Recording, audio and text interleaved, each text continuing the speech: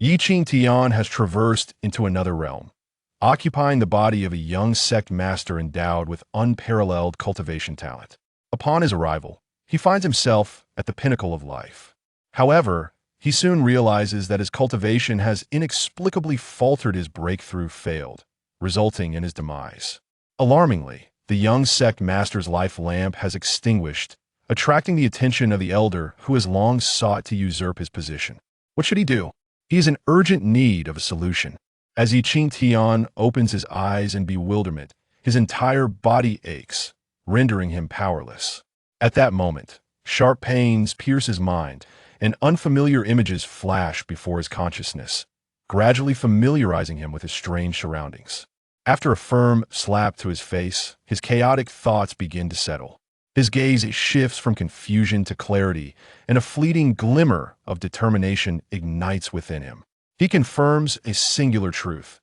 He has traversed into the body of a young sect master who, in an ill-fated attempt to forcibly advance his cultivation, has rendered himself powerless and faced the brink of death. As his mind clears, fragments of memories coalesce, and Qingtian's heart quivers with fear. He never anticipated that before he could acclimate to this new world, a monumental life-and-death crisis would confront him. The former body was the second strongest in the sect, yet it took desperate measures to face this life-threatening predicament. Qingtian thinks with a pallid complexion. Damn it, how am I supposed to resolve this trouble? This vessel possesses immense potential, but is devoid of any cultivation. Rendering him no different from a complete invalid, stands no chance against the impending threat. Qingtian is acutely aware that he cannot remain passive. Having been granted a second chance at life is an extraordinary fortune, and he must devise a plan to navigate this perilous situation. As Qingtian suppresses his inner turmoil, preparing to thoroughly absorb the memories of his predecessor and comprehend the circumstances at hand, he hears a commotion outside the estate. Great Elder, this is the sect master's residence. You are not permitted to enter. Stand aside. The sect master's life lamp has gone out. A crisis looms, and your obstruction is suspect.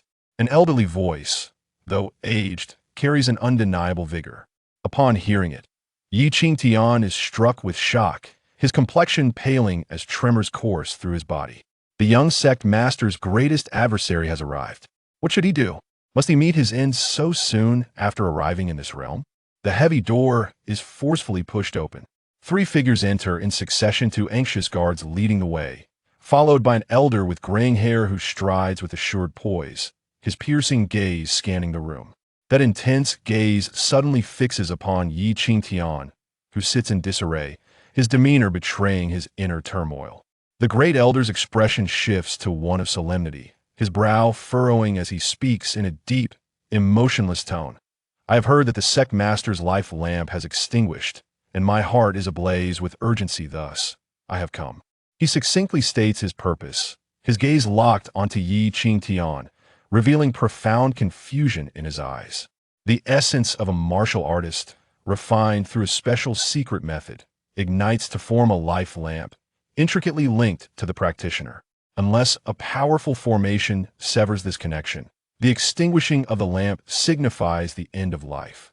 Why then does this one still live? Confusion flickers in the depths of the great elder's eyes. Is the sect master deliberately extinguishing the lamp to lure him here, intending malice? Or has an unforeseen circumstance arisen beyond his imagination? Feeling the weight of the great elder's piercing gaze, Qingtian trembles uncontrollably, his expression freezing in place. If the grand elder were to take action directly, what should one do? In that moment, both parties remained silent, enveloped in an eerie stillness.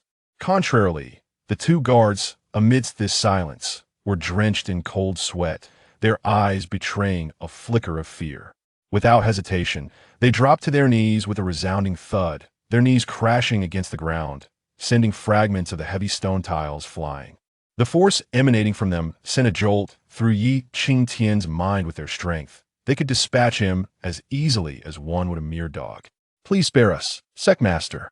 It is not that we have abandoned our posts, but rather that the grand elder. One guard hastily explained, sensing the grand elder's ominous gaze, yet dared not continue. The sudden disappearance of the old sect master and the Grand Elder's ambition to seize his position was common knowledge among the upper echelons of the sect. The Grand Elder's presence was necessitated by the significant implications surrounding the life lamp should the sect master perish. The Grand Elder would ascend to his position, leaving no room for offense. However, with the sect master being so abruptly disturbed, should they pursue the matter, their fates would be sealed. As long as their adversary refrained from outright killing them, there remained a glimmer of hope for survival thus. They needed to remain composed and await the right moment, avoiding any utterance that might reveal their own weaknesses. The Grand Elder observed every fluctuation in Qingtian's emotions, his eyes still filled with skepticism, yet his demeanor remained calm. Indifferent to the guard's pleas for mercy and unperturbed by the breach of the sect master's residence, the Grand Elder stated, "The sect master has advanced resources for several months. Such youthful confidence in cultivating a soul aperture is commendable. However, I must inquire what circumstances led to the extinguishing of the life lamp. As the leader of the sect, this matter is of utmost importance. I happen to possess some knowledge of pharmacology. Might I offer my assistance in diagnosing the sect master?" Qingtian's heart sank, his spirits plummeting, and his body trembled involuntarily. Should he allow the Grand Elder to investigate, there would be no secrets left to conceal. Determined to prevent the Grand Elder's probing, Qingtian's gaze flickered, and in a moment of desperation, he glanced towards the two guards. If the Grand Elder truly intended to act, his only recourse would lie with them. Having recently committed a grave error, the two guards were now attuned to the gravity of the situation and were about to step forward when Qingtian hastily gestured for them to refrain. Based on his limited understanding of the Grand Elder, he knew that their intervention would only provoke further aggression from him. If a confrontation ensued, he would likely be unable to withstand even the residual impact, and the guards would not risk their lives for him. At that moment, the Grand Elder, being the foremost expert within the sect, had refrained from direct confrontation, implying he held certain reservations. Any attempt to obstruct him would only serve to incite his wrath. In the depths of his fear, Qingtian found a strange calmness. With nothing left to lose, he resolved to take a gamble. Sitting up straight, a smile gracing his lips, he extended his palm generously. "Since the Grand Elder is so inclined, I would be most grateful for your assistance." Recognizing the Grand Elder's hesitations, he believed that embracing the situation openly would serve him better than avoiding it outright. Indeed, as his words left his lips, the Grand Elder's resolute stride faltered, his brow furrowing. Was there truly a scheme at play? Was the sect master's demeanor merely a ruse to entice him? The mountain cannot accommodate two tigers given the opportunity. Both sides would undoubtedly seek to eliminate one another. If that were the case, why expose such a significant vulnerability to him? Upon this reflection, the Grand Elder appeared to solidify his resolve, sneering as he declared, "The sect master is indeed thoughtful, however. This scheme is rather clumsy, is it not?" Clumsy? Qingtian was rendered speechless, bewildered by the old man's apparent misunderstanding. The Grand Elder's icy demeanor intensified as he continued, "I have cultivated for centuries, and though I've only opened a single soul aperture and attained the mid-stage of a martial master, do you truly believe that because you have just broken through to refine your soul aperture at the same level as I, you can employ cunning schemes to eliminate me?" Qingtian remained silent, allowing the elder to think as he pleased. As long as no action was taken, all was well. Yet, just as Qingtian began to relax, an overwhelming aura surged towards him, followed by the Grand Elder's sinister voice. "Let me observe the extent of your soul aperture and the arrangements you have made." Though he sensed it was a trap, the sect master's behavior was exceedingly peculiar. If he had indeed fallen into a snare, why had he not yet struck? The Grand Elder decided not to speculate further. The truth of the alleged conspiracy would be revealed upon engaging. Qingtian felt a buzzing in his mind, nearly cursing aloud. If confrontation was inevitable, why the prolonged testing and hesitation? It was maddening. He was given hope only to be plunged into despair. Just as Qingtian's spirit seemed to freeze, uncertain of how to proceed, the Grand Elder was already upon him. Above him, a brown light shot into the sky. The Grand Elder summoned his soul aperture, its might radiating terrifying pressure. The two guards, who were merely a step away from becoming martial masters themselves, instantly changed countenance. Even in their prime, their bodies trembled uncontrollably.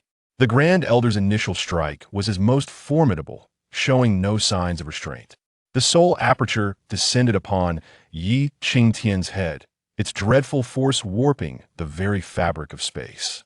Under such overwhelming pressure, Yi Qingtian was rendered completely immobilized, devoid of any capacity for resistance. Seeing this, the Grand Elder's face could not hide his elation from this day forth. The position of sect master would be his. However, just as the soul aperture was about to reach Yi Qingtian, an enigmatic aura emanated from him, causing the Grand Elder's expression to shift dramatically. From the center of Yi Qingtian's brow, a terrifying brown flame suddenly ignited. As the flames erupted, the overwhelming force diminished significantly and subsequently ignited the might of the soul aperture. Indeed, there was a conspiracy, yet the soul aperture seemed to face an insurmountable foe, unable to resist and audibly cracking under pressure. Had the Grand Elder not reacted swiftly, the soul aperture would have been reduced to ashes. The sect master is indeed a prodigy, igniting soul fire upon opening his first soul aperture. Since you are unharmed, I shall take my leave. His voice echoed as he retreated, and by the time Yi Qingtian regained his senses, the Grand Elder had vanished without a trace. Only the two guards remained, fixated on the flickering, ominous glow of the soul fire, trembling uncontrollably. Chapter 2. Transformation into a skeleton. What is soul fire? Yi Qingtian gazed at the severely diminished and dimmed soul fire for a while, unable to discern its nature. Gathering his spirits, he waved his hand towards the two guards and said, "You two, stand watch outside. I shall enter seclusion." The two, as if granted a reprieve, nodded in unison and respectfully assured, "Rest assured, sect master, we shall not allow a fly to enter." Fixing his gaze on the heavy door that was slowly closing, Yi Qingtian exhaled deeply, feeling a wave of exhaustion wash over him, as though all his strength had been sapped, collapsing onto the ground. Yet, he quickly steeled himself. Today's trial was merely a temporary hurdle. He needed to assimilate all the memories of his predecessor, understand this world, and alter his current circumstances. The Tianyu Star is a martial world where one cultivates by absorbing qi to open acupoints, thereby enhancing their strength. The human body possesses three types of acupoints: qi acupoints, which absorb energy, spirit acupoints, which store consciousness, and soul acupoints, which harbor the soul. The number of these acupoints can exceed 1,000. Depending on the quantity and type of acupoints developed, individuals possess varying levels of power. Furthermore, acupoints are categorized into active and dormant. Active acupoints are easier to open than dormant ones, also determining innate talent. Having over 100 active acupoints classifies one as a genius. Martial cultivation is divided into 12 realms based on the number of acupoints opened. The original owner of Yi Qingtian's body was an extraordinarily formidable super genius, possessing as many as 200 active acupoints. At merely 16 years of age, he had already surpassed many peers still in the first or second realm of martial cultivation, having advanced through qi absorption, opening acupoints, and transcending into the fifth realm. He had cultivated the Tianjingmen's spiritual level technique to perfection, successfully opening 208 qi acupoints and 22 spirit acupoints, achieving the realm of a martial master. At such a young age, he had become a master in the Tianjingmen, second only to his father and the Grand Elder among thousands. Reflecting on the illustrious path of his predecessor, who overshadowed others of the same rank, Yi Qingtian could not help but feel a pang of nostalgia. On Earth, he was so ordinary. Though his cultivation had been rendered null, the arduous 10 years of training combined with his predecessor's terrifying talent would allow him to embark on the path of cultivation in an extraordinary manner. Especially upon realizing the essence of soul fire, he could hardly contain his elation. The previous owner had forcibly opened the soul acupoint, which did not result in failure, but rather a mutation of the condensed soul acupoint that required vast amounts of energy. This extraction of the soul formed the soul fire, leading to his demise, an unjust death indeed. Typically, soul fire is generated during the opening of the soul acupoint without significant harm.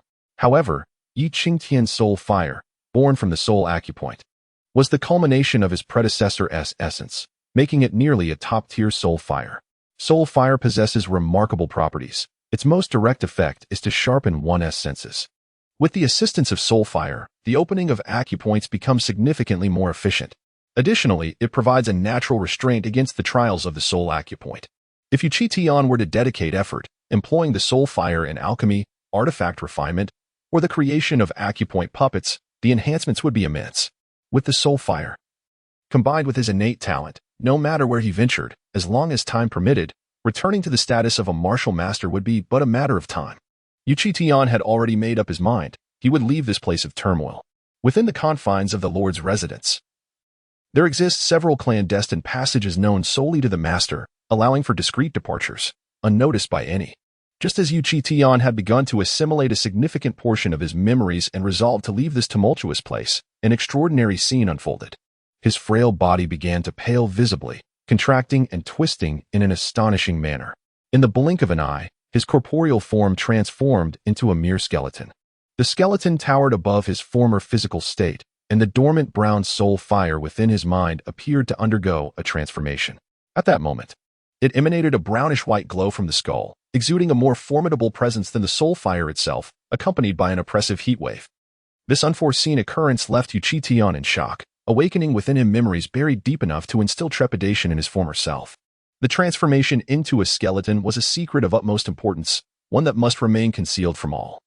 For embedded within the ancestral memories of the skeleton was a solemn warning. Revealing its skeletal form on Tianyu Star would render one a pariah, relentlessly hunted until their bones were shattered and their soul dispersed. The skeletal form was a taboo on Tianyu Star, and most crucially, the former self had been unable to control this transformation. As he grappled with these memories, an overwhelming dread took root in Qingtian's heart, causing his skeletal frame to tremble involuntarily under its weight.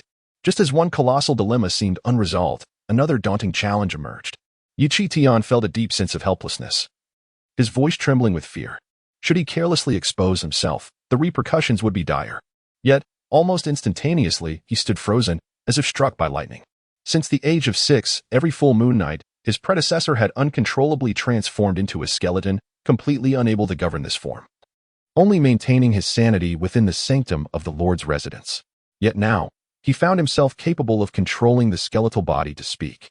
Through the flickering flames in his eyes, he gazed at the chilling skeletal arm, attempting to raise his hand, only to be struck dumb once more. His predecessor had failed for a decade to achieve this, so how could he manage it so effortlessly? Hastily, Qingtian began to delve into the skeletal legacy's memories. Soon, clarity emerged. Although the reason for his transformation into a skeleton remained elusive, he discovered why he had been unable to control it. At the tender age of 6, his predecessor had already embarked on the path of martial arts, possessing exceptional physical gifts that accelerated his strength, thereby stifling the skeleton's development and causing an imbalance, leaving no room for growth. Had his predecessor not been so astonishingly gifted, and instead nurtured the skeleton alongside his martial training, he could have cultivated the bone fire necessary to command the skeleton. In the same realm, the combat prowess of the skeleton surpassed that of the corporeal form. Today was not a full moon night.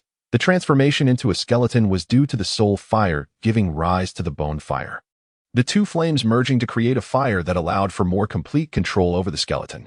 This was the exclusive flame of the skeleton, the bone soul fire, which was of a higher order than the soul fire.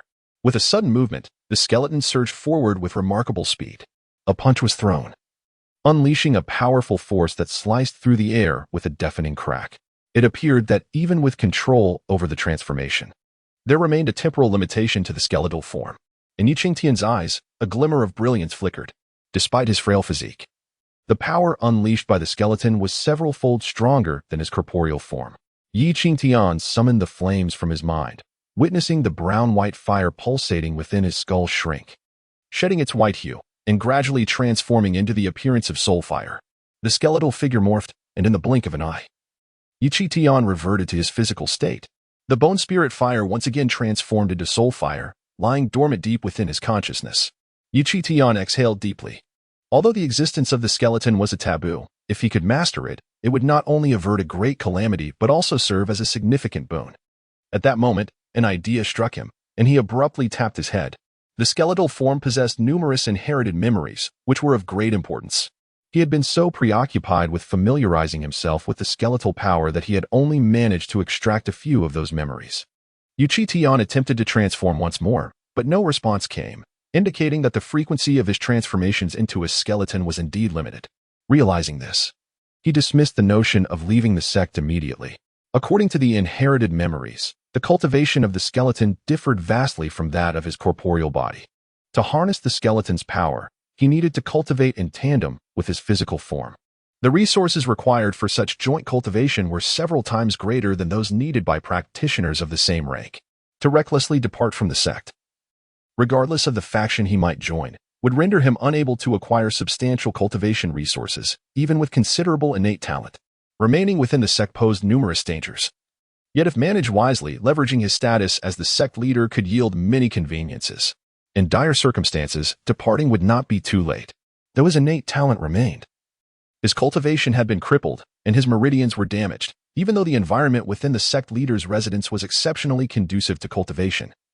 He needed to heal the injured meridians first. Previously, to facilitate a breakthrough, he had prematurely drawn upon several months' worth of resources. And the Grand Elder would undoubtedly refuse to grant him more resources based on his position as sect leader. As Qingtian's thoughts raced, a plan began to form. He could easily claim to be in closed-door cultivation and disguise himself to exit the sect through secret passages. With his innate talent, he could seize numerous resources. With this thought, Qingtian rummaged through his residence and soon unearthed a palm-sized, jade-like token. This was the sect's insignia.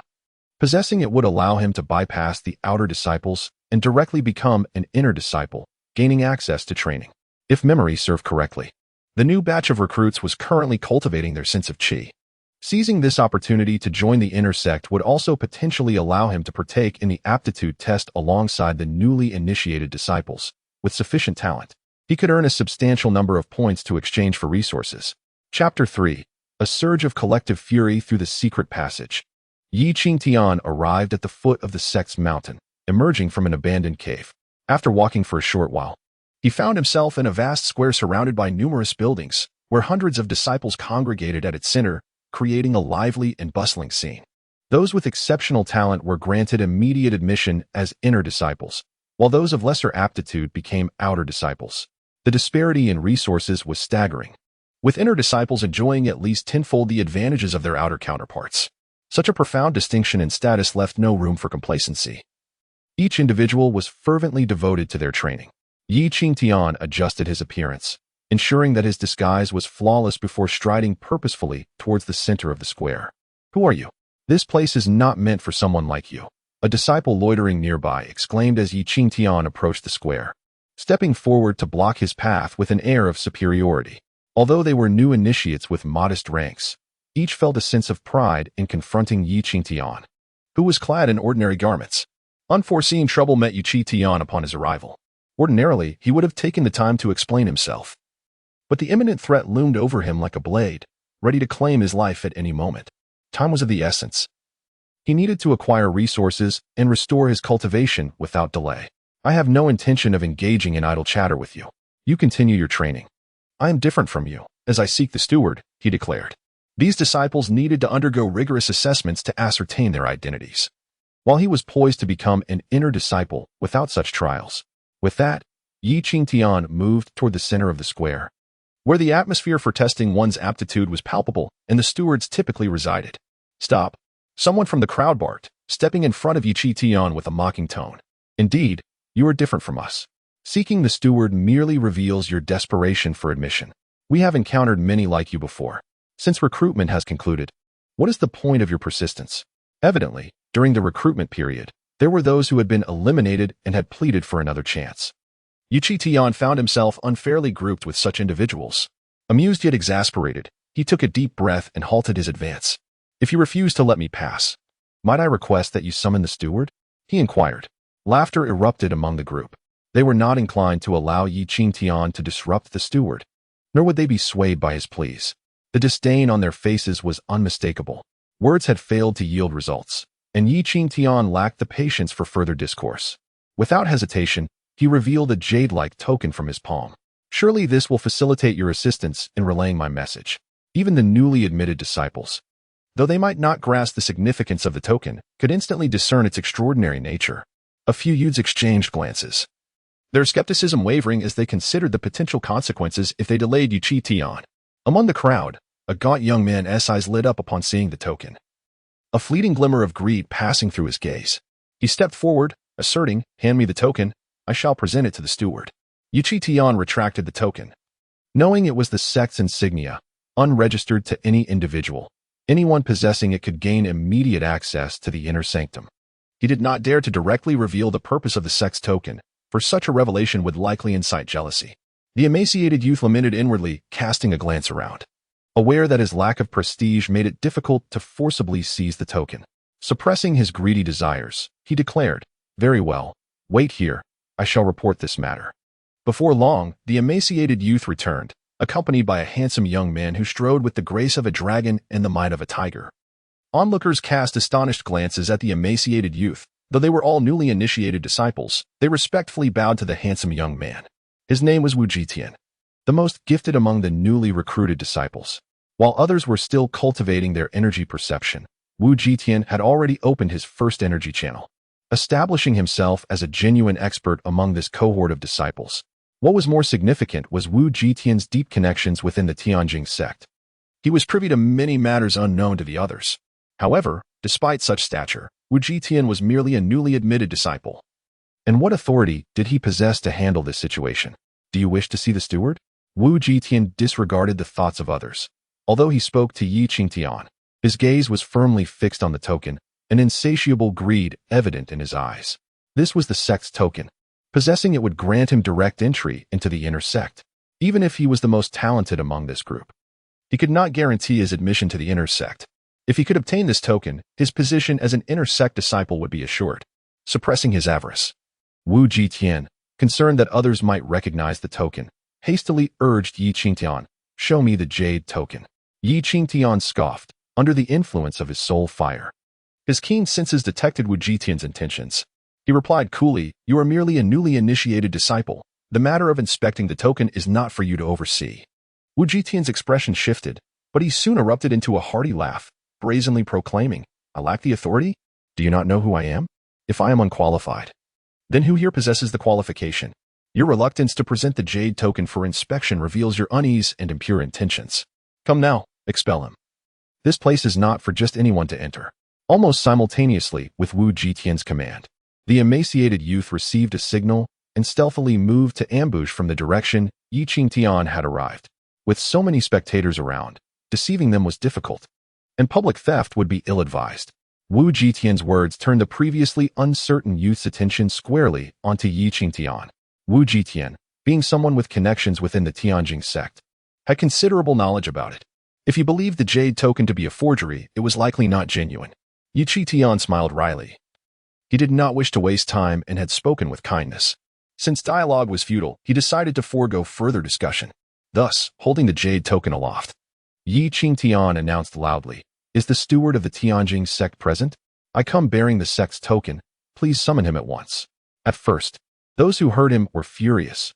What else could this be if not an attempt to stir trouble? Yet, upon discerning the content of his proclamation, all those who had intended to take action were rendered speechless. A sect token? And demanding the steward to appear? Unless Qingtian had lost his senses, this jade token must possess extraordinary significance. Such audacity! Is this place truly one for your reckless abandon? Qingtian, filled with rage, allowed the insults to flow. Knowing he would irrevocably lose his chance to seize the opportunity, a thought that gnawed at him. "You worthless fool, perish." As Qingtian continued to speak, Qingtian unleashed a powerful punch, a radiant energy aperture shimmering on his arm. Infused with primordial force, his fist, imbued with an unmatched might, struck towards Qingtian's face. Gasps echoed among the onlookers, mourning for Qingtian. Although Qingtian had merely opened a single energy aperture, he wielded enough primordial power to launch a devastating attack. This blow could very well claim half of Qingtian's life. Despite his physical body being rendered incapable, Qingtian retained the battle instincts of a martial master. His soul fire surged, heightening his senses. How could he possibly fear a novice disciple? Instead of retreating, he advanced, skillfully evading Qingtian's punch with a swift twist of his body, then delivered a precise kick that sent Qingtian crashing to the ground. Though his physique was frail, his previous combat experience allowed him to easily subdue a fledgling martial artist like Qingtian. With a swift kick to Qingtian's back, he rendered him immobile. Qingtian, however, could not afford to be too ruthless, as his own condition was not superior. Yet, this audacious act left the spectators in stunned silence. Qingtian, known as the most perceptive among them, possessed extraordinary talent and held a prestigious status. Upon entering the realm of cultivation, his progress was expected to be meteoric. In a state of disbelief, the onlookers were astonished that Qingtian dared to humiliate him so brazenly. Most incredulously, the top novice disciple had been so effortlessly brought down. "You scoundrel, release me. Otherwise, I vow to kill you in the future." Qingtian's heart brimmed with humiliation as he shouted, his dignity crushed underfoot. The commotion drew the attention of the entire square. Soon after, a middle-aged man strode in with an imposing demeanor. Uncertain of the man's intentions, Qingtian, in a precautionary measure, held up his jade token for all to see, shaking it at the middle-aged figure. The middle-aged steward's expression softened as he accepted the token. Qingtian then stepped back from Qingtian and approached the steward, clasping his hands in a gesture of respect. "Does this count?" The steward, well aware of Qingtian's meaning, looked at him and replied, "Regardless of who you are, as long as you possess the sect's token, it certainly counts. Congratulations! From this day forth, you shall become an inner disciple and receive 100 points." At these words, Qingtian, who had just managed to rise and was ready to unleash his fury, along with all the onlookers, felt their hearts race with disbelief. They had endured rigorous trials and tribulations through the sect's stringent selection process, striving for esteemed identities and superior training. Yet, despite their efforts, many would still have to start from the very bottom. The so-called worthless disruptor, untested in talent, had ascended to the status of an inner disciple with a mere token. The expressions of those who once held lofty positions turned ashen with despair. The disparity was staggering, and their spirits plummeted. In that moment, the middle-aged steward produced a token, causing the breaths of all present to quicken in anticipation. This is the token of an inner sect disciple. Once the information is entered, Qingtian shall become a member of the inner sect. Immediately, the unwilling Qingtian shouted loudly, "Elder Wang, although this is a symbol of the sect, we must first ascertain whether he is truly capable before deciding on his admission to the sect." Chapter 4. Open your eyes. Matters of the sect are beyond the purview of newly admitted disciples. Despite their reluctance, most choose to endure in silence. However, once someone takes the lead, the dynamics shift entirely. It is indeed imperative for the sect to adhere to its regulations. Yet allowing a worthless individual into the inner sanctum would tarnish the sect's reputation. Regulations must be implemented in accordance with the actual circumstances. It is evident to me that he is undoubtedly a failure. If he possessed any true talent, why would he wait so long after the recruitment process concluded? Avoiding even the entrance examination? Voices rose in unison, each expressing their discontent. Amidst a torrent of ridicule and invective, Qingtian felt the corners of his mouth twitch. Why? Wherever he went, was he the center of attention, yet here he was treated with such disdain. Beside him, Elder Wang scrutinized Qingtian, pondering the depths of his talent. As the disciples had pointed out, if he were genuinely gifted, he would have arrived sooner to partake in the assessment. Could it be that Qingtian truly is a failure? Witnessing the taunts from all sides, Qingtian felt a measure of relief from the humiliation inflicted by Qingtian and sneered, "The sect does not nurture failures. I advise you to leave at once. Even if you were to become an inner disciple, failing the assessment would put your very life at risk." Qingtian responded with remarkable composure, "So, you have already discerned the purpose of the jade token. You seek to seize it for your own benefit." Upon hearing this, the agitated crowd fell silent. Qingtian's actions were indeed questionable. They were here to cultivate their aura. Even if Qingtian possessed the highest talent, it did not guarantee his entry into the inner sect. Given that he recognized such a pivotal item, why would he not covet it, considering his nature? Qingtian continued, "With your petty tricks, do you think I am oblivious? Alas, they are futile against me." Qingtian was taken aback by Qingtian's public exposure of his intentions. Realizing he could not intimidate Qingtian, he refrained from taking any covert action. Instead, he fixed his gaze intently on Elder Wang and coldly remarked, "Elder Wang, should Wu Guanshi learn that you stood by as a failure sully the inner sect, the wrath you would face is beyond your capacity to bear." Elder Wang was momentarily taken aback. Wu Guanshi was responsible for the ultimate talent assessment of newly admitted disciples and was his direct superior. He had no desire to involve himself in this matter, as Qingtian had come bearing proof of his status. However, recalling the power of the Wu family within the sect, Elder Wang hesitated, well aware of Qingtian's ulterior motives. Soon, a decision was made. Fixing his gaze upon Qingtian, Elder Wang spoke with an air of indifference. "In that case, you shall proceed to test your aura." His demeanor suggested that if Qingtian were indeed a failure, even with the sect's token, he would be expelled. Qingtian cast a scornful glance at Qingtian. Qingtian's expression faltered as he addressed Elder Wang. Your actions contradict the very essence of the sect's token. He wished to participate in the assessment to earn points. But joining willingly and being compelled were worlds apart. You may opt not to be tested. I have pressing matters to attend to. You may wait aside. Elder Wang replied ominously. Between Wu Jitian and Yi Qingtian, he naturally chose the former. Yi Qingtian was acutely aware that Elder Wang was threatening him. By not recognizing his inner sect status and using the pretext of departing, it was clearly an opportunity for Wu Jitian to seize the token. Given Wu Jitian's character, having already torn the facade, he would undoubtedly seize this chance. Yi Qingtian had no choice but to acquiesce. Since the elder requested it, the disciple's assessment must proceed. And since the disciple is to participate in the evaluation, will the rewards be equitable for all? To foster competition, those with exceptional results in the talent assessment would receive substantial points as a reward. These were all newly admitted disciples, yet their specific identities had yet to be confirmed. Thus, even if they earned points, they could not utilize them until their identities were established. As long as Qingtian's talent was adequate, Elder Wang would not be able to create too many obstacles. Once his status as an inner sect disciple was confirmed, he could directly access his points. Elder Wang sneered, knowing that Qingtian had no choice but to agree, and slowly remarked, "This is only natural. Although you are an inner sect disciple, you are still a newcomer. New disciples must be treated equally." A group of individuals marched robustly to the circular stone sphere at the center of the plaza, known as the Qi perception sphere. By placing their palms upon it, one could gather vital energy based on their sensitivity to the essence of the world. The quantity of gathered energy would determine their innate talent. This was the Qi perception test. The first realm of martial arts involves absorbing the world's vital energy into one's body, referred to as Qi absorption. The amount one can absorb each time depends on the martial artist's mastery of Qi perception. Only in this way can one accurately gauge their talent. Without proficiently mastering Qi perception, even if one possesses numerous acupoints, their talent cannot be revealed. Beside the Qi perception sphere, there was a ranking board inscribed with the names of hundreds, with Wu Jitian at the pinnacle. Do you truly believe that as a forced participant in this assessment, you can become first? Wu Jitian mocked as he observed Qingtian's gaze lingering on the top position.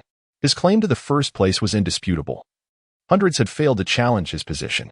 This sentiment was acknowledged by all present. The question of who would emerge as the first would soon be resolved, would it not?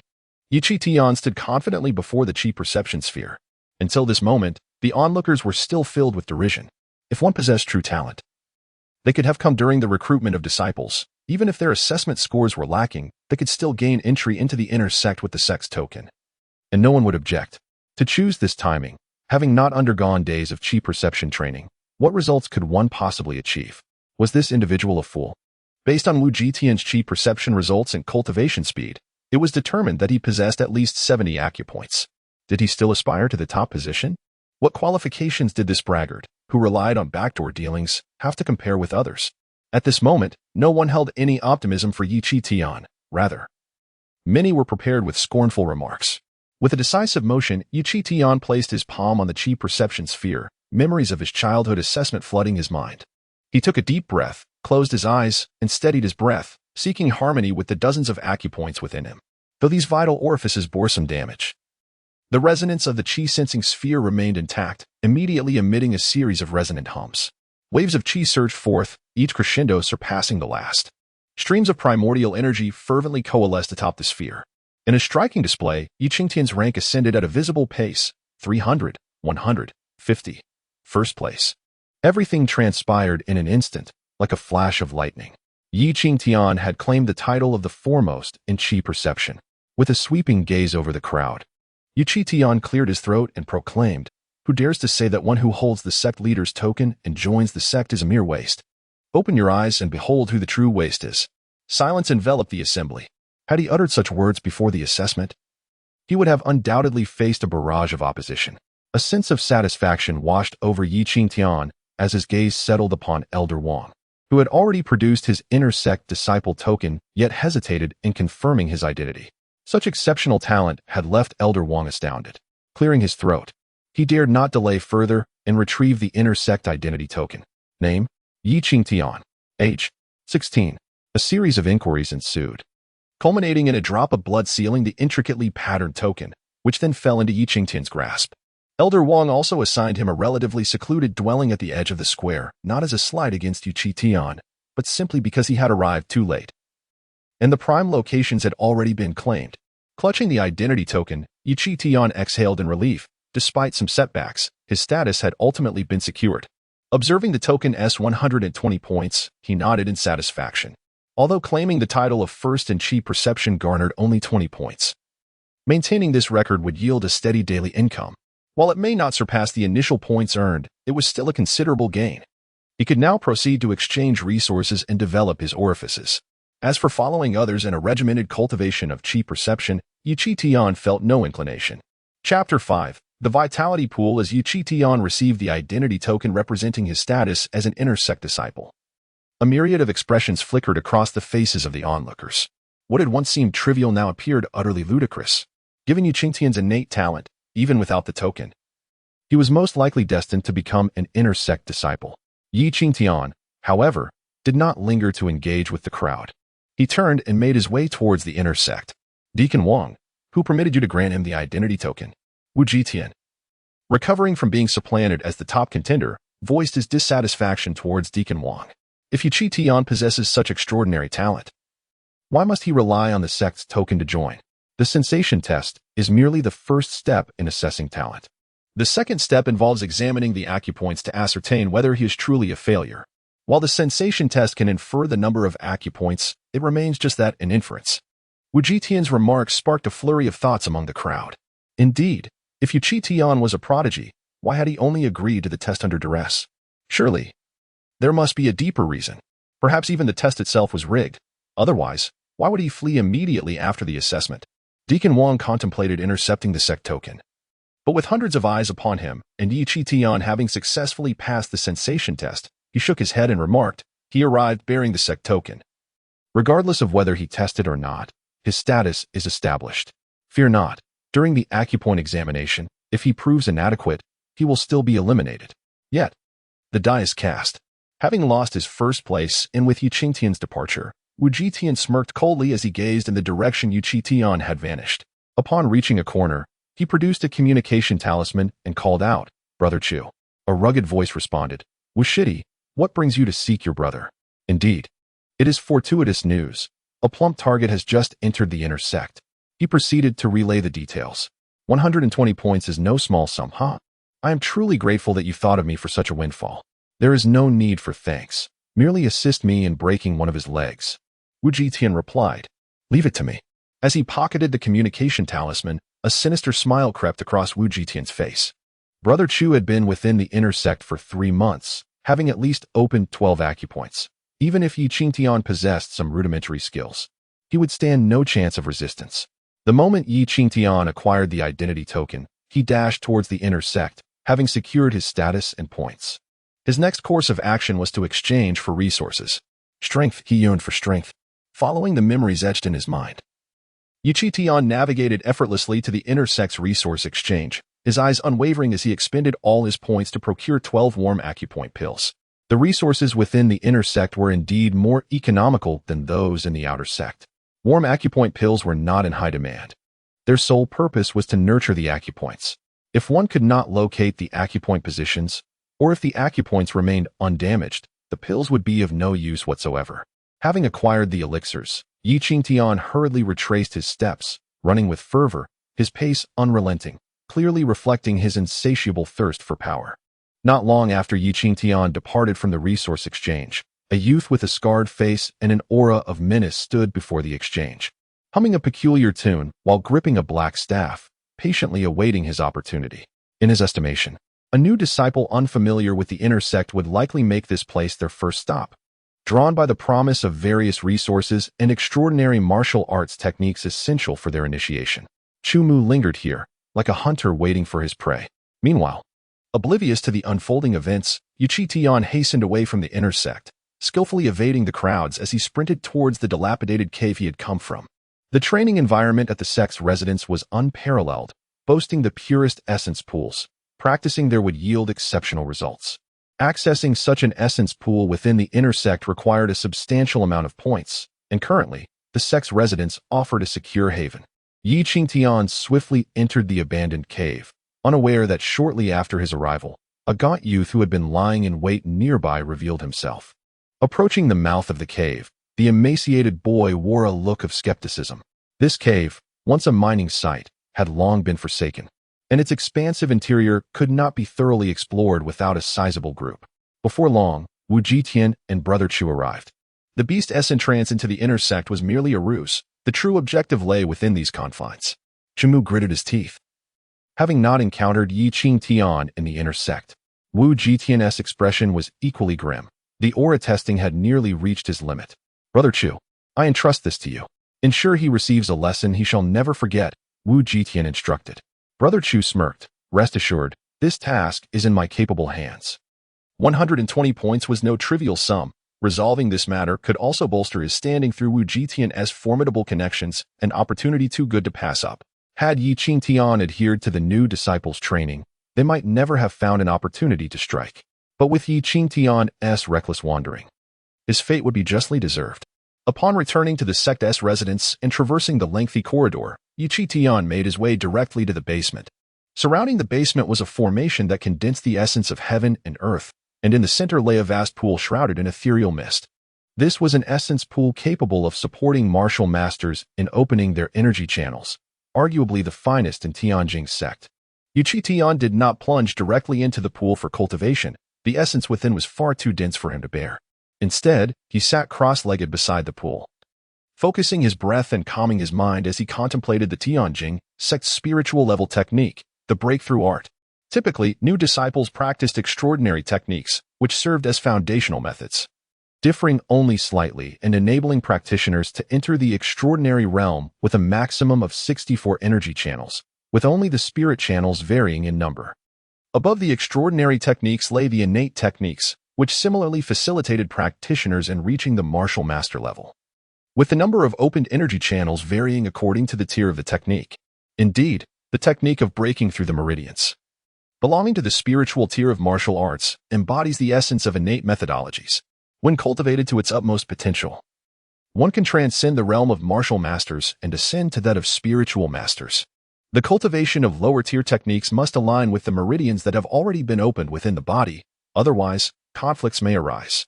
In other words, the higher the rank of the technique, the fewer complications one encounters when transitioning to a different method. Given that Qingtian's predecessor practiced the breaking through the meridians technique, he naturally would not revert to foundational methods. Within the realm of spiritual techniques, breaking through the meridians holds a modest rank. When perfected, it can unlock 4 soul meridians, 32 spiritual meridians, and 256 qi meridians. Once Qingtian became acquainted with the technique, he took a deep breath and attempted to circulate the energy. However, his cultivation had been completely wasted, rendering smooth circulation impossible. After a brief moment, his complexion turned ashen, yet his face was alight with elation. Although his cultivation was utterly depleted and the open meridians were sealed, they remained intact, not entirely closed or hidden away. Despite the varying degrees of damage to these meridians, they were far easier to reopen than completely sealed ones. The predecessor, at the initial stage of martial mastery, had already unlocked 208 qi meridians and 22 spiritual meridians. Though these meridians were sealed, they were still active. With proper nurturing, they could be easily reopened. It can be said that the number of active meridians Qingtian possesses now is not merely 200, as assessed at the age of 6, but rather 230. Even the most extraordinary prodigies cannot boast such a number of active meridians. Chapter 6. Invitation through the cultivation technique and the keen perception bestowed by the soul fire. Qingtian gained a preliminary understanding of the number of active meridians within his body and the extent of their damage. He resolved to proceed with the absorption of energy and the unblocking of meridians simultaneously, much like most martial artists. The absorption of energy, which enhances the utilization of the world's vital essence, posed no challenge for him. However, with his cultivation rendered ineffective, achieving a state of unimpeded energy flow necessitated the restoration of the damaged meridians, a process that would be lengthy. It would be more prudent to absorb energy while simultaneously unblocking the meridians to enhance his strength. Having established this, Qingtian grasped a vial of low-tier meridian warming pills and, without hesitation, consumed one. Almost instantaneously upon entering his abdomen, the pill erupted, releasing surges of medicinal power that spread throughout his body. dissipating without a trace. The varying degrees of damage to his meridians created a profound demand for such medicinal energy. Qingtian's eyes widened. This single pill, if administered to novice disciples, could nurture several meridians. Yet, within his own body, it vanished in an instant, leaving no ripple behind. How many pills would he need to expend to unblock a single meridian? With only 11 meridian-warming pills remaining, could he even open one meridian? He pondered how to concentrate the medicinal power to directly nurture a specific meridian. With furrowed brows, Qingtian soon conceived a plan.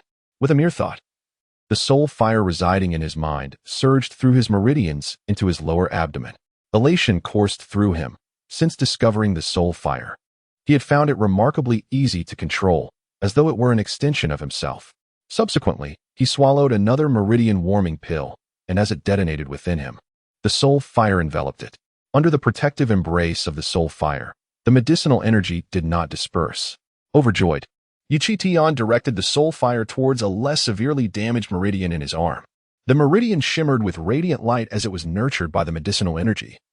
And with little effort, it not only healed but also opened. The first meridian was unblocked. How astonishingly simple. Was this the pace of a prodigy's cultivation? Although he had used a whole pill in such a manner, somewhat extravagant, Qingtian remained astounded. In his previous life, it had taken him 3 full days to unblock his first meridian. With the assistance of the soul fire, he had achieved this with ease. Suddenly, Qingtian exclaimed in delight, "Oh, has the capacity of this meridian increased?" The purpose of unblocking meridians was to store vital energy, and larger meridians naturally allowed for greater storage. However, such a phenomenon occurring in a novice martial artist was indeed astonishing. 2 unblocked meridians equated to the capacity of 3 for others. Qingtian hastily consumed a third pill and, following the established process, with the aid of the soul fire, opened the second meridian. This was swiftly followed by the third, fourth, and fifth. By the time he unblocked the 10th meridian, a surge of excitement was unmistakably evident on his face, as he suppressed the urge to express his exhilaration. In a single session of cultivation, he had unblocked 10 meridians. While it was true that some of these meridians had already been partially opened, the innate talent displayed was simply extraordinary. Particularly, the quantity of energy channels within the 10 acupoints rivals that of others 15. The 10 acupoints with the least severe injuries have been successfully unblocked. And unless the quality of the elixirs is superior, achieving today's results would be arduous. Qingtian remained composed, carefully analyzing the path of future cultivation. "Oh, I nearly forgot about this matter." Qingtian drew the soul fire into his mind, transforming instantly into a skeletal form. The primary reason for the inability to control the skeleton was the rapid enhancement of his physical prowess. To avoid repeating past mistakes, both aspects must be considered. Almost simultaneously as Qingtian assumed his skeletal guise, his bony frame began to tremble uncontrollably. Within the inherited memories, a technique known as the bone fire divine aperture skill integrated into his consciousness, compelling Qingtian to activate it through the bone soul fire. He witnessed waves of ethereal energy surging into the skeletal body, seemingly boundless. Thud, thud, thud. Beneath the pristine white bones, muffled sounds resonated, echoing 20 times before the technique concluded. In skeletal form, 20 energy channels were opened directly. Qingtian was astonished by the number of apertures unlocked before he could fully comprehend the suddenly revealed technique. In his physical state, he had consumed 12 elixirs and managed to open only 10, while in skeletal form, he had directly opened 20. Moreover, the capacity of the energy channels in skeletal form was not significantly different from that in physical form. This implies that the foundation of the skeletal state is twice that of the physical state. Could it be that in the future, whatever number of channels the physical form opens, the skeletal state will open double? Alas, to unleash the potential of the skeletal form, the bone soul fire must be enhanced. Qingtian felt helpless. Currently, the combat power of the skeletal state was equivalent to that of the physical state, but should the bone soul fire be elevated, the power would not merely increase by a factor of 1. To enhance the bone soul fire, the first method involves opening spiritual and soul apertures. The second method requires transforming into a skeleton and utilizing the bone soul fire to absorb soul energy. The first method is naturally not so simple. To open spiritual apertures, a certain number of energy channels must be attained. To open soul apertures, a certain number of spiritual apertures must be reached. In a short period, It is impossible to open spiritual apertures. The second method is direct, but the skeletal state cannot be exposed. It is preferable not to enhance it than to risk revealing it recklessly. Truly troublesome. Qingtian smiled wryly. As the physical body improves, the skeletal form will likewise enhance, necessitating the concurrent elevation of the bone soul fire that controls the skeleton. If the controlling bone soul fire does not advance, the skeletal state may become excessively powerful and risk losing control. In other words, there will inevitably come a day when he must transform into a puppet to absorb soul energy. Before long, Qingtian need not exert control, as the skeletal state would begin transitioning back to the physical state. Even for the sake of cultivation, the time spent in skeletal form remains limited each day. A torrent of memories surged into his mind, overwhelming Qingtian. By the time he regained consciousness, a day and night had passed, and the energy surrounding the energy pool had nearly been depleted. Just as he prepared to digest the remnants of the inherited memories, a resonant buzzing sound filled the air. He noticed the transmission talisman belonging to the sect leader flickering with light. Qingtian's expression turned grave. He had already declared his seclusion, and without pressing matters, no one would dare to disturb him. Reluctantly, he opened the communication talisman, aware that the troubles belonging to the sect leader could spell peril for him. While he could choose to depart, he understood that to continue leveraging his identity as the sect leader for personal gain was fraught with risks he felt compelled to take. Gritting his teeth, Qingtian opened the talisman. The thought of leaving without understanding the crisis irked him. From the talisman, the voice of a guard emerged. Sect leader. The sect master of Qiyuan sect, Qingtian, has arrived and insists on meeting you. Qiyuan sect is one of the three major sects in Tianshu County, second only to Tianjing sect. In the days of the former sect master, the two factions were closely allied. Now, just days after the previous master's disappearance, they had come to call. Aware that he was in seclusion, they still insisted on a meeting, indicating ill intent. Taking a deep breath, Qingtian began to pace. Lost in thought, the position of sect leader afforded him considerable advantages. However, the master of Qiyuan sect was previously the second strongest among the three sects and was now undoubtedly the foremost expert, surpassing the great elder. Meeting such a formidable opponent was perilous. Exposing any weakness could lead to dreadful consequences. Considering the relationship between the two sects, should he refuse the meeting, it would imply weakness. Unless he truly departed the sect, the great elder would certainly grow suspicious. Perhaps further tests would follow, one after another. Deep in contemplation, Qingtian sought a way to contend with his visitor.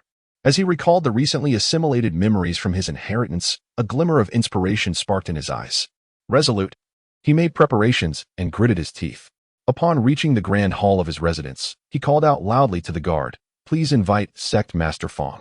Chapter 7. The temptation. The Qiyuan sect and the Tianjing sect have maintained a cordial relationship for many years, particularly during the tenure of the former's venerable patriarch, who was regarded as an uncle by the Qiyuan sect's leader. With the sudden disappearance of the venerable patriarch, whose life or death remains uncertain, the motives behind Qiyuan sect's visit, regardless of whether they seek to exploit the situation, are undoubtedly justified. It is also undeniable that, having been suppressed by Tianjing sect for years, Qiyuan sect harbors intentions of undermining their rivals. Accompanied by guards, the middle-aged leader of Qiyuan sect, Qingtian, clad in a resplendent silver robe, strode purposefully into the main hall of the sect. As the foremost expert among the three sects, Qingtian exuded an unmatched aura of authority. He settled himself with an imposing demeanor, his gaze locking onto the sternly composed Qingtian, who feigned calmness from his position of authority. The atmosphere was taut, as if two needles were poised against one another, each unwilling to yield. Qingtian broke the tension with a hearty laugh, remarking, "There is no need for such solemnity between us as uncle and nephew." Qingtian's expression softened slightly. As long as they did not resort to violence upon first meeting, matters would be manageable. Suppressing his urge to activate the formation for a hasty retreat, he replied calmly, "Our sect has been in seclusion recently, and I was unaware of your arrival, Fong sect leader. I apologize for making you wait." "Dear nephew, what do you imply by that? With my elder brother's fate uncertain, have you chosen to disregard our kinship?" A flicker of surprise crossed Qingtian's eyes, momentarily causing him to abandon his facade of superiority. This encounter was entirely beyond his expectations. Given his understanding of Qingtian's circumstances, he had anticipated a more deferential stance. Yi Qingtian responded with a composed smile. If you come as the leader of Qi Yuan's sect, then our relationship as uncle and nephew holds no weight. However, if you come as a senior of our sect, then we shall indeed address each other as family. May I inquire as to your true purpose for visiting? As he spoke, Yi Qingtian's confidence grew. Drawing from his previous encounters with the Grand Elder, he recognized that as long as he did not exhibit weakness, he could command at least half of the situation. Why must we delineate our relationship so rigidly? Yi Qingtian sighed. Taking on the burdens of the sect without pressure is simply untenable. This has made me realize that managing a sect cannot rely solely on martial prowess. He sought to ascertain the outcome of their potential confrontation in the current state of Tianjing's sect, ensuring that Qi Yuan's sect might find an opportunity to exploit any vulnerabilities. However, he did not anticipate that Yi Qingtian would appear unscathed, possessing the fortitude to confront him alone. Managing a sect without martial might? Does Yi Qingtian possess overwhelming strength? The Grand Elder, a seasoned mid-tier martial artist, posed a significant challenge. Without a breakthrough, Yi Qingtian had no hope of victory, and even if he did, he would merely match the Grand Elder's prowess. Where, then, did Yi Qingtian's confidence stem from? Unable to restrain his curiosity, Qingtian inquired, "Dear nephew, have you achieved a breakthrough? You flatter me, esteemed sect leader. While I consider my talents commendable, opening the soul aperture is no simple feat. Just because it is not easy does not mean it is impossible." A deliberately vague response was the key to maintaining the greatest air of mystery. "Ah, you conceal much even from your uncle. I never imagined our kinship would feel so estranged." Though Qingtian had consistently exhibited a demeanor of closeness, his words caused Yi Qingtian's taut heartstrings to loosen slightly. Yi Qingtian responded with a faint smile, expressing a genuine reluctance to sever ties with the sect master Fong. However, circumstances that were once familiar had transformed into something entirely different, such as the capricious nature of worldly affairs. "Is there anything troubling you, dear nephew?" Noticing Yi Qingtian's sighs, Qingtian wore a knowing smile. Unlike before, Qingtian was unconcerned. It was indeed peculiar that Yi Qingtian could maintain his composure amidst so much turmoil. If Yi Qingtian continued to present an impenetrable facade, Qingtian's purpose for visiting today would be exceedingly difficult to achieve. "Is there something bothering our sect that Sect Master Fong is unaware of?" Yi Qingtian's retort left Qingtian momentarily embarrassed. Could he admit ignorance? To do so would imply incompetence. Yet, to his certain knowledge would unambiguously indicate that spies from the Tianjing sect were among them. Regardless of how the conversation unfolded, it would invite criticism. Resolutely, Qingtian declared, "I came here precisely because I anticipated your troubles. Although my abilities are limited, I am here to assist you should you need anything." Seemingly moved by Qingtian's words, Yi Qingtian straightened, leaning slightly forward, and inquired, "If Sect Master Fong is willing, could you assist me in eliminating a certain individual?" Yi Qingtian's overture to ally with an external sect leader rendered Qingtian suddenly cautious. Family matters should remain undisclosed, especially those involving the upper echelons of the Tianjing sect. For the sake of a greater good and to prevent any external sect from capitalizing on their vulnerabilities, Yi Qingtian, as the sect leader, should project an air of cordiality, even if it required him to swallow his pride. Was this genuine naivety or feigned ignorance? Qingtian, possessing greater strength than the Grand Elder, would likely prevail in a life-and-death struggle. However, this was the Tianjing sect, their territory. Even if Yi Qingtian's intentions were sincere, Qingtian dared not comply. "Dear nephew, this is a matter concerning the Tianjing sect, and it would not be appropriate for me to interfere." A flicker of apprehension crossed Qingtian's eyes. Yi Qingtian did not expect genuine assistance. His expression turned cold, reflecting indifference. Thus, certain matters that were once one way have now changed. It was my misjudgment of many elements, and I am the one who is most deserving of trust. These neither sweet nor sour words swiftly widened the chasm between the two. Yi Qingtian's countenance grew stern, as if he were distancing himself from others. Qingtian, initially furrowing his brow, felt it twitch upon hearing Yi Qingtian's final remark. Has there been no breakthrough yet? It was evident that Yi Qingtian did not rely on him, but intended to take matters into his own hands. If Yi Qingtian possessed the capability to eliminate the Grand Elder and resolve internal discord, then should Qingtian assist in confronting the Grand Elder, they would be left vulnerable to Yi Qingtian's potential strike, making it exceedingly easy for him to dispatch the Grand Elder. "Dear nephew, remain calm. Not all matters can be resolved through sheer force." Qingtian waved his hand. dismissing any notion of exerting effort on such tasks. As for eliminating the Grand Elder to assist Qingtian in clearing internal strife, even if Qingtian's invitation were sincere, he would not acquiesce. Subsequently, Qingtian shifted the topic, saying, "Uncle Fong has come bearing good news for you." "What good news?" "When my elder brother was still around, he was already arranging for your admission to the State Academy. It would be a pity to let your exceptional talent languish within these minor sections." Qingtian's lips curled into a smile. "As long as you are willing, my dear nephew, to spar with your uncle a few times, I shall ensure you secure the finest position in the academy. In the future, I will ardently support you with the resources necessary at the institution. The State Academy harbors countless prodigies, and its heritage is undeniably superior to that of this trivial Tianshu county. With Qingtian's aptitude, he would undoubtedly stand out among the elite within the academy."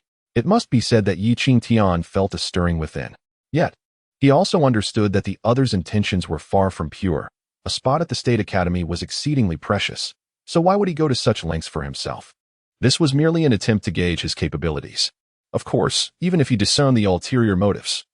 Qingtian still laughed heartily and said, "If that were truly the case, it would be splendid. However, if I depart, wouldn't Tianjing's sect fall into the hands of lesser men?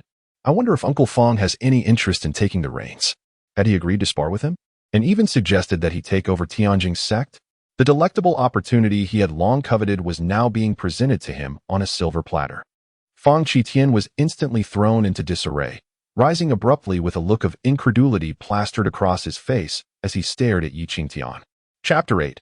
Retreating to advance. With a series of meticulous maneuvers, Qingtian skillfully executed the strategy of retreating to advance and attacking instead of defending. As for the extent of Qingtian's astonishment, it bore no relevance to Qingtian.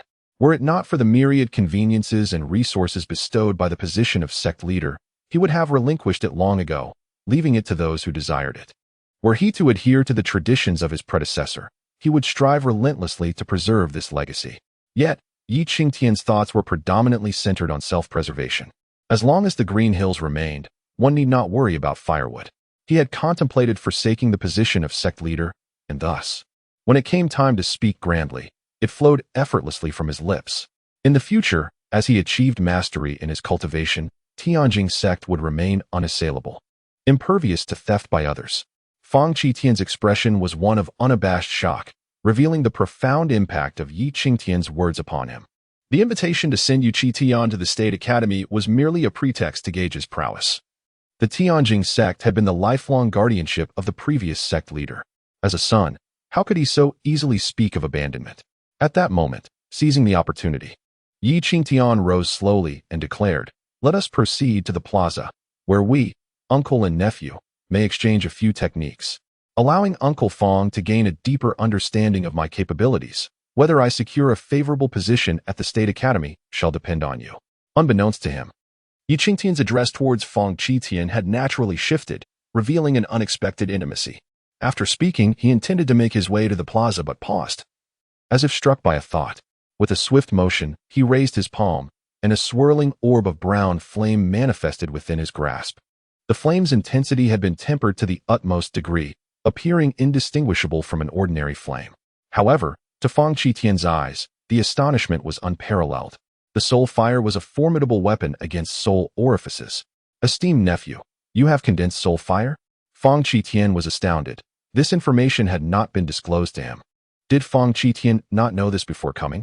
Qingtian had not anticipated that Qingtian was unaware of the soul fire's existence. Thus, the formidable deterrent of the soul fire, combined with what he was about to demonstrate, would undoubtedly amplify the intimidation factor against Qingtian.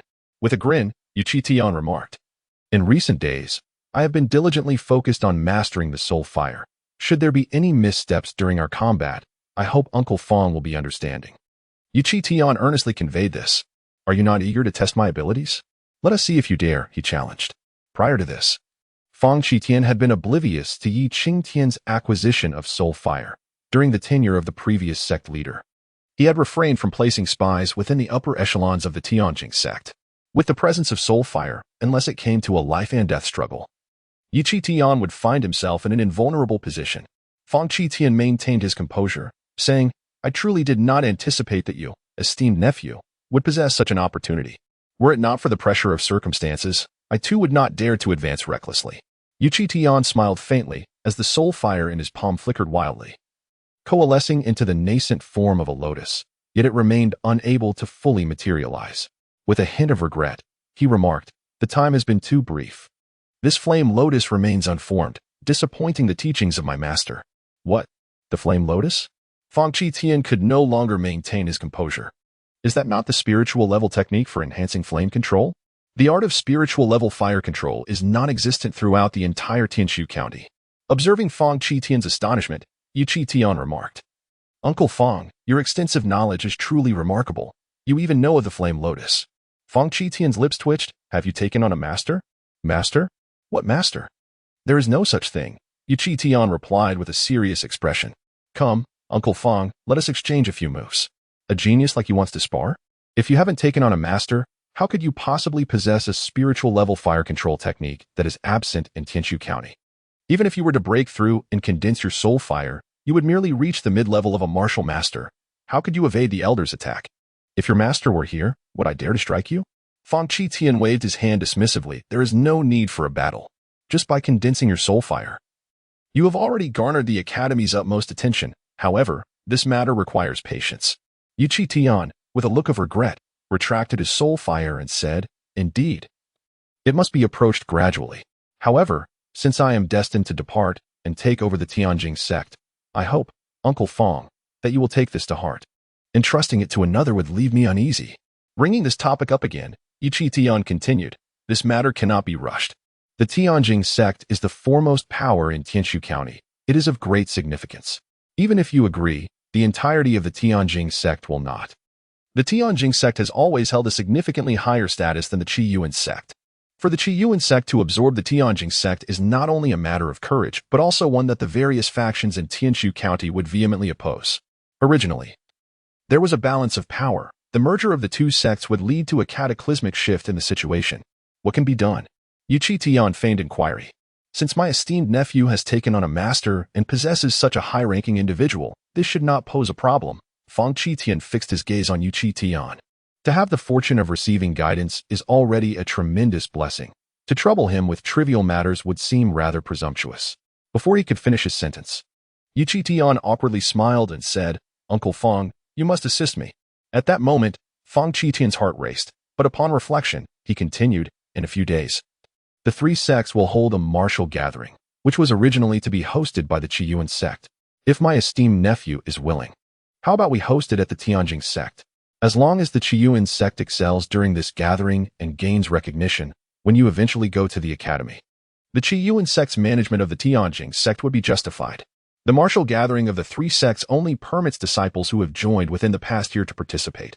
A commendable performance would not only yield considerable resource rewards, but also allow the three sects to recruit and compete for talent. Thus, this serves as a prime opportunity for the sects to showcase their prodigies. The host of the gathering cannot prevent their own talents from participating. However, other sects may conceal some of their geniuses to avoid participation. Is this one of Qingtian's reasons for coming here? Qingtian was taken aback.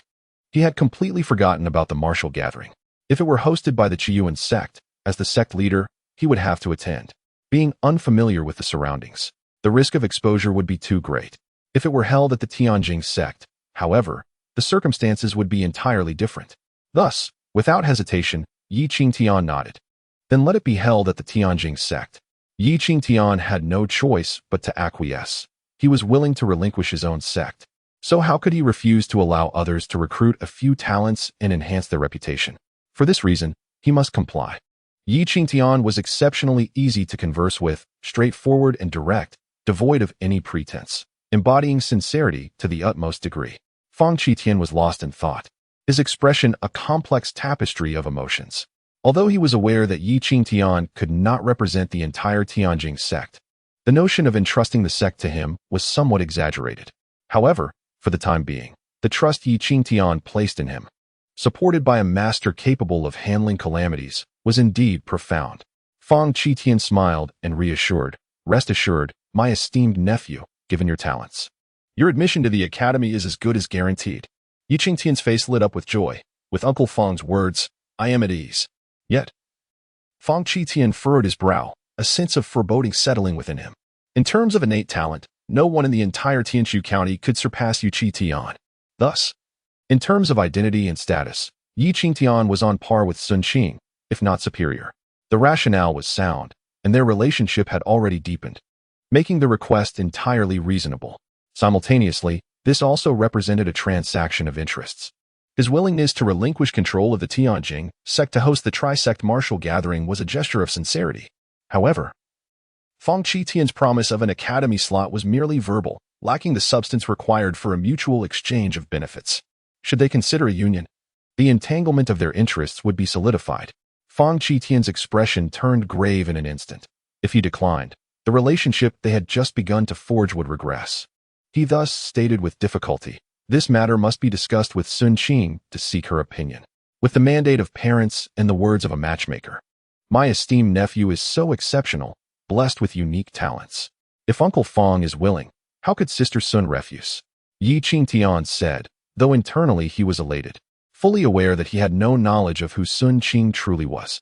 He merely understood that Fang Qingtian held her in high regard and used her to further his own agenda. Once an agreement was reached, Yi Qingtian could undoubtedly rely on Fang Qingtian as an ally, ensuring that even the Grand Elder would not dare to act rashly, thus affording him more time. Observing Fang Qingtian's troubled expression, Yi Qingtian helplessly remarked, "You are right, Uncle Fang. This matter ultimately requires informing Sister Sun Qing. However, rest assured, since the Tianjing sect has taken on the tri-sect martial gathering, my word is my bond.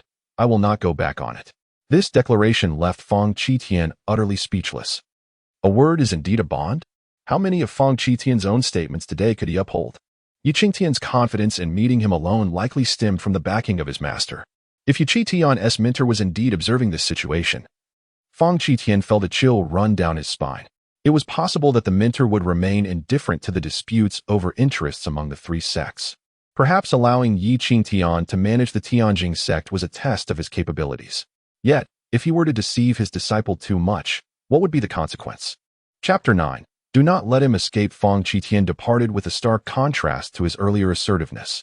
The sudden exit of such a formidable figure left many at Tianjingmen in a state of astonishment. Outside Tianjingmen, within a carriage drawn by a majestic horse adorned with snow-white wings, an elder from Qiyuan's sect inquired with evident surprise, "Sect Master, should we pause all previous arrangements targeting Tianjingmen?" Qiyuan's sect had always harbored ambitions, yet under the old sect master's reign, they were compelled to conceal their intentions. Fang Qingtian replied, "If we can pursue our aims through peaceful means, why resort to reckless confrontation?" While it was true that Tianjingmen faced internal strife, who could guarantee that external threats would not unify them as a formidable force?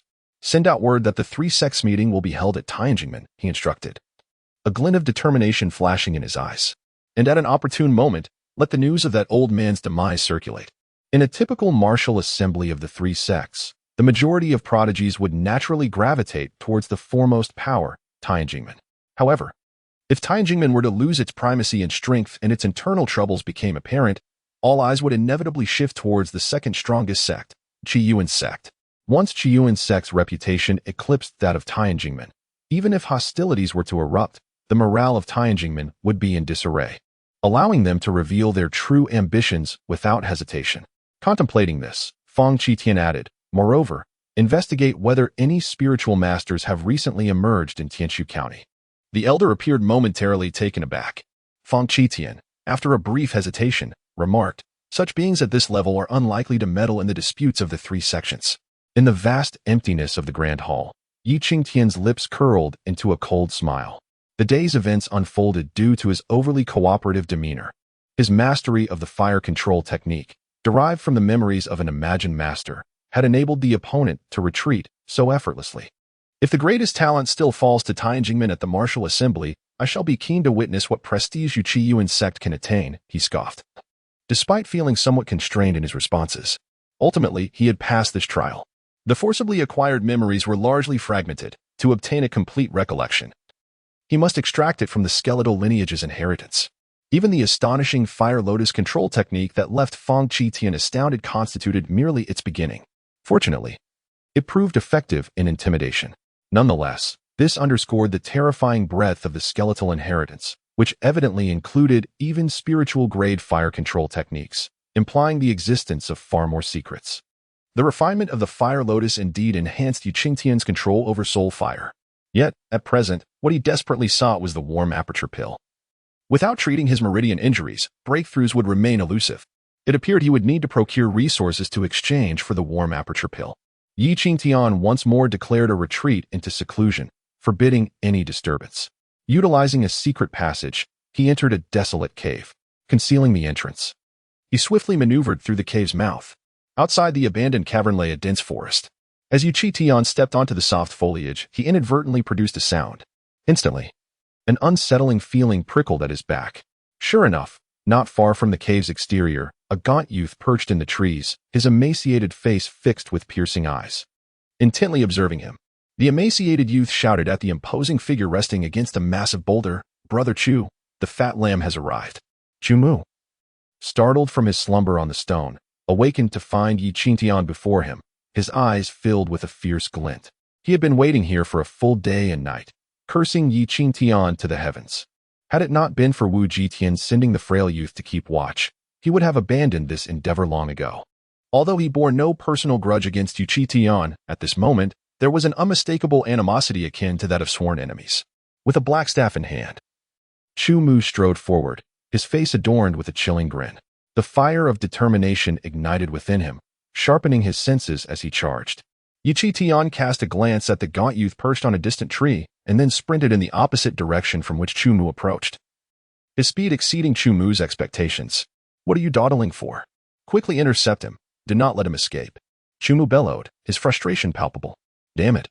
Once I catch you, it won't merely be a matter of breaking a leg." The wiry boy moved with incredible speed, swiftly maneuvering to encircle Qingtian and block his path. "Let us see how you escape this time," Chu Mu taunted as he followed closely behind. As Qingtian inched toward the lean youth, feigning a chance to break free, he questioned Chu Mu. "Who are you? You cannot act recklessly within Tianjing's sect. What gives you the audacity?" Chu Mu scoffed. "You, a mere novice disciple, dare lecture me on the rules of Tianjing's sect?" Without further ado, he lunged at Qingtian. The latter continued to shift positions, drawing nearer to the gaunt boy. Just as Chu Mu charged, Qingtian leapt toward the emaciated youth as well. Though he was not entirely confident in his victory against Chu Mu, he believed he could escape unscathed. How could an inner sect disciple ambush someone like him, who had yet to even open their meridians? Qingtian had chosen the frail youth as his target precisely because he feared that entanglement with Chu Mu would lead to complications, whether through assistance from the boy or the arrival of reinforcements. The lean youth never anticipated that he would be the focus of Qingtian's intentions, nor did he expect such resolve. Nevertheless, a flash of determination sparked in his eyes as he prepared to obstruct Qingtian, hoping to stall him for just a moment.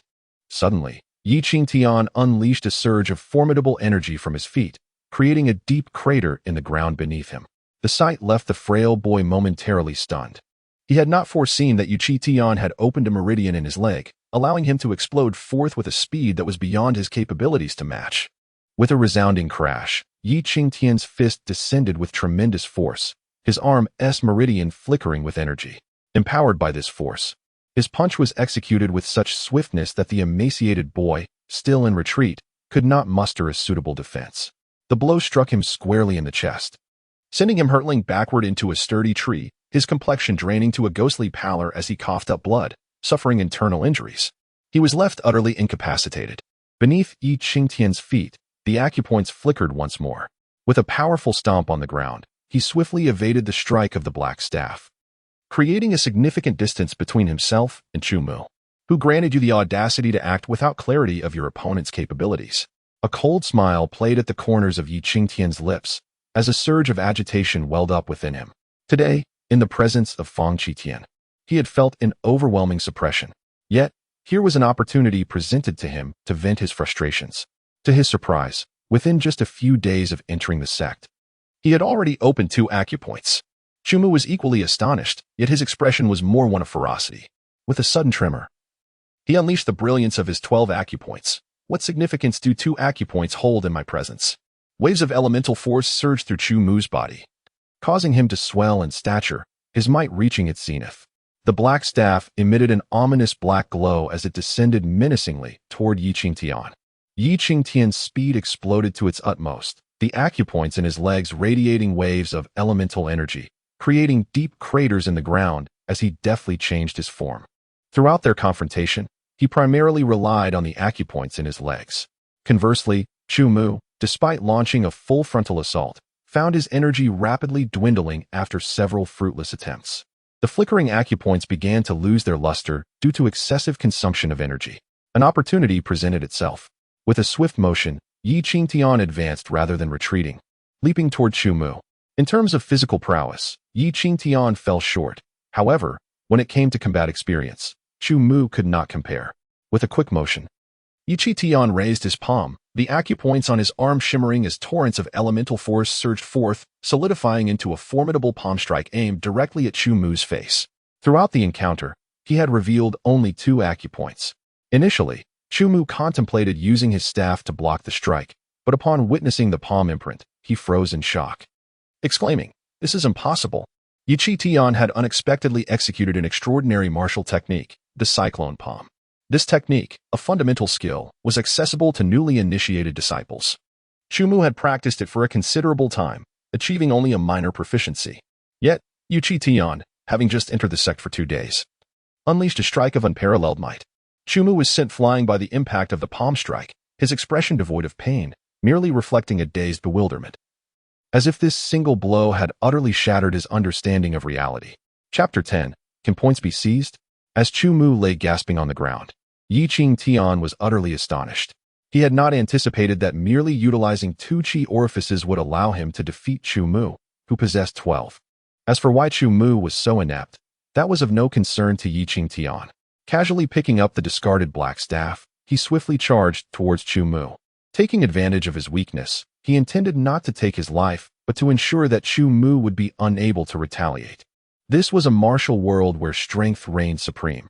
Even the slightest lapse could lead to irreparable consequences. Qingtian scoffed. "Didn't you claim to understand the rules of Tianjing sect better than I do? How is it that you can act, yet I cannot?" With a swift motion, the black staff descended, eliciting a pained shriek from Chu Mu, who could no longer put up any resistance. Only then did Qingtian direct his gaze towards the emaciated youth attempting to crawl away not far off. Another strike rendered the youth incapacitated. He carelessly tossed the 2 together and remarked coolly, "Now, tell me, what grievances do we share? If you cannot provide a satisfactory explanation, do not blame me for my ruthlessness." The emaciated youth wiped the blood from the corner of his mouth, his eyes betraying an uncontrollable fear. The thought of becoming a lamb to the slaughter was something he had never contemplated. He hastily replied, "It was never our intention to provoke you. It was your acquisition of something that did not belong to you that instigated this." Chu Mu interjected with a cold snort. "You have no idea how formidable Wu Jitian's influence is within Tianjing sect. It would be best for you to release us. Even if you were to kill us without a trace, this debt would still rest upon your shoulders." Up until this moment, both were still somewhat defiant. Qingtian's cold laughter echoed in the air as he tightened his grip on the black staff. "Release you? So you can recover and seek revenge later? I have far greater troubles to contend with. The issues before me are insignificant in comparison." What he desired was to gather a vast array of resources to restore his strength. Thus, any obstruction to his transformation must be eliminated without delay. Feeling the resolute gaze of Qingtian, Chu Mu was rendered speechless. Though he believed that Wu Jitian would not spare Qingtian if anything befell them, he did not wish to meet his end.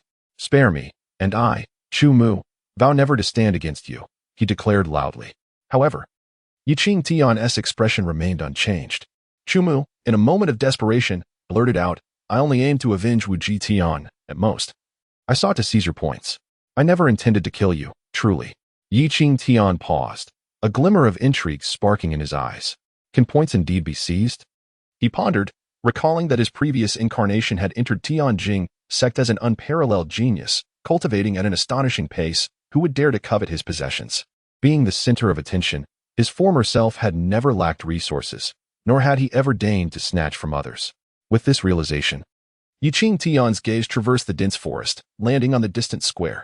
If points could be seized, then even if these individuals lacked tokens and could not manage their own points, there must be a way to acquire theirs. Finding some vines in the forest, he securely bound the 2 and concealed them before striding towards the square as if nothing had occurred. As for how to deal with the 2, Qingtian had yet to formulate a plan. The square was bustling with activity. After the aura perception test, no one hindered Qingtian's arrival when various factions noticed him. However, their gazes were laden with mockery. They had believed that this useless individual would flee and not dare to show his face again. Yet here he was, audaciously present. A young man scoffed nonchalantly, suggesting they inform Wu Jitian. What purpose would that serve? Do we really want this fool to expose his true self? I am curious to see how long he can maintain this facade, another youth chimed in. Had Qingtian overheard such remarks unexpectedly, he would have surely felt anger swell within him. He bore no grievances against these individuals, having entered the inner sect solely by virtue of his sect's token, without infringing upon their entitlements.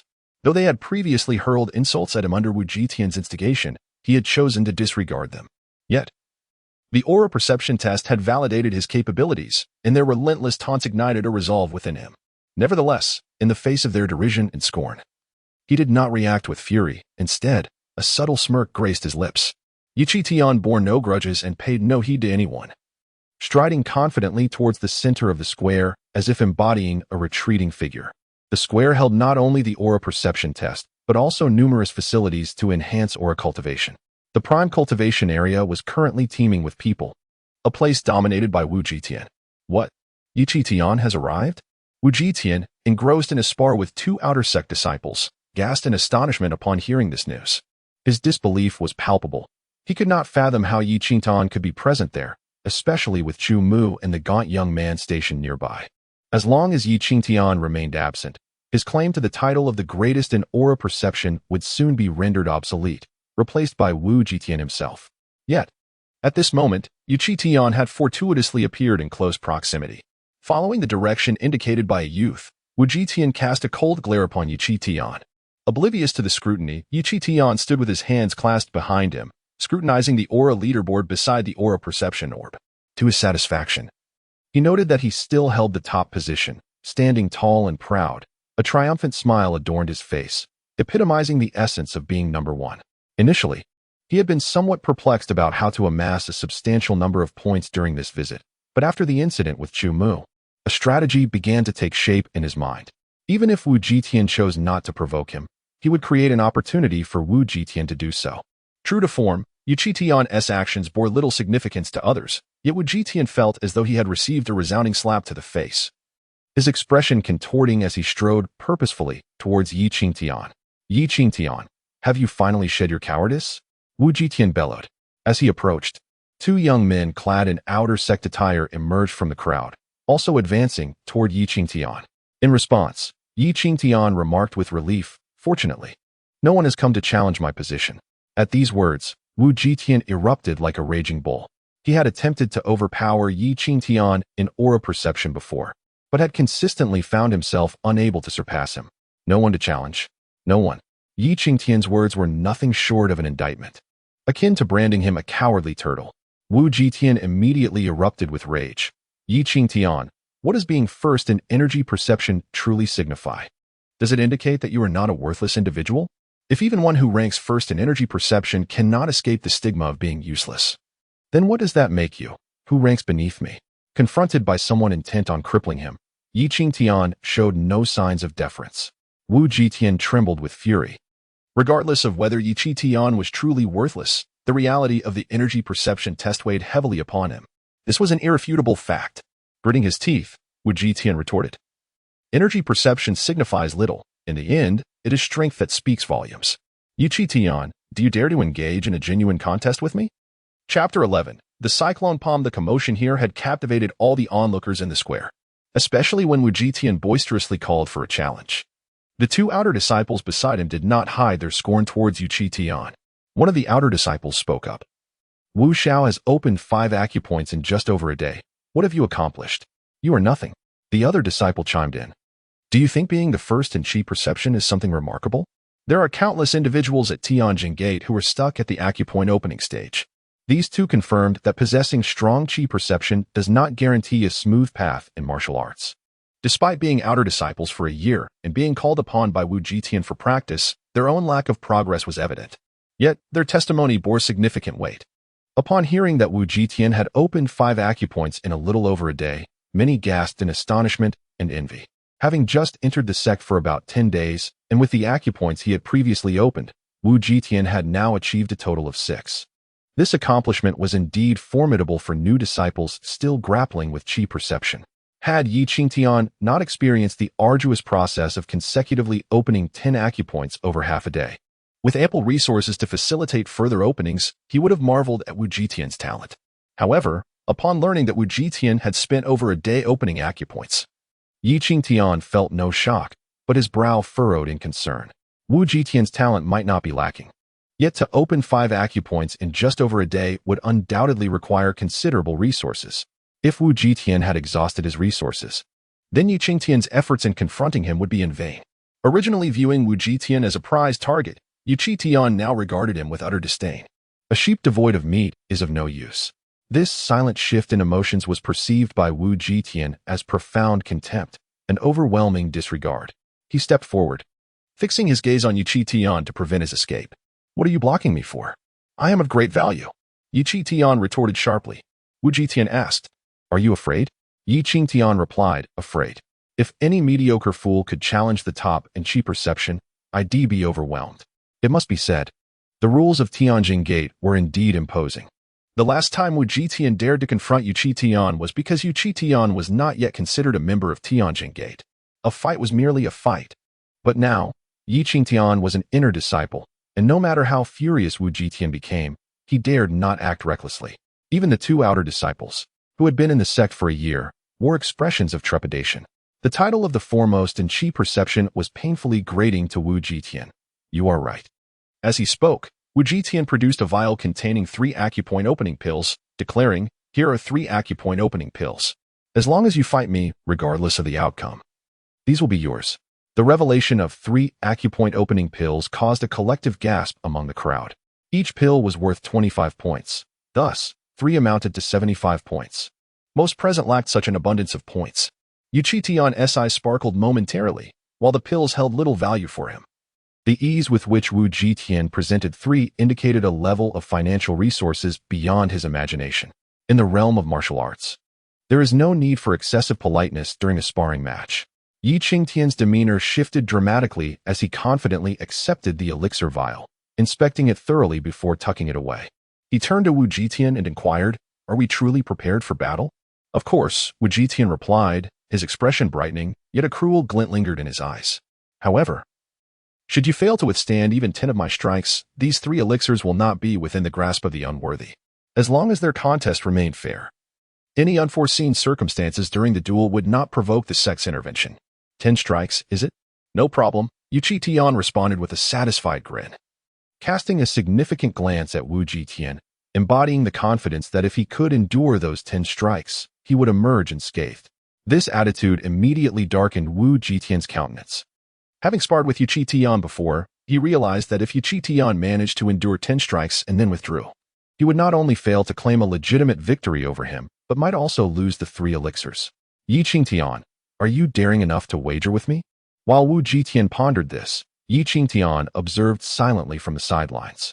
At that moment, he spoke with a hint of intrigue. "Oh, how shall we wager?" "We shall bet on who emerges victorious. You possess 120 points along with 3 enlightenment elixirs, do you not? If you win, your gains will be substantial.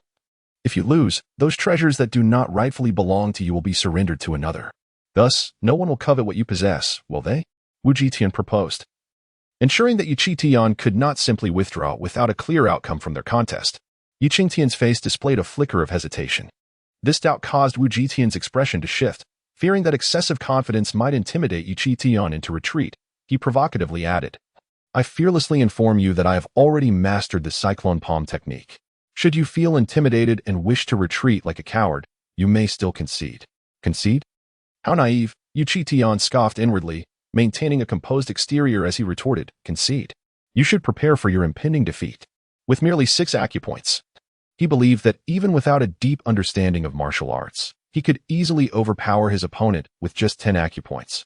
He would not waste time conversing with Wu Jitian were it not for the resources at stake. Yet, the prospect of acquiring those resources made the lengthy discourse worthwhile. Wu Jitian sneered, "Then let us commence. There is no need to rush. I will wait until I have mastered the cyclone palm." Qingtian had already spotted the stone tablet inscribed with the cyclone palm technique and strode purposefully towards it. This action garnered disdainful glances from onlookers.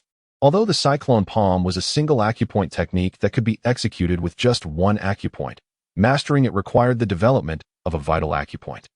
Wu Jitian had summoned 2 outer disciples for a sparring match to barely reach a level of execution. Where did Qingtian derive such confidence? He pretended to sit in meditation before the stone tablet of the cyclone palm, feigning deep comprehension. Gradually rising, he remarked, "This cyclone palm appears rather simple to execute." His gaze then shifted to Wu Jitian, revealing a playful smile. "You still have time to regret your decision. Do not waste time. Am I afraid of you?" Wu Jitian found Qingtian's bravado utterly laughable. The spectators scoffed, incredulous that he believed he could grasp the intricacies of the cyclone palm in such a brief span of time. Smack! Qingtian clapped his hands and declared, "Reveal the stakes. I shall demonstrate just how formidable the talent of the one with the greatest innate sense of qi truly is." Chapter 12. A preliminary test of skills. Upon hearing Qingtian's request, Wu Jitian hesitated, a flicker of anxiety illuminating his eyes. He found himself devoid of any wager to present. Just a day prior, after being humiliated by Qingtian, he had utilized every resource at his disposal to enhance his cultivation, depleting nearly all the assets his family could furnish within that brief span. Were it not for his concern over advancing too swiftly and losing control of his burgeoning power, he would have been left with no more than 3 enlightenment pills. "So you possess not a single resource, and yet you wish to engage in a game of deception?" Qingtian scoffed. "If I triumph over you, I gain nothing. Should I lose, I must stake everything. Your calculations are astutely made." With that, Qingtian let out a soft grunt and turned to depart. Wu Jitian could not allow Qingtian to escape so easily. He commanded 2 outer disciples to block Qingtian's path. "Do you truly believe you can defeat me?" Wu Jitian retorted coldly, well aware that without resources, Qingtian would undoubtedly disregard him. He then addressed the gathering. "Everyone, lend me some points, and I shall return them with a 20% increase shortly." At this declaration, many were intrigued. They had witnessed Wu Jitian's remarkable progress over the past day. In their eyes, his victory was inevitable. Furthermore, despite Qingtian's agreement to duel, he seemed intent on stalling for time. Now, with his apparent inability to produce a wager, it was clear to all that Qingtian was feeling insecure and attempting to flee. "Our points cannot be used. Let us summon Steward Wang to oversee this contest. We shall lend you our points." "Indeed, let us fetch the steward. Such effortless gains should not be overlooked." Though Wu Jitian exuded a sense of authority, his prestige remained formidable. In mere moments, dozens stepped forward, willing to lend him their points. This elicited a cold smirk from Wu Jitian as he cast a triumphant glance at Qingtian.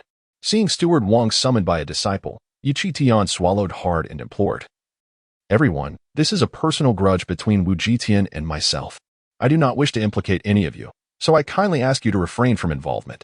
At his words, mocking glances were exchanged among the crowd.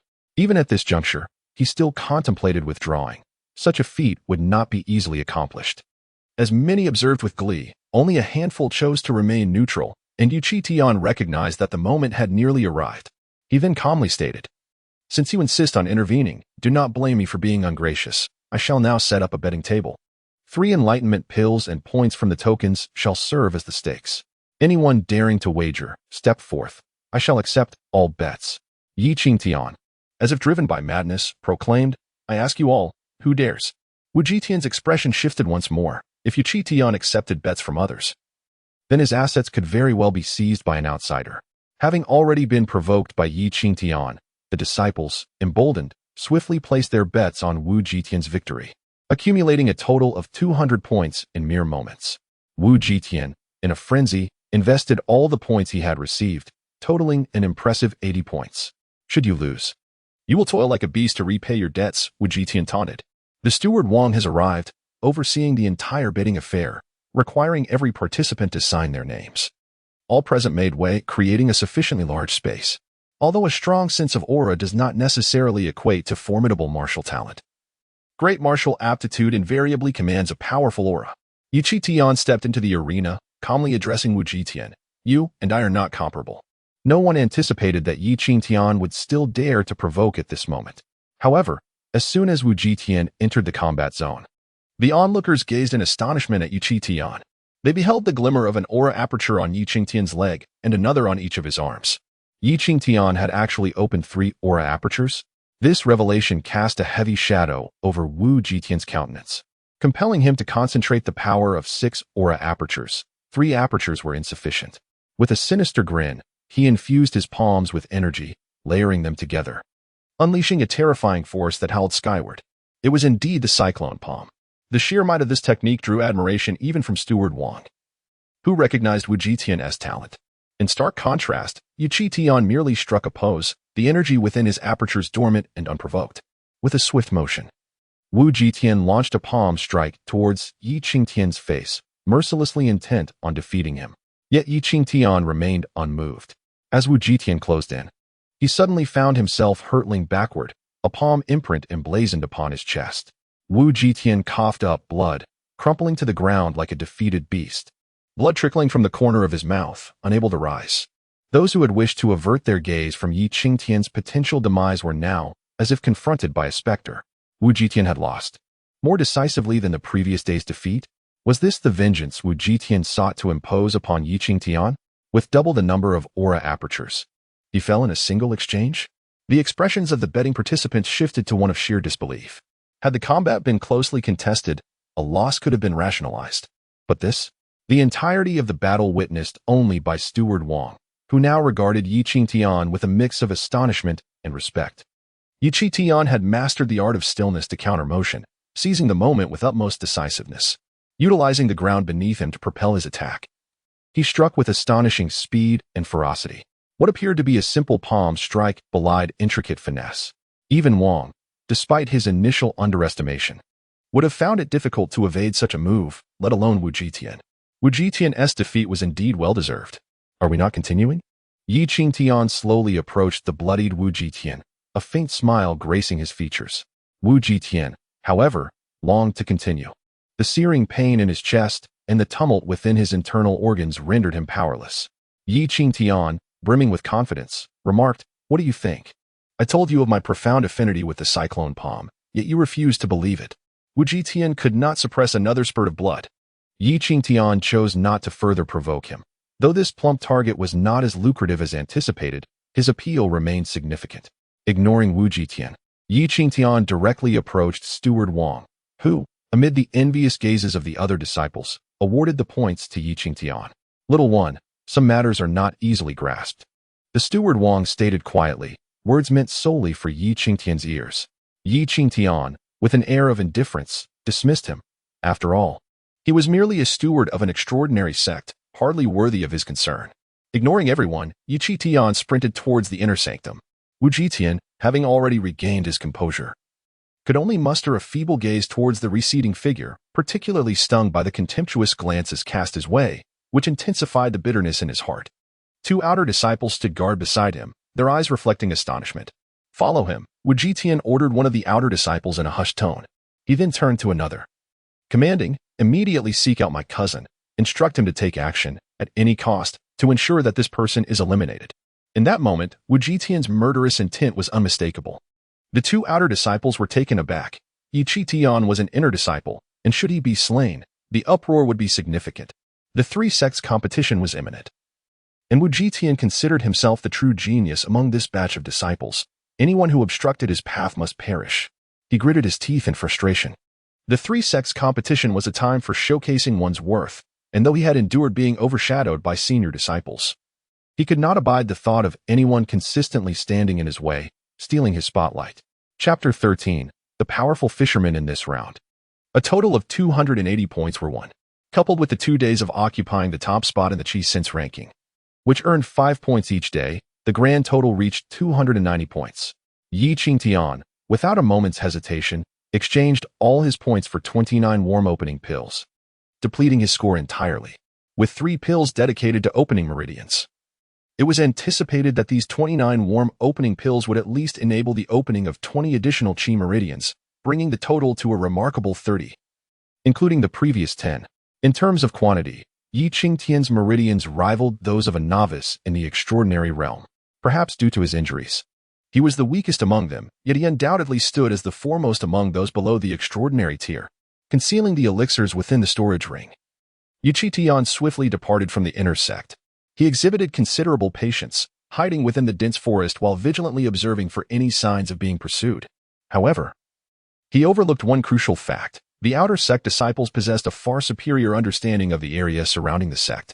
The outer sect disciple trailing him, though possibly lacking in talent, adeptly followed Qingtian through the familiar terrain without making a sound.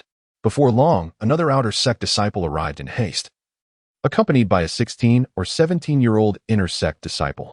Young Master Wu Quan, Qingtian has been lingering nearby, hiding, thinking he could shake me off. How naive, remarked the outer sect disciple who had been following him.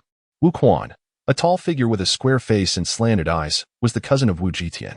Having spent half a year in the inner sect, he had successfully opened 35 meridians and mastered at least 3 techniques like the cyclone palm. In contrast, the 2 outer sect disciples, having been in the outer sect for a year, had managed to open fewer than 20 meridians. The disparity was significant. Wu Quan scrutinized Qingtian, who was concealed in the distance, a look of confusion etched on his face. How could someone of such caliber be so difficult for Wu Qingtian to handle? Warriors are inherently sensitive. After being pursued for so long, Qingtian should have sensed it. Yet he exhibited no reaction whatsoever. Wu Quan promptly commanded, "You too, go kill him. Such a worthless individual is not worth my effort." Little did he know that Qingtian's current physique had recently been rendered weak and feeble. He could only maintain a normal reaction within a limited range. The other outer sect disciple exchanged glances with his companion, fear evident on their faces. "Young Master Wu Quan, we are only responsible for surveillance, not for killing. Qingtian is an inner sect disciple. If anything goes awry, we will surely be scapegoated." While they yearned to curry favor with the Wu family, they were unwilling to jeopardize their own lives. "You have already participated. Do you wish to withdraw now?" Wu Quan replied with a cold snort. "Either you go, or you die. Choose." The 2 disciples felt as though they had fallen into an icy abyss, with no real choice before them. Even if they could flee, given the Wu family standing within the sect, it would be all too easy for them to be suppressed. Ultimately, they gritted their teeth and rushed toward Qingtian. 2 outer sect disciples, coveting the life of an inner sect disciple and striking to kill, perfectly falling into my trap, Wu Quan mused with a faint smile. The lives and deaths of the 2 individuals were regarded with utter indifference, as if taking a life were as effortless as sipping water. Yet, for reasons unknown, Qingtian's heart began to race, a sense of trepidation washing over him. He abruptly straightened, his expression turning grave.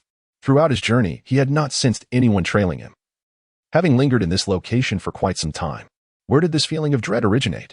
In an instant, 2 figures surged forward, and Qingtian's countenance hardened. With no time for words, he swiftly leaped onto a nearby boulder, intending to make his escape. However, these 2 individuals possessed terrifying physical prowess and an alarming number of opened energy channels. One an outer sect disciple with 18 channels illuminated, the other with 19. They unleashed their full strength, swiftly outpacing Qingtian. "Do not blame us. If blame is to be cast, it should be upon you for offending those you ought not to have." The outer sect disciple with 18 channels let out a muffled groan, a fleeting flicker of reluctance crossing his gaze. Having been in the sect for over a year, both had taken lives and routinely hunted demonic beasts. Now that they had resolved to eliminate Qingtian, a bloodthirsty glint shone in their eyes. Qingtian, recognizing the futility of words at such a moment, remained silent. Boom. The disciple with 18 channels unleashed a powerful palm strike, the energy within resonating with his channels, infused with an overwhelming force. Meanwhile, the disciple with 19 channels wasted no time and executed a strike at an even more cunning speed. Faced with this imminent danger, the Qingtian had anticipated the threat. A flicker of panic crossed his eyes. He dared not conceal himself. The 10 energy channels surrounding him ignited in an instant, with one channel even located in his legs.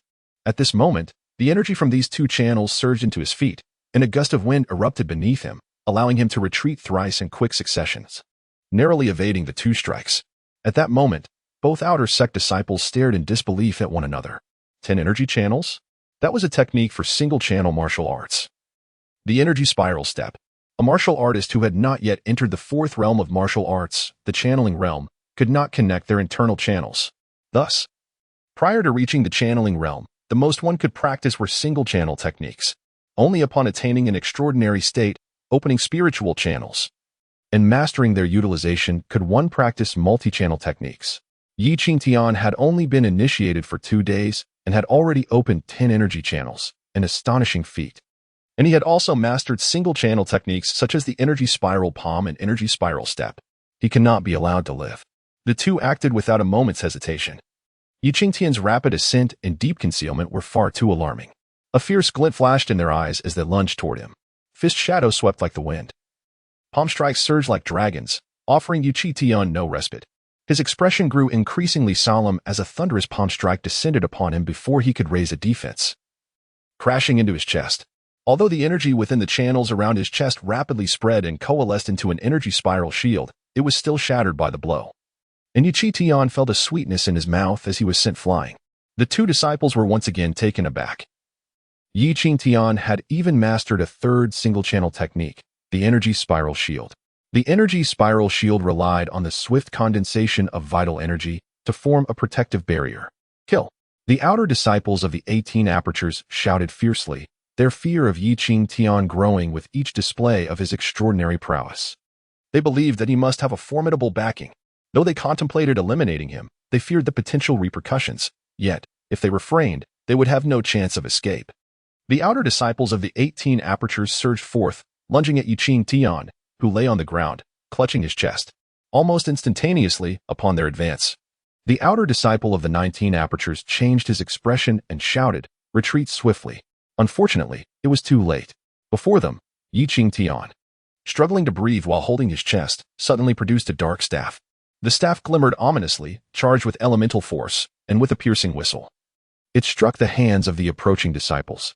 Though the staff was a rather mundane weapon, its impact, fueled by momentum, was formidable. A sharp crack resonated as one of the outer disciples' arms twisted grotesquely, bones shattering, as he fell to the ground, wailing in agony. Seizing the opportunity, Qingtian lunged forward, landing a blow directly on the jaw of the fallen disciple. Blood splattered as the opponent convulsed a few times before falling silent. At that moment, the outer disciples of the 19 apertures charged in, one delivering a solid kick to Qingtian's back, sending him flying and causing him to spit blood, worsening his injuries. Yet, in that instant, Qingtian felt emboldened. In a 2-against-1 scenario, his chances were slim, but in a one-on-one confrontation, the dynamics shifted. The 19 apertures disciple cursed inwardly, aware that the inner disciples possessed extraordinary weapons, yet most lacked storage treasures, and the outer disciples had none. Thus, unless for combat, they would not carry their weapons. Had they known that Qingtian possessed a storage ring, they would have approached him with far more caution. Without further ado, the two engaged in battle. Just as Qingtian, gasping for breath, resolved to eliminate his adversary, the struggling outer disciple cried out, "Young Master Wuquan, we have done our utmost. Is this not enough?" Upon hearing this, Qingtian's hair stood on end as he glimpsed a figure sprinting towards them from a distance of 100 meters. Chapter 14. The might of the skeleton. Wuquan strode forward, each step spanning over 10 meters, exuding an overwhelming aura, reminiscent of an unparalleled master. His figure landed atop a colossal rock, his admiring gaze fixed upon Qingtian. Wuquan clapped his hands and exclaimed, "Impressive. Initially, I thought it unjust that Qingtian fell to you. Now, it appears his defeat at your hands was entirely warranted. Given a little more time, surpassing me would be a mere trifle for you." This was a genuine expression of admiration from Wuquan. He was certain that Qingtian had begun his cultivation long before joining the sect, albeit in a deeply concealed manner. Had Qingtian not clashed with Qingtian, the Wu family would have undoubtedly exerted every effort to recruit such a prodigy upon discovering his talents. Wuquan's arrival brought a sigh of relief to the outer disciples of the 19 apertures, who, in a disheveled state, approached the unconscious boy of the 18 apertures, intending to take him away. Qingtian, ever vigilant of Wuquan, did not intervene. Almost instantaneously, Wuquan flickered into the path of the outer disciple and delivered a devastating kick, with 2 energy apertures swirling on his leg. The terrifying primal energy unleashed resulted in the immediate death of the outer disciple of the 19 apertures. With a casual flick, Wuquan crushed the lifeless body of the unconscious outer disciple and collected the corpses of both individuals, turning to Qingtian with a smile. Initially, he had contemplated waiting for both sides to be weakened before stepping in to eliminate everyone, thereby creating the illusion of a brawl. However, upon realizing Qingtian's extraordinary identity in the possession of a spatial storage treasure, he deemed such a tactic unnecessary. It was imperative to eradicate all evidence and leave no trace behind. "Now, it is time for you to depart," Wuquan sneered. Qingtian inhaled deeply and replied, Are you certain you can kill me? He surveyed the surroundings. Although the location was remote, there was no guarantee that someone would not arrive. Should anyone appear, Wu Quan's actions would inevitably be exposed, and the public slaughter of fellow disciples would carry significant consequences. Do not harbor any illusions. I have already scoured a radius of 1,000 meters and found no one, Wu Quan scoffed, having opened 35 apertures. He had barely entered the extraordinary realm and felt no trepidation in the presence of Qingtian. Let us proceed. Wu Quan was filled with exhilaration at the prospect of slaying a super genius not inferior to himself. The sensation was unparalleled. Boom. Almost instantaneously after his declaration, Wu Quan launched himself forward, energy spiraling around his limbs. Qingtian fought valiantly to resist, but upon receiving the second strike, his body trembled violently. Sent hurtling away by a powerful palm, suffering further injury as he crashed to the ground. Ah, surprisingly, you are not dead, Wu Quan remarked, astonished. As he gazed at the bloodied Qingtian coughed incessantly, his complexion pallid, though his frail body had once borne the strength of a martial master's realm. His resilience was not to be underestimated. Fixing his gaze on Wu Quan, Qingtian wiped the blood from the corner of his mouth, inhaled deeply once more, and calmly addressed Wu Quan, leave now, and this matter will be forgotten. Otherwise, do not blame me for being unmerciful. Hearing these words, Wu Quan regarded Qingtian as if he were a fool. At this juncture, he could hardly fathom what trump card Qingtian could possibly possess. Go die. With a sinister grin, Wu Quan traversed the void, his body ablaze with flickering light emanating from his acupoints. A surge of primordial energy enveloped his limbs, coalescing into an overwhelming force. Should this strike land, Qingtian would undoubtedly be reduced to a mere puddle of flesh. Yet, at this moment, Qingtian bore no semblance of fear. Instead, he appeared somewhat menacing under the weight of the impending power. Wu Quan's heart jolted, an inexplicable dread blossoming from the depths of his soul, though he could not fathom the source of this terror. In a fleeting moment of distraction, panic etched itself across Wu Quan's visage, causing the concentrated attack to dissipate amidst his mental turmoil. There, in the very spot where Qingtian had once fallen, lay a grim and skeletal figure. Its eye sockets flickered with flame, and upon its eerie white bones, 20 acupoints shimmered with brilliance. The foreign malevolence, the otherworldly fiend, sent a tremor through Wu Quan's voice, as if he had encountered an unspeakable horror. Suddenly, the skeleton stirred. The damage to its corporeal form bore little consequence. With a surge of momentum, it moved with astonishing speed. Its bony fingers clenched tightly, infusing itself with torrents of primordial energy. With a thunderous punch, it sent the momentarily dazed Wu Quan hurtling away. As he crashed down, the remnants of his tattered outer robe revealed a silver inner armor. Swiftly, he shook off the overwhelming dread that had engulfed him. Is it truly this weak? Wu Quan stood upright, confusion etched across his face.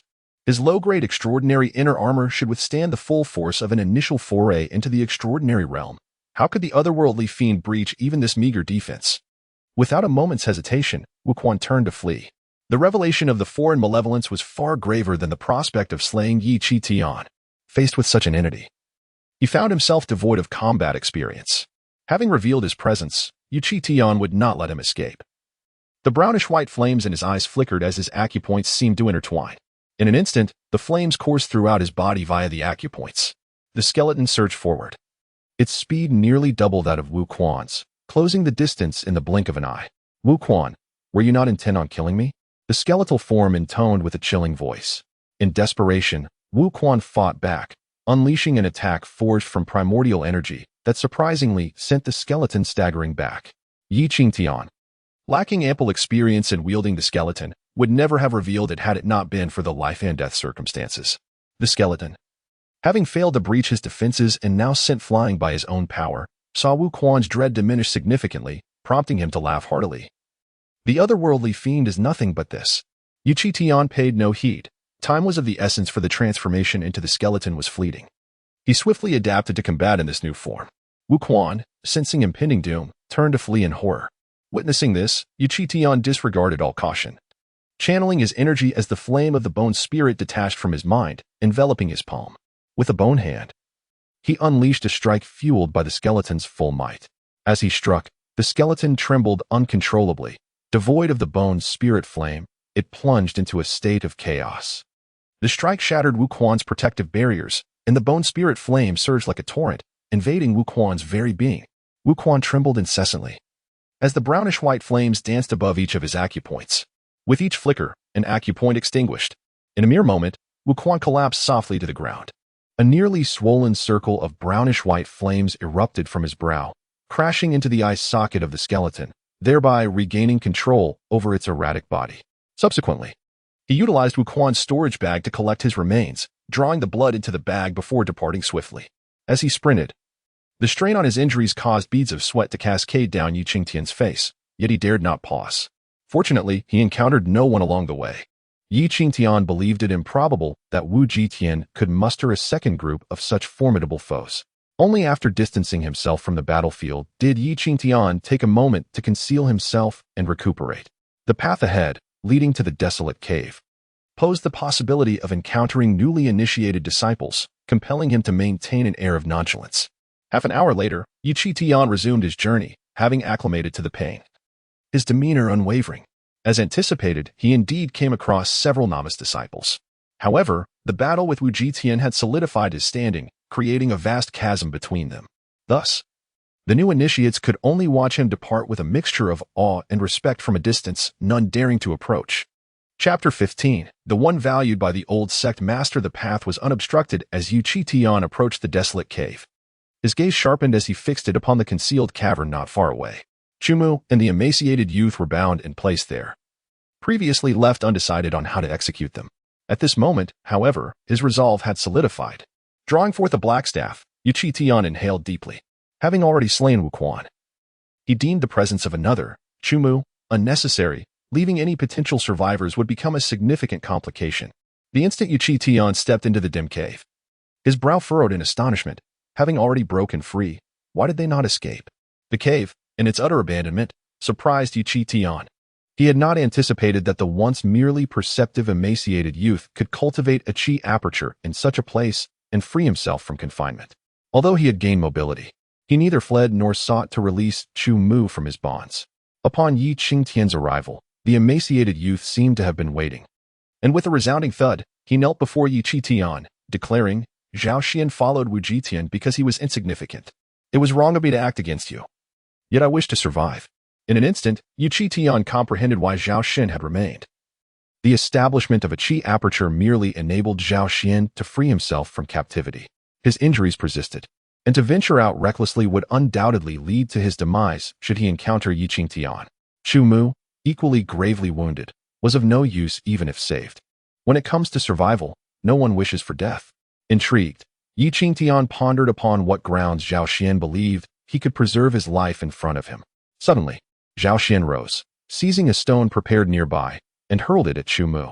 Madness flickered across Chu Mu's face, as if he had foreseen this act, and he bellowed, "You little wretch, may you meet a terrible end."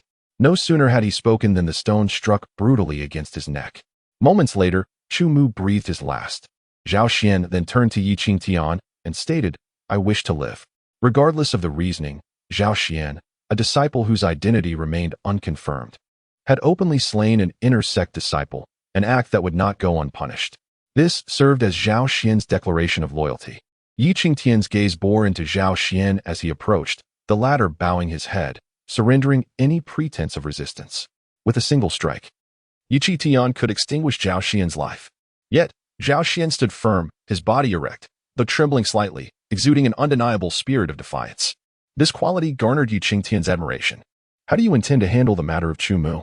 Qingtian inquired. The slaying of Wuquan and his companions could be deemed undetected since their ambush on Qingtian had occurred at a random, secretive location. In contrast, Chu Mu had been deliberately waiting for him. Thus, should Chu Mu vanish, the blame would certainly fall upon him. Seemingly aware of Qingtian's impending question, Zhao Xian retorted, "What Chu Mu? Were we not engaged in discussions of martial arts cultivation right here?" As he spoke, he bowed respectfully to Qingtian, adding, "Thank you, senior brother, for guiding me in establishing my first qi aperture." This response illuminated Qingtian's eyes. The death of Wuquan would undoubtedly wield greater influence than that of Chu Mu, and if inquiries were to arise, they might very well trace back to him. If someone were to provide an alibi, many troubles could be avoided. At that moment, Qingtian produced a pill vial containing the 3 enlightenment pills given to him by Wu Jitian. He consumed one and retained the other 2 for himself. Qingtian spoke up, Zhao Xian hesitated before taking the vial. Upon confirming it contained the enlightenment pills, his body trembled violently, and the look of hesitation vanished, replaced by overwhelming joy. He had toiled tirelessly for Wu Qingtian, gaining nothing but the protection of his authority. The enlightenment pills were largely inaccessible to most newly initiated disciples. For a newcomer, 3 such pills represented an immense boon.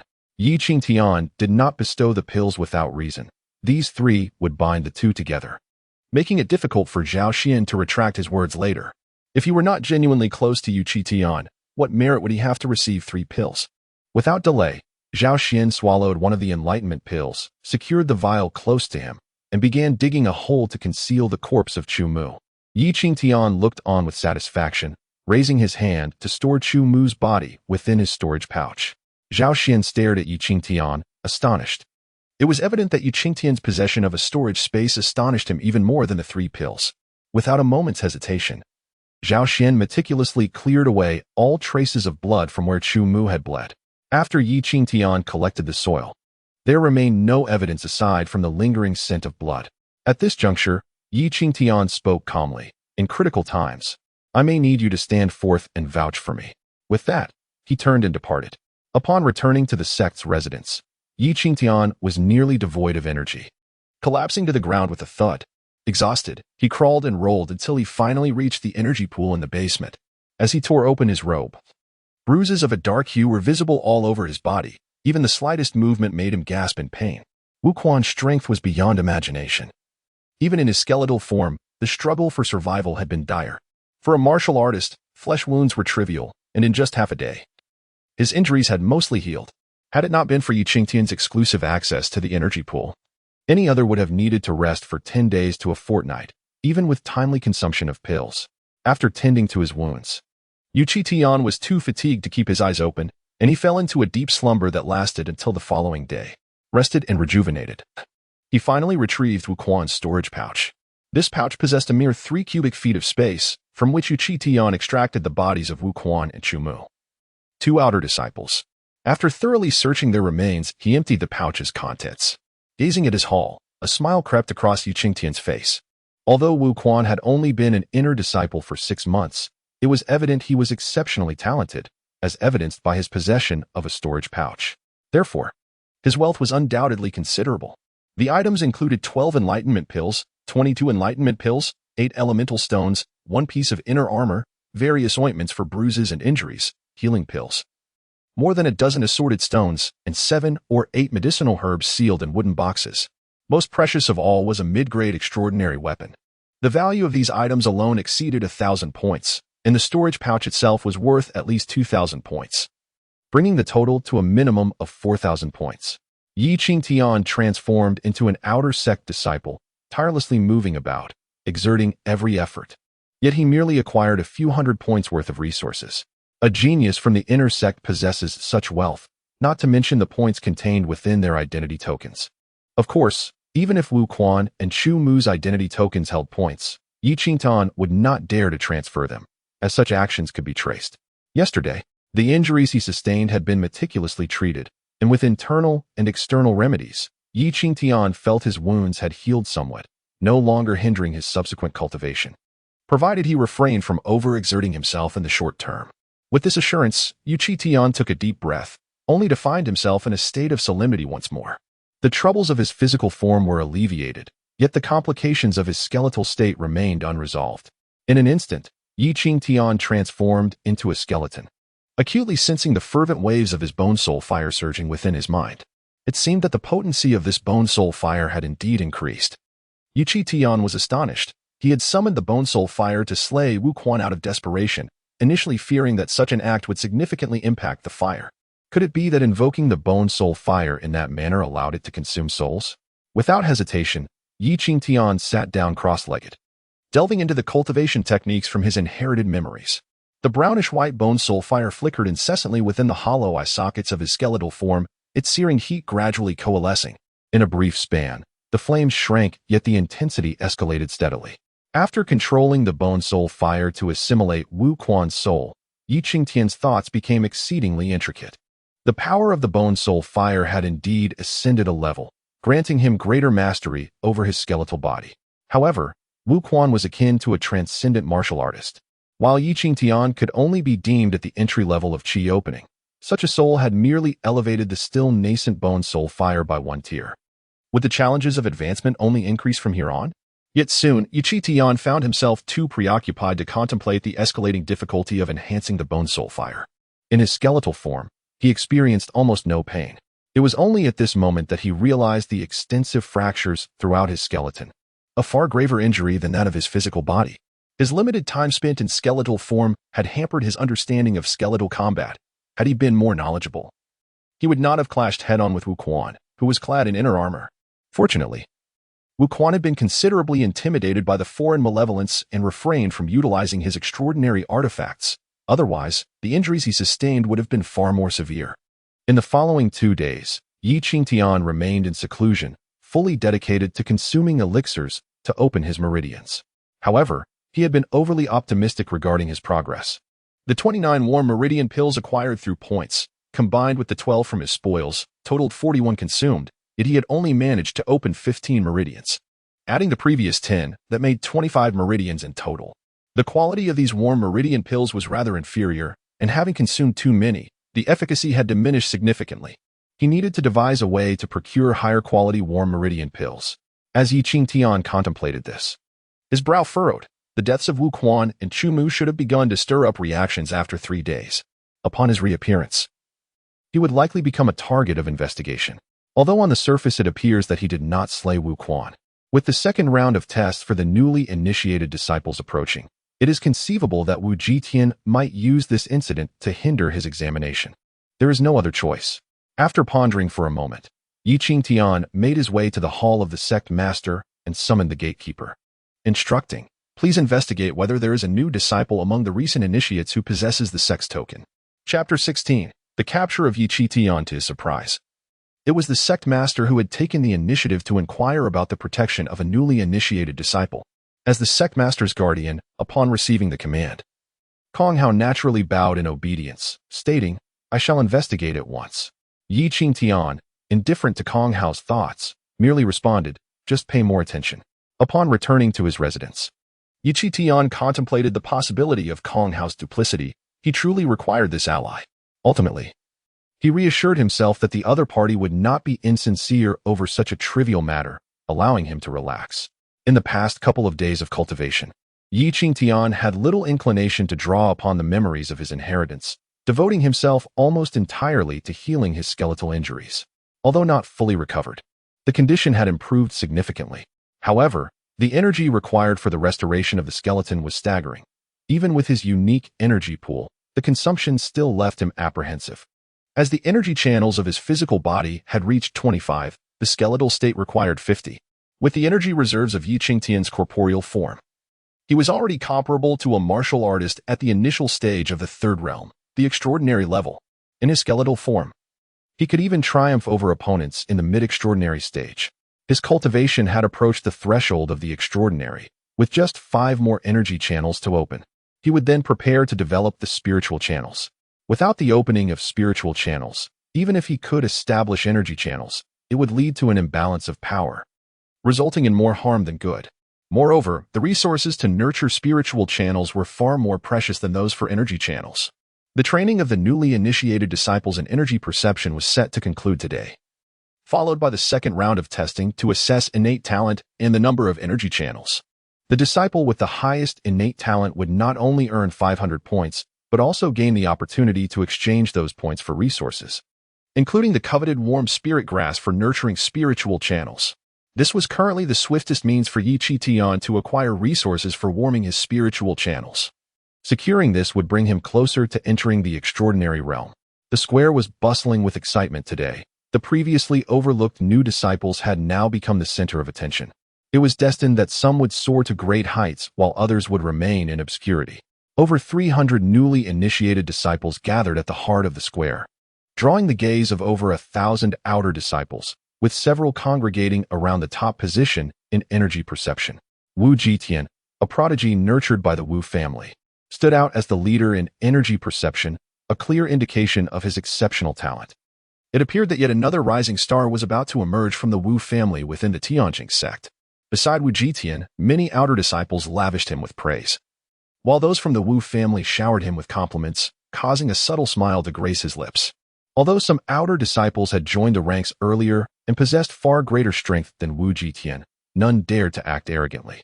Given Wu Jitian's status, his entrance into the Tianjing sect would undoubtedly guarantee him focused training, making it only a matter of time before he surpassed them. Silence. Feigning dissatisfaction after the continuous flattery, Wu Jitian remarked, "The testing is about to commence. While your noise may not disturb me, it would be unwise to disrupt them." The capable disciples from the Wu family immediately complied, and in an instant, the voices of the 1,000 gathered were subdued. Wu Jitian stood with his hands clasped behind his back, a look of satisfaction on his face as he murmured to himself, "Yu Qingtian, oh Yu Qingtian.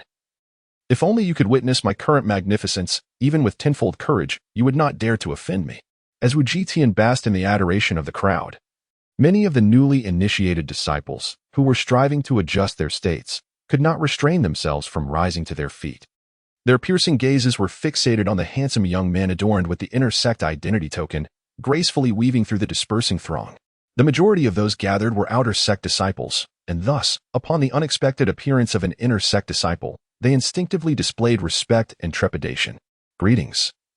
It has been a while," came the familiar voice of Yu Qingtian, who had hurriedly arrived, his identity token gleaming with an extraordinary brilliance that ignited fervor in the eyes of many.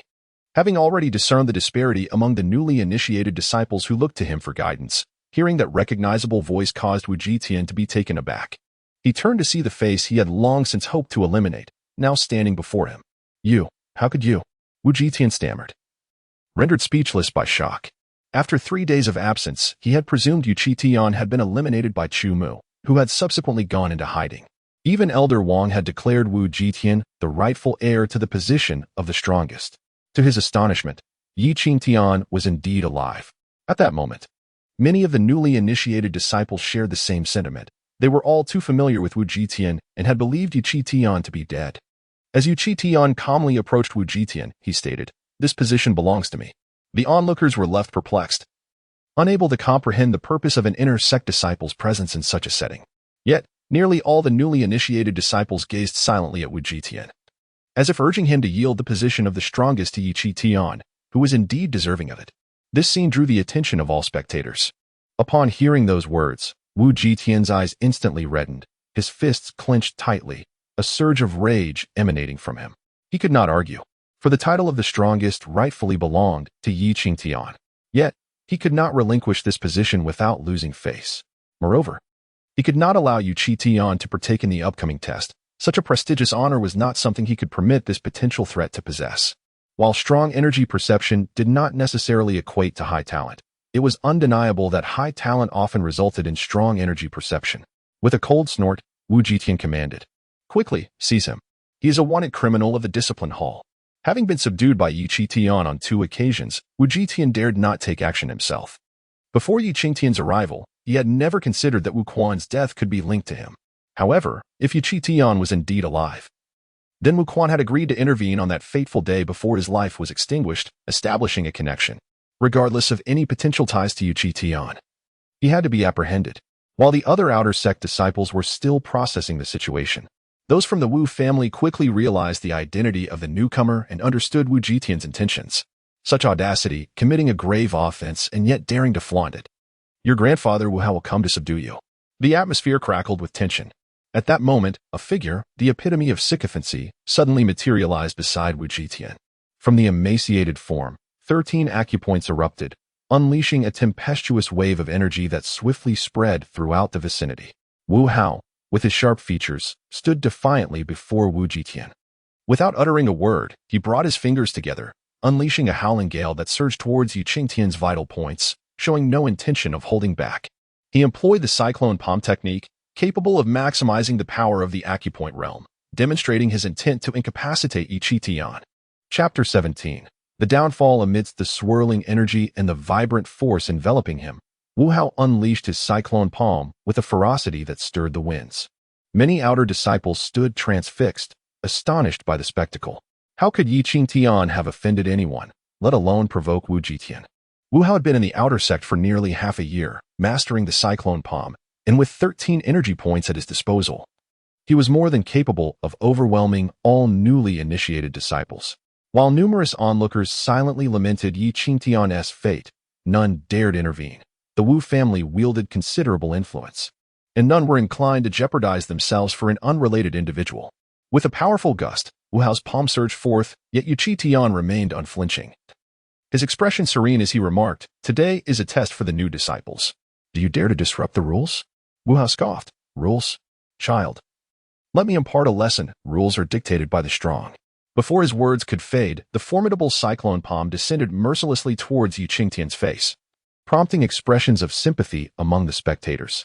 Meanwhile, Wu Jitian's lips curled into a cruel smile.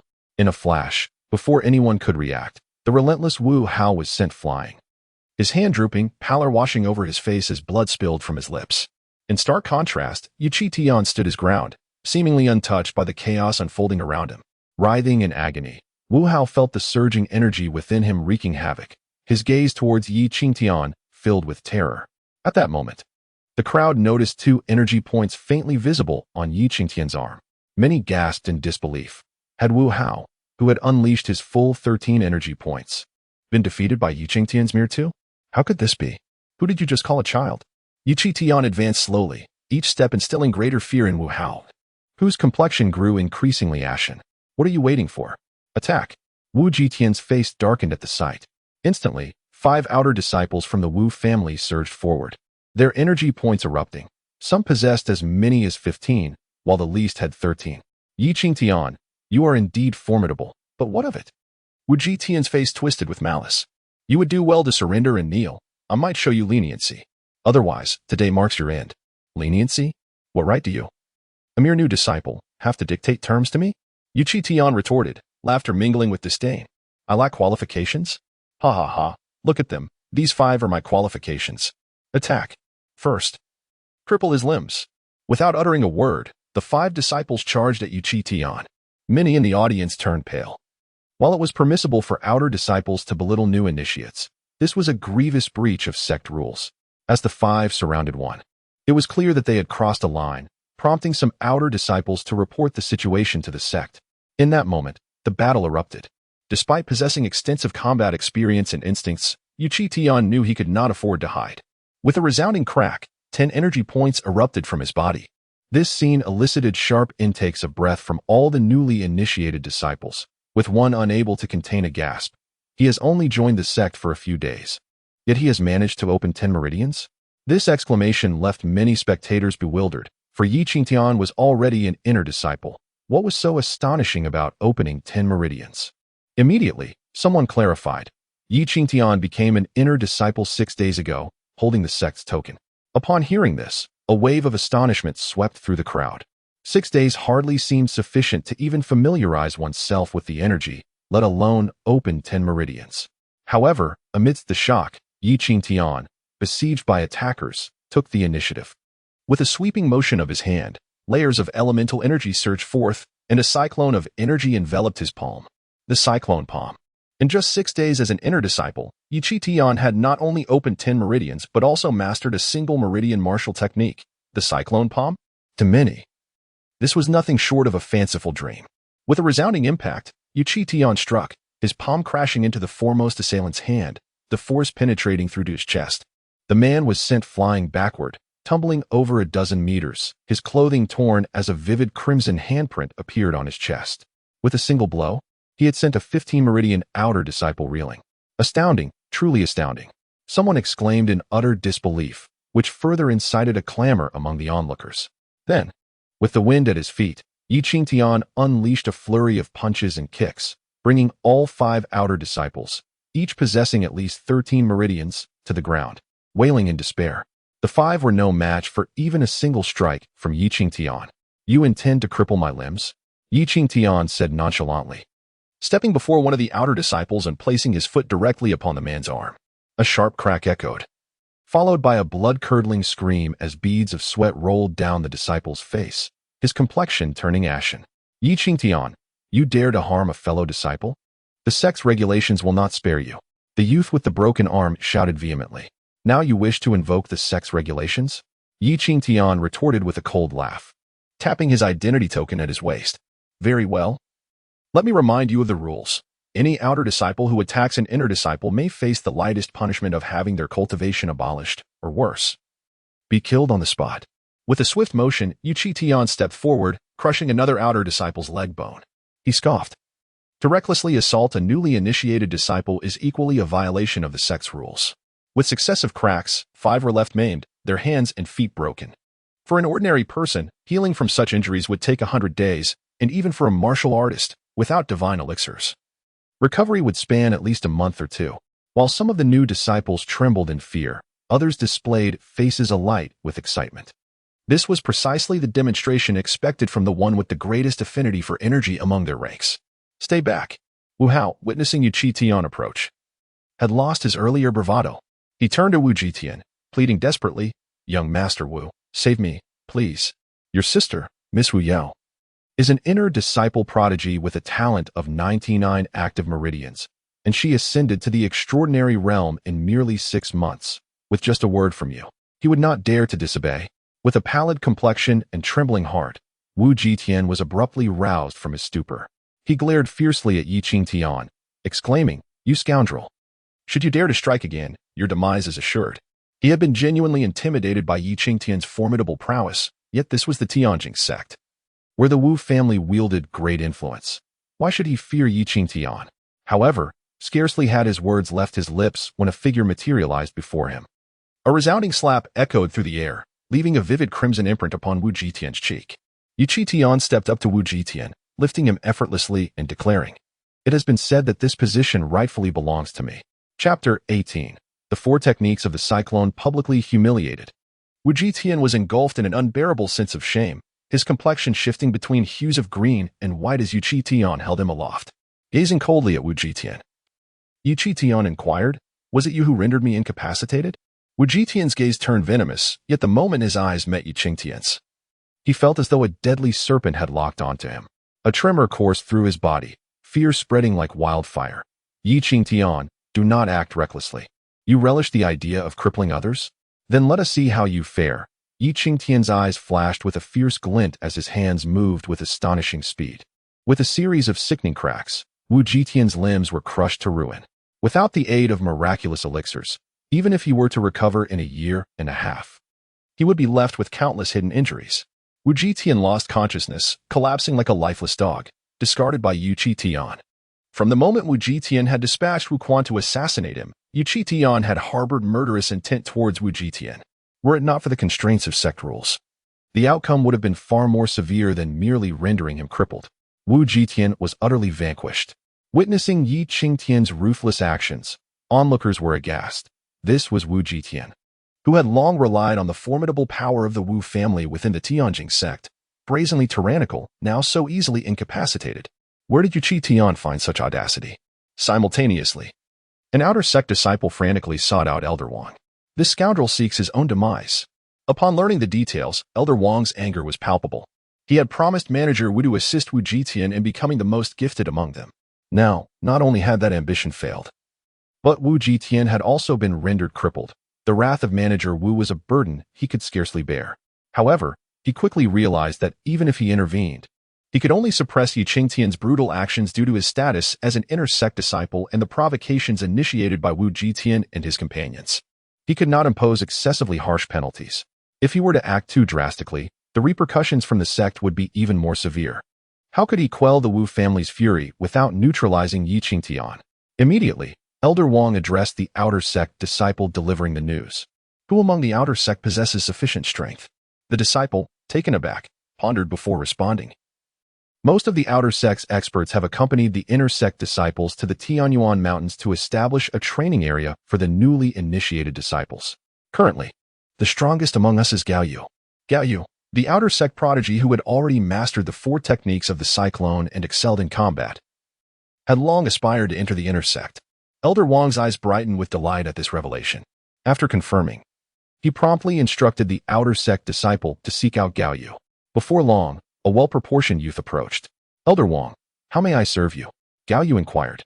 Elder Wang replied, "Gao Yu, should you not be accompanying the inner sect disciples to establish the training area for the new initiates? Why are you still here?" Gao Yu scoffed. "I was but a step away from entering the inner sect. How could I engage in such perilous endeavors as exterminating demonic beasts? His words instantly sparked a glimmer of recognition in Elder Wang's eyes, while the task was one that anyone could undertake. Gao Yu's refusal to participate marked him as anything but ordinary. As the actions of Qingtian were brought to light, it was stated, as long as you find a suitable reason to incapacitate Qingtian, the Wu family will undoubtedly support your entry into the inner sect. Gao Yu was overjoyed. Is it truly that simple? The difficulty for outer disciples to enter the inner sect is immense. To eliminate a newly inducted inner disciple in order to gain entry into the inner sect is an exceedingly profitable transaction. In the square, Qingtian stood in the foremost position, exuding an aura that commanded respect from all newly inducted disciples, appearing as captivating as one could imagine. Many were perplexed by Qingtian's audacity to incapacitate Wu Jitian, eager to witness the outcome of his actions. Before long, the sect administrator and the deacon had yet to arrive. Instead, an unremarkable outer disciple, possessing a well-proportioned physique, stepped forward. Though he appeared ordinary, the outer disciples held him in considerable esteem. Ah, splendid! A newly inducted inner disciple so ruthlessly treats our outer disciples. Does he think us devoid of worthy individuals? Gao Yu spoke up directly upon his arrival. The moment his words were uttered, the onlookers among the outer disciples focused intently. Had Gao Yu not voiced this, they might not have considered that angle. Although outer disciples were generally inferior in talent to those of the inner sect, it was indeed a form of humiliation for a newly inducted inner disciple to lay waste to outer disciples in such a manner. Were it not for the outer experts accompanying the inner disciples to Tianyuan Mountain to establish training grounds, one would not dare to act so recklessly, Gao Yu coldly remarked, provoking a wave of resonance among the outer disciples. After each new induction test, the Tianjing sect would promptly arrange a training session aimed at facilitating the swift integration of new disciples into the martial world.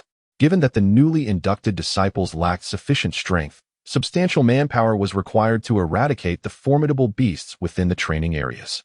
To jump to such conclusions before fully grasping the situation seemed somewhat biased. Qingtian furrowed his brow, unable to restrain himself from speaking. If he allowed the provocations to continue, he would be branded a historical villain for instigating trouble. Unexpectedly, Gao Yu grew even more fervent. I care not for the particulars. You have insulted the outer sect. You now face two choices. First, kneel and confess your sins. Take full responsibility for reparations, and head to the law enforcement hall to receive your punishment. Second, allow me, an outer disciple, to teach you a lesson in humility. Rest assured, I will show restraint and at most render you limb from limb. Choose wisely. Upon hearing these words, the outer disciples nodded in satisfaction. To them, it seemed evident that Qingtian would opt for the first choice, though it would entail a degree of humiliation and the loss of face. He would ultimately remain in the Tianjing sect. Brother Gao Yu was indeed benevolent. Qingtian, kneel and apologize swiftly. Many outer disciples were elated. Despite Qingtian being merely a newly inducted inner disciple, if he were compelled to bow and apologize, it would reflect honor upon the outer disciples. This was not a matter to be settled amicably. Qingtian scoffed. What if I refuse to choose? Refuse? Upon hearing this, a smile crept onto Gao Yu's lips. He had long surmised that Qingtian, possessing such formidable strength and ranking first in perception, would not acquiesce to the first option. With a hearty laugh directed at all the outer disciples, he exclaimed, Have you all heard? He actually refuses to choose. It seems some individuals regard my benevolence as mere nonsense. Instantly, the eyes of the outer disciples turned red, brimming with a collective desire to retaliate. At that moment, Gao Yu coldly interjected, I, Gao Yu, have always detested those who gain entrance to the inner sect through backdoor means. It is precisely because of trash like you that our path to the inner sect is fraught with difficulties. Qingtian discerned a hint of indignation in Gao Yu's tone and scoffed. Your arduous journey to the inner sect is a result of your own incompetence. As soon as the words left his lips, an eerie silence enveloped the crowd. Did you all hear that? He dares to call me incompetent? Gao Yu could hardly suppress his laughter, retorting, I have only been in the outer sect for 6 months. Yet I have already cultivated the 4 techniques of the cyclone to a minor success and opened 18 chi orifices. Had you not occupied the inner sect spots, I would have long since entered the inner sect. The more Gao Yu spoke, the more his resentment swelled. Qingtian, taken aback, noted that the 4 techniques of the cyclone were a fundamental yet remarkably proficient set of single orifice martial skills, mandatory for every disciple. The cyclone palm serves as an offensive technique, the cyclone shield for defense, the cyclone step for agility, and the cyclone sword for swordsmanship. Typically, inner disciples enjoy resources several times greater than those available to outer disciples, and achieving minor success in one or two of the four techniques after 6 months is commendable. Gao Yu's accomplishments were indeed impressive, indicating that the sect recognized his potential, and his exclusion from the inner sect surely had its reasons. To blame others rather than reflect on oneself? With this thought, Qingtian shook his head. Gao Yu had anticipated seeing the expression he desired on Qingtian's face. But upon witnessing the latter shake his head, his fury erupted. It felt as though his achievements were rendered worthless, trampled ruthlessly before Qingtian. Fueled by rage, Gao Yu bellowed, "If you dare to look down upon me, I shall make you aware of my true strength." Chapter 19. The Kill. As Gao Yu's foot struck the ground, a piercing sound of friction echoed, and in the next instant, he surged forth like an unleashed arrow. His palm strike swift as the wind. This cyclone palm technique surpassed the intricacies demonstrated by the previous 6. When the fierce palm strike came barreling towards him, Qingtian was taken aback by his opponent's sudden aggression. Without a moment's hesitation, he summoned the winds beneath his feet, crossing his legs to evade the brutal blow. Seizing the advantage, Gao Yu pressed on relentlessly, each strike aimed directly at the vital points. Qingtian, though quick to respond, wore an expression of grave concern. Despite having perfected the cyclone techniques, given ample time, he could unleash their full potential. However, he lacked the luxury of time to assimilate and master them. In this hurried exchange, he could only muster a fraction of their might. Nevertheless, he decided to use this opportunity to refine his skills and integrate the cyclone techniques. With his hands intertwined, he unleashed a counterattack with both palms. The 4 palm strikes intermingled with a terrifying gust of wind, forcing Qingtian to retreat several steps before he finally steadied himself. In the seamless execution of the cyclone techniques, he found himself at a disadvantage. Yet he was rapidly assimilating the combat techniques etched in his memory, growing increasingly formidable. "This is impossible," Gao Yu thundered, clearly frustrated. Pushing Qingtian back was not his intention, and failing to subdue him swiftly was a tremendous humiliation. The more he faced Qingtian, the more strenuous he found the encounter. The two exchanged blows, a spectacle that left thousands in attendance utterly astonished. Gao Yu was currently the foremost disciple among the outer sect members remaining at the sect. There is nothing impossible. Qingtian leaped forward with a cyclone step, instantly widening the distance between them, stating calmly, "I cannot say if there are any imposters among the inner disciples, but everyone who possesses the sect's token and joins the sect undoubtedly possesses genuine talent. This, at least, is indisputable in Qingtian's case." Gao Yu halted, recognizing the truth. Despite having previously underestimated Qingtian, he now understood that Qingtian was not someone easily subdued. Qingtian was exceptionally gifted. Capturing him would require a desperate effort. Gao Yu found himself in a quandary. Humph. Just then, a cold snort pierced the air, followed by a small sword zipping towards him. Upon hearing the sound, Gao Yu's expression flickered with struggle, but as he grasped the small sword, his demeanor shifted to one of solemnity. He addressed Qingtian, "You indeed possess skill, but today, I must sever your 4 limbs." The moment he held the 3-foot-long sword, he infused it with his inner power, causing the silver blade to tremble and shimmer with resplendent light. A terrifying intent radiated from it, and the sound of the sword's whistle sent shivers through all present. This was an extraordinary artifact, although only someone at the transcendent realm could unleash its true power. It was still immensely formidable in the hands of a practitioner like Gao Yu at the opening realm. Upon seeing the sword, Qingtian's expression tightened, his gaze drawn to the direction from which it came. Unfortunately, he could not discern the identity of the sword's wielder. Meanwhile, the sword light that Gao Yu had honed was already hurtling towards him. As the sword energy surged, Qingtian abruptly unleashed a cyclone palm strike, only for the sword energy to shatter it with ease. Witnessing the relentless onslaught of the sword energy rushing towards his face, the crowd could not help but gasp in astonishment. Qingtian's performance today has been nothing short of astonishing. Yet, when faced with the formidable Gao Yu, he could barely defend himself. Armed with an extraordinary weapon, Gao Yu was an opponent Qingtian simply could not withstand. Just as the blade's light drew near, a flicker emanated from Qingtian's chest, coalescing into a shield formed from elemental energy. Indeed, it was the cyclone shield. Although the shield shattered upon impact, it managed to dissipate the sword energy, allowing Qingtian to evade the relentless assault. "Gao Yu, regardless of who has instigated you, should you dare to strike again, do not expect me to hold back," Qingtian declared, his expression darkening as he discerned that Gao Yu was clearly acting under orders. The unseen puppeteer had provided the weapon, believing that Gao Yu would not be able to best him. Gao Yu scoffed, "I know not what you speak of. But since you are so self-assured, I shall have to send you on your way." The terrifying elemental energy surged through the sword, its brilliance blinding. With the sword unleashed, a tempest of blade shadows descended, layered and impenetrable.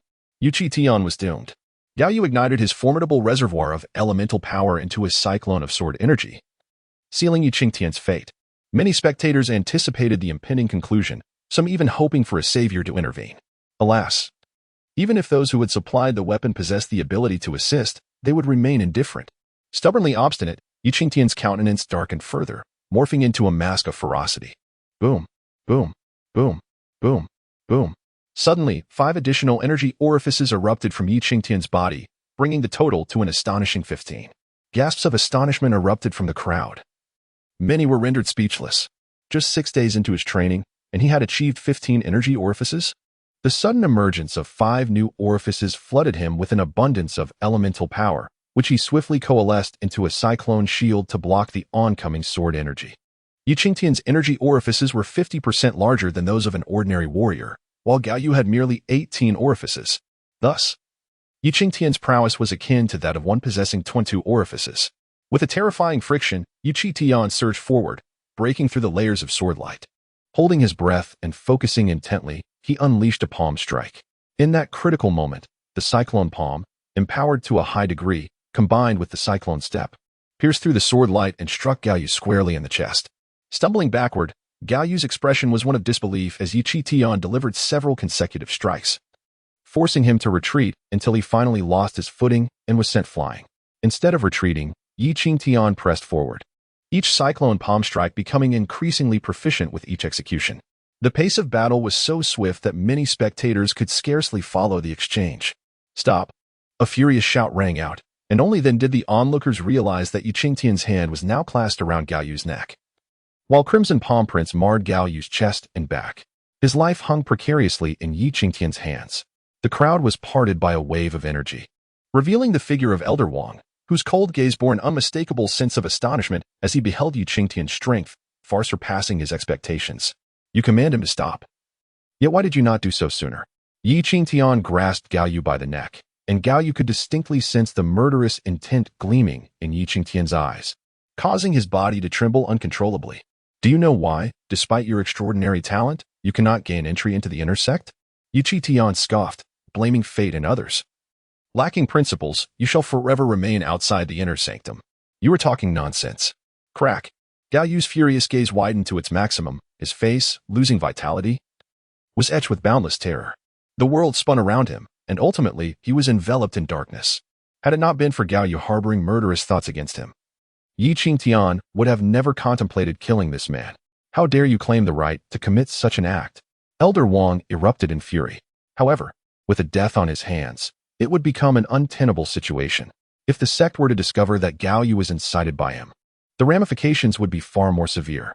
In a fit of rage, Elder Wang sprang into action, 32 chi apertures emanating from his body, with a spiritual aperture flickering ominously at his brow. As a sect elder, his cultivation was at least at the extraordinary realm of opening spiritual apertures. Though Elder Wang might hold the lowest rank among the elders, responsible solely for nurturing newly initiated disciples in their cultivation of chi perception, he had nonetheless immersed himself in the extraordinary realm for over a decade, and his strength should not be underestimated. Chapter 20. The intervention of Kong. How the overwhelming aura exuded by Steward Wang instantly rendered many disciples weak and prostrate upon the ground. With a surge of resentment, he unleashed a powerful strike towards Qingtian. Qingtian had already grasped the 3-foot silver sword and ignited its radiant light. The condensed sword light was far more substantial than when it was in Gao Yu's hands. Swish, swish, swish. With a series of over 10 strikes, Qingtian was finally able to retreat, his expression contorted in rage as he declared, "I arrived bearing the sect's token, and I should rightfully be an inner disciple. Yet you forced me to undergo a test, and just now commanded Gao Yu to attack me, and now you dare to intervene personally. I must ask, what offense have I, Qingtian, committed against you?" "Nonsense." Steward Wang snorted coldly. "You sharp-tongued little beast. The Tianjing sect does not harbor ruthless demons like you. Today, I shall execute justice on the spot." Qingtian scoffed as the flames of his soul ignited within his mind, endowing him with acute perception and enhanced control over his power. However, he did not engage in a desperate fight with Steward Wang. Instead, he swiftly retreated. Under his meticulous observation, he found that he could now perform the cyclone step with significantly more stability than before. How dare you call my words nonsense? Qingtian charged forward, raising the 3-foot sword high as he exclaimed, "Do you dare deny that this extraordinary weapon was not entrusted to Gao Baiyu? You intended to use his hand to slay me, yet still wished to quibble." His words incited an uproar among the onlookers, who were also searching for the one who had delivered the sword. It was evident that Steward Wang was the most likely candidate. "You little beast!" At Qingtian's accusation, Steward Wang's eyes reddened as he rapidly conjured a series of fierce attacks. Yet, Qingtian's speed in evading was unparalleled. Despite Steward Wang possessing keen insight through his spiritual acumen, Qingtian's soul fire granted him an equal measure of perceptive prowess. One sought a swift resolution, while the other fled with all his might, resulting in a stalemate. At this moment, thousands of dissatisfied gazes were directed at Steward Wang. Had he intervened earlier, none of this would have transpired. The spectators were increasingly astonished by Qingtian's strength. A formidable being of the extraordinary realm was unable to subdue him in such a short time. Many began to view Steward Wang as ineffectual. In truth, Steward Wang was far from incompetent. Qingtian had previously stepped into the extraordinary realm and was bolstered by his soul fire, granting him an overwhelming advantage. The hushed whispers heightened Steward Wang's ire, and with his reputation already tarnished, he resolved that this little beast must die. "Today, I shall ensure your demise." With that, Steward Wang crossed his arms, igniting the energy within him, his aura surging to new heights. He extended his palm into the air, disregarding the potential harm to innocent bystanders. Qingtian's expression shifted. This technique could not be resisted with merely 15 apertures. He would need a burst of at least 20. Gritting his teeth, Qingtian had not intended to reveal too much of his power, but given the circumstances, he had no choice but to unleash his full strength. "Who gave you the audacity?" At that moment, a calm voice resounded, and a hand reached out, dispersing the impending strike. In the next instant, Kong Hao's figure appeared before Steward Wang, delivering a powerful blow that sent him hurtling backward. A seemingly casual strike, appearing utterly unremarkable, was only discernible in its profundity by Qingtian. Upon seeing Kong Hao, Qingtian took a deep breath. Had this individual not arrived, he would have been compelled to unleash his full strength to capture the sect's attention and remedy his current predicament. However, such an act would undoubtedly draw too much attention. Elder Wang was merely at the initial stage of the transcendent realm, while Kong Hao stood at the pinnacle of the 4th stage of martial arts, mere steps away from becoming a martial master. The vast disparity of several minor realms rendered them incomparable adversaries. Elder Wang crashed heavily to the ground, blood spewing from his mouth and nose, his eyes filled with terror. In that moment of being sent flying, he knew his fate was sealed. How dare he harbor thoughts against the sect master's disciple? With a swift motion, Kong Hao appeared before Elder Wang, towering above him. The disciple of the sect master. Upon recognizing Kong Hao, Elder Wang felt a chill run through him, and his heart sank further upon hearing those words. Although every individual bearing the sect master's token was referred to as a disciple of the sect master, few ever garnered the master's attention from the outset. This designation sparked a wave of commotion. Many believed Qingtian was doomed. Despite being forced to harm others, without anyone to uphold justice, his fate would surely be dire. Yet, no one anticipated that at such a critical moment, Kong Hao would arrive. Elder Wang, trembling, straightened himself and spoke. "Kong Hao, as a protector, you must adhere to the sect's regulations and not act without discernment. Do not attempt to assert your authority over me," Kong Hao scoffed. "I have been present from the very beginning, witnessing the entirety of this affair. Your every action has not escaped my notice. Speak swiftly, you insignificant elder. Who granted you the audacity to conspire against a disciple?" Upon hearing this, Elder Wang's previously defiant demeanor faltered, and the last vestiges of his desperate justifications faded. Regret filled his eyes, intertwined with a profound sense of dread. "Your tongue is rather obstinate.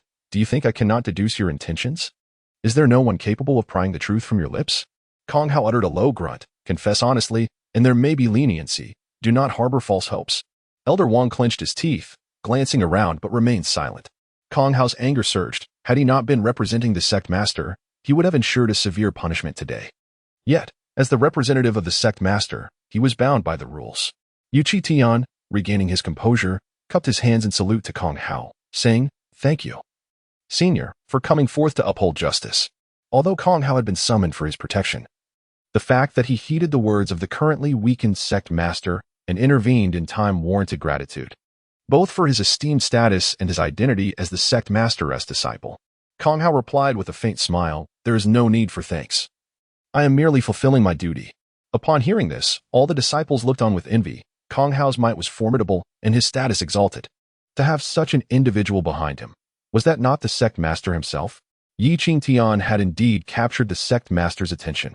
Yet Qingtian remained unfazed by the envy of those around him, coldly addressing Steward Wang as a steward of the sect. Your reckless cruelty towards a disciple and your incitement of others should make you aware of the consequences. It is still not too late to confess. Once we reach the disciplinary hall, you will still need to account for your actions. Qingtian was well aware of Steward Wang's motives in targeting him, as he sought to leverage this opportunity with Kong Hao present to pry information from Wang, aiming to strike a blow against the Wu family. Establishing a connection with the Wu family would grant him a precious respite for his cultivation. Initially, Steward Wang seemed impervious to Qingtian's words. However, upon hearing the mention of the disciplinary hall, a flicker of fear crossed his eyes, yet he continued to grit his teeth in silence. At that moment, the personnel from the disciplinary hall had already pushed through the crowd, and Kong Hao commanded, "Take him away." The disciplinary hall's members approached Steward Wang, causing him to tremble in terror, clearly intimidated by the authority of the disciplinary hall. "Save me."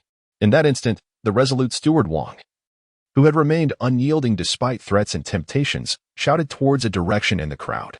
Chapter 21. The call for help from Steward Wu. The cries for help from Deacon Wang drew the attention of all around. A dignified elder, dressed in a brocade robe with white hair and a commanding presence, hurriedly navigated through the crowd, accompanied by 6 others.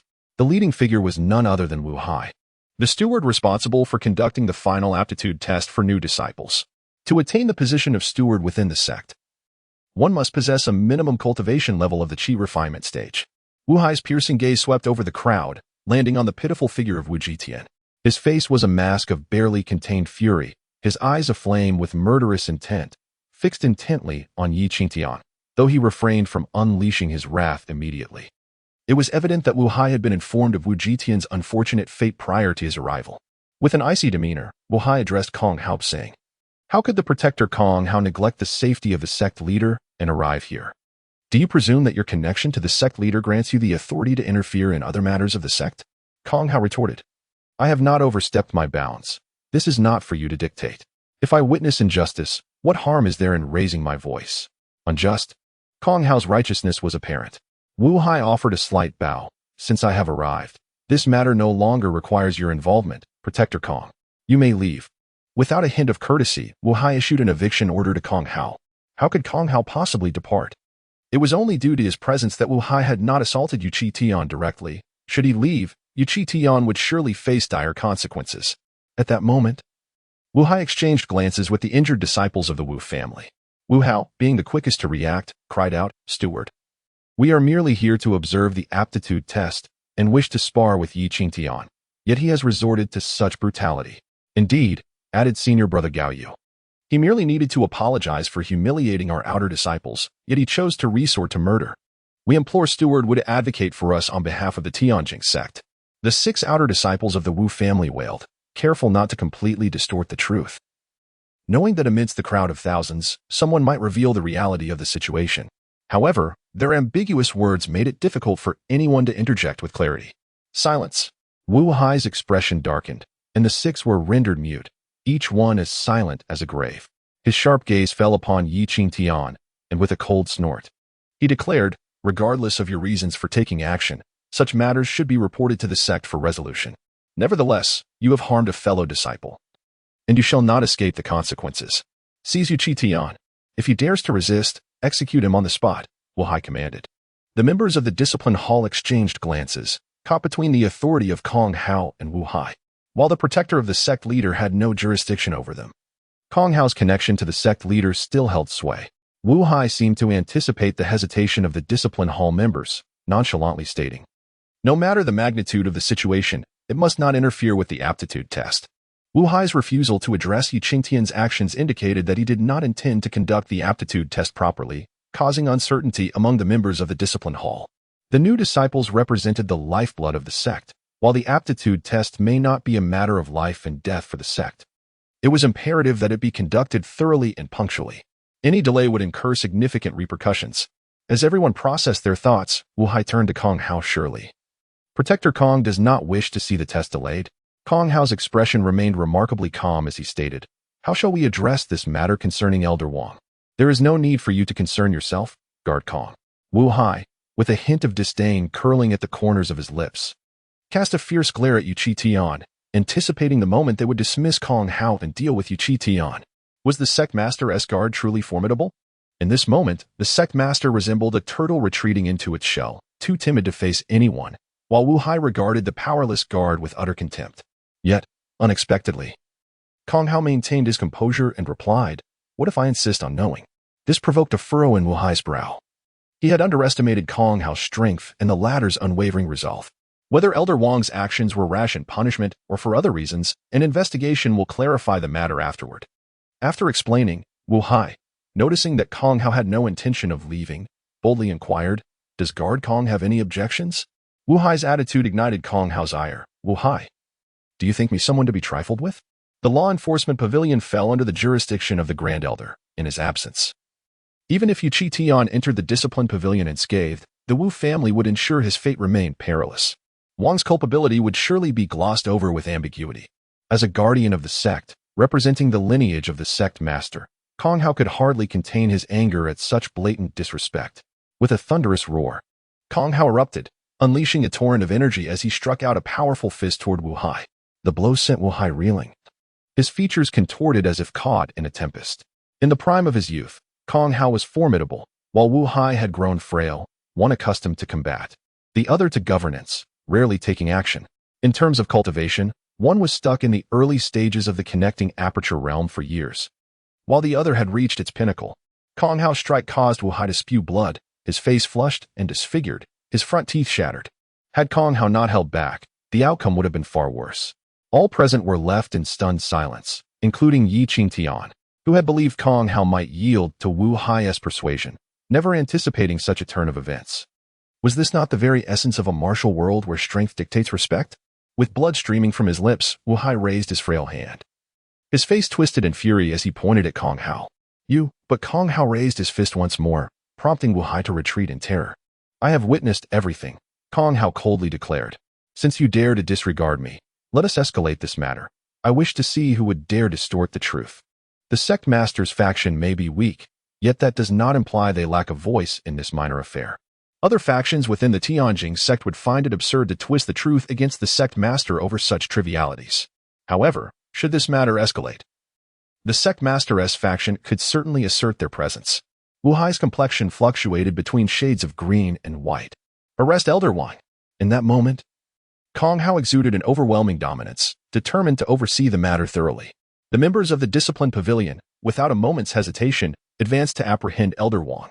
Observing the entire incident, some outer disciples felt an exhilarating surge of excitement.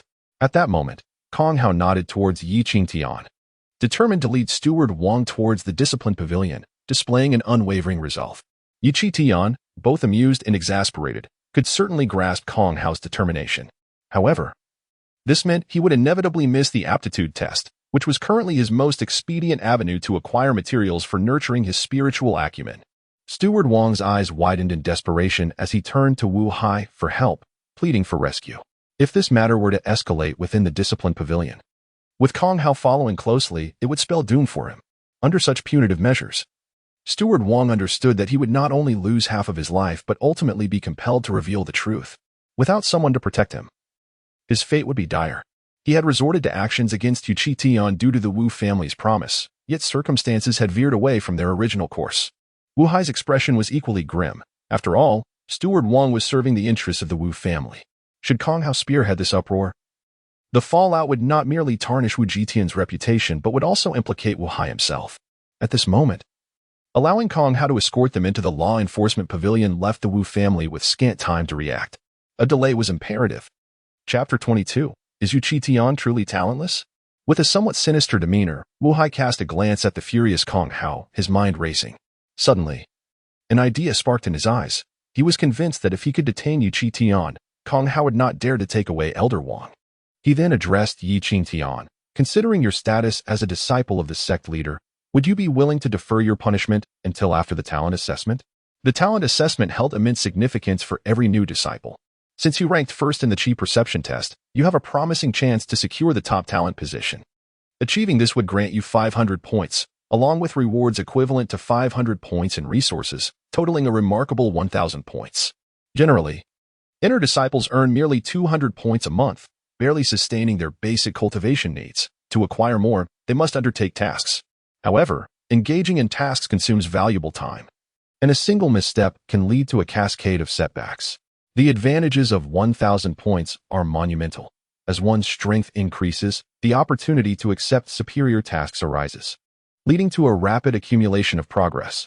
Qingtian was visibly moved by this proposition. Wu Hai, with a venomous glare directed at Kong Hao, asserted, "With the talent assessment imminent, let all other matters be set aside. Let the assessment take precedence. What do you think, Protector Kong?" Bringing this matter to light now seemed rather late. Kong Hao, fully aware of the significance of the talent assessment, also comprehended Wu Hai's ulterior motives. Wu Hai, perceptive to Kong Hao's intentions, wore an expression of utmost disdain as he turned towards Qingtian, accusing Qingtian. "Are you refusing to participate in the assessment to hide something?" Wu Hai gritted his teeth, declaring, "You claim that Qingtian fears your participation in the assessment.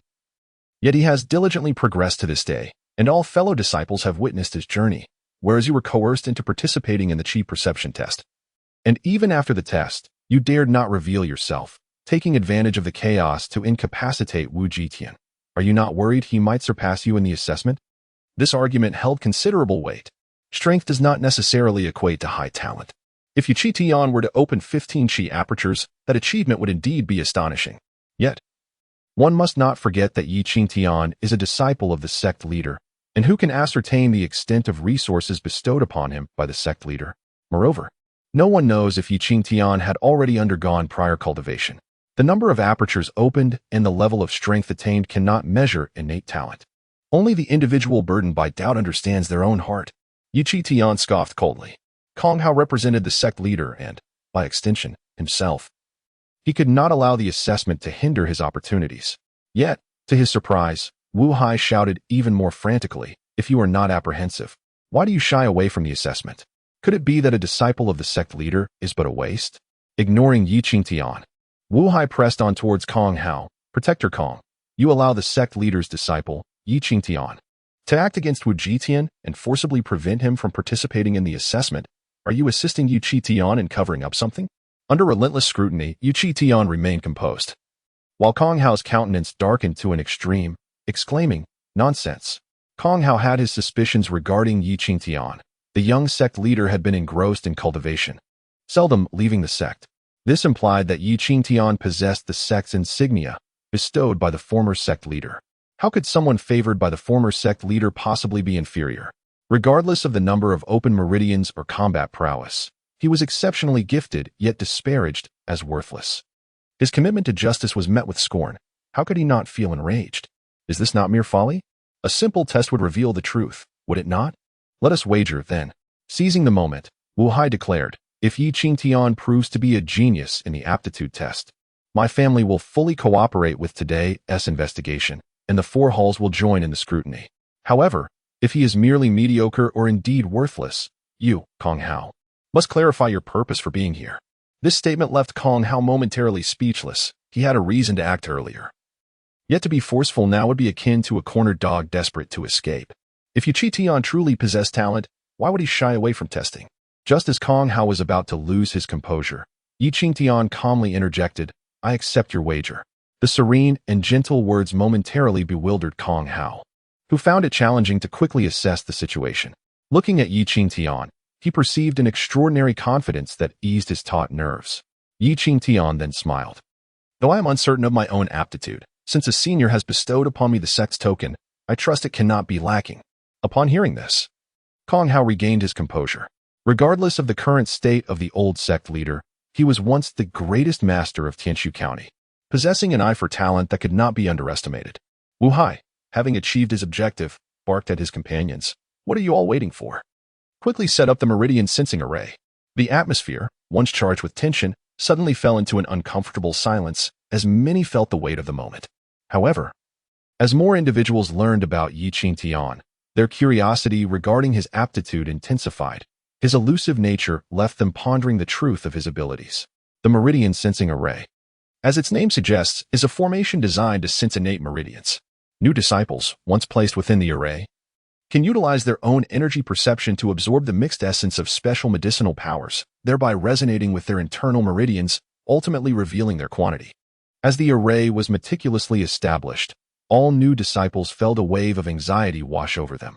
This was a pivotal test of their fates, determining whether they would soar like dragons or languish like mealworms. The onlookers fell into an uneasy silence, careful not to disturb the gravity of the moment. For the aptitude test was of utmost importance. Qingtian settled into a meditative posture, focusing his mind and calming his spirit, with Kong Hao present. He felt assured that no one would disrupt him. Meanwhile, Wu Hai's expression was cold and calculating, for he oversaw the meridian sensing test, making it all too simple for him to meddle. Qingtian would not be allowed to emerge with favorable results. The array was soon completed, and hundreds of new disciples began their assessments. Wang Su, with 28 meridians, fell short of 50, placing him among the lower tier of outer disciples. Guiyu, with 51 meridians, qualified as a mid-tier outer disciple. Indeed, joy and sorrow spread across the crowd. Among the 300 participants, many hovered around 30 meridians, while exceeding 50 marked the threshold for being considered a mid-tier outer disciple. The so-called lower-tier outer disciples were akin to mere servants. In a gathering of hundreds, those possessing over 60 active acupoints were exceedingly rare. Qingtian could not help but marvel at the innate gifts of his body among the newly initiated disciples. The highest count of active acupoints barely reached 70. Yet, this body had exhibited a terrifying talent at the age of 6, boasting 200 active acupoints. Such a prodigious endowment was indeed formidable. The more active acupoints one possesses, the quicker they can open the acupoints during cultivation, subsequently utilizing these acupoints to unlock dormant ones. This mutual reinforcement accelerates the process of unblocking the latter. Thus, only true geniuses are deserving of the most substantial allocation of resources. As each test concluded, it was finally Qingtian's turn. The assessments were conducted in ascending order of sensitivity to the aura, deliberately testing those with lower rankings first, as those with higher sensitivity often possessed greater talent. If they were tested first, it would undoubtedly place undue pressure on those ranked lower. Qingtian's examination soon became the focal point of everyone's attention, as many were eager to discover the extent of his active acupoints. Qingtian, it is your turn, Wu Hai stated calmly. At this moment, Kong Hao interjected, "Let me preface this with a warning. Should anyone dare to tamper with the proceedings, do not expect my forbearance." Their exchange was marked by a distinct lack of civility. Qingtian regarded this with utter disdain, rising slowly to approach the acupoint sensing array. At that moment, Wu Hai remarked, "You should all thoroughly inspect the sensing array. There must be no oversights. If someone's talent turns out to be lacking, certain individuals may entertain unsavory thoughts." Kong Hao had no retort, as he did not believe those responsible for arranging the formation would dare to act under his scrutiny. Once the sensing array was stabilized, Qingtian strode confidently into its midst. In that instant, a sardonic smile crept upon Wu Hai's lips. Almost as soon as Qingtian entered the sensing array, his body involuntarily trembled. He felt the infused medicinal energy surging uncontrollably into his being, rushing into the 205 damaged acupoints to nourish the injuries. A sudden turn of events made Qingtian inwardly lament. Would this not expose the entirety of his extraordinary talent? Such revelation would be astonishing and detrimental to him. As he summoned his soul fire to control the medicinal energy within, he sensed the infused energy rapidly transforming into pure essence. Without the medicinal properties, the acupoints could no longer be sensed. Was there indeed someone manipulating the situation? Their intent appeared to be that he would only resonate with his acupoints once, leaving no opportunity for a second resonance. Thus, he would only reveal a fraction of his true potential. Realizing this, Qingtian's expression turned grave. He had not anticipated that these individuals would dare to meddle. When he exited the sensing array, unable to resonate with any acupoints, and beheld the displayed count of his active acupoints, he could hardly contain his amusement. Not a single acupoint was registered. Qingtian, devoid of talent? Chapter 23. The extraordinary genius Qingtian, possessing an unparalleled sensitivity to the elements, opened 15 vital apertures and engaged in fierce combat against a throng of outer disciples. His brilliance was unrivaled, and his dominance was absolute. Furthermore, he garnered the esteemed attention of the elder sect master, who bestowed upon him the sect's token of trust and directly elevated him to the inner sanctum. However, the revelation of his testing results, indicating a complete absence of active apertures, left many aghast, drawing sharp intakes of breath. Soon, bewilderment morphed into disbelief, as the implications of such findings began to overturn established perceptions. Yet, the observers were not naive. They quickly recognized the underlying issues. Historically, no martial artist with a talent rating below 20 had ever emerged within the Qingtian sect. Thus, Qingtian's achievement of opening 15 vital apertures at such a young age unequivocally suggested that his innate talent could not possibly be lacking. How could it be that none were registered? Even if the elder sect master were to mistake an ordinary individual for a genius, it was inconceivable for him to perceive a complete mediocrity as a prodigy. Is this what you call an absence of manipulation? Kong Hao nearly materialized before Wu Hai in an instant, raising his hand to seize him. Wu Hai, taken aback, barely evaded the grasp by scrambling and rolling away. His expression twisted with fury as he cast a venomous glare at those responsible for the formation. He had indeed intended to tamper with the results. Yet such a fundamental blunder was beyond his capacity to commit. The individuals who had arranged the aperture formation wore grim expressions, as the test results clearly insinuated their involvement in deceit. Particularly, when Wu Hai's gaze fell upon one of them, the individual paled significantly, prompting a collective glare of ire from the others involved in the formation. The enforcers nearby wasted no time in advancing towards this person, aware of the impending doom. He remained perplexed as to why Qingtian's innate talent had yielded no results. His complexion was ashen, pleading, "Manager Wu, save me. I did all this for you." A tumult ensued. Wu Hai trembled with rage, his face a deep shade of iron, and a murderous glint flickered in his eyes, as if he might consume the man alive. What of your conscience?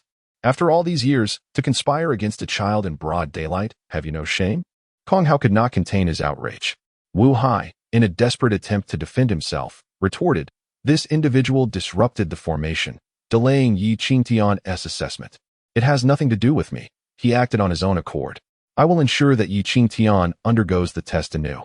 After forcing his explanation, Wu Hai turned to the other formation practitioners, commanding focus.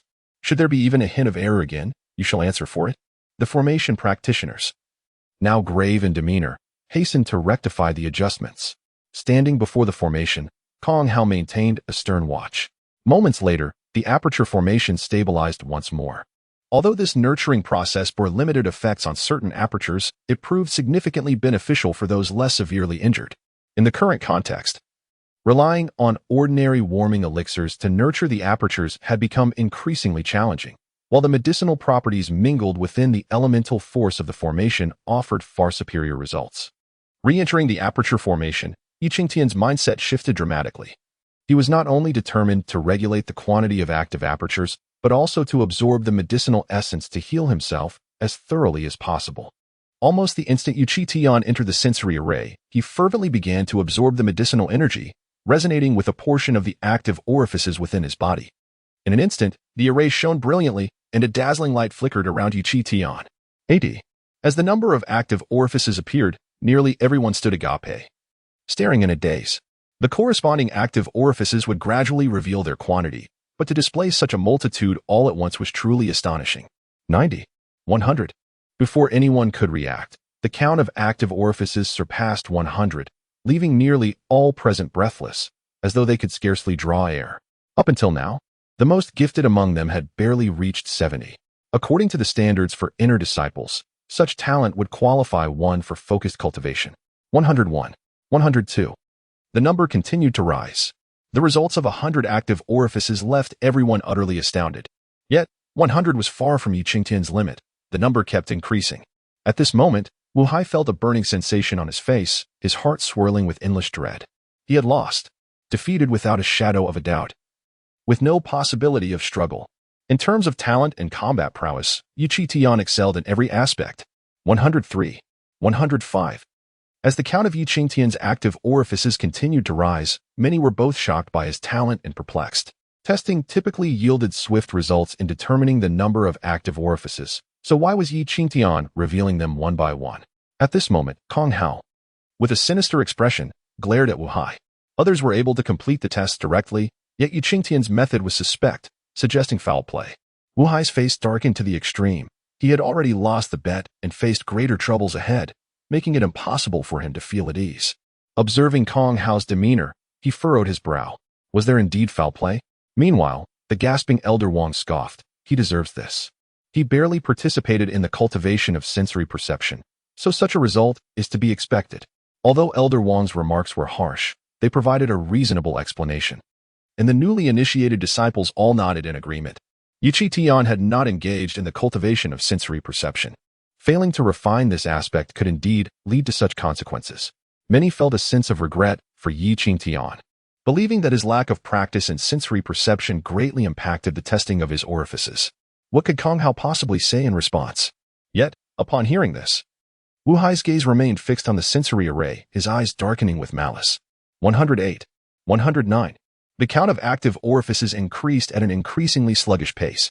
At that moment, Yi Qingtian was intensely focused, his mental energy highly concentrated. He simultaneously endeavored to absorb the medicinal energy to nourish each orifice to the fullest through soul fire, while also calculating the timing to resonate with the orifices, prolonging the process to absorb more medicinal energy.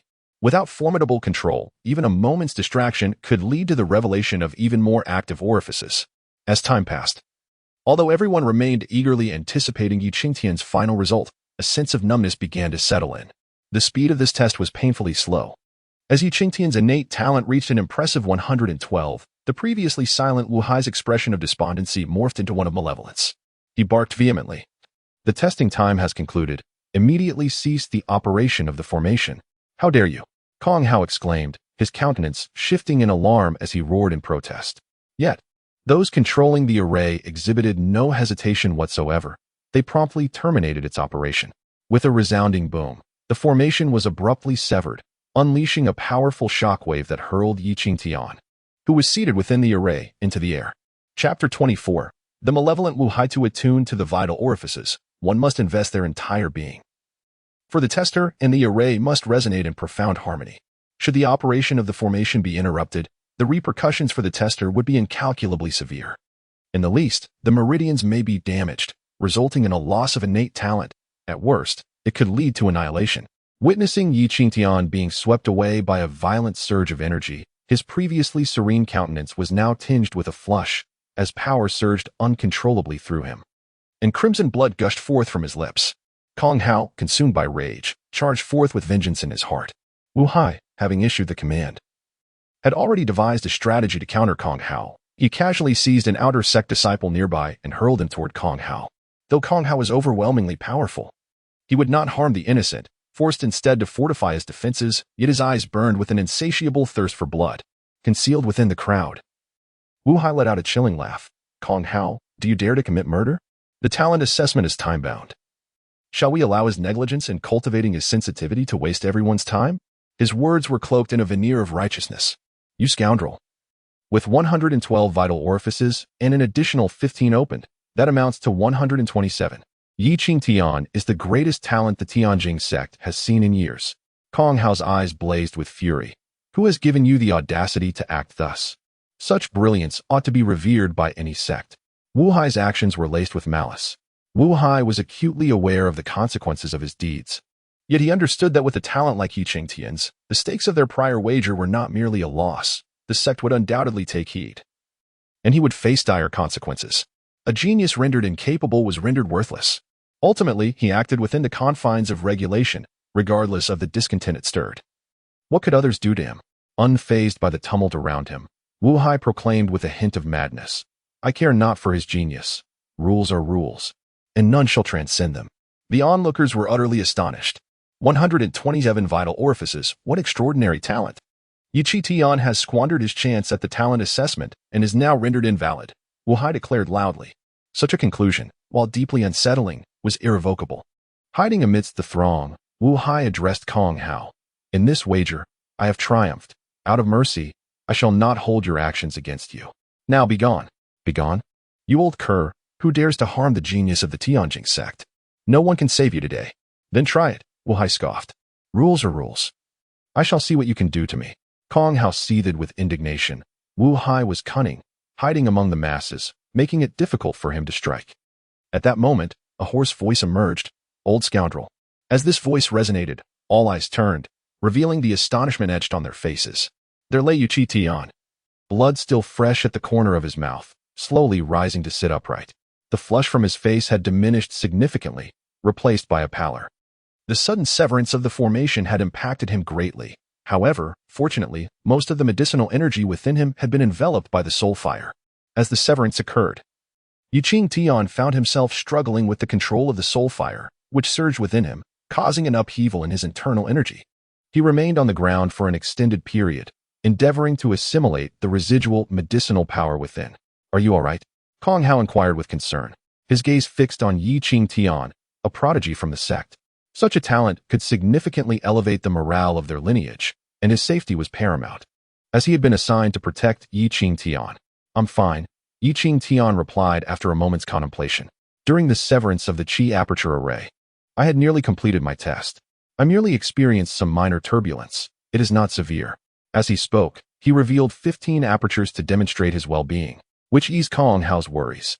He then turned his sharp gaze upon Wu Hai, declaring, "You have repeatedly conspired against the sect's talents. Do you truly believe I would hesitate to eliminate you?" Wu Hai's complexion drained of color, as if he had seen a ghost, staring at Qingtian in disbelief. Ultimately, he gritted his teeth and let out a derisive laugh, charging recklessly towards Elder Wang, shouting, trying to escape, "Are we?" Elder Wang's eyes widened in alarm. Injured, he had no means to flee. It was evident that Wu Hai, sensing the tides turning against him, sought to silence him. "No, please." But it was too late. Wu Hai's palm struck Elder Wang's crown, extinguishing his life instantly. With a sinister gaze, Wu Hai turned towards Kong Hao and Qingtian, stating, "Everything I have done is governed by rules. If you find it unjust, take it to the discipline hall."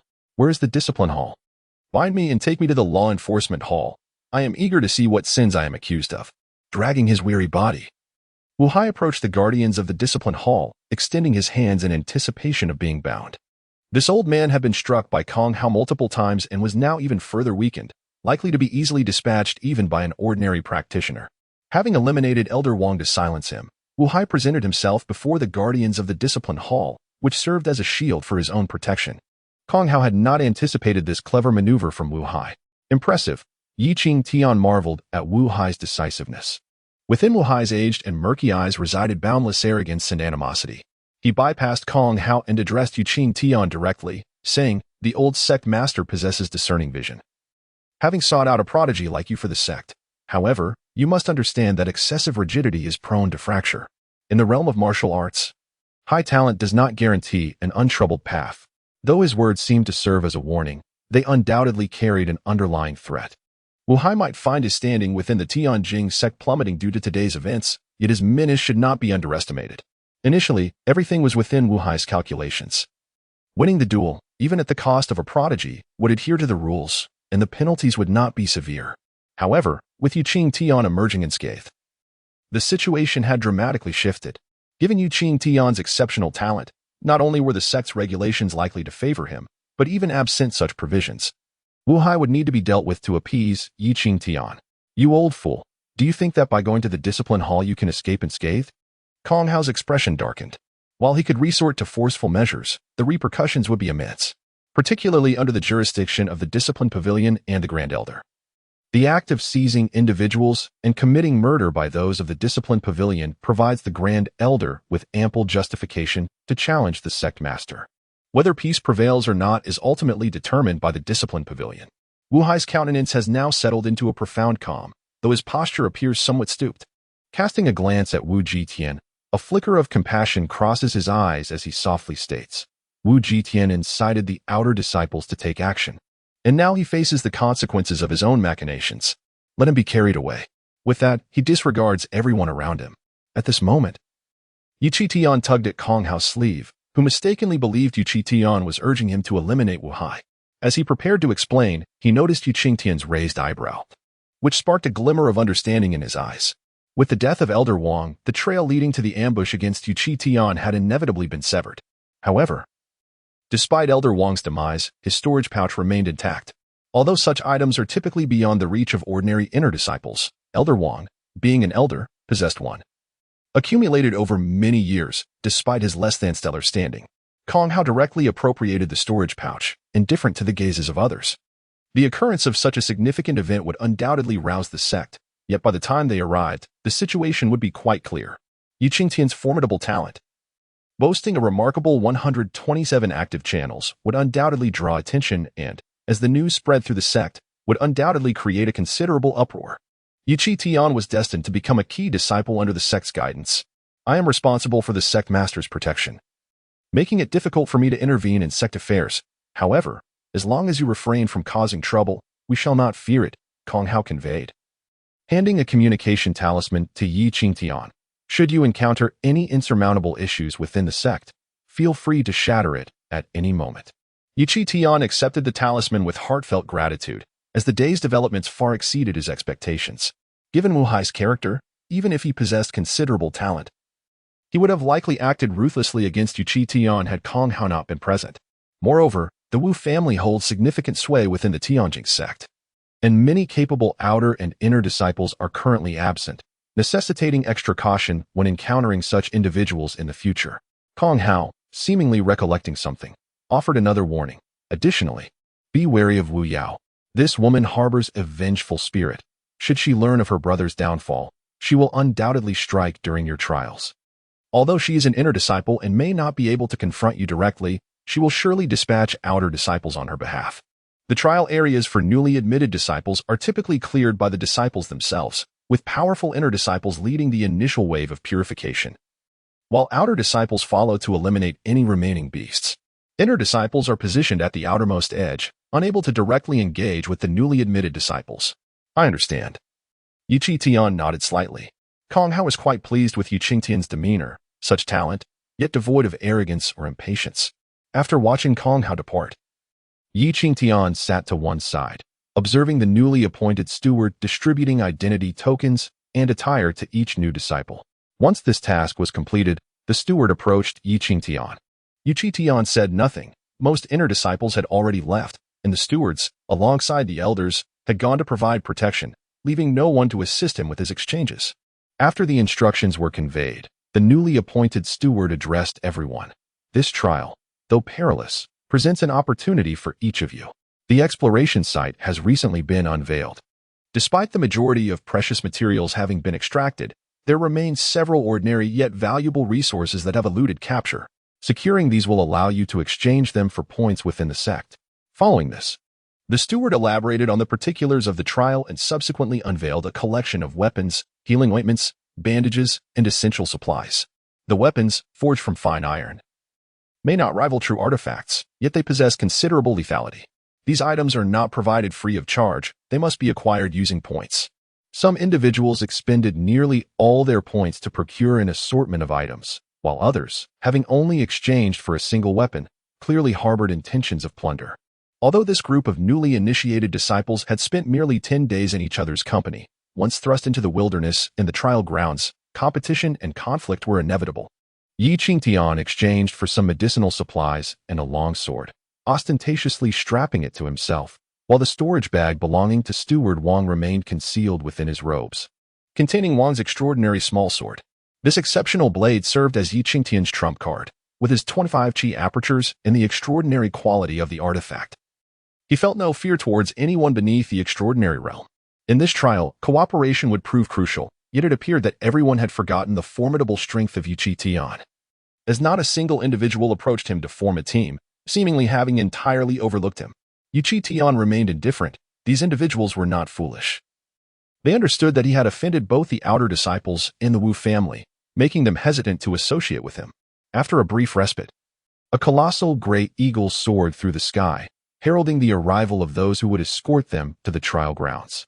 Chapter 25. Do you look down on outer sect disciples?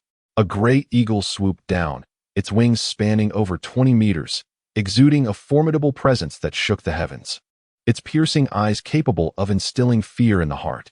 Upon witnessing the two soaring eagles, Qingtian felt a profound shock. Although he had encountered even more terrifying beasts in his memories, the difference between recollection and first-hand experience was vast. The extraordinary soaring eagle was indeed magnificent. Perched atop each eagle were two outer sect disciples, unmistakably not ordinary members, for they possessed at least 20 open meridians, marking them as genuine experts of the outer sect. As the four descended on their eagles, a whirlwind of dust enveloped the area. The newly appointed overseer handed a list to the four, offering a few words of instruction before turning to leave. Who is Qingtian? Almost instantaneously after the overseer departed, the leader among the four outer sect disciples, a robust youth clad in animal hides, called out Qingtian's name with a piercing gaze, his spirit radiant. This exclamation brought immense relief to nearly all the newly initiated disciples, as if they felt fortunate for not having established any connection with Qingtian. The crowd instinctively parted, and before Qingtian could step forward, his presence had already been revealed. Embarrassed, he touched his nose and clasped his hands, stating, "I am Qingtian." The gaze of the four outer sect disciples turned towards Qingtian. Filled with astonishment at the sight of his 127 active meridians, almost double that of many others, a rarity indeed.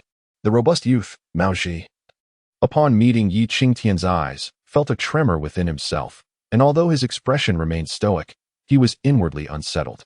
Behind Mao Ji, another youth scoffed and addressed Qingtian. "So you look down on outer sect disciples?" Qingtian, caught between laughter and tears, had not anticipated that such unfavorable news about him would spread so swiftly. Mao Ji nudged the speaking youth, Sheng Ziming, refrain from speaking too much. Sheng Ziming retorted, "What is there to fear? He is merely a genius for now. Relying on our protection, why should he look down upon us?" "I harbor no disdain for outer sect disciples," Qingtian succinctly clarified, striving to express his stance regardless of whether others believed him. Their concern was clearly not the root of the matter. The more he explained, the less they seemed to trust him. Thus, Qingtian resolved to cease further explanations. At that moment, a new outer sect disciple could not restrain himself, declaring, "He not only defeated 6 of our fellow disciples, but he also killed Gao Yu." Upon hearing this, Mao Ji, who had previously been somewhat courteous towards Qingtian, immediately lost his composure. In contrast, the audacious Sheng Ziming, upon hearing this revelation, felt a chill run through him, a flicker of fear in his eyes. Gao Yu was quite formidable, although not well-liked. He was not easily vanquished. The notion that a newly initiated inner sect disciple could defeat several outer sect disciples was intolerable. But the act of murder was a grave matter. The expressions of the 4 outer sect disciples darkened considerably. Could it be that these newly minted outer sect disciples, having just attained their status, were already drawing a line between themselves and the rest? As anticipated, one individual spoke of the matter, prompting a cascade of others to chime in, as if they were eager to present themselves before these seasoned outer disciples. "Enough already. What are you all like?" Mao Ji and Sheng Ziming exchanged a glance. Having both been newly initiated disciples, they were well aware of the underlying reasons for such behavior. The 4 outer disciples said nothing further and gradually allowed individuals to ascend to the back of the soaring sky eagle. Meanwhile, Qingtian found himself positioned atop the back of the sky eagle, which was skillfully maneuvered by Mao Ji. The sky eagle ascended into the air, living up to its name, soaring dozens of meters in mere moments. On the back of the sky eagle, Qingtian felt isolated. The new disciples were all acutely aware that he had drawn attention, and none dared approach him. Moreover, Qingtian not only possessed extraordinary talent and formidable combat prowess, but was also an inner disciple, a trio of advantages that set him apart, creating an inherent distance between him and the others. Although Gao Yu was selfish and exceedingly arrogant, he was nonetheless an outer disciple. Mao Ji fixed his gaze on Qingtian and spoke. Qingtian replied, "Why must I be the one to eliminate Gao Yu? If you wish to investigate, there are many willing to reveal the truth to you. Once more, I harbor no disdain for outer disciples." With that, he ceased further explanations, recognizing that if others sought trouble, words would be futile. Fortunately, upon hearing this, Mao Ji and Sheng Ziming's expression softened. Qingtian's willingness to let them seek the truth indicated his confidence. Naturally, if Qingtian had indiscriminately killed innocents, the sect would not have permitted him to undertake such training. Thus, it was evident that his actions against Gao Yu were, at the very least, justifiable in the eyes of the sect. "You speak so lightly, but do you comprehend the impact this has on the outer disciples?" Sheng Ziming scoffed. Qingtian responded, "Are you certain your motivation for confronting me stems from this issue affecting the outer disciples? Or could it be that someone is surreptitiously instigating you?" Upon hearing this, the two exchanged a glance, suddenly enlightened. I wondered how news of what transpired in the sect had reached us so swiftly, Shang Ziming mused, slapping his forehead. Upon saying this, he sheepishly fell silent. Observing his demeanor, Qingtian discerned that they had indeed been manipulated. There's no need to conceal it from me. I know it was the Wu family transmitting the information. Mao Ji and Shang Ziming exchanged glances, although Qingtian had ample justification. They could not simply let him off the hook. Immediately, a faint smile graced Mao Ji's lips as he coldly addressed Qingtian. We care not for your reasons in dealing with the outer disciples, nor do we concern ourselves with who is stirring the pot behind the scenes. Since you have taken action, you must bear our wrath. His words carried a weight that drew the attention of many newly initiated disciples. Just then, the Sky Eagle arrived at a designated training area. Mao Ji declared, if you hold our outer disciples in such contempt, then surely, with your formidable prowess, you would disdain the area designated for our cleansing efforts. Thus, you shall train at the periphery of the designated area. As he spoke, Mao Ji retrieved a piece of descent equipment from the storage pouch behind the soaring eagle and tossed it to Qingtian. Jump down from here, he instructed. The region designated for their trial must undergo 2 rounds of thorough cleansing. The first round is executed by the inner disciples, who eliminate and drive away formidable beasts. The second round involves the outer disciples, who conduct a meticulous inspection. After these 2 phases, the trial area becomes significantly safer. However, the location to which they were sending Qingtian had only been cleared by the inner disciples, rendering it exceedingly perilous. Upon receiving the descent gear, Qingtian glanced downward and nodded. Without a moment's hesitation, he leaped from the back of the soaring eagle. Instantly, Mao Ji and Shang Ziming, who had been waiting for Qingtian to yield and bow his head, were taken aback in astonishment, nearly frightened out of their wits. Chapter 26. The Phantom Wolf Pack. Neither Mao Ji nor Shang Ziming could conceal their astonishment. Even the newly initiated disciples wore expressions of disbelief. Was Qingtian mad? The 2 merely intended to suppress Qingtian, seeking to restore some dignity for the outer disciples. If only Qingtian would concede, bow his head, they would not resort to pushing him down. Yet, astonishingly, Qingtian showed no signs of hesitation whatsoever. With such formidable talent, should anything go awry, the 2 would bear the consequences. This foolhardy youth was indeed reckless. I must descend to protect him, thought Shang Ziming, his expression darkening. If he were to face calamity, we would be held accountable. Damn it, could bowing one's head truly lead to ruin? Shang Ziming struggled to mask his fury. Both were somewhat regretful, pondering why they had felt compelled to pressure this impetuous youth. They commanded the soaring eagle, hastening to transport the disciples into the trial area. Unbeknownst to them, Qingtian was oblivious to their concerns. The designated trial area for the new disciples held little allure for him. Conversely, this very place would serve as a true crucible for his abilities, and he eagerly sought it out. The Tianyuan mountain range stretched for thousands of miles, lush and teeming with a primordial essence, with grass reaching heights comparable to a grown man. Qingtian landed firmly atop a massive boulder nestled within the dense undergrowth, wielding his iron sword to sweep away a thicket of vegetation, creating a clear space. Suddenly, over a dozen vividly patterned spirit serpents, each 3 to 4 meters long and as thick as a human arm, slithered into view. Their icy gazes were chilling, and their flickering tongues were unnerving. Though these were merely lowly beasts, their initial appearance startled Qingtian. With a swift motion, the serpents lashed their tails, propelling themselves toward him like arrows released from a bow, their gaping maws threateningly wide. Fortunately, Qingtian drew upon his extensive memories of battling ferocious beasts instinctively. He transformed his sword into a streak of light, illuminating the air around him. He did not linger. Activating his cyclone steps, he nimbly traversed the trees, closely observing the myriad serpents converging in the vicinity, which sent a chill down his spine. Upon descending from the heights, he sensed the nearby spirit serpents gathering, and was taken aback by the sheer number of them. The inner disciples had indeed wreaked havoc in this area, slaying numerous beasts. But the pervasive stench of blood would undoubtedly attract these common monsters. Although they posed little threat, their sheer numbers could overwhelm any martial artist. After sprinting several hundred meters, he finally escaped the serpent horde, landing amidst the thick underbrush, where his energy radiated outward, scattering the surrounding foliage. Empowered by his soul fire, his senses sharpened, allowing him to spot several ordinary medicinal herbs and inferior spiritual materials. However, he refrained from gathering them. Such materials were not only difficult to collect but required careful preservation and held little value, rendering them a waste of time.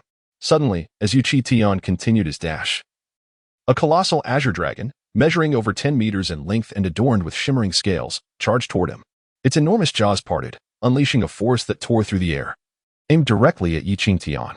This is the wilderness, a desolate expanse where warriors hunt demonic beasts, and these creatures, upon spotting humans, do not hesitate to launch their own attacks. In the realm of martial arts, this is the law of nature. Qingtian's aura was not particularly overwhelming, which is why this azure dragon beast regarded him as a prime target, perfect for honing my skills. Qingtian sheathed his iron sword and, with his fingers interlocked, unleashed a formidable punch. The azure dragon beast was swift, its serpentine tail whipping through the air like a razor-sharp blade, its azure scales bristling fiercely, leaving destruction in its wake.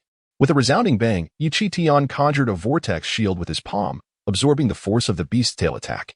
He swiftly evaded, darting among the trees to avoid the onslaught. Demonic beasts inherently possess terrifying strength and resilience, along with an instinctual combat prowess. Even the most formidable martial artists cannot engage them in a direct confrontation. The greatest distinction between humans and these beasts lies in humanity's ability to harness the elements of nature to create martial techniques, forge weapons, concoct elixirs, and refine puppet techniques, thereby bridging the gap. Qingtian aimed to utilize the vortex techniques to counter the azure dragon beast. As the two exchanged blows, Qingtian narrowly avoided several strikes, his mastery of the vortex techniques becoming increasingly refined. In the end, the azure dragon beast's speed waned, and it began to show signs of fatigue, contemplating retreat. Trying to escape? Qingtian scoffed, his iron sword whistling through the air as he leaped, the sword's brilliance aimed directly at the beast's cold eyes. With a roar, the beast's eyes were pierced, and it writhed in agony, losing its composure. In a short span, the azure dragon beast was slain. Regrettably, the storage bag of the Elder Wong was merely 3 cubic meters. After discarding various items, only about 2 cubic meters remained, insufficient to contain the beast's carcass. The scent of blood lingered in the air, and the surrounding forest echoed with rustling sounds. Qingtian dared not linger. Clutching his iron sword, he sprinted away. As he ran, evading the frenzy of snakes, insects, and rodents drawn by the smell of blood, he finally breathed a sigh of relief. Survival in the wilderness demanded constant vigilance. Just as Qingtian entered a dense valley, preparing to rest, his gaze sharpened. He found himself unexpectedly confronted with new trouble. A chilling wolf howl resonated through the air, followed by the sight of gleaming eyes fixated upon him. A gray wolf, standing at 1.5 meters tall and stretching over 3 meters in length, stared intently at Qingtian, accompanied by 7 or 8 smaller wolves, their eyes betraying an insatiable bloodlust and ferocity. The phantom wolves moved with uncanny stealth, a pack led by a formidable wolf king whose aura was profoundly intimidating. It seemed that the inner disciples had been excessively ruthless in their extermination, making humans the targets of hatred in this territory. Qingtian quickly assessed his predicament. Just as the azure dragon beast had attacked him without reservation, so too did the phantom wolves. This was their domain, and the encroachment of inner disciples had incited a massacre, inciting the wrath of these demonic beasts against all humanity. Certainly, it can be affirmed that the remaining beasts here possess considerable strength. Those lacking in power would hardly escape the sweeping purges of the inner disciples. The previous azure dragon beast was capable of contending with warriors of the aperture realm who had opened at least 20 acupoints. As for the current pack of wolves, a direct confrontation could prove fatal even for those of the transcendent realm. Without a moment's hesitation, Qingtian turned to flee. The spectral wolf pack, having set its sights on its prey, would not allow him to escape. With a surge, the wolf king covered several meters in an instant, astonishingly faster than Qingtian, aiming directly for his vulnerable back. Chapter 27. The hunter and the prey. With Qingtian's current prowess, he was certainly capable of dealing with the wolf pack. However, this area was fraught with peril, and excessive consumption of energy could potentially attract other ferocious beasts. As he pursued and evaded, Qingtian had no intention of becoming entangled. Yet, he was taken aback to discover that the spectral wolves appeared to be fragmented. After enduring multiple relentless attacks from the Wolf King, he realized that the pack had increased from 8 to a staggering 15.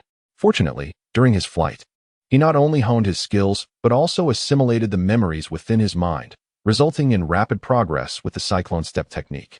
His mastery of this skill had reached a significant level, rendering him less susceptible to encirclement and slaughter. Undeniably, in terms of endurance, he could not compare to the wolf pack, especially with his current state of having unleashed 15 energy orifices. Exhausted from fleeing, He knew that continuing down this path could potentially summon even more wolves. The sword he wielded was not the ordinary iron blade redeemable for points, but a finely crafted sword of extraordinary quality belonging to the royal steward. The reason such artifacts are deemed treasures is that they harmonize seamlessly with magical energy, allowing for the full manifestation of their formidable power, far surpassing that of conventional weapons. The Wolf King, taken aback by the prey's sudden counterattack, found the sword's gleaming edge sweeping dangerously close to its maw. A mournful whine escaped the Wolf King as blood spurted forth, flesh torn from its own mouth, leaving a gruesome spectacle. The scent of blood filled the air, inciting the spectral wolves into a frenzied charge. Qingtian, with a cold smile, unleashed 20 energy orifices, invigorating his magical energy in an instant. The fourth technique of the Cyclone 4, the Cyclone Sword, is a formidable swordsmanship technique. When wielded with the might of a magical artifact, its enhancement to a martial artist's abilities is truly terrifying. With a flourish, the sword radiated brilliance, and combined with the mastery of the Cyclone Step, Qingtian's figure became almost ghostly, while the Wolf King, still bleeding, struggled to keep pace. With swift strikes, his sword pierced through several spectral wolves' necks, creating gaping wounds from which blood gushed forth. In a sudden surge, the roles of hunter and prey were dramatically reversed. The wolf pack, caught off guard, witnessed 4 of their number fall, finally instilling a sense of dread among the remaining spectral wolves. Qingtian sneered. "Did you truly believe I was fleeing out of fear?" The bloodied sword emanated an overwhelming aura of menace as he fixed his gaze upon the Wolf King.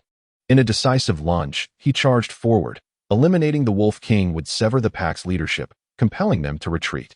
Although injured, the Wolf King instinctively propelled itself forward, its limbs driving into the ground, unleashing torrents of magical energy that formed a suffocating force, akin to a wolf-shaped barrier, recklessly surging ahead. As Qingtian inverted his sword, a cold smirk graced his lips. He gathered his energy, unleashing the Cyclone Sword, its brilliance blinding like the sun. The sword struck directly at the Wolf King's brow, accompanied by a resounding crack as the bone shattered. The Wolf King howled in pain, its massive form spiraling out of control, yet it continued to charge toward Qingtian. In that moment, Qingtian felt a crushing weight upon his chest, as if a mountain had descended upon him, sending shockwaves through his very core. He crashed heavily against a tree trunk, causing his sword to slip from his grasp. The wolf pack surged forward like a relentless tide. Qingtian shouted in alarm, conjuring a swirling shield with one hand while striking out with cyclone palms using the other. Realizing the gravity of the situation, a fierce glint ignited in his eyes as he focused his mental energy. With a rapid succession of strikes, he not only vanquished the Wolf King, but also felled 7 more of its pack, forcing the remaining spectral wolves, wounded but not critically, to flee in disarray. Approaching the fallen Wolf King, Qingtian swiftly dissected the creature, extracting the most valuable materials before making a hasty retreat. Since dismounting from the soaring eagle, he had been embroiled in continuous combat. The intensity of such battles was becoming unsustainable. He needed a place to recuperate. After sprinting several miles, he finally stumbled upon an abandoned cave. Fortunately, prior to his arrival, he had purchased some powders to repel ordinary beasts using his points. This would at least shield him from the disturbances of commonplace vermin. Seated in meditation, Qingtian held a primordial stone, drawing in elemental energy to replenish himself. With 230 active orifices in synergy with the stone, the absorption of energy was remarkably swift, transforming into a torrent that flooded the 20 nearly depleted energy channels.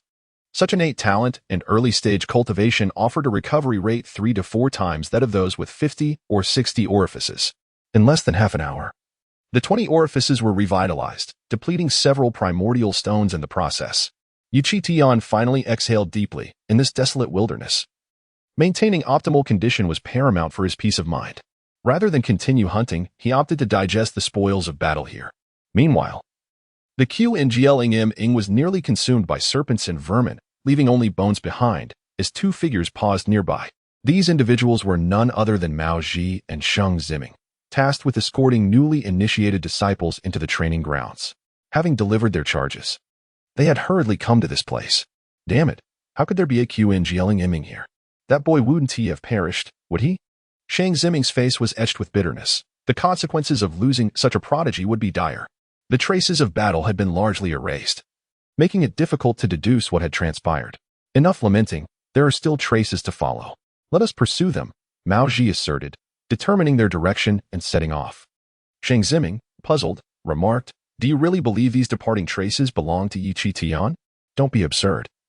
Encountering a Qingtian of this caliber would likely spell doom for us. How could he possibly defeat it?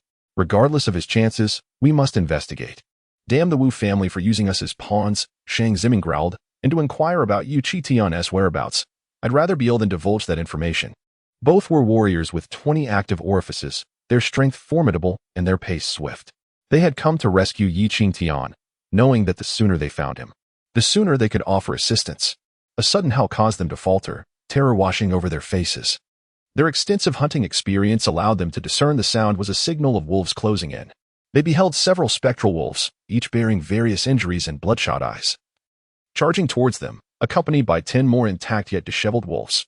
"It is over. It is over. We couldn't save Yi Qingtian, and we might end up losing ourselves." Shang Ziming was terrified to the core.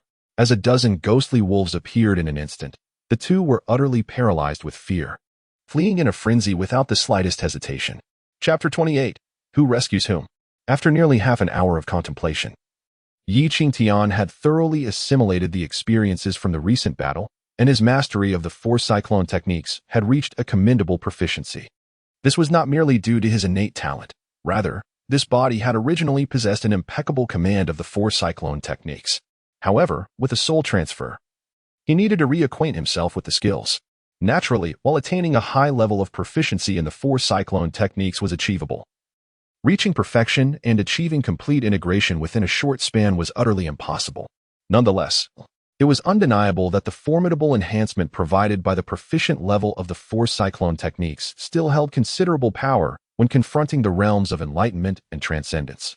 Thus, once his energy was restored, Yi Qingtian did not linger but donned the inner armor from the storage bag of Elder Wang before departing the cave.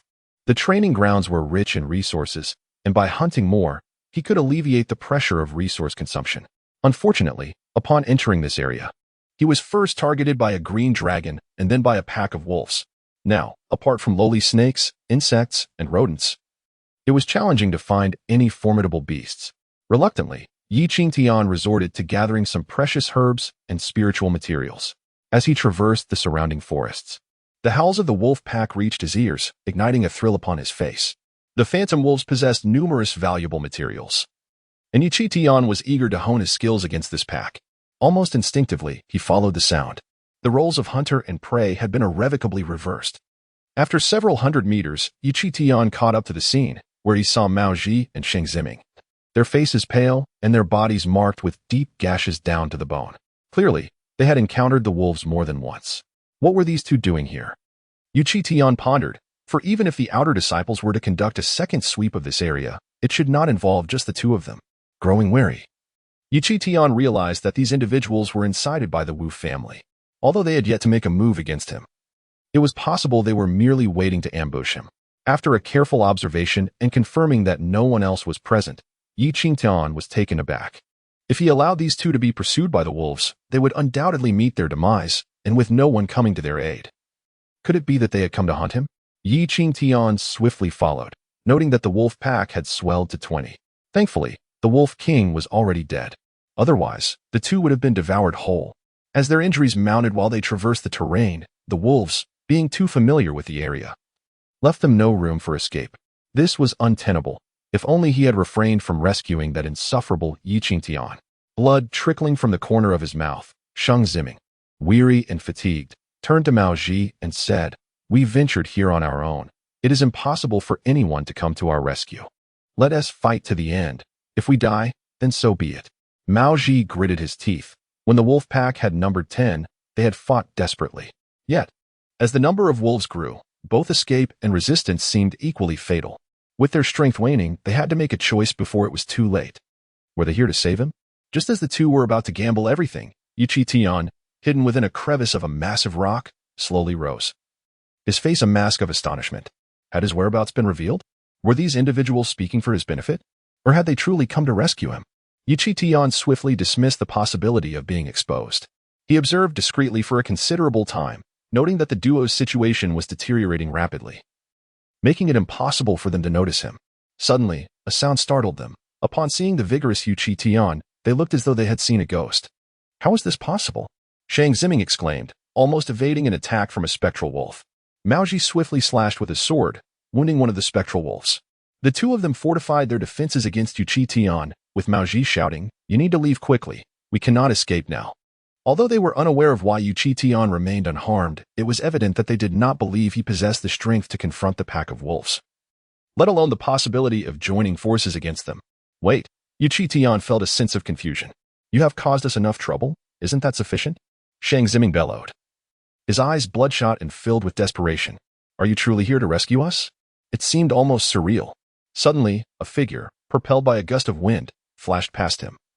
The shimmering blade of the Liuli sword sweeping through the air, instantly slaying the two spectral wolves surrounding them. Qingtian, wielding an extraordinary artifact, gazed incredulously at the duo and remarked, "Have you both lost your senses? You were targeting me just moments ago. How could you possibly come to my aid?"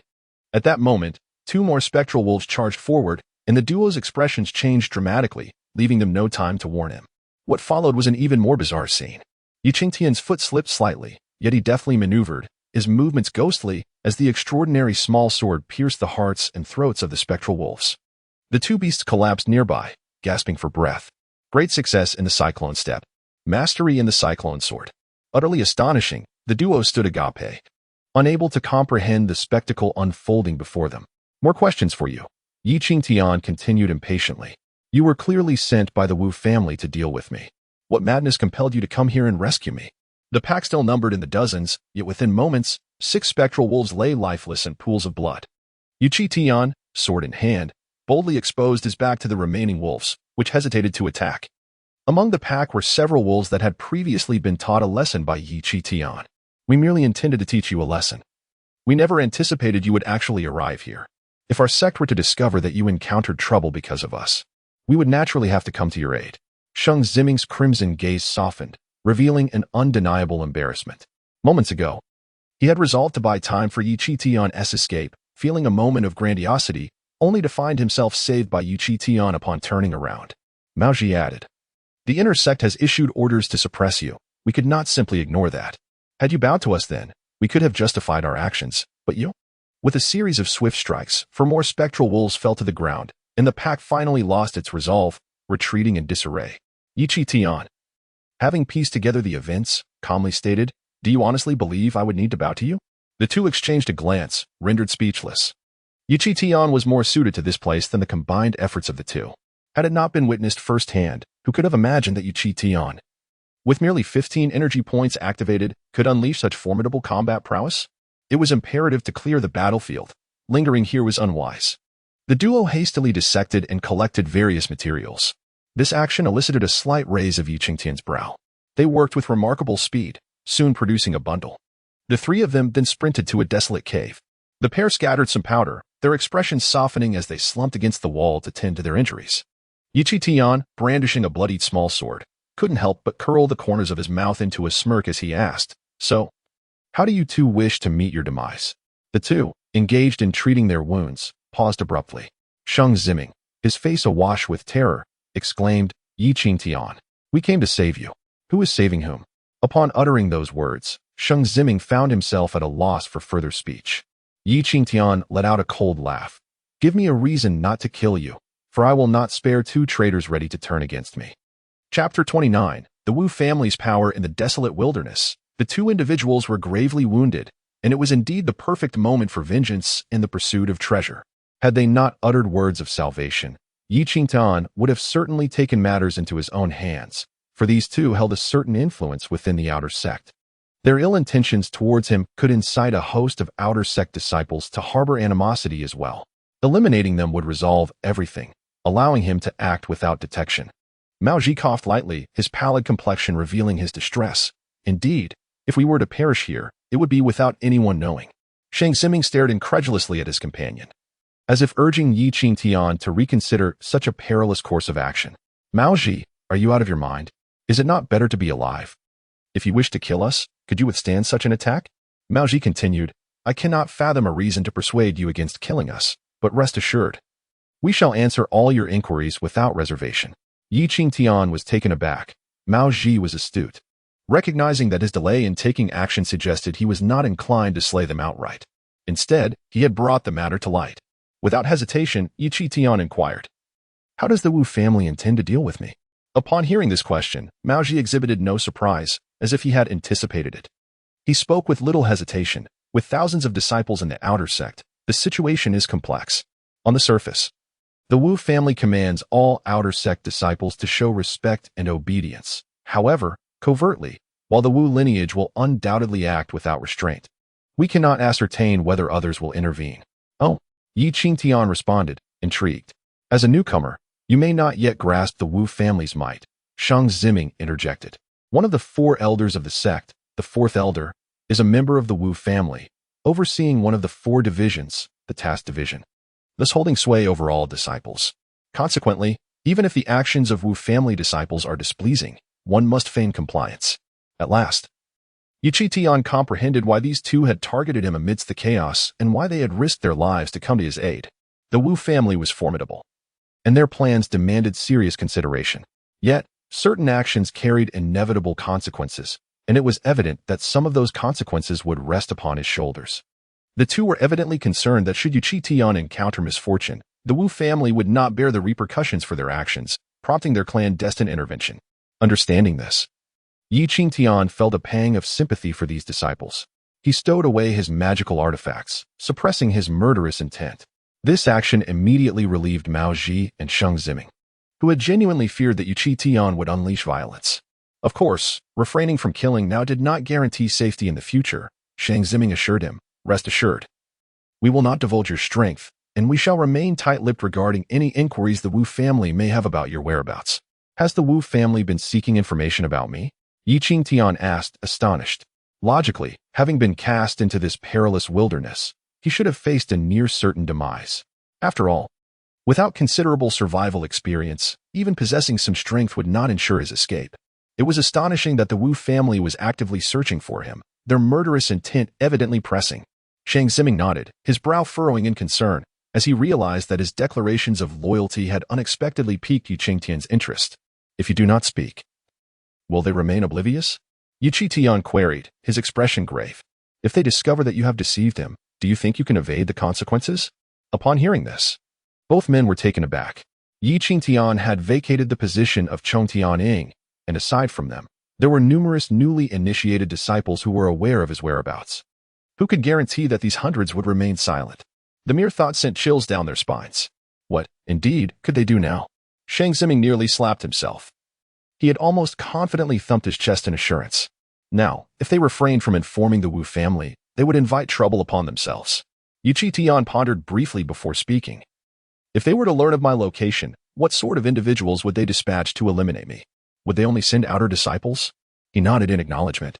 If that is the case, then you should disclose to the Wu family where I initially entered this region.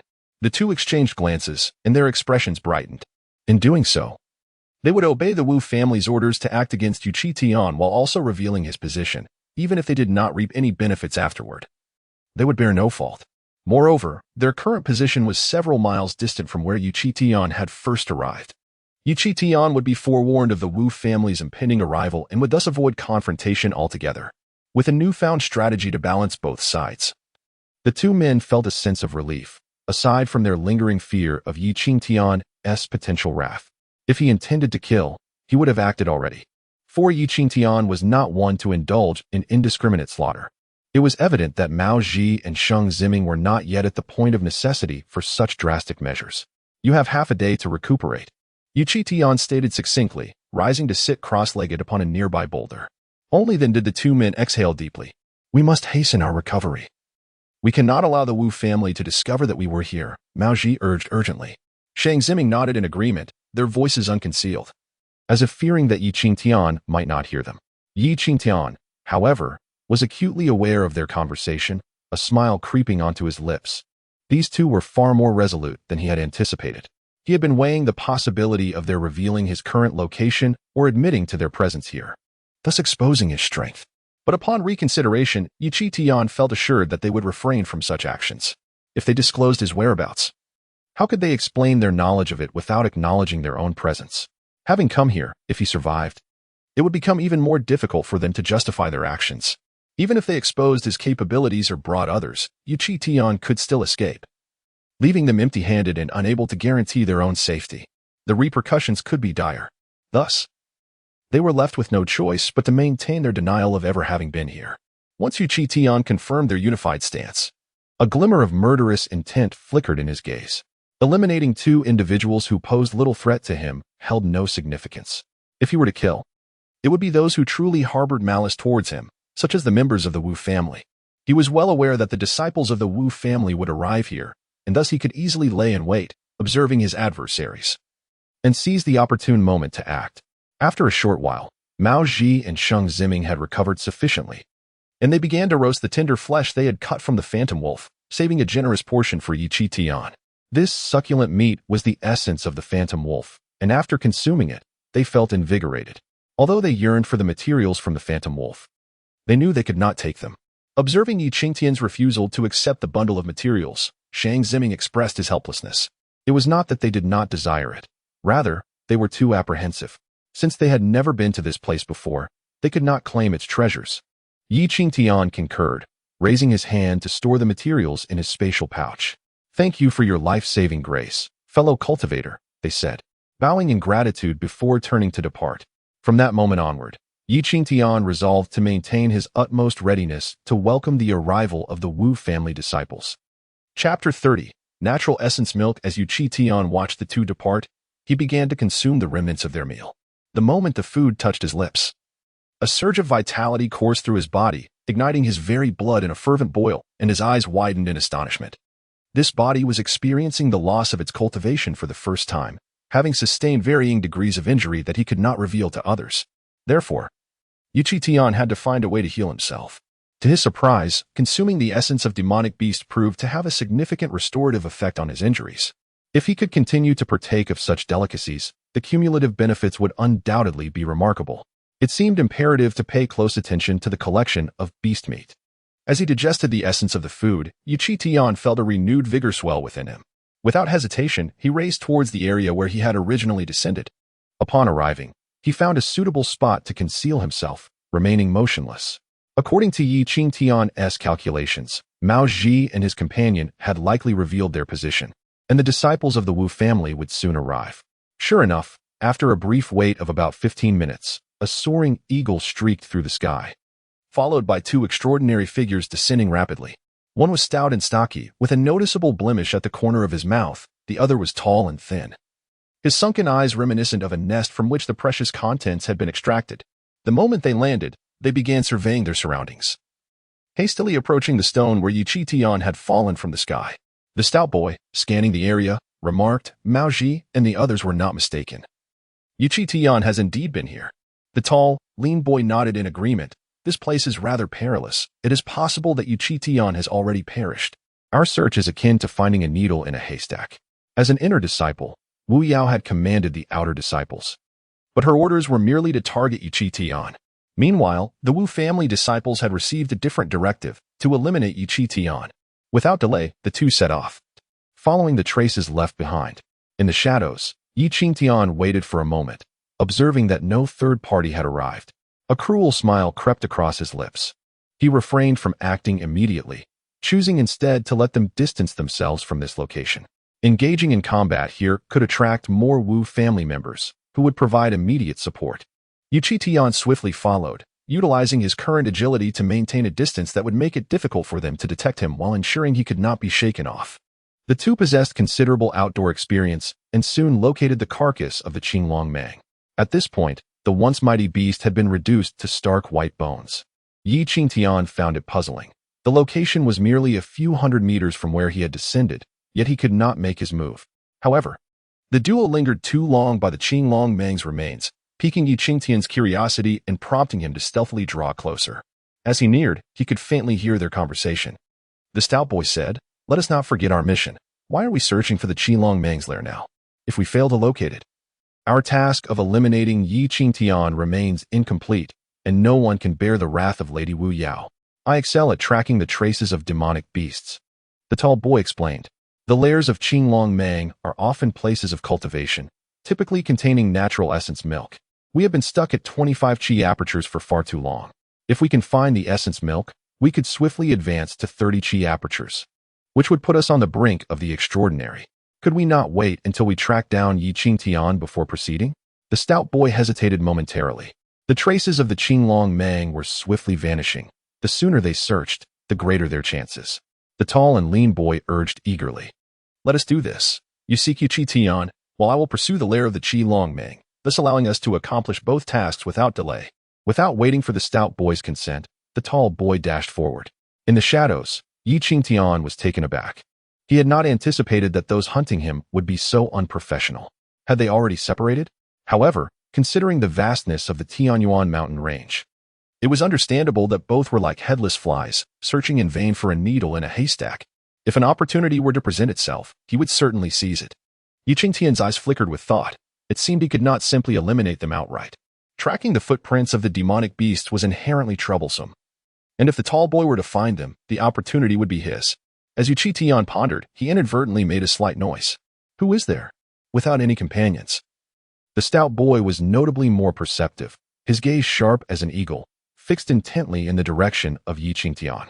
Qingtian remained motionless, his presence concealed to the utmost degree, yet the stout boy showed no hesitation, acutely aware of the faint sound.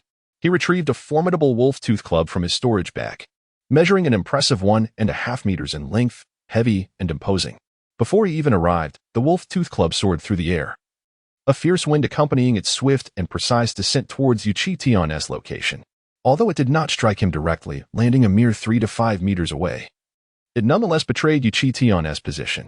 Qingtian swiftly sidestepped, his breath flowing in a seamless rhythm as he retreated. The stout boy noticed Qingtian's momentary surprise, a grin of excitement spreading across his face. Today is indeed our lucky day. Not only can we seize the opportunity of the Qinglong Mang, but we can also fulfill the task entrusted by the lady. Truly, it is a double victory. How could he not feel exhilarated? Just moments ago, his companion sought the Qinglong Mang's lair, and he too felt a tug of interest, recognizing his companion's formidable tracking abilities. Yet their purpose was to eliminate Qingtian, which necessitated their search. Now, with Qingtian's demise, they could rest easy and search for the Qinglong Mang together.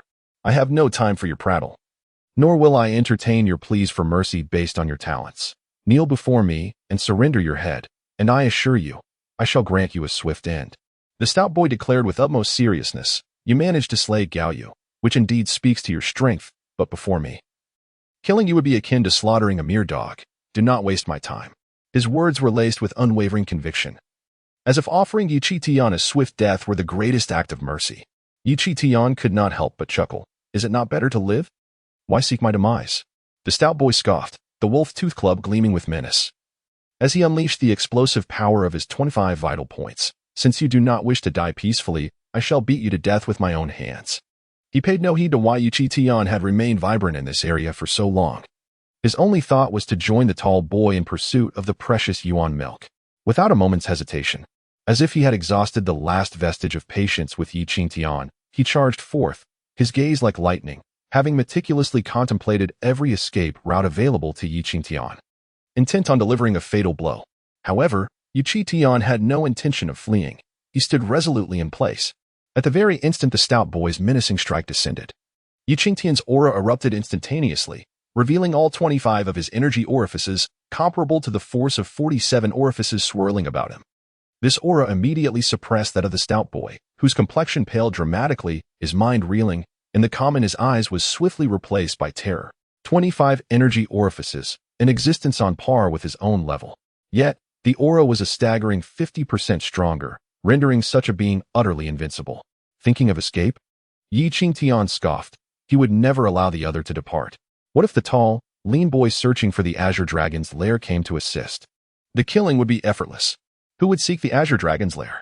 As his aura surged, the extraordinary small sword in his hand was already summoned, its speed reaching unparalleled heights. The stout boy's expression shifted even further, desperately swinging his wolf-fawn club in defense, but alas, it was too close. And his speed was insufficient. His rudimentary cyclone steps could not support him in evading this strike. With a soft thud, the small sword pierced through the stout boy's neck, his body halting, trembling involuntarily. The strike was swift and decisive, causing little commotion. Qingtian's eyes flickered, as if struck by a sudden realization. He swiftly dealt with the stout boy's corpse, rummaging through his storage bag until he located the communication talisman intended for the tall, lean man. Before stealthily making his way toward him. Found it. Come quickly. There truly is natural essence here.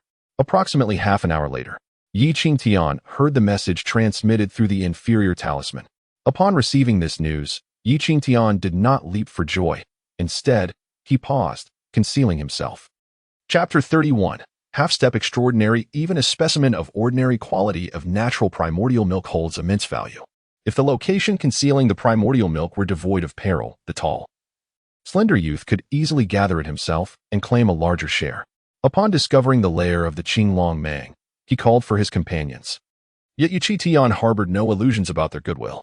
Before a dense thicket at the shadowy base of towering trees, the tall, slender youth clutched a communication talisman. His gaze fixed intently on the dark cave obscured beneath the foliage. Alone in his exploration of the Qinglong Mang's lair, he was reluctant to depart hastily and dared not enter directly. Instead, he resorted to tossing stones into the cavern. With a swift motion, several rocks were hurled into the darkness, producing a rustling sound. The youth's expression shifted as he retreated quickly, brandishing a heavy sword. Almost instantaneously, a segment of the Qinglong Mang, thicker than an adult's waist, surged from the cave's mouth, and the heavy sword descended with precise timing. His strike pierced through the uneven scales, embedding itself in the creature's flesh. The Qinglong Mang let out a thunderous roar, a deluge of blood cascading forth. The youth's face gleamed with triumph, but from a nearby thicket emerged an even larger Qinglong Mang. Clearly, the lair had more than one exit. In a flash, another Qinglong Mang burst forth. The tall youth's expression darkened, for soon after, several younger Qinglong Mang appeared, numbering at least 5 or 6. A fierce battle ensued.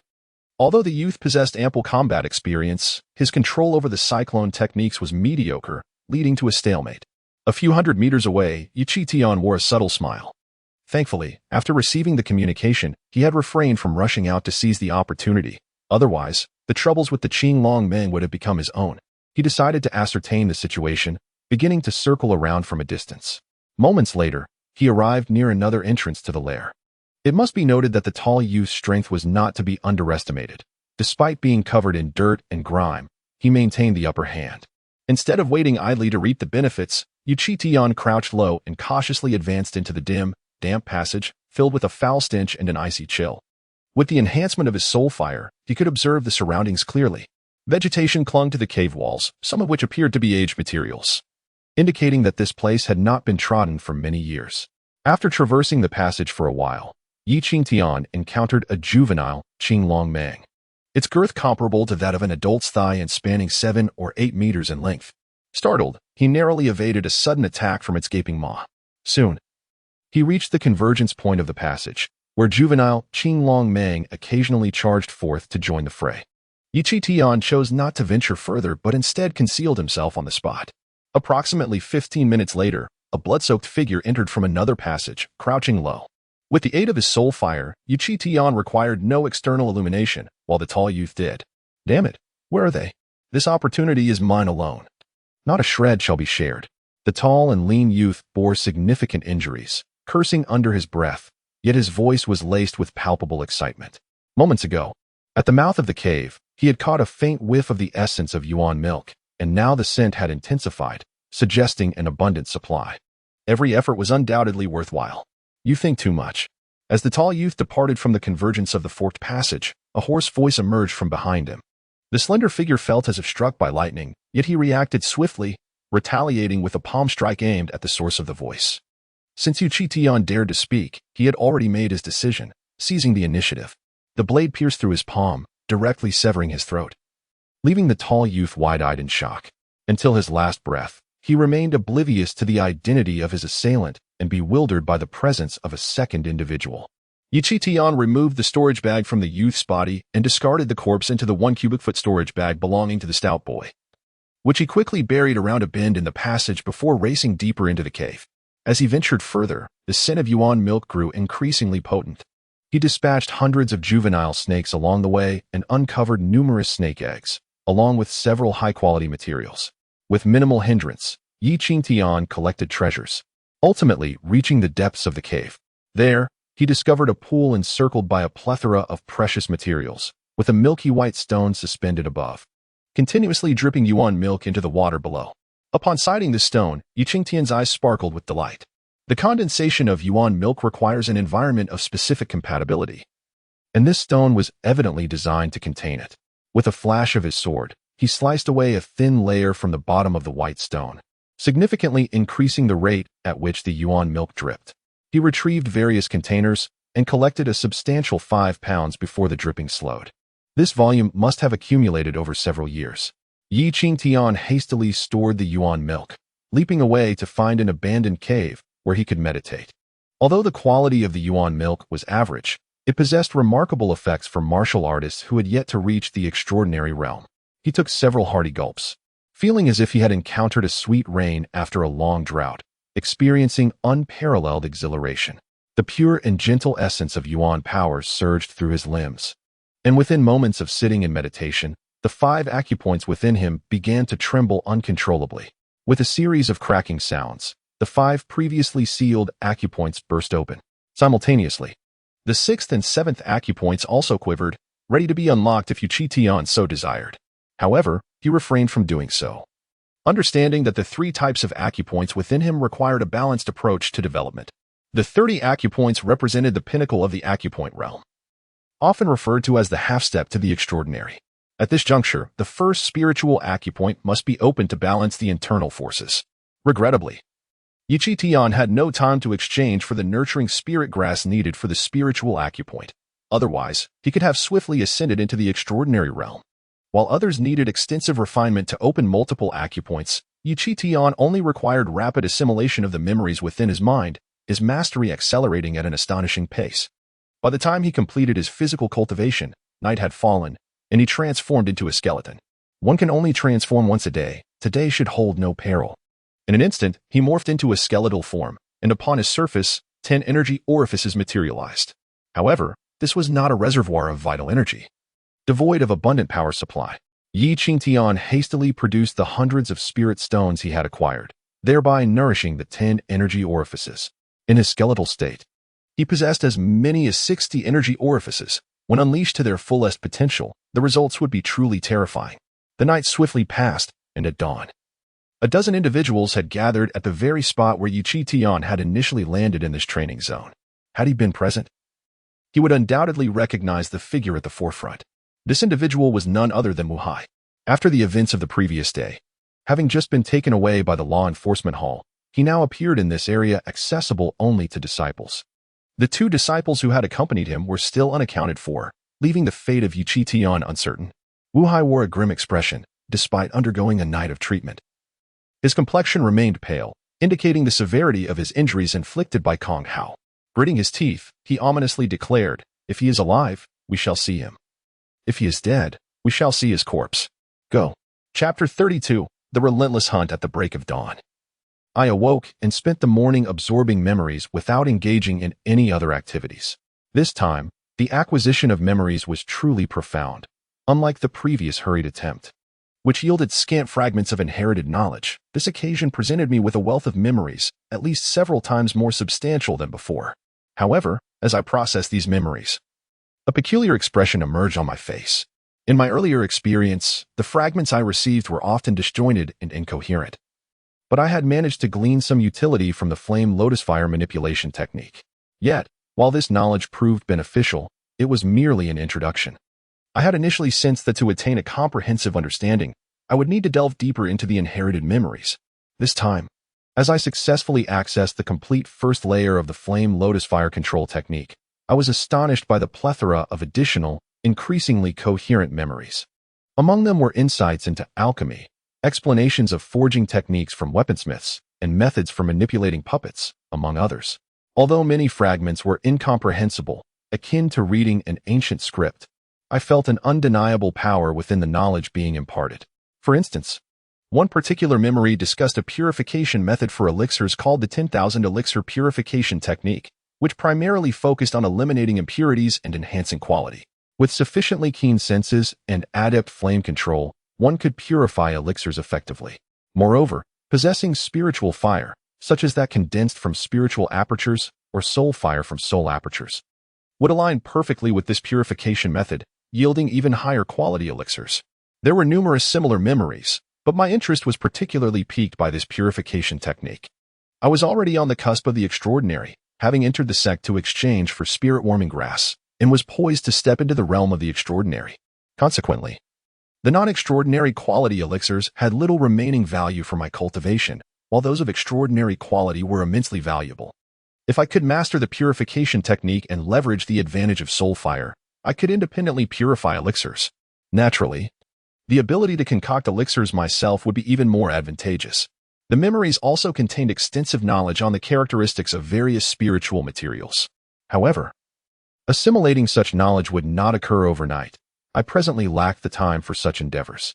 With focused determination, I began to practice the fire control technique of the flame lotus, seeking a deeper understanding of soul fire. Yet, mastering the manipulation of soul fire with ease was not a task that could be accomplished in haste. It required gradual progression. After some time of cultivation, I began to feel fatigued. The fire control technique was mentally taxing, though I sensed a subtle improvement in my command over soul fire. Not wishing to linger further, I took a brief respite before rising to depart. I was concerned that members of the Wu family might arrive here, necessitating further hunts for resources. However, the moment I exited the cave, my gaze sharpened as I noticed a figure in the underbrush, tracking my footsteps and drawing nearer. After leaving the Qinglong beast lair yesterday, I had sprinted fiercely. Eventually, I resorted to stealth, especially when entering this cave, moving with utmost caution. My apprehension had been directed towards potential beasts or martial artists following my trail, and while I had evaded detection by any beasts, I now found myself pursued by another. The moment Qingtian appeared, Wu Xian, an outer sect disciple searching for traces several hundred meters away, was momentarily taken aback. Yet, almost instantaneously upon seeing Qingtian, Wu Xian's eyes sparkled with excitement.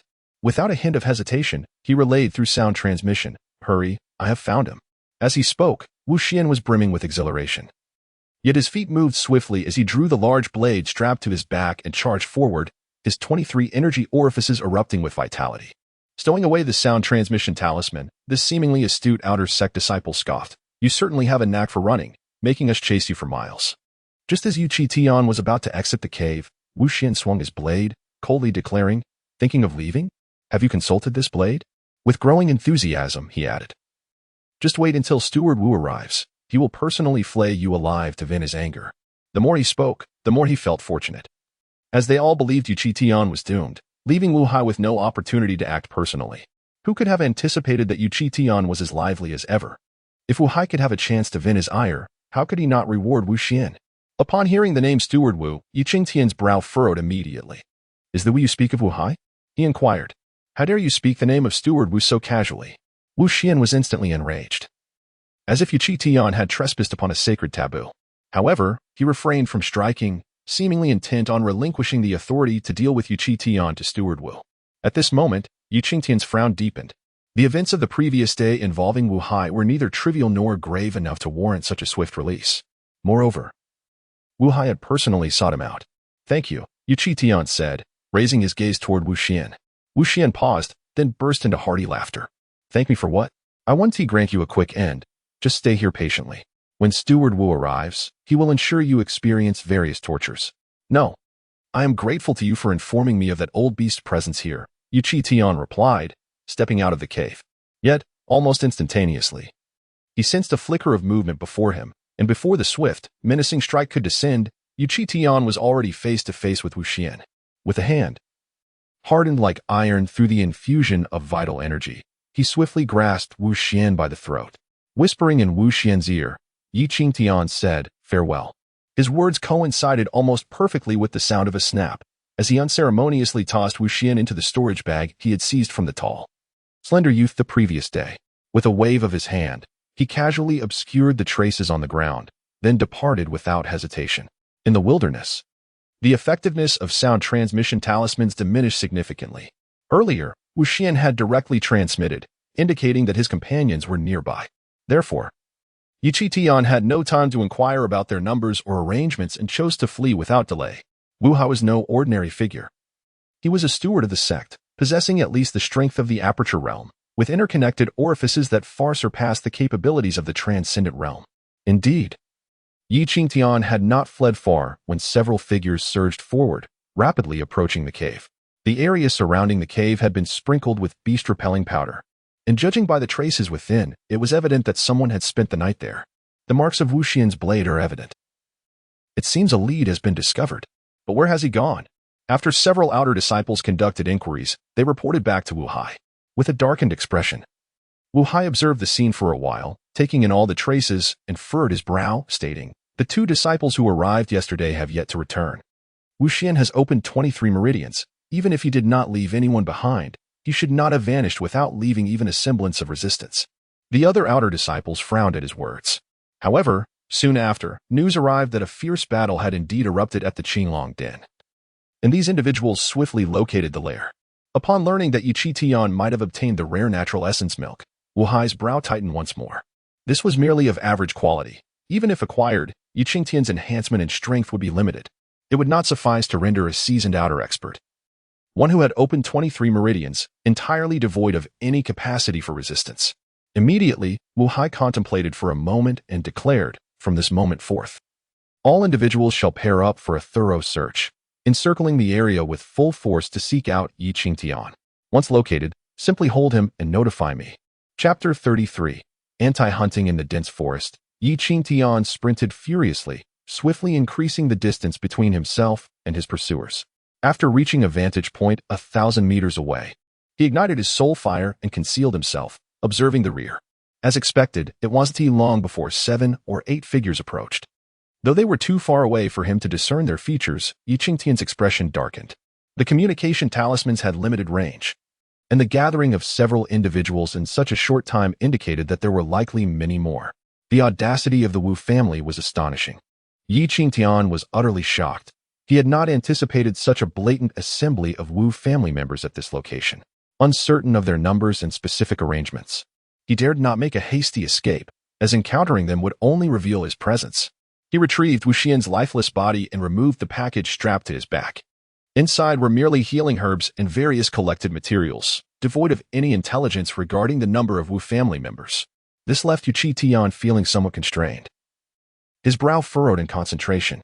Fortunately, standing on the high ground allowed him to evade detection with a mere flicker of movement. However, a reckless flight was ill-advised. He needed to take the initiative. Qingtian swiftly calmed himself, fully aware of the purpose behind their pairing. If they were to work in tandem, it would be exceedingly difficult for him to escape. Yet, if he were to strike first and severely injure one, the other would struggle to contain him. Thus, he would have the opportunity to inquire about the Wu family's plans. The Tianyuan mountain range was a labyrinth of complex terrain, with mountains and rivers aplenty. Beside a desolate, barren mountain, 2 figures swiftly arrived. They quickly traversed the wasteland, searching for traces. This forsaken mountain was littered with towering boulders, sprawling over a vast area, making a thorough search impossible within a short span. Nonetheless, the 2 adhered to Wu Hai's teachings, diligently searching together without any intent to separate.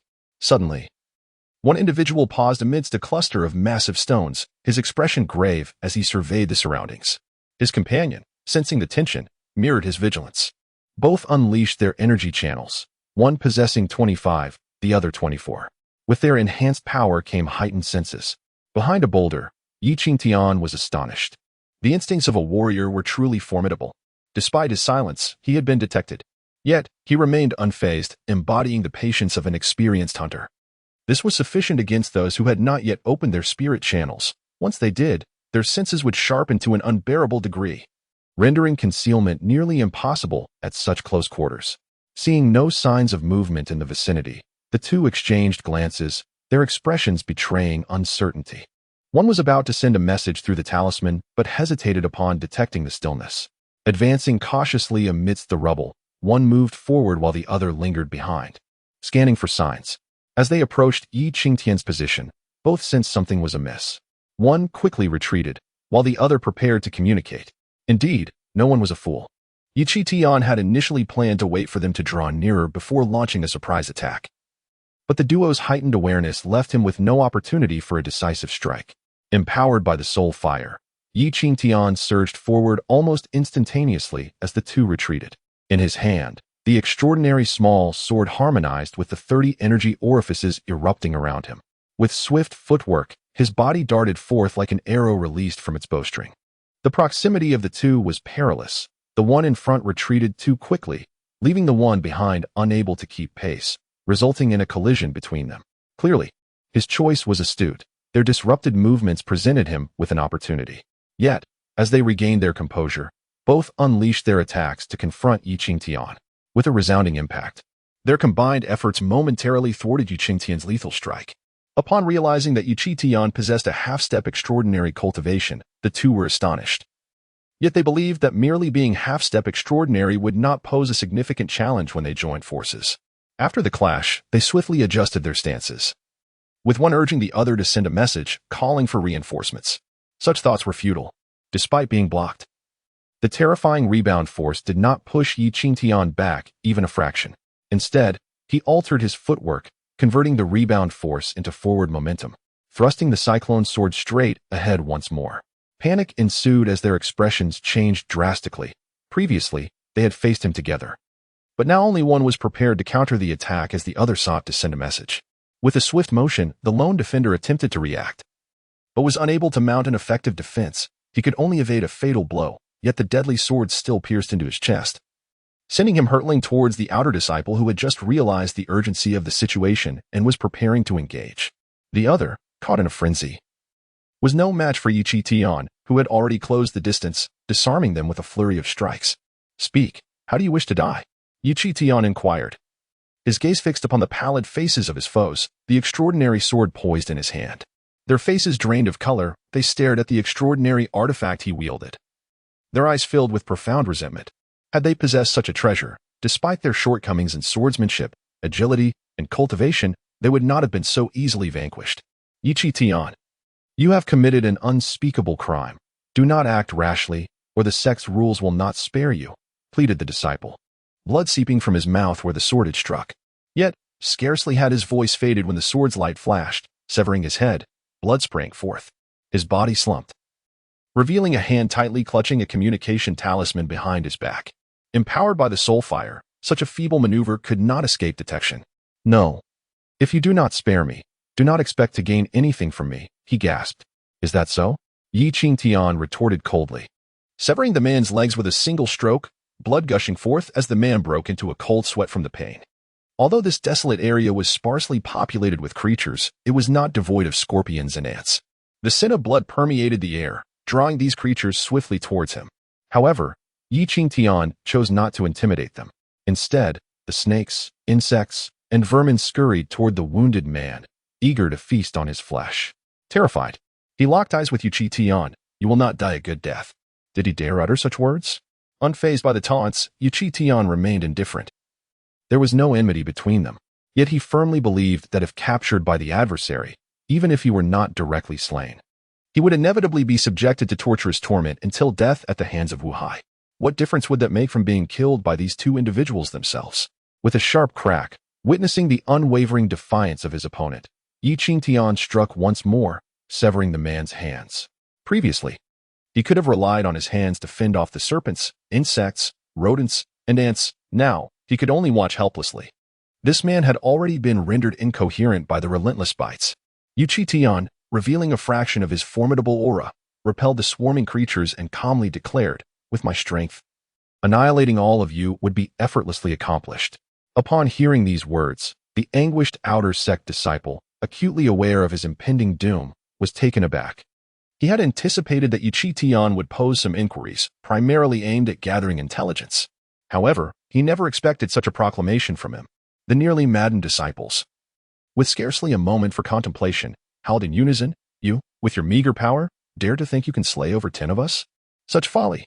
Just as this individual bellowed, a fierce glint flashed in his eyes. Gathering all his strength, he prepared to shout loudly, determined to expose Qingtian's location even in the face of death.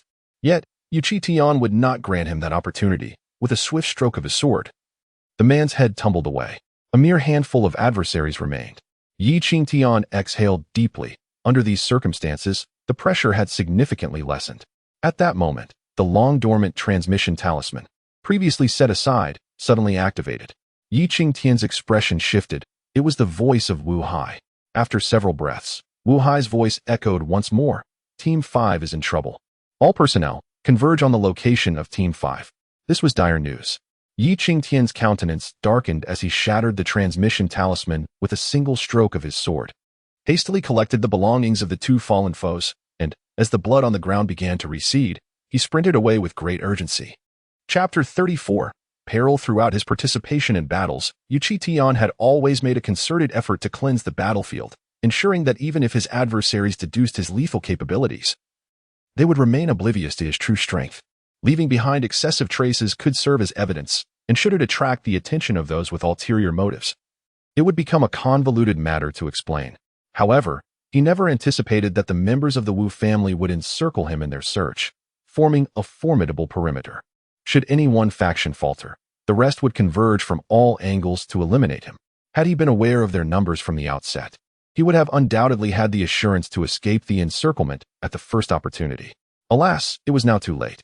Almost the instant he fled the desolate mountains, 3 pairs of pursuers surged toward him from hundreds of meters away, each one channeling their energy and relentlessly pursuing him. Yet, Qingtian abruptly halted, his gaze transforming into a deep brown as he harnessed the soul fire to extend his vision.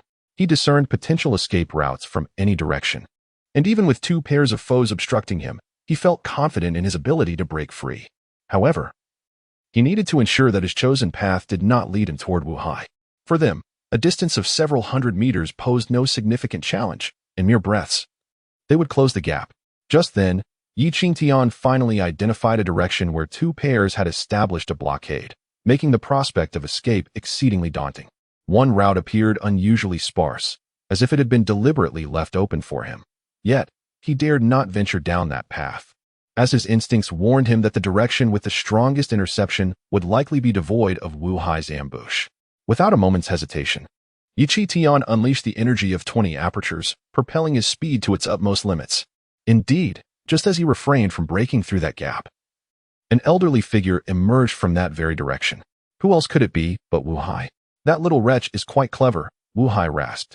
He immediately addressed the others, stating, "This little wretch undoubtedly possesses more than 20 apertures. Do not underestimate him." The 2 outer disciples who had arrived first the previous day were still unaccounted for.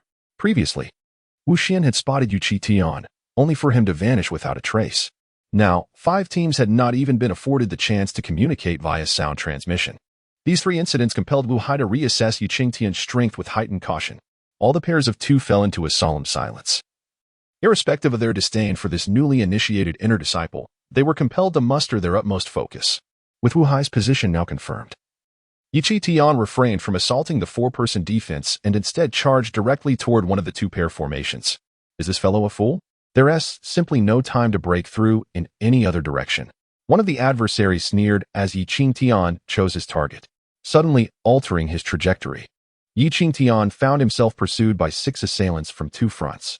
Yet, in the next moment, all onlookers gasped in astonishment as Qingtian surged forward, his speed exceeding that of his pursuers by more than 50%. He was astonishingly swift. In an instant, he distanced himself from a 4-person team, his extraordinary sword shimmering with a silver radiance. Boom! As the sword was unleashed, a dazzling beam of light sliced through the air, causing the 2 individuals blocking the path to change their expressions in unison. This was indeed a transcendent grade artifact. Despite having opened more than 20 acupoints, their own extraordinary weapons were merely ordinary. In contrast, Qingtian's transcendent weapon was crafted by Elder Wang, its quality incomparable. With a swift strike, one of the assailants found his weapon severed, along with his arm. Qingtian did not pause. His feet danced almost effortlessly, his figure appearing ethereal and ghostly. By the time he struck again, the second obstructing individual had no time to react, his head swiftly severed from his body. The great accomplishment level Cyclone Step, Cyclone Sword? Gasped the outer disciple whose arm had been rendered useless by Qingtian.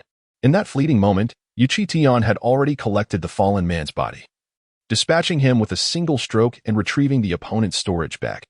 The flurry of attacks was executed with such rapidity that the 4 individuals approaching from another direction were caught off guard, their movements hindered as if they were being scrutinized by a venomous serpent. In that brief instant of hesitation, Qingtian turned and fled, his speed reaching an unparalleled peak. Wuhai charged forward, his pace significantly outstripping Qingtian's. What had once been a distance of a kilometer was now reduced to 500 meters. Useless. You cannot even stop a mere creature. Wu Hai's eyes burned with rage.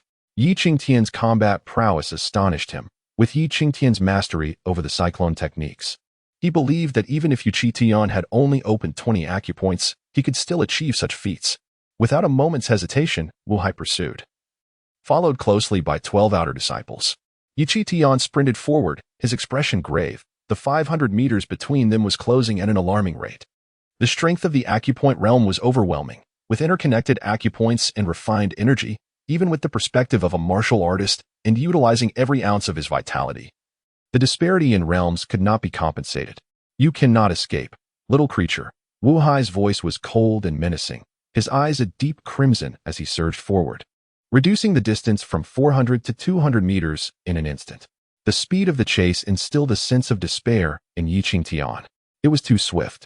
An insurmountable challenge. Clutching his extraordinary small sword tightly, he knew that if desperate measures were needed, he would have to resort to transforming into a skeleton. Yesterday, Kong Hao had shown no mercy to Wu Hai. Such grievous injuries were not easily healed. Old fool, aren't you capable of erupting with power? Come on. Yi Qingtian's eyes gleamed with cunning. He realized that escape was impossible. If he could provoke Wu Hai into further exertion, exacerbating his injuries, perhaps there was still a chance of victory in his skeletal form. This enmity could not be avenged against Kong Hao. Only by eliminating Yi Qingtian could he find solace. A dignified master of the acupoint realm, reduced to exchanging threats with me, a mere practitioner of the opening realm, unable to even catch up, is a source of embarrassment for you, and I feel the shame on your behalf. Yi Qingtian did not hold back his scorn. Wu Hai's forced acceleration was not merely a reduction in speed. That short distance of 200 meters remained unattainable in such a brief span. The outer disciples were now left several hundred meters behind. After enduring a series of mockeries and with the humiliating memories of yesterday vividly etched in his mind, Wu Hai was suddenly engulfed in madness. His slightly pale complexion flushed a deep crimson as his speed surged, propelling him forward with a fierce intensity. Yi Qingtian's expression shifted dramatically. Without a moment's hesitation, he launched himself forward at a reckless pace, disregarding the toll it would take on him. Yet, it was too late. Wu Hai swiftly closed the gap, delivering a ferocious strike. With a resounding thud, Yi Qingtian was struck in the back, sent hurtling through the air. Wu Hai faltered momentarily, the exertion exacerbating his injuries, blood trickling from the corner of his mouth. Capture him, Wu Hai commanded. Wiping the blood from his lips and casting a cold glance at Yi Qingtian, who lay sprawled several dozen meters away, addressing the 12 disciples rushing to his aid. Chapter 35. The malevolent forces from beyond. Suddenly, a surge of power erupted, causing the inner palace to tremble. Wu Hai's complexion turned crimson as he stood still, attempting to calm his inner energy.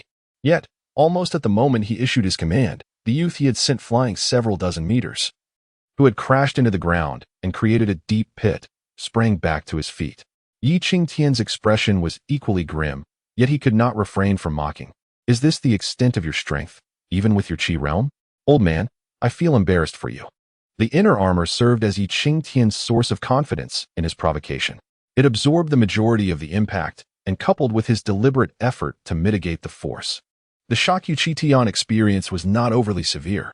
With a sudden exhalation, Wu Hai's eyes turned red with fury, his inner energy in disarray, and he spat out a mouthful of blood, his face paling to an extreme degree. Yi Qingtian had already sprinted over 100 meters away, a wistful smile gracing his lips as he remarked, "All you can do is offer empty taunts, old man." With that, he ceased his chatter, allowing the soul fire to enter his body, swiftly calming his turbulent inner energy and gradually restoring his speed. As long as Wu Hai did not pursue him relentlessly, he could evade the group with ease. Infuriated, Wu Hai felt blood trickle from the corner of his mouth again, his eyes flashing with determination as he abandoned his healing to give chase. Yi Qingtian was taken aback. Even the lowest level of the Qi realm required over 64 energy points, all interconnected, maximizing the utilization of elemental force. Even if Wu Hai did not unleash his full speed, in such a pursuit, Yi Qingtian could not possibly outlast him. Madness! If he did not suppress his injuries, he would forever bear the consequences. How much hatred must he harbor to disregard his own wounds? Fortunately, Wu Hai's burst of speed was also limited. In their game of chase, although Yi Qingtian had the elemental milk to replenish his energy, his expression grew increasingly grim. As Wu Hai adapted to the pace of the chase and gradually stabilized his injuries, the possibility of a sudden explosion of power loomed large. The more he contemplated, The more alert Qingtian became, his gaze scanning his surroundings. He was not merely fleeing in panic, but had a deliberate purpose behind his escape. He needed to find advantageous terrain. After running for a while longer, Qingtian sensed that Wu Hai's gaze was becoming increasingly sinister, just as he had surmised. Wu Hai had managed to barely suppress his injuries enough to unleash his strength. At that moment, Qingtian's eyes brightened as he spotted a desolate mountain riddled with caverns. The Tianyuan mountain range was rich in resources, with numerous mineral veins that greatly enhanced certain beasts. Thus, many hidden veins had been excavated over the years. The desolate mountain before him, long stripped of its beasts, featured a labyrinth of passages within. Once he entered, it would be exceedingly difficult for Wu Hai and his group to locate him in a short span of time. He might even have the opportunity to reduce their numbers swiftly. Wu Hai, keenly observing Qingtian's movements and understanding his intentions, instantly contorted his expression into a grimace. Both sides possessed the keen instincts of seasoned fighters. Even though Qingtian was not currently considered a master, he had once been among their ranks and was aware that the other party was preparing to strike. Without hesitation, Wu Hai took the initiative, his sword swirling in his hand as he launched a strike toward the retreating figure behind him. Qingtian's counterattack was not to be underestimated. It disrupted Wu Hai's rhythm, forcing him to slow down to defend against the onslaught. As Qingtian evaded the attack, he dashed away, creating a considerable distance of several dozen meters between himself and his pursuer. With each passing moment, Wu Hai found himself losing all chances. While Qingtian swiftly entered the desolate cave, after meandering through its depths, even if Wu Hai wished to disregard his injuries and launch an assault, the opportunity had slipped away entirely. The cavern was a labyrinth of interconnected passages, allowing Qingtian to hastily delve deeper, thereby ensuring he had successfully eluded Wu Hai. He quickly settled down in a meditative posture, focusing his mind to recuperate. After a brief span of half an hour, Qingtian had returned to his former state. Here lies my advantage, he assessed the situation. He could easily find a place to conceal himself, while his searchers were compelled to meticulously scour every inch. For if he were to escape, capturing him would become an impossibility. It must be said that this abandoned cave was indeed vast. Qingtian could navigate its expanse without illumination, providing him an overwhelming advantage. He was uncertain of the whereabouts of his pursuers, and it would be prudent to devise a means of escape under the cover of night. Having concluded this, Qingtian sought out another hiding spot, seizing the moment to assimilate the gains from his recent confrontation before proceeding to refine his control over the soul fire. Although it demanded immense mental focus and his daily practice time was limited, he anticipated that as his cultivation progressed, his mastery over the soul fire would experience significant enhancement. Mastery over the fire had become an essential aspect of Qingtian's daily regimen, the deeper his understanding of the bone soul fire. The more the combat prowess of his skeletal form would be maximized, a matter of utmost importance. This very night, he intended to break free, distancing himself from Wu Hai and his companions, which would likely necessitate his transformation into a skeleton. The greater his control over the fire, the stronger his skeletal combat capabilities would become. Time slipped by swiftly, and as Qingtian evaded detection while training, he felt a tremor throughout his body, a sudden pang of trepidation washing over him. He promptly summoned his magical artifact, igniting the soul fire, and cautiously scanned his surroundings. To his relief, there was no sign of anyone nearby. Soon, understanding dawned upon him. Tonight was indeed the night of the full moon. Since the age of 6, this body had transformed into a skeleton on every full moon night, making this date a recurring nightmare. Consequently, this body harbored an acute sensitivity to this particular day. It appeared that night had indeed fallen. Now that he had gained control over his transformation, he need not concern himself with the so-called full moon night. Suppressing the flicker of anxiety, Qingtian adjusted his state and began sprinting towards one direction of the cavern, preparing to make his escape. The cave was immense. With numerous exits, any direction presented itself as a viable option. However, as he raced forward, Qingtian's expression shifted as he discovered that many of the exits had been sealed. In the span of just half a day, Wu Hai and his associates had not entered to search but had instead fortified the entrances. I refuse to believe this, Qingtian thought, his expression darkening. So many exits are sealed? By these people? Yet, if the blockade were futile, why maintain it? Thus, Qingtian dared not recklessly excavate a passage and opted for a different direction. However, he found that many routes had also been sealed off, leaving only a few paths available, evidently left intentionally. After several changes of direction, he encountered numerous blockages, Some entrances were obstructed by massive boulders, while others were piled high with dirt, making swift clearance exceedingly difficult.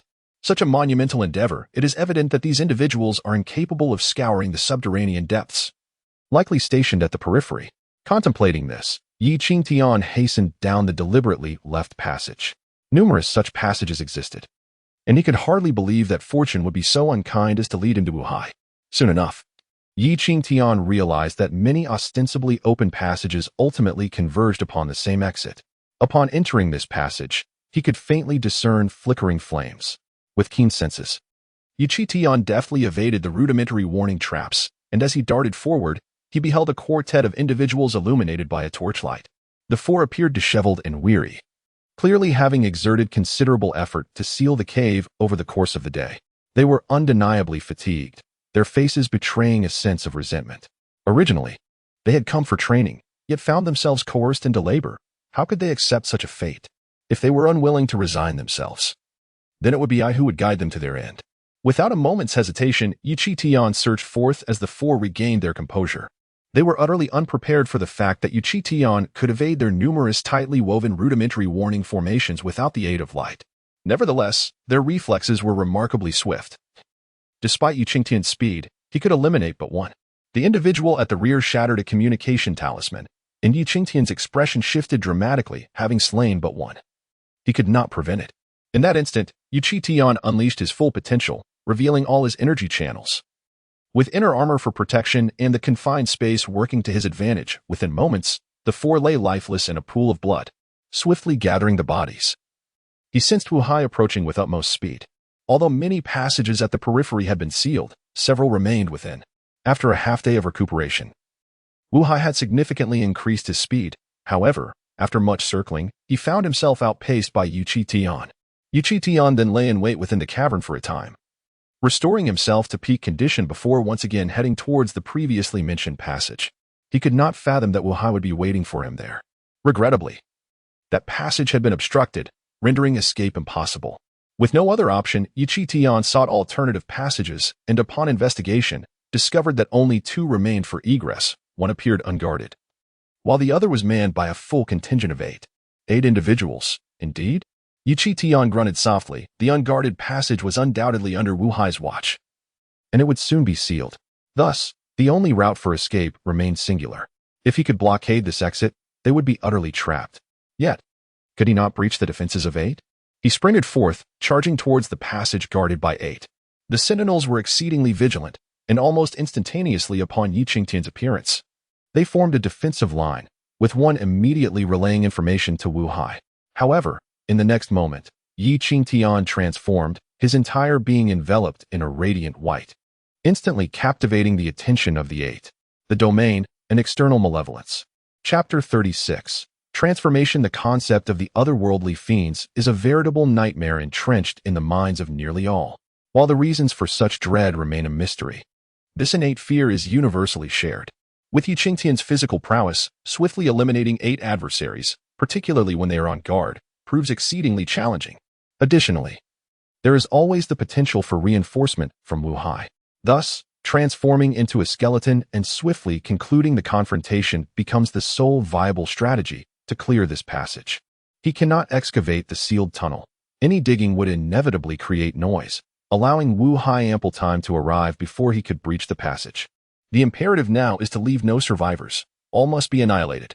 In skeletal form, Qingtian possesses 60 energy apertures, each capable of storing power at a rate 50% higher than that of his peers at the same level. This implies that the skeletal form boasts a reserve equivalent to 90 apertures worth of energy. Such power rivals that of some practitioners at the aperture realm. Yet even with this advantage, Qingtian harbors no confidence in confronting Wuhai. Those at the aperture realm have achieved an exquisite level of energy manipulation, which cannot be countered merely by energy reserves. As the skeletal figure materializes, the 8 individuals are momentarily paralyzed. In the next instant, the skeleton advances, its 60 energy apertures shimmering, and with a single grasp, it unleashes a devastating strike. Under the insight of the soul fire, even a half step into the extraordinary realm would be grievously wounded, let alone these individuals who are still far from that threshold. The battle unfolds in a mere 5 breaths, with each strike resulting in a kill.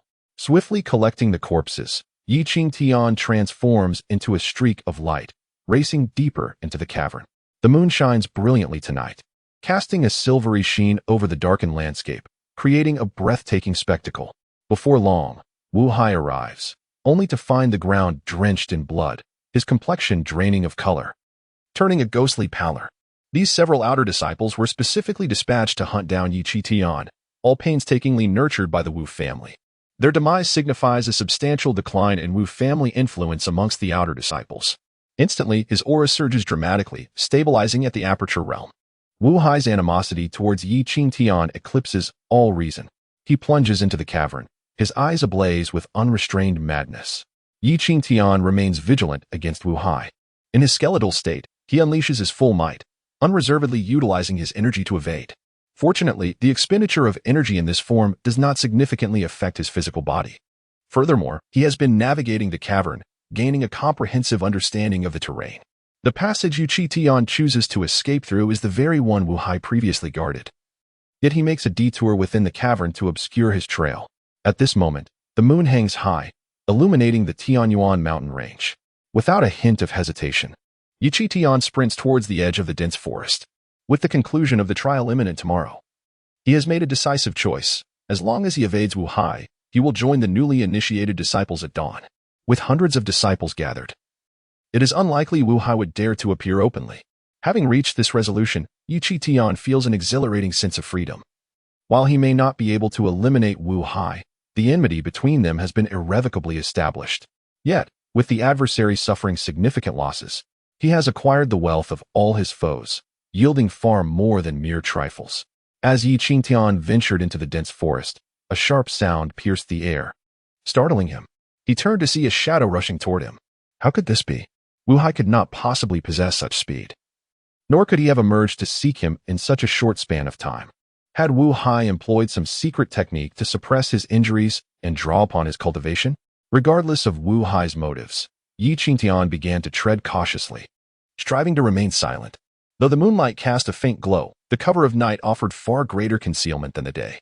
Indeed, as Wu Hai pursued him into the thicket, traces that would have been easily noticed by daylight became almost imperceptible in the dark. Furthermore, Wu Hai, consumed by his fervor, stirred considerable commotion. Qingtian crouched beneath the vast branches of a towering tree on an incline, watching as Wu Hai lost the trail. A smirk of triumph crept upon his lips. As long as Wu Hai chose a direction to search, he could sneak away in the opposite direction. The silvery moonlight cascaded through the thick foliage, casting dappled shadows upon the ground, speckling Qingtian's form. Bathed in the lunar glow, he suddenly felt an inexplicable sense of relief. Previously, he had regarded the full moon with trepidation. But this was a rare occasion in a decade to bask in its luminescence. Yet, just as Wu Hai prepared to pursue in one direction, the moonlight fell upon Qingtian, and he felt an uncontrollable warmth radiating from where the light touched him, quickly followed by a blinding brilliance. 1 point, 2 points, 3 points. The luminous spots around him multiplied, and though he had hidden well, he had instantly transformed into a beacon in the darkness. Within mere hundreds of meters, Wu Hai perceived the glow. Alarmed, Qingtian sprang to flee. Wu Hai surged forward with astonishing speed. His time was limited, but he hardly needed to fixate on Qingtian's escape, for the radiance enveloping Qingtian intensified, becoming overwhelmingly brilliant. The distance between them diminished rapidly. Qingtian fled in a frenzy, his earlier confidence now replaced by utter panic. Why did he emit light merely from basking in the moon's glow? Damn you! You little beast, die! Wu Hai charged forward, unleashing a strike that was far more formidable than his prior blow. With a resounding crash, Qingtian was sent flying into an area bathed in abundant moonlight.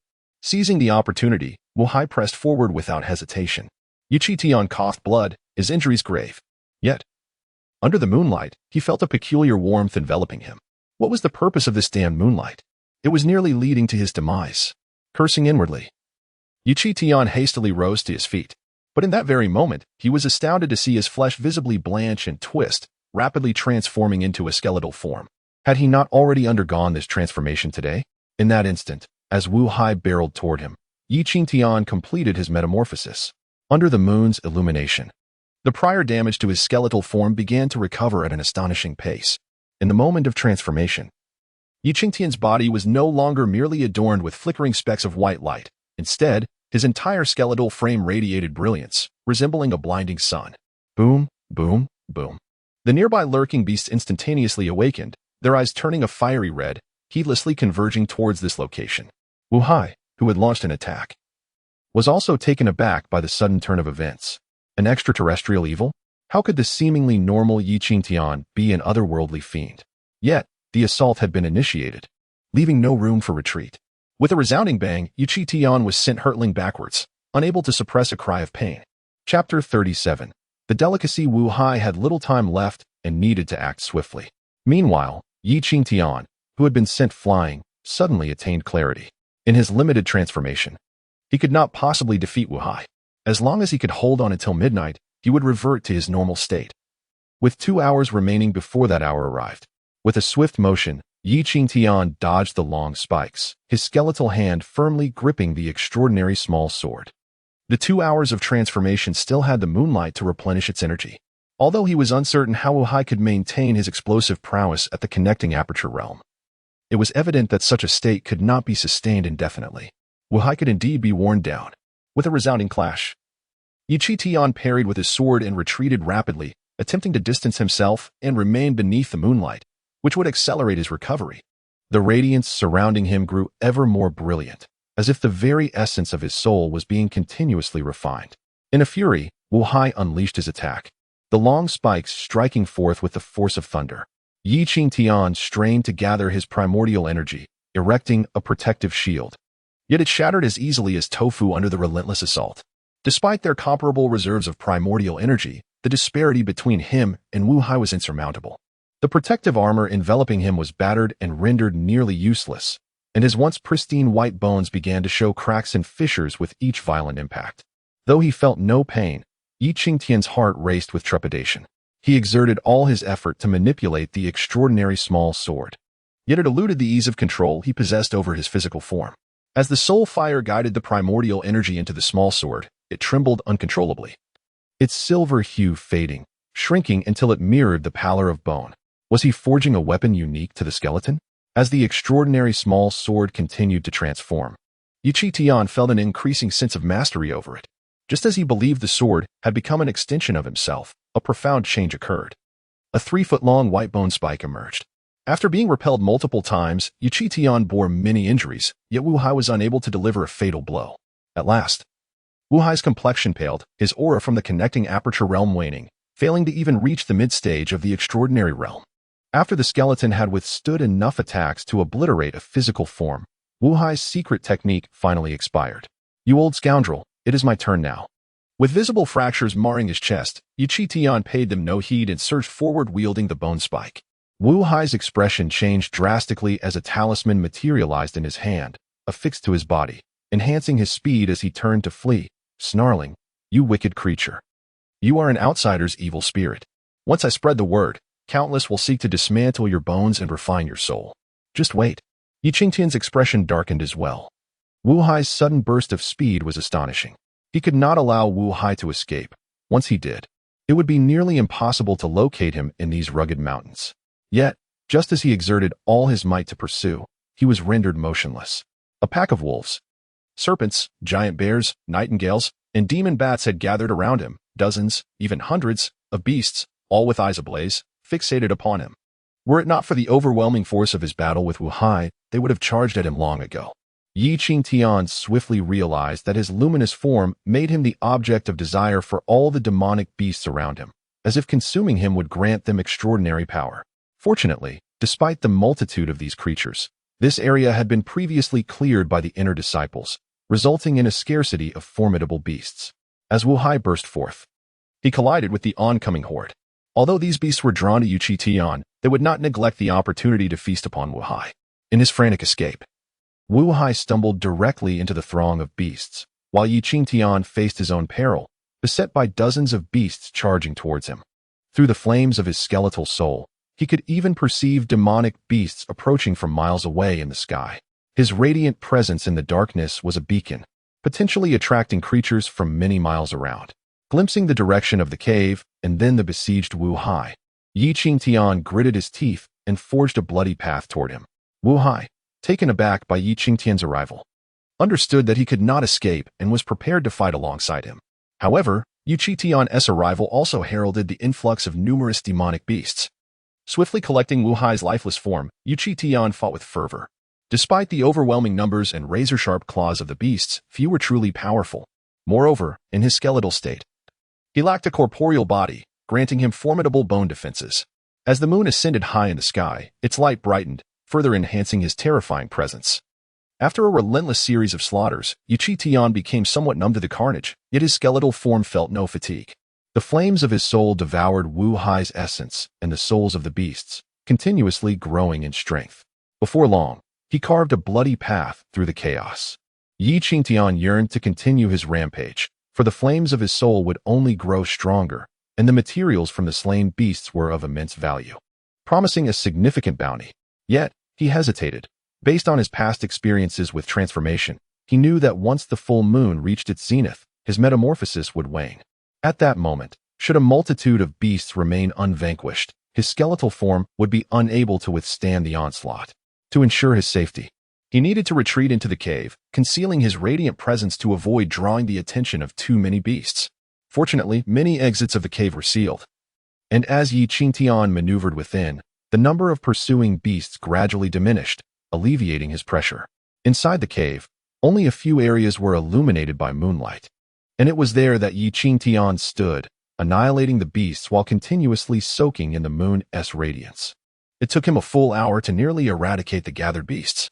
After spending another half-hour collecting materials from their remains, Qingtian delved deeper into the cave and settled down in meditation. Simultaneously, he endeavored to directly assimilate the memories of his lineage using his skeletal form, aiming to digest the knowledge according to his own needs rather than indiscriminately grasping at disparate memories that bore no relevance. The flames of his skeletal soul danced under his control, coalescing into a blurred flame lotus. As the flames solidified, Qingtian observed that the speed at which he absorbed knowledge was accelerating. He successfully attained the second and third layers of the flame lotus. Simultaneously, he drew a substantial portion from the beginning of the Wandan purification method. These two doctrines had always occupied his thoughts. Qingtian did not delve into extracting memories. His immediate priority was to restore his corporeal injuries and depart from this place fraught with discord. Chapter 38. Unqualified to intervene, having received a solid blow from Wu Hai. Despite the protection of inner armor, I sustained considerable injuries. Fortunately, Qingtian had acquired the resources of over a dozen individuals and possessed the naturally nourishing essence of primordial milk, rendering these injuries rather inconsequential. The disciples' training period lasted 3 days, and today marked the final day of gathering. Over 300 scattered disciples made their way towards the center of the training area, each laden with their respective bundles, having reaped significant rewards during their time here. Consequently, the outer disciples began to engage in bartering, thievery, and plundering amongst themselves. Truly, this was a designated area for newly initiated disciples to hone their skills. On a small path a few miles from the central region, a disheveled and somewhat unkempt youth observed his surroundings in awe. To him, this area felt like an uninhabited realm, populated solely by ordinary beasts. Thankfully, he had not ventured directly into this perilous zone. Nevertheless, reflecting on his recent gains brought a subtle smile to Qingtian's lips. After counting his spoils that morning, Qingtian found himself quite satisfied, eagerly anticipating the transformation of these acquisitions into resources that would significantly bolster his strength. Just then, a series of anguished cries jolted him from his reverie. 100 meters away, 4 or 5 outer disciples were mercilessly beating and kicking another disciple in an attempt to seize the bundle he clutched. At that moment, Qingtian became aware that he had unwittingly been encircled by 5 individuals. "Boy, strip off your clothes. If we ascertain that you possess no valuables, we shall let you go," one of the outer disciples sneered without an ounce of courtesy. Qingtian, looking somewhat disheveled, did possess clean garments, but had chosen not to tidy himself. This appearance was, in fact, befitting of someone undertaking a trial. The 5 outer disciples, naturally, did not recognize him. Qingtian was baffled. Who could have gathered 10 outer disciples in such a short span to engage in such blatant thievery? Casting his gaze around, Qingtian then spotted a reclining chair beneath the shade of a tree, upon which lay a youth with a contented expression. "How audacious, ignoring us. Let us break his arms and teach him a lesson," one of the ruffians declared.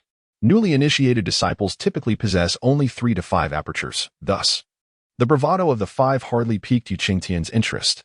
With a few casual strikes, the five were soon sprawled on the ground, wailing in agony. The commotion drew immediate attention. The relaxed youth sat up, scrutinizing Qingtian before breaking into a faint smile.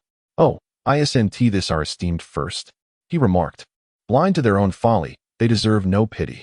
Upon realizing it was Qingtian, all present momentarily paused in their tracks. The youth, whom Qingtian did not recognize, caught his eye with the storage pouch at his waist. It was rare for newly initiated outer disciples to possess such an item, indicating that this individual was not without influence, especially as he had managed to amass such a group for open thievery. "Brother Yi, save me." The youth who had been robbed emerged from the crowd, revealing his bruised and battered face as he pleaded desperately. Qingtian was astonished.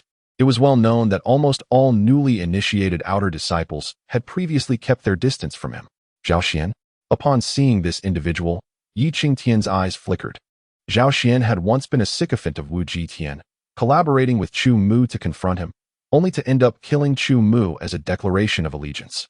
Qingtian had spared him, initially intending to use him as a witness, but that opportunity never arose. He never expected to encounter him here. "I will take this person with me." Since they had crossed paths, how could he not offer assistance? "Brother Yi, please leave," the relaxed youth said in a rather indifferent tone.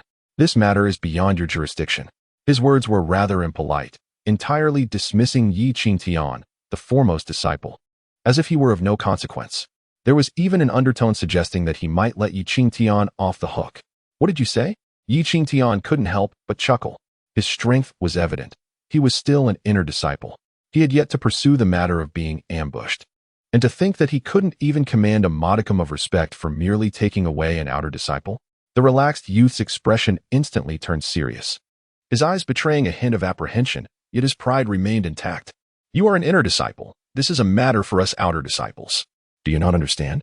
Though he spoke arrogantly, he was aware of his limits. It was apparent that he did not wield the same authority as Wu Jitian had before. Perhaps he was merely a small pawn of some family, leveraging their influence. "So, I should obediently depart? You have no other choice." Slap. Qingtian struck out with a resounding blow, sending the relaxed youth flying sideways, crashing heavily to the ground. With a sneer, Qingtian looked down from his elevated position, declaring, "You are correct. The affairs of outer disciples do not concern me. However, since you have chosen to rob me, how can I, an esteemed inner disciple, endure such indignity? You, my clan's ancestor, the grand elder of the sect, you are courting death." The relaxed youth clutched his mouth, blood spewing forth. Mentioning the grand elder darkened Qingtian's expression. He would never forget the terror and despair that had accompanied his arrival in this world, dictated by the grand elder. Slap. Once more, he struck the youth, sending him sprawling, blood pouring from his mouth and nose, now unrecognizable. Qingtian seized the youth's storage bag, his gaze sweeping over its contents, and his expression twitched in surprise.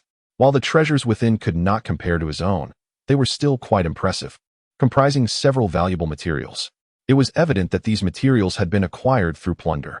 This was a task assigned by the young master of his clan, and if Qingtian were to seize them, he would have no explanation to offer. Nevertheless, Qingtian remained unfazed. Given his relationship with the sect leader and the grand elder, as long as he presented himself as a disciple of the sect leader, the grand elder's faction would not let him off easily. As he walked slowly towards Zhao Xian, the five assailants retreated hurriedly.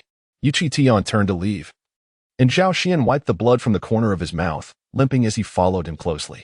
Stepping away from the crowd, Qingtian cast an intrigued glance at Zhao Xian and remarked, "You possess quite the audacity. Do you not fear that your refusal to surrender your resources may lead to your demise at the hands of others?" Such a defiant stance of choosing to face death rather than relinquish resources left Qingtian astonished. It was only because of his presence that Zhao Xian found himself in this predicament. Otherwise, the loss of resources would be the least of his concerns.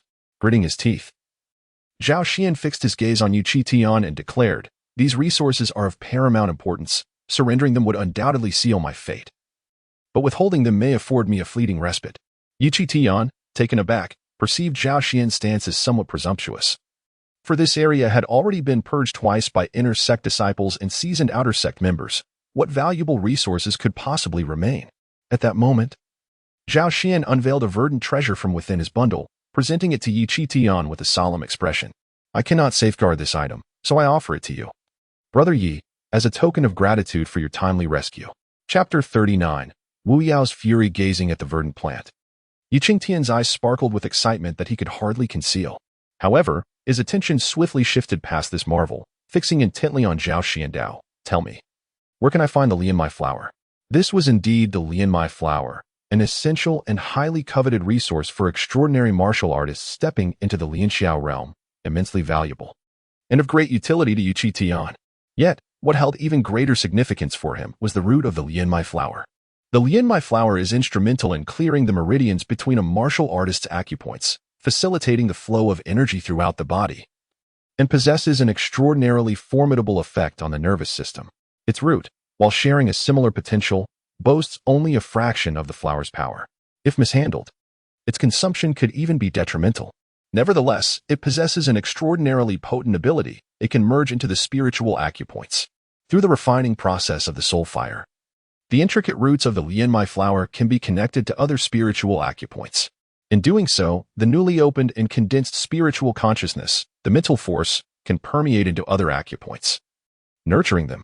With adequate preparation, one could potentially open several acupoints in succession, leading to a rapid enhancement of his prowess. Half an hour later, in a dim corner beneath a cliff, Qingtian, armed with a dagger, carefully sliced through the damp rock face, gently extracting a thumb-sized root that boasted countless tendrils. With utmost delicacy, he sealed it in a brocade box, a satisfied smile gracing his lips. Zhao Xiandao, trembling, remarked, "This belongs to you, senior brother. Without you, I would not have attained it." His sincerity was palpable.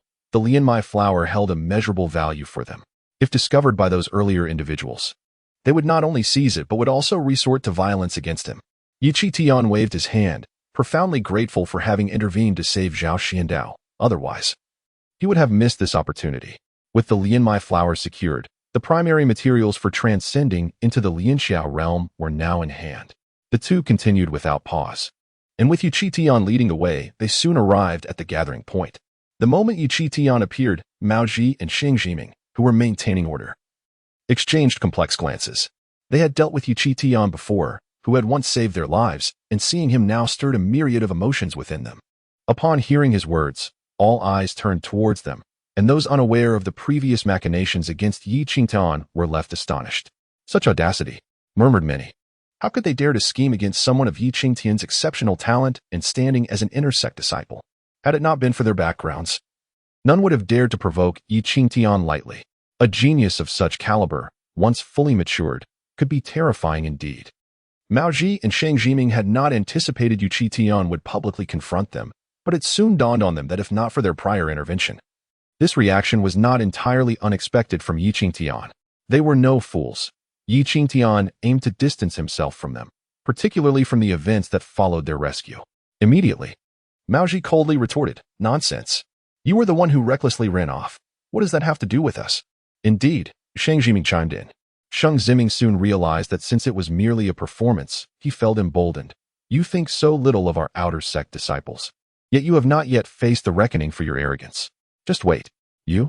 Spare me your condescension. As an inner sect disciple, I am entitled to such privileges. I am eager to see who dares to be among the first to ride the soaring eagle without me."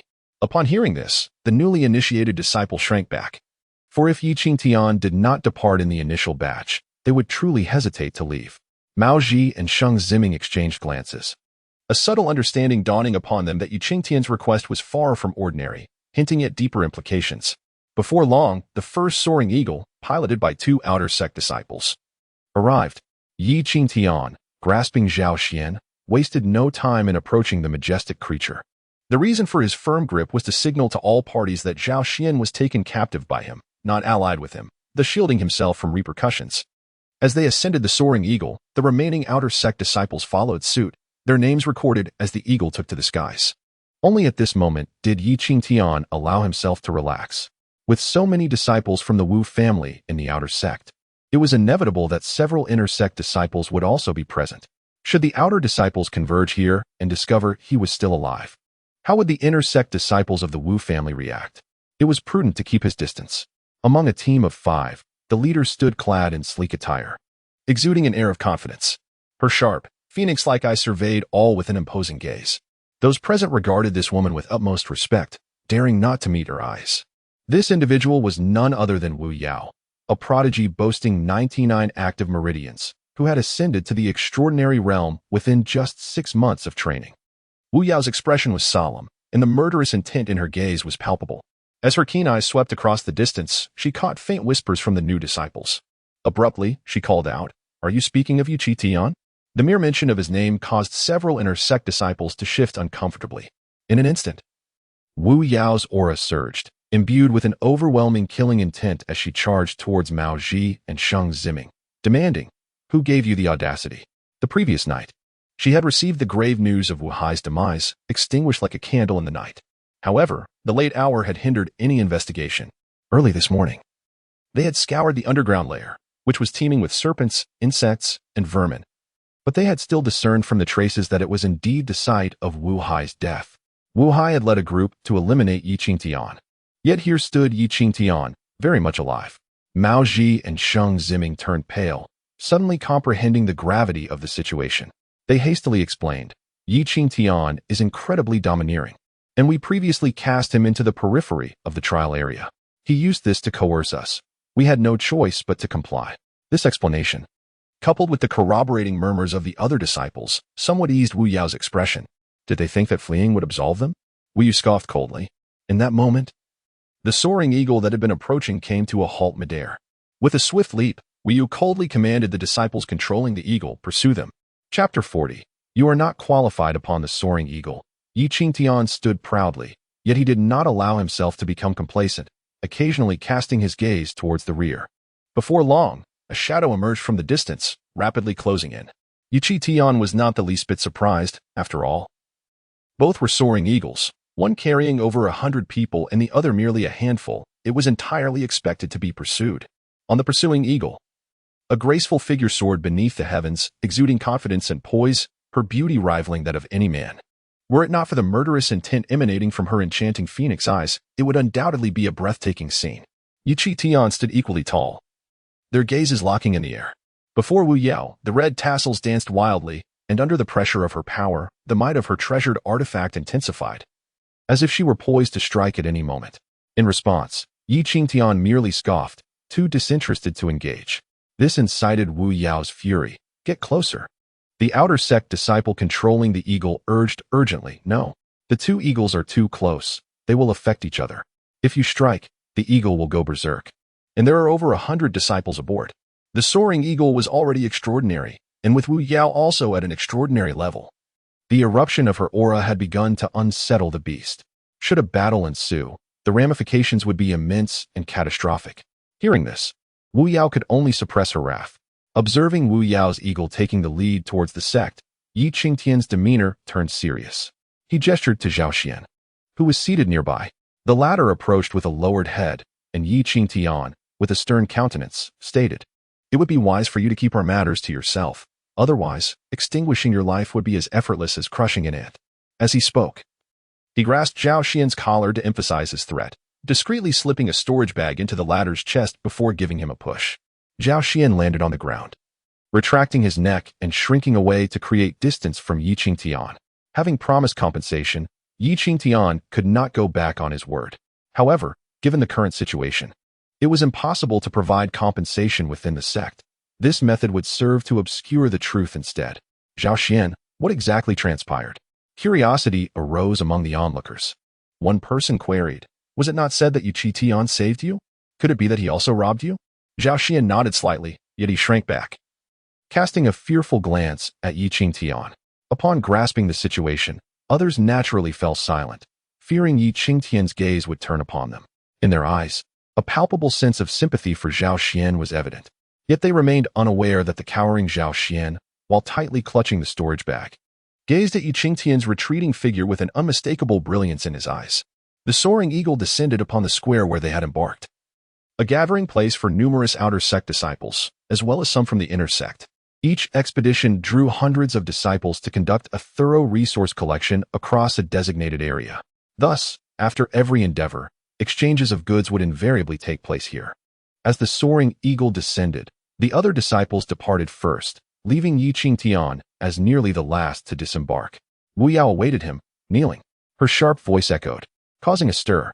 Many were aware that Qingtian had incapacitated Wu Jitian and were taken aback by Wu Yao's audacity in seeking revenge within the sect.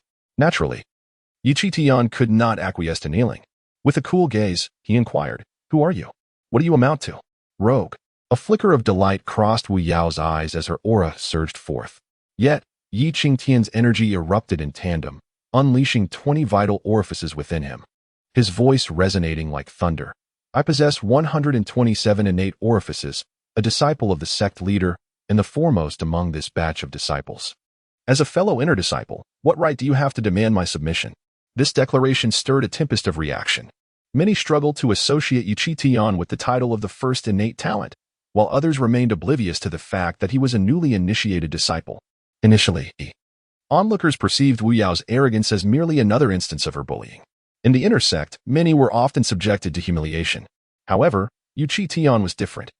His endowment of 127 innate orifices surpassed Wu Yao's by a substantial margin of 28. Wu Yao momentarily faltered but quickly regained her composure. For she had the confidence to confront him. She retorted coldly, "Impudent. It is a great favor that I, Wu Yao, take you as my disciple to impart my skills. And you dare to defy me?" This statement clarified much for the onlookers. Inner disciples differed from outer disciples, who were recruited in batches and assigned dedicated mentors. In contrast, only 1 or 2 individuals might join the inner sect each month. The sect could not afford to allocate specialized instructors. Hence, the onus fell on the earlier disciples to provide basic guidance. Only after significant advancement could they expect the same dedicated instruction as other inner disciples. Typically, no inner disciples would volunteer for such instructional tasks. With her endowment of 99 innate orifices and half a year of experience, Wu Yao had exceptional prowess. While demanding Qingtian to kneel was indeed excessive, she possessed the capability to mentor him. At this moment, some who were unaware of the enmity between Qingtian and the Wu family felt that he was being ungrateful. Qingtian scoffed, "Not every Tom, Dick, and Harry can instruct me." Tom, Dick, and Harry? Boom. The disciples who had been anticipating a transaction now gazed at Qingtian as if he were a fool. Wu Yao, with her formidable strength and a penchant for vengeance, how could he dare to dismiss her in such a manner? A cold smirk curled at the corners of Wu Yao's lips as she strode toward Qingtian, her imposing aura bearing down on him. Who do you claim is a mere Tom or Dick? Under the pressure of her presence, Qingtian remained steadfast. While it is true that the elder serves as a mentor, a tradition of Tianjing's sect. "Can you assure me that you possess the ability to teach me?" As he spoke, Qingtian summoned a fine iron sword into his grasp, infusing it with his primordial energy. The sword shimmered with brilliance, trembling incessantly, its might escalating dramatically. Although the fine iron sword could not be classified as a magical artifact, the challenge of harmonizing it with magical power was exceedingly formidable. However, achieving a synergy between primordial energy and an ordinary weapon indicated a profound mastery of energy manipulation. The ability to execute grand and sweeping attacks, as well as to elevate one's realm, became remarkably effortless. Yet, the ability to perceive the minutiae was the most arduous of feats. The fine iron sword vibrated incessantly, its aura intensifying to the level of an extraordinary magical artifact. This spectacle left many in awe, with numerous onlookers unable to suppress a gasp of astonishment. Such meticulous control suggested either an exceptional command over the subtle application of power or an impressive level of mental acuity.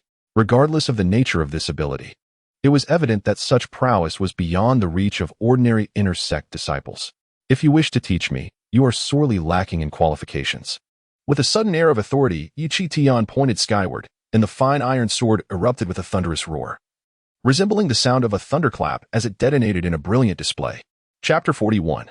What if I give you 3 more chances? The refined iron sword erupted in the air, exuding no hint of power leakage, thus reaching the pinnacle of its might, astonishing the entire assembly. One could discern the whole picture from a mere glimpse. The profound synergy between the elemental force and the refined iron sword indicated that Qingtian's martial foundation was exceptionally solid. Although many harbored dissatisfaction towards Qingtian's assertion of "you are unworthy," it must be conceded that such a Qingtian was indeed beyond the guidance of an ordinary inner sect warrior. As various factions became aware of the animosity between Qingtian and the Wu family, they increasingly felt that Qingtian's rejection of Wu Yao was justified. Moreover, Wu Yu truly lacked the qualification to instruct Qingtian. Under the scrutiny of countless piercing gazes, the weight of public opinion loomed large. Even though Wu Yu was imperious and formidable, she was compelled to halt her advance. Who is unworthy? Wu Yu scoffed. Martial cultivation encompasses myriad aspects. Is it truly so simple? How difficult can it be? Qingtian replied with a smile. I have been cultivating this body since the age of 6. Under the guidance of the foremost expert in Tianshu County. After a decade of rigorous training, my foundation is exceedingly robust. The fact that I could ascend to the rank of martial artist at 16, successfully condensing my soul aperture, speaks volumes about the strength of my foundation. Try it and see for yourself, he challenged. Wu Yao retorted with a dismissive snort, I shall not bully you. I will compress my vital apertures to 20. If you can withstand 3 of my strikes, I shall concede that I am unqualified to teach you. However, if you cannot endure even 3, you shall kneel and apologize. Wu Yao had no intention of negotiating. Were it not for the multitude of witnesses, she would undoubtedly be even more overbearing. By what right? Qingtian remained undaunted. Retorting coldly, it is my prerogative to choose whom I associate with.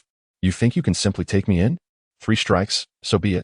Upon hearing this, Wu Yao erupted into laughter, her voice booming and arrogant. As Wu Yao, I require no sufficient reason to reject you. I can punish you simply because of who I am. It is as straightforward as that. Many inner sect disciples fell into a contemplative silence, clearly acknowledging Wu Yao's assertion. The so-called 3 strikes were merely a casual remark from her. Had this body not attained the level of martial artist, Qingtian might have believed that a duel with the same 20 vital apertures was a fair contest. However, it was anything but fair. The party suppressing their cultivation held an absolute advantage. They possessed a higher perspective and could unleash their full strength in a crisis, catching their opponent completely off guard. The notion of fairness was utterly nonsensical. Wu Yao sought only to use the guise of a spar to eliminate him. Qingtian understood that if he did not accept her challenge of 3 strikes, he would not pass this trial today. Should I withstand this, Wu Yu shall no longer pose a threat, he thought, and then declared with conviction, so, if I can endure your 3 strikes, you will cease to harass me? Witnessing Qingtian's willingness to acquiesce, a mocking smile crept across Wu Yao's lips, her demeanor triumphant. That is naturally the case. Let us begin. Almost instantaneously after Qingtian's words fell, the crowd parted, creating a vast space. All the inner sect disciples now regarded Qingtian with a mixture of intrigue and anticipation. Those acquainted with Wu Yao regarded Qingtian with the same disdain one might reserve for a corpse. Those who had negotiated with Wu Yao invariably met with dire fates, most often having their bones crushed by the beasts.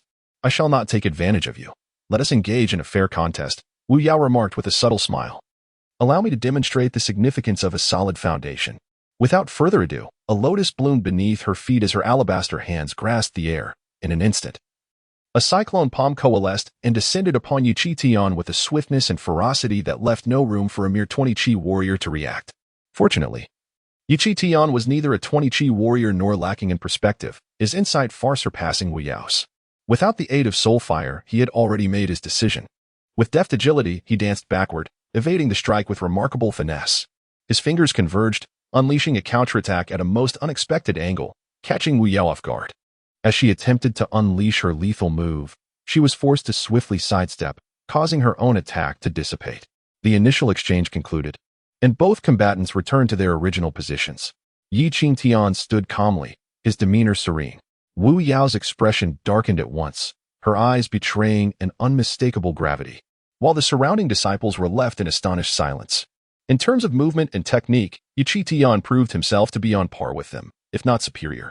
With the ferocity of a tiger, Wu Yao lunged once more at Qingtian. The gust from her palm roared like thunder, her movements akin to lightning, her grasp as fierce as a storm. Qingtian erupted in response, channeling his energy throughout his body, employing his cyclone palm for defense. A cyclone shield to dissipate the force, and cyclone steps to evade. The second and third exchanges unfolded in rapid succession, each engagement brimming with intensity. Qingtian held his ground, and it became increasingly evident that he was gaining the upper hand. The onlookers were astounded, noticing Wu Yao's unrelenting aggression. Many cast scornful glances in her direction.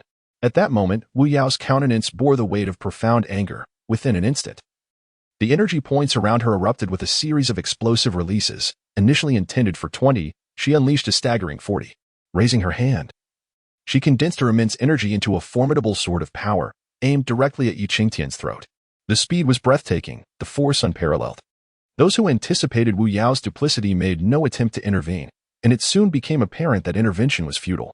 A fierce snarl twisted Wu Yao's features. She was prepared to endure any censure that might follow. Yet in the next moment, Qingtian too summoned a sword of energy in his palm, launching it with tremendous force, propelling him backward by several paces. Since the third exchange, Qingtian had foreseen that his opponent would go all in. He had already activated his soul fire, heightening his senses to an almost supernatural degree.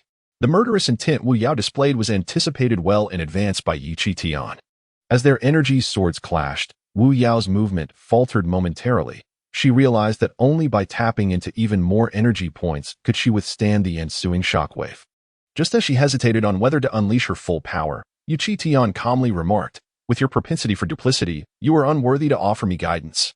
No one found fault with his words. While many were baffled as to how Qingtian evaded that lethal strike, Wu Yao's intentions were all too clear. Her eyes blazed with fury. Qingtian once again sneered. "What? Is 3 moves insufficient? Would you like me to grant you 3 more? At that moment, even those stewards who were reluctant to intervene had stepped forward. In the presence of the public, Qingtian stood out as the most gifted among this group of disciples. Remaining indifferent any longer would be inexcusable. "Very well, indeed, the foundation is quite commendable." Wu Yu scoffed coldly, "since guidance is no longer required. The meditation benefits for the newly admitted inner disciples for 1 month shall be revoked. Like all other inner disciples, they must complete sufficient tasks each month." With that, Wu Yao let out a disdainful huff and turned to leave. Qingtian harbored no doubt that Wu Yao's words would be enacted. The 4th elder, Wu Guan, managed the task pavilion and could effortlessly revoke his month of meditation, commanding him to undertake tasks instead. To this, Qingtian paid little heed, as he had no need for such so-called meditation benefits. The foremost expert of Tianjing sect, the old patriarch, had perished, and the young patriarch had betrayed them. Seeking to become the son-in-law of Qiyuan sect and taking on the burdensome task of overseeing the 3 sects' martial gathering. This single statement seemed to have been prearranged, as nearly a dozen voices echoed simultaneously, instantaneously resonating throughout the entire square. Chapter 42. Racing against time. The recent trials for the newly initiated disciples had just concluded, and the square was initially filled with jubilant celebrations. However, as news broke, many faces turned grim. A significant number of these individuals had joined the Tianjing sect with the hopes of aligning themselves with the foremost power in Tianshu Prefecture. The tragic demise of the sect's chief combatant was enough to stir unease in their hearts. Moreover, the scandal involving the young master seeking personal gain cast a shadow of doubt over the future of Tianjing sect, leaving many to worry about their own martial paths. The timing of this information's dissemination was too precise, causing a ripple of unrest among the masses. Observing the chaotic crowd, Qingtian's expression darkened considerably. The spread of this news bore the fingerprints of Qiyuan sect, and it was evident that the higher-ups of Tianjing sect had turned a blind eye, or perhaps even colluded with them. Qiyuan sect's actions aimed to unearth talent at the upcoming martial conference while undermining Tianjing sect. Conversely, the motivations of the sect's leaders were self-serving. Without a moment's hesitation, Qingtian swiftly navigated through the square, trading items to acquire the necessary materials before plunging into the inner sanctum. The inner sect was equally tumultuous. The news of the elder master's demise had only reached the ears of a select few, leaving the general management caught off guard. Qingtian hurriedly exchanged for the warming spirit grass, essential for nurturing his spirit apertures, trading in all his points for pills. He lingered not a moment longer, swiftly accessing a secret passage that led directly to the basement of the sect leader's residence. Time was of the essence. With unwavering determination, Qingtian seated himself before the vitality pool, focusing his energy. The explosive nature of this news would undoubtedly incite considerable upheaval, inevitably attracting the ire of the sect's leaders. Whether he chose to stay or leave, he needed to leverage this opportunity to expedite his cultivation. Every increment of strength would provide an additional layer of security, suppressing his anxiety. Qingtian ignited his soul fire and retrieved the root of the Lianmai flower for refinement under the flames. Thousands of tendrils diminished under the scorching heat, leaving only 200 behind. Concurrently, he extracted more than a dozen delicate tendrils, connecting them to his spirit apertures via the soul fire.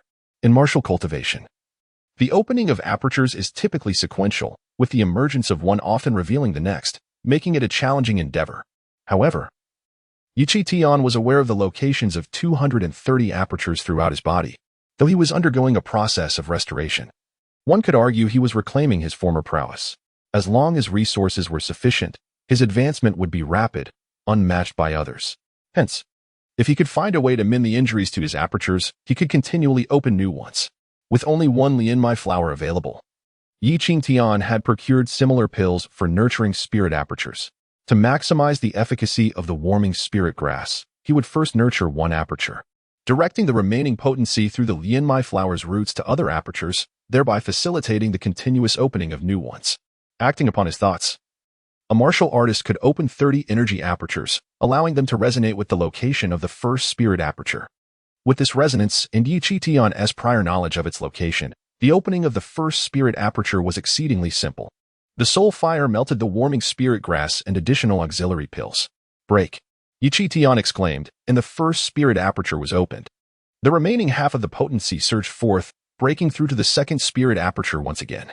Ultimately, under the relentless advance of Qingtian, he successfully breached 4 spiritual orifices in succession. Remarkably, aside from the first orifice, which had nearly healed, the other 3 bore varying degrees of injury. In the moment the spiritual orifices were opened, a surge of mental energy began to coalesce within them.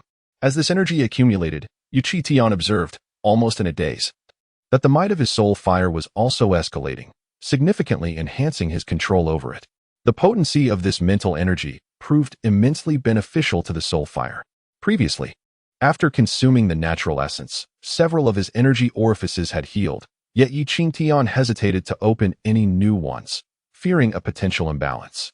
However, at this moment, with the opening of 4 spiritual orifices, he could once again unlock 12 energy orifices. Without the need for any medicinal pills, Qingtian opened 5 energy orifices, increasing his total from 30 to 35. Having exchanged for 8 extraordinary quality warming orbs, each worth 100 points, he proceeded to open 7 more orifices in one vigorous effort, bringing his total to 42. This was nearly the optimal number of orifices one could possess at the initial stage of the extraordinary realm. Some ordinary peak extraordinary beings could match him in the number of open spiritual orifices. Meanwhile, the communication talisman from the sect leader flickered incessantly, indicating that numerous individuals were attempting to reach him. Yet, Qingtian paid them no heed, focusing instead on consolidating his cultivation. After a brief period, he exhaled a breath of turbid air. Under his meticulous care, the 3 still damaged spiritual orifices had nearly healed.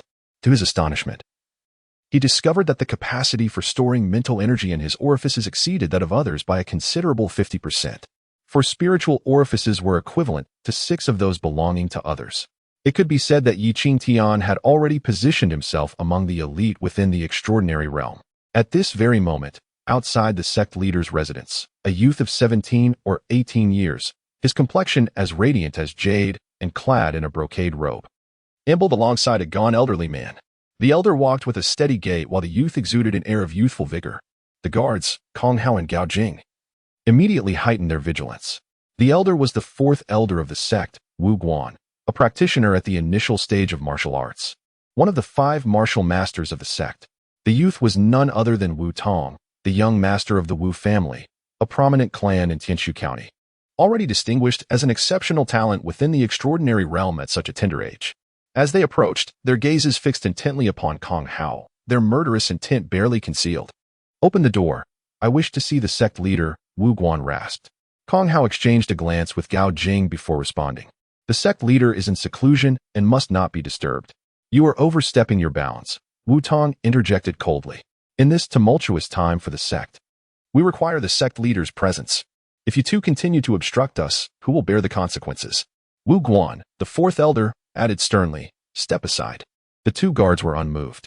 Wu Tong pressed on. "While you may be guardians, responsible for the sect leader's safety, you must also recognize the current circumstances. Regardless of the circumstances, the sect leader's orders must not be defied," Kong Hao retorted. However, this time, the other guard, Gao Jing, displayed an attitude of indifference. Seeking death. Wu Guan's eyes turned steely as he unleashed his martial prowess, striking out towards Kong Hao with a powerful palm. Kong Hao's lips were stained with blood, and a bloody handprint marked his chest. Despite being at the pinnacle of the connecting channels realm, he was not easily defeated. Like a nimble serpent, he surged forward and shouted at Gao Jing, "Let us take them on together." Two practitioners at the peak of the connecting channels realm could fend off the fourth elder. However, when faced with the martial master alone, Kong Hao was instantly sent flying, blood streaming from all 7 orifices. Seeing Gao Jing's indifference, a wave of hatred surged within him as he spat. Gao Jing, you are betraying the sect master. Gao Jing's face contorted with internal conflict as he gritted his teeth and responded, those who recognize the times are the true talents. The young sect master is about to be deposed. Can't you see that? Clap, clap, clap. Wu Tong, standing nearby, applauded and laughed heartily. What a brilliant statement about recognizing the times. As he spoke, a gleam of malice flickered in his eyes, and a dagger suddenly appeared in his hand. Approaching Kong Hao menacingly, he intoned with a chilling undertone, I was pondering how to deal with you, but it seems you seek your own demise. Daring to harm Grandfather Wu Hai, I shall ensure that your existence is a living hell. With a swift motion, the dagger descended, severing Kong Hao's tendons in both hands and feet. Subsequently, a barrage of punches rained down, shattering the meridians throughout Kong Hao's body. Without miraculous elixirs, he would be irrevocably rendered a cripple, enduring a fate worse than death.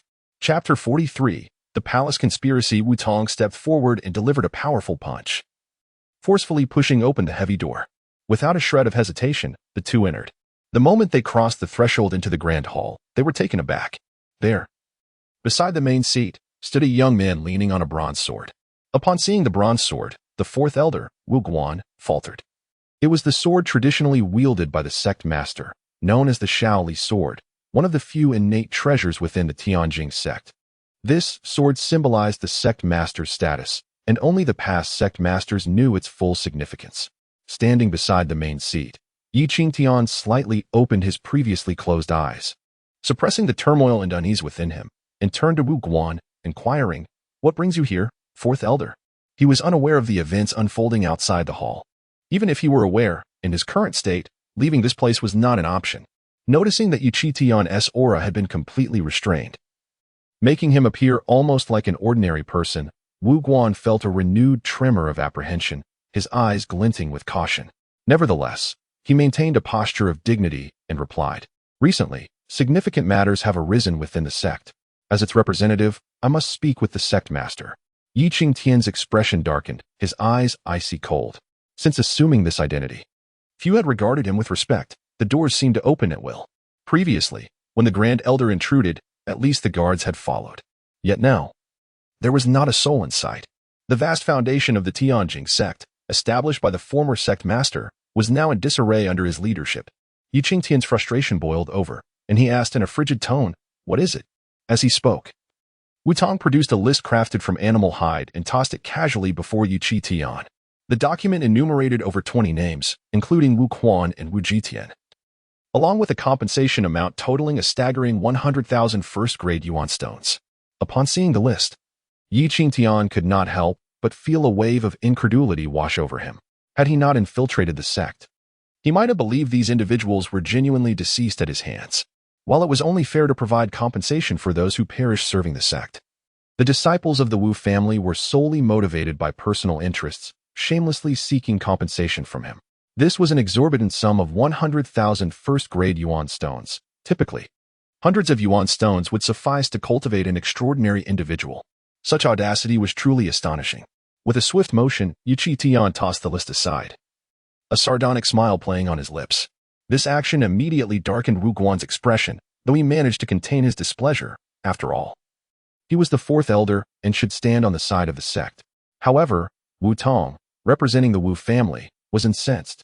He pointed an accusatory finger at Qingtian and declared loudly, We regard you as the sect master out of respect. You would do well to sign this, otherwise, the consequences will be dire. Wu Guan made no attempt to intervene, and Qingtian was not surprised. He had already sensed the implications of the information that had spread. The higher-ups of the sect were no longer at ease. It was highly probable they would coerce him into relinquishing his position as sect master. Yet, for a sect master, who was ostensibly one of the 5 greatest experts in the Tianjing sect, to be treated in such a manner was exceedingly disheartening. Wu Guan and Wu Tong had come precisely to ensure that he would formalize the compensation while he still held the title of sect master. At that moment, the Wu family would benefit, yet the blame would fall squarely upon him. With a low grunt, Qingtian fixed his gaze upon Wu Tong, declaring, This is the core of Tianjing sect. What right do you have to be here? Although Wu Tong was not a member of Tianjing's sect, he remained unfazed and burst into laughter, stating, "Your concerns about my right to be here are unwarranted. Sign the document, and the Wu family will grant you a dignified exit. Otherwise, you shall be deemed a sinner of Tianjing's sect, hunted by all." With a hum, the Shaoli sword shimmered in Yi Qingtian's hand, its resonant sound echoing throughout the grand hall, filling the space with the song of the blade.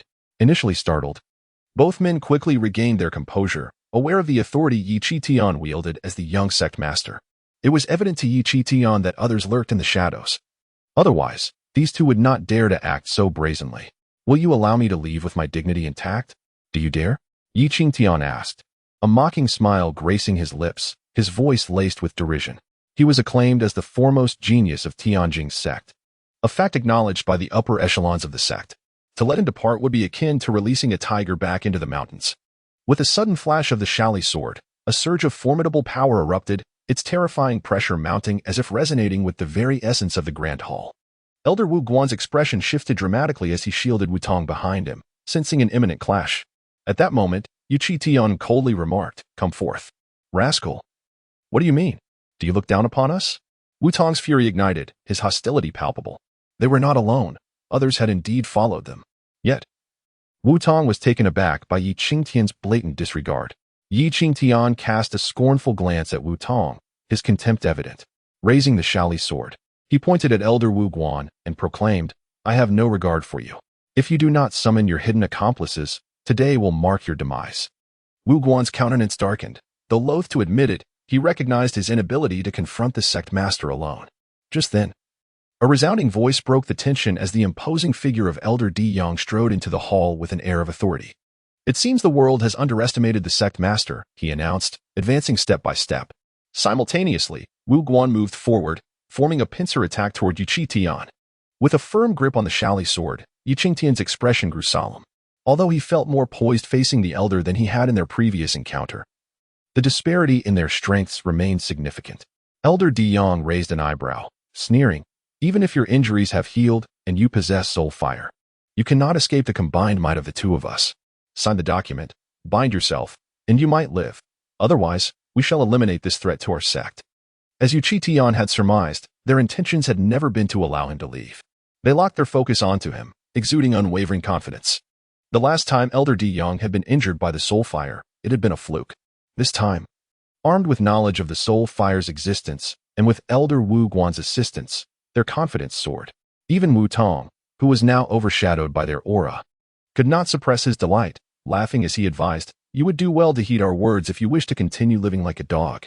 Hesitate further, and you will surely meet your end." Yet, Yi Qingtian remained indifferent to Wu Tong, not even casting a glance in his direction, simply choosing to disregard him. With a calm demeanor, he inquired, "I find it rather intriguing. Since you dare to rebel, why must you compel me to sign and seal? Do you truly believe that after my downfall, you have already decided upon whom to install as your leader?" At that moment, it seemed Yi Qingtian had a sudden realization, and he shifted his tone, exclaiming, "Second Elder, since you are already here, why must you lurk in the shadows?" Chapter 44. A sword strike. The heavenly scene sect established 4 esteemed elders to oversee its 4 divisions. The first elder, Di Yang, governs the discipline pavilion. The second elder, Zhang Cheng, presides over the resource pavilion. The third elder, Hua Su, manages the alchemy pavilion. The fourth elder, Wu Guan, directs the mission pavilion. Each division maintains a delicate balance of cooperation and restrictions amongst themselves. To acquire substantial resources from the sect, one must turn to the resource pavilion. Should the second elder conspire with certain individuals, the signature of the sect leader would be rendered unnecessary. However, the absence of such collusion does not imply that the second elder lacks ulterior motives. Initially, as news spread, it would have been expected for the 4 elders to unite in an attempt to confront the sect leader. Yet, such a confrontation would only culminate in the dismissal of Yi Qingtian, failing to curtail his autonomy. The elder's trepidation lies not with Yi Qingtian's position as sect leader, but rather with his extraordinary talent. Thus, when the 4th elder sought compensation from the second elder, the latter's refusal to act without the sect leader's consent subtly signaled an intention to eliminate Yi Qingtian. After all, for the 4 elders to obtain the desired compensation, they must take action against the sect leader. Only with Qingtian's demise or his complete subjugation could they confidently divide the interests of the heavenly seen sect and support a new leader. Surrounded, Qingtian mentioned the second elder, Yang, yet the first elder and fourth elder, Wu Guan, exhibited little change in their demeanor. Even if surprised, their astonishment was limited to the sect leader's meticulousness, a trait befitting a fervent practitioner. Meanwhile, Wu Tong, standing beside, surveyed the surroundings with incredulity. Observing Wu Guan tacitly agreeing with Qingtian's words, he couldn't help but chuckle derisively. So, to summarize, 3 of the 4 elders wish for your demise? Haha. This is utterly amusing. How could one fail so miserably at life? If I were you, I would prefer to perish in some obscure gutter, a disgrace indeed. Throughout this exchange, Qingtian remained unfazed by the ridicule, responding with a calm smile. Third elder Hua Su, do you not intend to make your presence known? The utterance nearly stifled Wu Tong with laughter. Were all 4 elders present? Did our sect leader truly lack discernment? Summoning them one by one. Was he not hastening his own demise? Unable to restrain his mockery, Wu Tong, the scion of the Wu family, felt a sense of superiority in his political acumen. He perceived Qingtian's actions as profoundly foolish. With 2 elders conspicuously absent, it would have been prudent to feign ignorance. Exposing everything would undoubtedly lead to irreparable rifts. Just then, 2 figures approached the hall side by side. One was a robust middle-aged man, the second elder. The other, the third elder Hua Su, adorned in alchemical robes, exuded an air of grace. Both bore expressions of neutrality, yet their gazes toward Qingtian were tinged with a subtle melancholy, as though they were preemptively mourning the fall of an unparalleled genius. Standing beside the main seat, Qingtian paid little heed to the gathering of the 4 elders. His eyes fixated momentarily on Wu Tong, and he thought, "You are doomed." This declaration elicited derision from the assembly. The infamy of imprisoning the sect leader should have fallen upon the first and fourth elders. However, Qingtian's revelation shifted the narrative. Even as the second and third elders initially refrained from taking action, at this moment, Qingtian would not spare Wu Tong. Surprisingly, Qingtian dared to accuse Wu Tong at such a critical juncture. Wu Tong was momentarily taken aback. To be honest, under normal circumstances, he would undoubtedly be terrified. However, at present, he was filled with boundless derision and arrogance. I am the young master of the Wu family. What qualifications do you possess as a prisoner? Do you all consider me a prisoner? Qingtian's gaze swept over the 4 elders. Their expressions were grave. If they believed Qingtian had no contingency plan, they were indeed naive. Yet, no one could fathom what Qingtian's hidden strategy truly was. Bang! At that moment, the Shaoli sword in Qingtian's hand hummed ominously, plunging into the ground with a clang, instantly illuminating the entire hall. Numerous concealed formations were activated in an instant, enveloping the great hall in a powerful array. Waves of energy converged upon the Shaoli sword, causing it to resonate like a dragon's roar, and under its reflection, Qingtian shone with brilliance. The momentum escalated layer by layer. The entire hall was swiftly shrouded in the array. Above the position of the sect master, formidable energies coalesced, illuminating Qingtian. The power of teleportation surged forth. The 4 elders were visibly moved upon witnessing this spectacle. They were well aware of the grand formations within the sect master's residence. This was not merely a threat. This was precisely why Qingtian had chosen to come here, instead of fleeing at the first opportunity, to seize the moment and break through his cultivation. For the teleportation array was present, placing him in an invincible position. The array's aura continued to intensify, causing the entire sect master's hall to tremble slightly. As Qingtian declared with unwavering confidence, "I intend to deal with him. Who among you dares to dissent?" Wu Tong was so astonished that he nearly lost his wits and hurriedly moved closer to Wu Guan.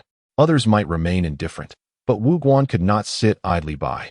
Wu Tong was the young master of the Wu family, a promising successor. He promptly stated, "Sect master, do not overreact. We have come here because you have colluded with outsiders and committed a grave error." Silence. Qingtian reprimanded sharply, unreservedly asserting, "The sect demands accountability. You bring an outsider here, and I have yet to hold you responsible. This is the great hall of our sect. An outsider dares to shout here, and I cannot take action?" At this moment, the Grand Elder also spoke. Wu Tong is the young master of the Wu family, here to seek compensation for his clan. While his actions may be excessive, they are not without reason. Compensation? Qingtian scoffed derisively at the Grand Elder. "Do you truly believe our sect is unaware of how those disciples of the Wu family perished? How many have died during each expedition? The Wu family loses a multitude each time, clearly due to dereliction of duty, and in light of this, you still have the audacity to seek compensation from me? You speak nonsense. Wu Tong's expression shifted dramatically. Qingtian coldly snorted.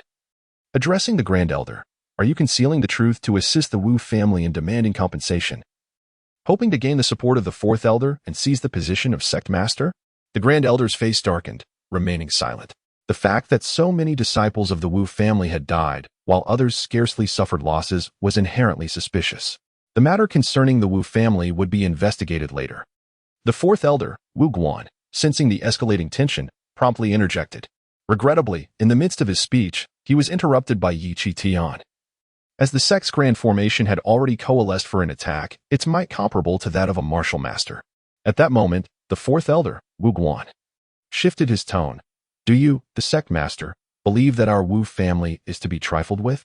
Qingtian let out a cold laugh. Is it permissible for you to bully me? The atmosphere instantly became stifling, with the impending battle palpable. Just then, the second elder, Zhongqing, who had remained silent, finally spoke. Is there no misunderstanding that can be discussed? Must the sect master insist on a total annihilation? The Tianjing sect is the foundation established by the previous sect master. Can you bear to witness its destruction? Silence. You are the last person qualified to utter such words. Qingtian's anger surged. The four elders, including Zhongqing, had always been aligned with the sect master's faction, though he refrained from direct confrontation. He had tacitly accepted the situation. The sect master had been wronged, yet no one had come forward to defend him. After reprimanding them, Qingtian's tone suddenly shifted as he coldly addressed Wu Tong. Even if you are the heir of the Wu family, you may not wreak havoc in the Tianjing sect. Very well, for the sake of the Wu family, I shall suppress my cultivation to the extraordinary realm. Receive a single strike from me, and I shall spare you. Chapter 45. The dismissal of the sect leader Qingtian's sudden concession was utterly unexpected by all. How could the earlier display of dominance vanish so abruptly? At this moment, the expression of the fourth elder also relaxed, unable to conceal a hint of mockery. Is the sect leader's word truly as steadfast as iron? Just one strike? However, to defeat Wu Tong with a single blow at the same realm was an impossibility. Was this merely a way to salvage his dignity? Wu Tong, upon hearing Qingtian's words, paused momentarily. Just moments ago, he had been shouting for blood. How could he suddenly appear so timid? Did he realize he could not contend with him? Was this so-called single strike merely a pretense to save face? My words are, of course, as firm as a mountain. Qingtian chuckled. Wu Tong, growing increasingly convinced of his suspicions, laughed heartily, though I am aware you are merely attempting to salvage your pride. I cannot help but feign astonishment. Ha ha ha. Boom. Qingtian's aura suddenly erupted, revealing 42 energy nodes and 4 spiritual nodes. Was he truly only daring to wield the power of the mid-transcendence realm? The 4 elders frowned. Could it be that, as Wu Tong suggested, Qingtian understood the irreversible tide of fate and was preparing to salvage his pride in this manner? Witnessing this scene, Wu Tong could not suppress his laughter.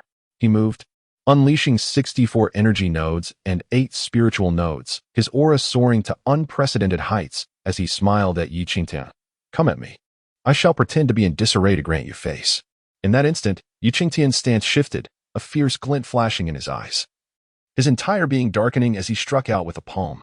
A swirling blade of energy coalesced instantaneously, radiating with clusters of dazzling brown light. Wu Tong, ever the genius, remained unperturbed by the sudden assault, swiftly forming an energy shield to defend himself. Alas, the brown radiance disregarded his shield entirely, crashing directly into his body. With a pained scream, Wu Tong felt his meridians rupturing inch by inch as the brown light dissipated, leaving him with more than half of his channels rendered useless. In an instant, the ferocity of the attack caught everyone off guard. Who could have predicted that the seemingly submissive Qingtian would act with such wildness? One strike had incapacitated Wu Tong, the promising future head of the Wu family.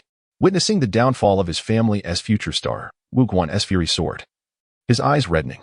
Yet, when his gaze fell upon Qingtian, his pupils involuntarily constricted. There stood Qingtian, suppressing his aura and appearing as an ordinary person. Indifferent to Wu Tong's anguished cries, maintaining an air of serene detachment. Notably, a flickering brown flame danced above his brow, a mystical glow emanating from it, revealing the faint outline of a brown lotus.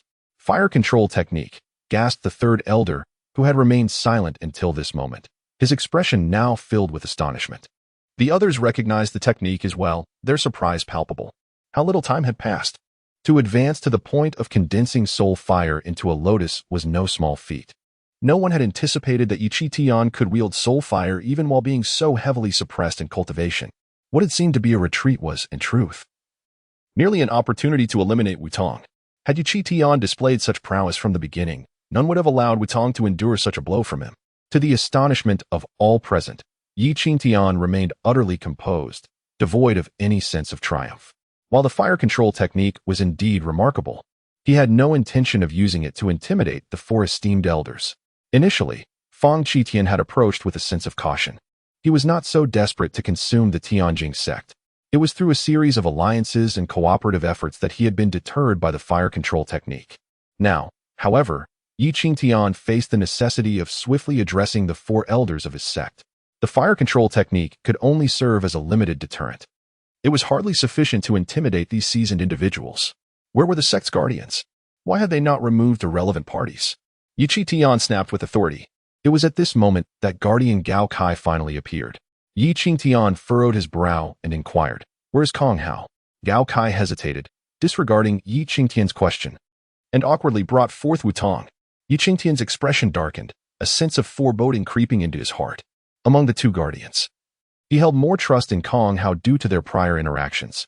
Even if Kong had allowed individuals to enter recklessly, he should not have been absent. Witnessing Qingtian's inquiry about Kong Hao, the fourth elder Wu Guan's furious visage momentarily flickered with unease. Qingtian's domineering demeanor was stark, and Wu Guan worried that Yi might act recklessly upon learning the full situation. Thus, the fourth elder Wu Guan solemnly declared, "Since the outsiders have been punished, the sect master should also confess."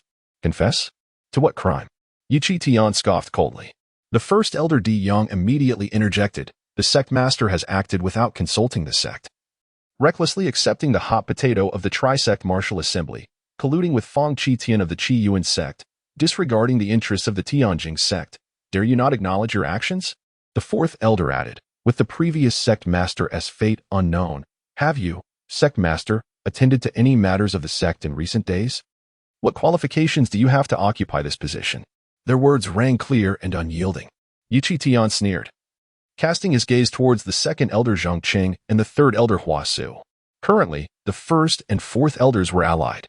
In the past, the second elder Zhang Qing had been aligned with the sect master's faction, while the third elder Hua Su was a staunch neutralist. Qingtian was eager to see how these two would publicly declare their stance. The third elder Hua Su stepped forward without hesitation. "I have refrained from participating in sect affairs, yet I have observed the sect master's conduct these days. Forgive my candor, but you are unfit for this position. According to the rules set by the previous sect master, if 3 of the 4 elders agree, the sect master can be dismissed." Although the second elder Zhong Cheng did not speak, the tide had already turned. Qingtian felt humiliated, yet it did not come as a surprise. Who would respect a young sect master, especially one who was a martial arts fanatic, lacking deep connections with the upper echelons of the sect? Given the recent events and the first elder's orchestration, this outcome was almost predictable. "I have no objections." As the 4 elders gazed intently, their energies subtly intertwined. Waiting for Qingtian's imminent outburst, his nonchalant voice resonated. The moment these words escaped his lips, it was as if a thunderclap had shattered the sky, leaving the 4 elders utterly bewildered and incredulous. Did this imply agreement to relinquish the foundation of the Tianjing sect? Even the esteemed elder Di Yang is exceedingly covetous of the position of the sect master, and at this moment, he finds it almost surreal. After expressing his intentions, Qingtian continued, "So, who shall be the new sect master? Do you require my assistance in crowning him?" The elder, filled with excitement, responded immediately, "You need only relinquish everything. The choice of sect master is not for you to concern yourself with." This statement undoubtedly captured the attention of the other 3 elders, who sought to reconfirm Qingtian's stance. "Very well, I shall take my leave first, and I hope the next successor will govern Tianjing men wisely," Qingtian said with a cheerful tone, as the power of the formation enveloped him in swirling circles. He was prepared to depart. Given his current condition, he could not hope to contend with anyone. The timing was inappropriate, and words would be futile. To issue threats would only diminish his dignity. Upon hearing Qingtian's words, the 4 elders were visibly moved. Their coercion aimed at provoking Qingtian was a desperate attempt to prevent his immediate departure, hoping instead that he would stay and fight. A little effort could lead to his demise. Why did the elder previously seek to eliminate Qingtian? Why at this moment did the elder and the fourth elder join forces, while the second and third elders acquiesced, rather than allowing Qingtian to step down voluntarily? It was due to their fear of Qingtian's potential future. If they allowed him to leave, who would dare to assume the role of sect master? Who could guarantee that, upon his return, Qingtian would not seek retribution against them one by one? At this moment, the faces of the four elders betrayed their palpable terror. Chapter 46. You are unworthy. Hold on. As the radiant light coalesced into substance, a figure as robust as an ox maintained an unusually calm demeanor. Zhongqing, who ought to stand firmly in the lineage of the sect master, hastily interjected. What? Do you truly wish to keep me here? Qingtian scoffed, a sardonic smile gracing his lips. Or is it that you, Zhongqing, aspire to become the sect master and require my assistance in your endeavor? This remark instantly flushed Zhongqing's face with embarrassment, as he had always been a part of the sect master's lineage, remaining a bystander when the sect master needed him most. Seeing the sect master about to depart, others were hesitant to intervene. He, the least qualified to speak, felt compelled to ingratiate himself to avoid becoming Qingtian's primary target in the future. At that moment, Hua Su took over the conversation. The Tianjing sect is the legacy of the former sect master. It should be your lifelong goal to protect it, young sect master. All our actions are aimed at the betterment of Tianjing sect, and we have not intended for you to leave. Of course, you do not wish for my departure. You merely desire to eliminate me to prevent future troubles, Qingtian retorted with a derisive laugh. But alas, do you truly believe you can stop me? If it weren't for the Tianjing sect, I could easily vanquish one or two of you today, even at the cost of my own life. A surge of rage coursed through him. Reflecting on his experiences since becoming the sect master, Qingtian was filled with discontent. Empowered by the formation's enhancement, he yearned to teach these four individuals a lesson. Fortunately, he retained a sliver of rationality, refraining from acting recklessly. The third elder, Hua Su, suddenly wore a grim expression. As the foremost alchemist of Tianshu County, even the former sect master had treated her with considerable respect. Her decision to confront the situation was not without her own ulterior motives. At this tumultuous time for the Tianjing sect, do you not fear the ridicule of the world if you simply walk away from the chaos you have caused? She asserted. Her words momentarily rendered Qingtian speechless, as there were matters he had no desire to elucidate, and certain truths remained unknown to others. Chaos? Qingtian coldly responded. When I first broke through and suffered injuries, that old rogue De Yong recklessly attacked me, compounding my wounds and prolonging my recovery. Where were you, the three esteemed elders, when my life was at stake?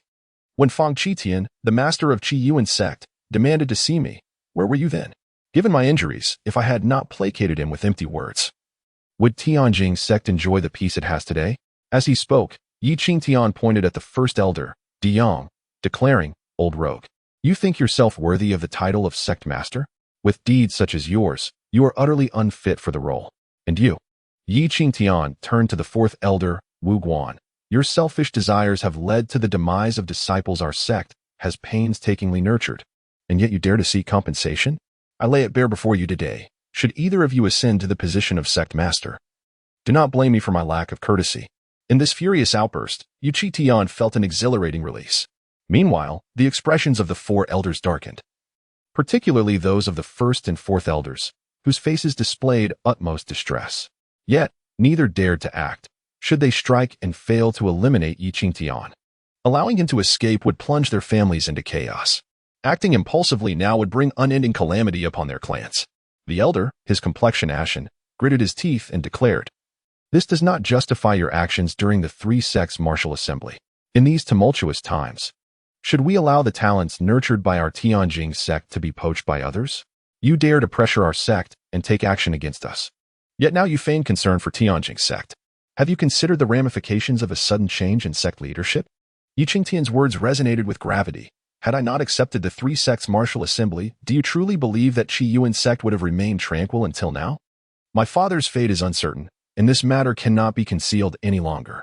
If Tianjing sect were to emerge victorious at the assembly, the repercussions would be mitigated, ensuring our continued supremacy. You claim to act for the sect's benefit, yet what have you accomplished aside from pressuring the sect leader? Following this, The four elders fell into a profound silence. Even if Qingtian had acted out of self-interest to secure his position, they dared not provoke him further. Moreover, Qingtian's reasoning was sound. The current situation was not solely his doing. Dismissing Qingtian would be effortless, yet he would undoubtedly depart immediately. Regardless of their previous intentions to eliminate him, the four elders now felt compelled to placate him. Exchanging glances, they recognized the peril in their actions. Yet the elder and the fourth elder had irreparably severed their ties with the sect leader, rendering them hesitant to speak.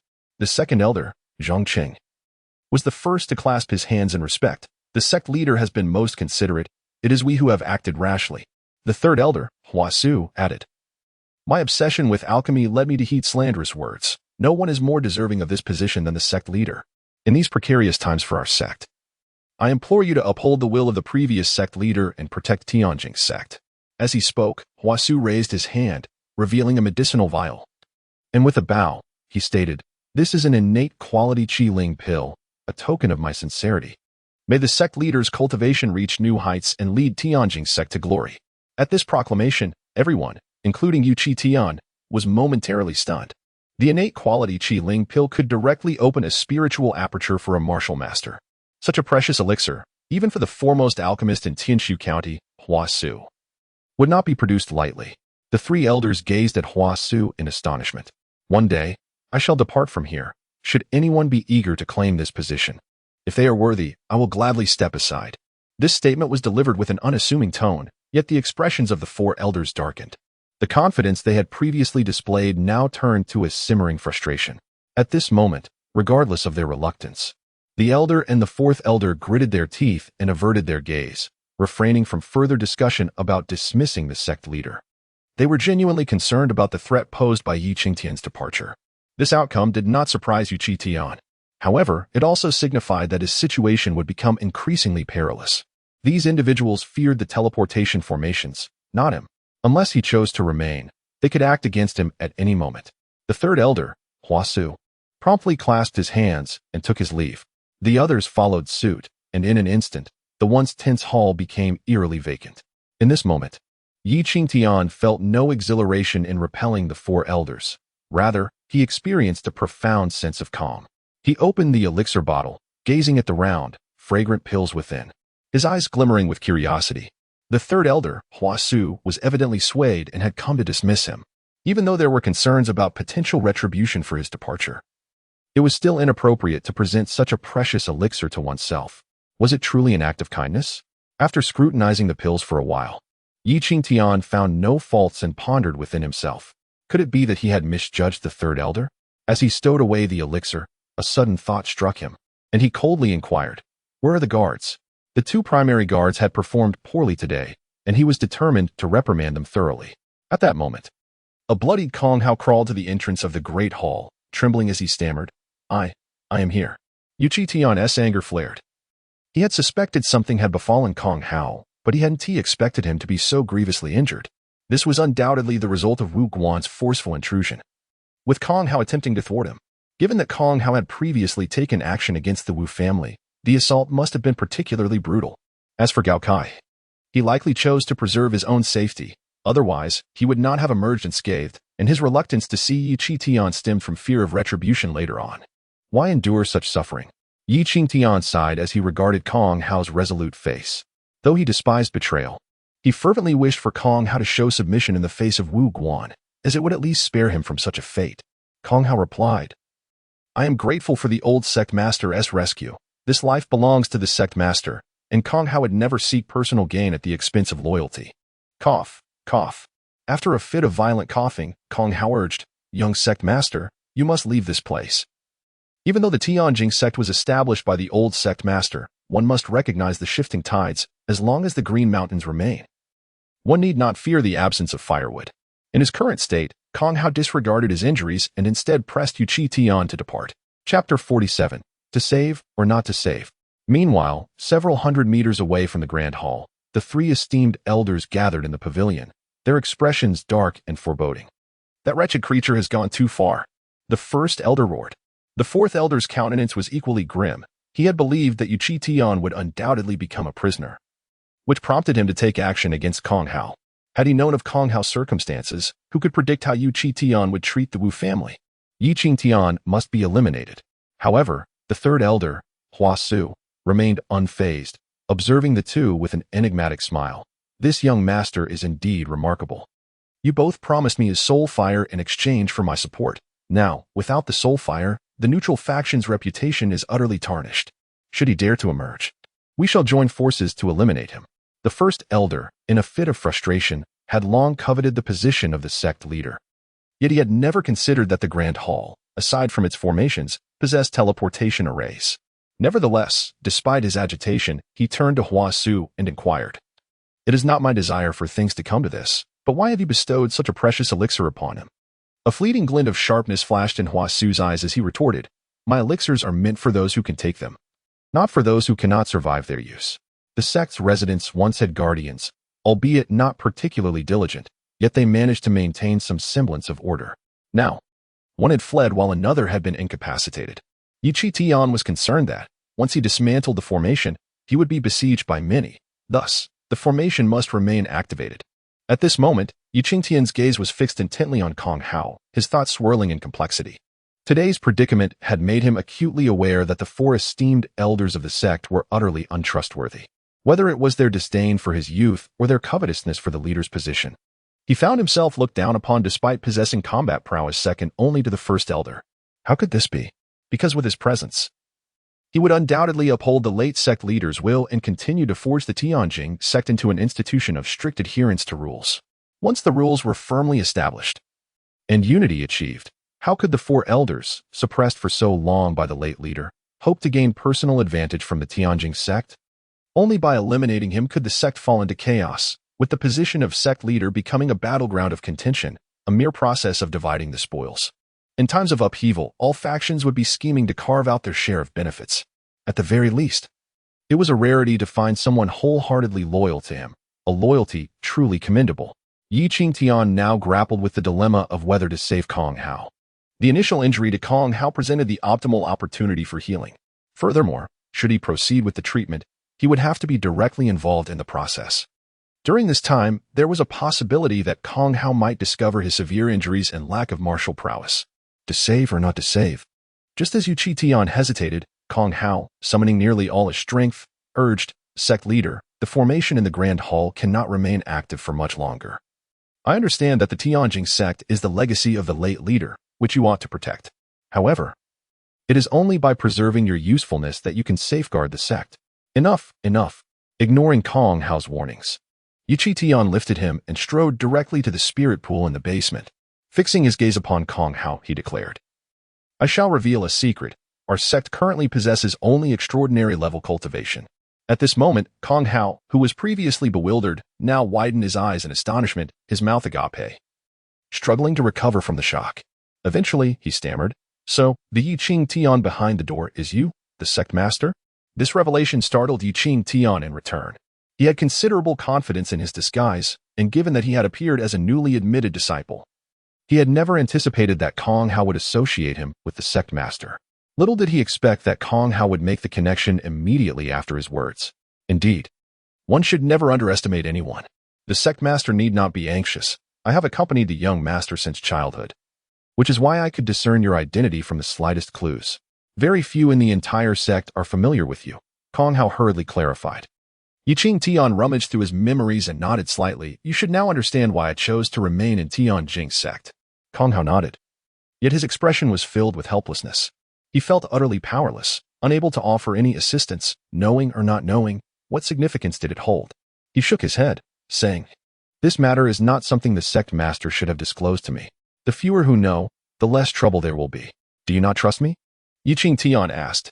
"Rest assured, even at the cost of my life, I would never divulge a word," Kong Hao asserted. In that moment, Qingtian perceived a resolute determination in his eyes. Once a mere invalid, now burdened with such a secret, Kong Hao believed that death was the only guarantee against the secret's revelation. Qingtian was further astonished and inquired, "Do you know why I chose to share this with you?" Kong Hao paused, unable to conceal his confusion. He mustered his spirit, declaring, "I am willing to serve the sect master unto death." Qingtian longed to ascertain the depth of the torment implied by 1,000 cuts.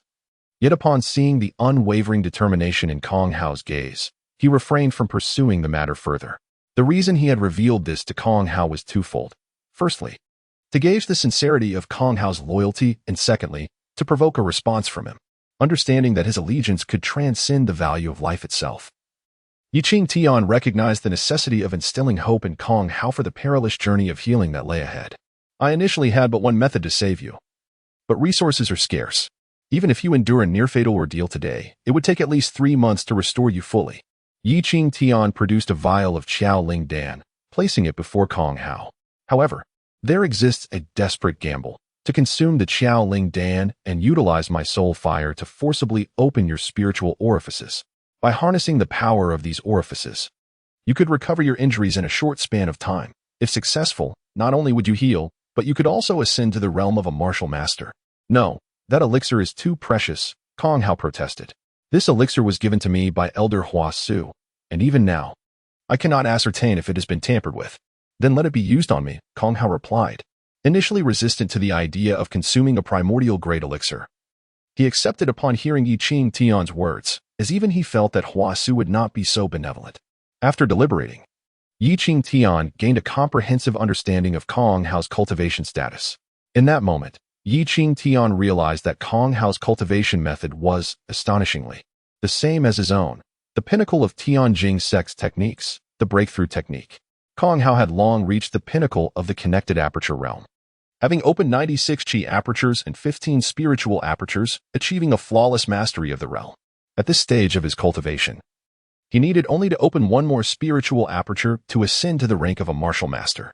However, due to his limited talent, he had struggled for many years to pinpoint the location of the next spiritual aperture, constantly thwarted in his attempts to break through. Despite my limited aptitude in the arduous practice of the aperture-breaking technique, my foundation was solid. Although I had already identified the location of the next spiritual aperture, it had nearly depleted all of my potential. Kong Hao felt a deep sense of frustration. Upon receiving this news, Qingtian's eyes sparkled with delight as he exclaimed, "So, you have indeed pinpointed the location of the next spiritual aperture? If that is the case, the likelihood of success has significantly increased." Chapter 48. The devouring fire insect. The injury to Kong Hao was sudden. Although his spiritual and energy channels were in a state of lethargy, they had not completely closed off. Under guidance, the spiritual force within his channels and the elemental energy could still be utilized. Without hesitation, Qingtian took out the lianmai flower, ignited the soul fire, and concentrated its medicinal properties into droplets. He then retrieved the refined roots of the lianmai flower and soaked them in the medicinal liquid. After completing these tasks, Qingtian approached Kong Hao. Kong Hao's meridians were severely damaged, and Qingtian used the soul fire to envelop the roots, reconnecting the meridians. An hour passed, and Qingtian's complexion had turned pale, beads of sweat dotting his forehead, with even the soul fire appearing dim. This was Qingtian's first attempt at using soul fire for healing. His focus was intense, resulting in a significant drain of his energy. Meanwhile, Kong Hao's complexion began to ease. Although the roots were exceedingly fragile, he could sense the power within him gradually recovering. After this, Qingtian produced a round pill, one of innate quality, a rarity even in the entire Tianshu County, known as the Qiaoling pill. The act of treating Kong Hao was already perilous, but this Qiaoling pill instilled even greater trepidation in Qingtian. Until this very moment, he could not believe that Hua Su would generously part with such a precious pill. "It's all right, proceed," Kong Hao's voice emerged from his throat, cautious not to speak too loudly lest the connected meridians shatter once more.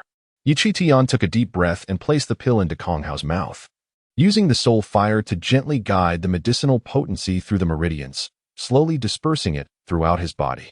Waves of medicinal energy filled his entire being. At a certain moment, Qingtian concentrated the soul fire at the back of Kong Hao's head, precisely where his spiritual channel for breaking through to a martial master resided. "Consolidate," Qingtian commanded, his gaze fixed intently on Kong Hao. With a solemn nod from Kong Hao, all his acupoints gathered their strength, surging toward the back of his head like a tidal wave. As this force coursed through, the already tenuous connections of the meridians began to rupture, and blood erupted from multiple points around Kong Hao's body, his previously pale complexion becoming ghostly white. He gasped for breath, teetering on the brink of life and death. Kong Hao's body trembled almost unconsciously, his head firmly held in place, while Qingtian broke into a cold sweat, focusing even more intently. At the moment when the soul fire, the gathered power around Kong Hao, and the formidable potency of the Qiaoling pill converged at the back of his head, Qingtian's expression suddenly changed. He observed that the abundant, high-quality medicinal energy from the Qiaoling pill, under the radiant glow of the soul fire, released tiny red insects resembling dust, surging toward the soul fire. Hundreds of these minute insects, undetectable at first, charged into the soul fire, not only unafraid but also beginning to absorb it, causing the insects to grow larger. Although Qingtian had suspected there would be issues with the pill, he was still caught off guard. The insects continued to consume the soul fire, even devouring one another, transforming from dust-like entities into distinct particles. Qingtian realized that if he exerted all his effort, he could eradicate these insects. Moreover, simply withdrawing the soul fire would allow him to evade them altogether. At this critical juncture for saving Kong Hao, the dissolution or removal of the soul fire would undoubtedly lead to his demise. All prior efforts would be rendered futile. Previously, Qingtian had pondered why the usually neutral third elder, Hua Su, had suddenly chosen to align against him. Now, Qingtian comprehended that Hua Su's intentions were directed towards seizing his soul fire. It is impossible to claim another's soul fire as one's own, as each warrior's soul fire possesses a unique mark belonging to them. However, the inability to possess it does not preclude the possibility of devouring it. Using another's soul fire to fuel one's own flame. Soul fire is exceedingly rare, and its value as nourishment is indeed profound. Suddenly, an unforeseen turn of events caused Qingtian to lose his composure, and he spat out a mouthful of blood, warm droplets splattering onto the somewhat disoriented Kong Hao. Startled, Kong Hao's muddled eyes turned towards Qingtian's pale visage, and he instinctively struggled. This cannot be. Though he did not grasp the exact nature of the predicament, it was evident that Qingtian's bloodshed was not a result of healing. A grave issue had arisen. If the elixir had faltered, I might be in serious trouble. If you do not support me now, we shall perish together.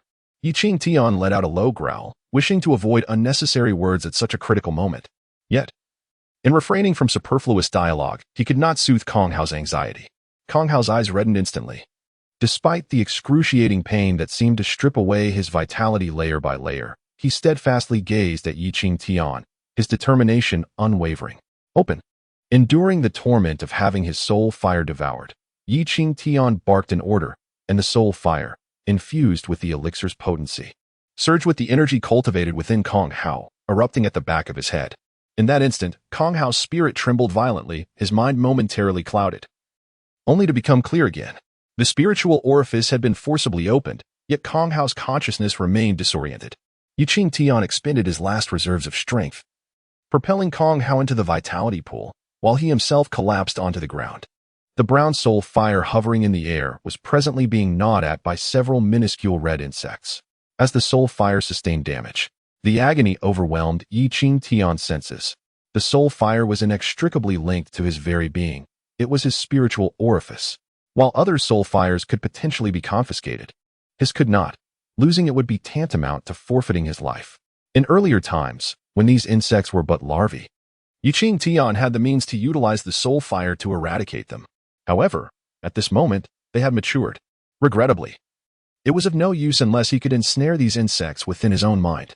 The 12 red insects began to devour one another, reducing to 6, their size increasing as they feasted upon a substantial portion of the soul fire. Qingtian was at his wit's end, his expression reflecting profound despair. Just as he felt utterly helpless, one of the 6 red insects spoke. Lord Zhongzhu, come and open the door for your master. Hua Su, you dare to scheme against me. Upon hearing the familiar voice, Qingtian's countenance darkened. If blame were to be assigned, it could only be directed at your own foolishness. Why should such a precious elixir be granted to you? The creature emitted a sinister sound once more. This elixir was originally intended for you once we captured you, but unexpectedly, you have walked into the trap willingly. Ha ha ha. The laughter of Hua Su resonated, its penetrating quality causing Kong Hao, who had been submerged in the vitality pool and unable to awaken for an extended period, to involuntarily convulse. Almost instinctively, he harnessed the spiritual energy from the newly opened spiritual orifice to draw upon the elemental force to mend his own being. Even if I perish, I shall never bow to you. Qingtian groaned, a wave of dizziness flooding his mind. He gritted his teeth, refusing to succumb to unconsciousness. You have no choice in this matter. Have you heard of the fire-biting insect? I have calculated that this insect can not only control your newly formed soul flames, but can also occupy your soul orifice. If you wish to avoid losing your cultivation and becoming a mere shell of a person, you would do well to comply. The creature spoke again. Strangely, these words ignited a flicker of hope in the otherwise despondent Qingtian. Do I possess a soul orifice? It is already transformed into soul flames. If there is no soul orifice, how can it be occupied? Moreover, are my soul flames of the ordinary kind? Chapter 49. The joy that turns to sorrow upon arriving in this world. Qingtian has endured numerous trials and tribulations. Under relentless manipulation and threats, he has mastered the art of maintaining composure at all times. Opportunities are reserved for those who possess such restraint. It is precisely because he has not forgotten this principle that he is able to discern the opportunities hidden within Huasu's words. Huasu stands just outside the door, and now, Qingtian must not only address the looming threat of the fire-devouring goo, but also devise a method to counter Huasu. Although Huasu is an alchemist, lacking prowess in combat, she is nonetheless a formidable warrior at the intermediate stage of soul aperture condensation. While she may struggle against an ordinary martial artist, confronting him would be exceedingly effortless. Qingtian takes a deep breath, glancing at Kong Hao, who remains incapacitated in the vitality pool, and grits his teeth, declaring, I am in the vitality pool. At that instant, his spirit stirred, and he activated the array to open the great hall's door. In that fleeting moment, Qingtian, with clenched teeth, transformed into a skeleton, merging soul fire and bone fire into a more advanced flame. The 6 previously rampant red worms hesitated, paralyzed by fear. Realizing this, Qingtian was filled with elation. Coupled with the essence of soul fire within the fire-devouring goo, he effortlessly refined it. Soon, Qingtian discovered that the mental energy belonging to Huasu within the speaking fire-devouring goo could be extinguished at his will. Just then, light footsteps approached from afar. Evidently, even Huasu was covetously drawn to the nourishment of this soul fire. Upon entering the basement, Huasu immediately spotted Qingtian. Her mature, exquisite face was suffused with barely concealed delight as she hurried to his side. With a flick of her finger, a bloated fire-devouring goo emerged from Qingtian's brow. Seeing the worm, Huasu's eyes gleamed as if she had stumbled upon a great treasure, fixated and momentarily speechless. Huasu, my father has treated you well. Without the substantial support of the Tianjing sect, you would not be where you are today. How dare you conspire against me? Qingtian coldly scoffed. Regaining her composure, Huasu retorted, what a joke. We merely exploit each other. He cultivates me, and I pledge my loyalty to the Tianjing sect. Isn't that sufficient? As she spoke, her gaze lingered on Qingtian for a while, her brow furrowing as if uncovering a grand secret. I never expected our Tianjing sect's second strongest to be in such an extraordinary realm. It seems that the elder's strike back then was not trivial. I must thank that old fellow. Otherwise, how could you have consumed my elixir so swiftly? With admiration, the third elder Huasu remarked, your performance today has been remarkable, and it appears you truly possess both courage and wisdom. With such cultivation, you have averted a great crisis.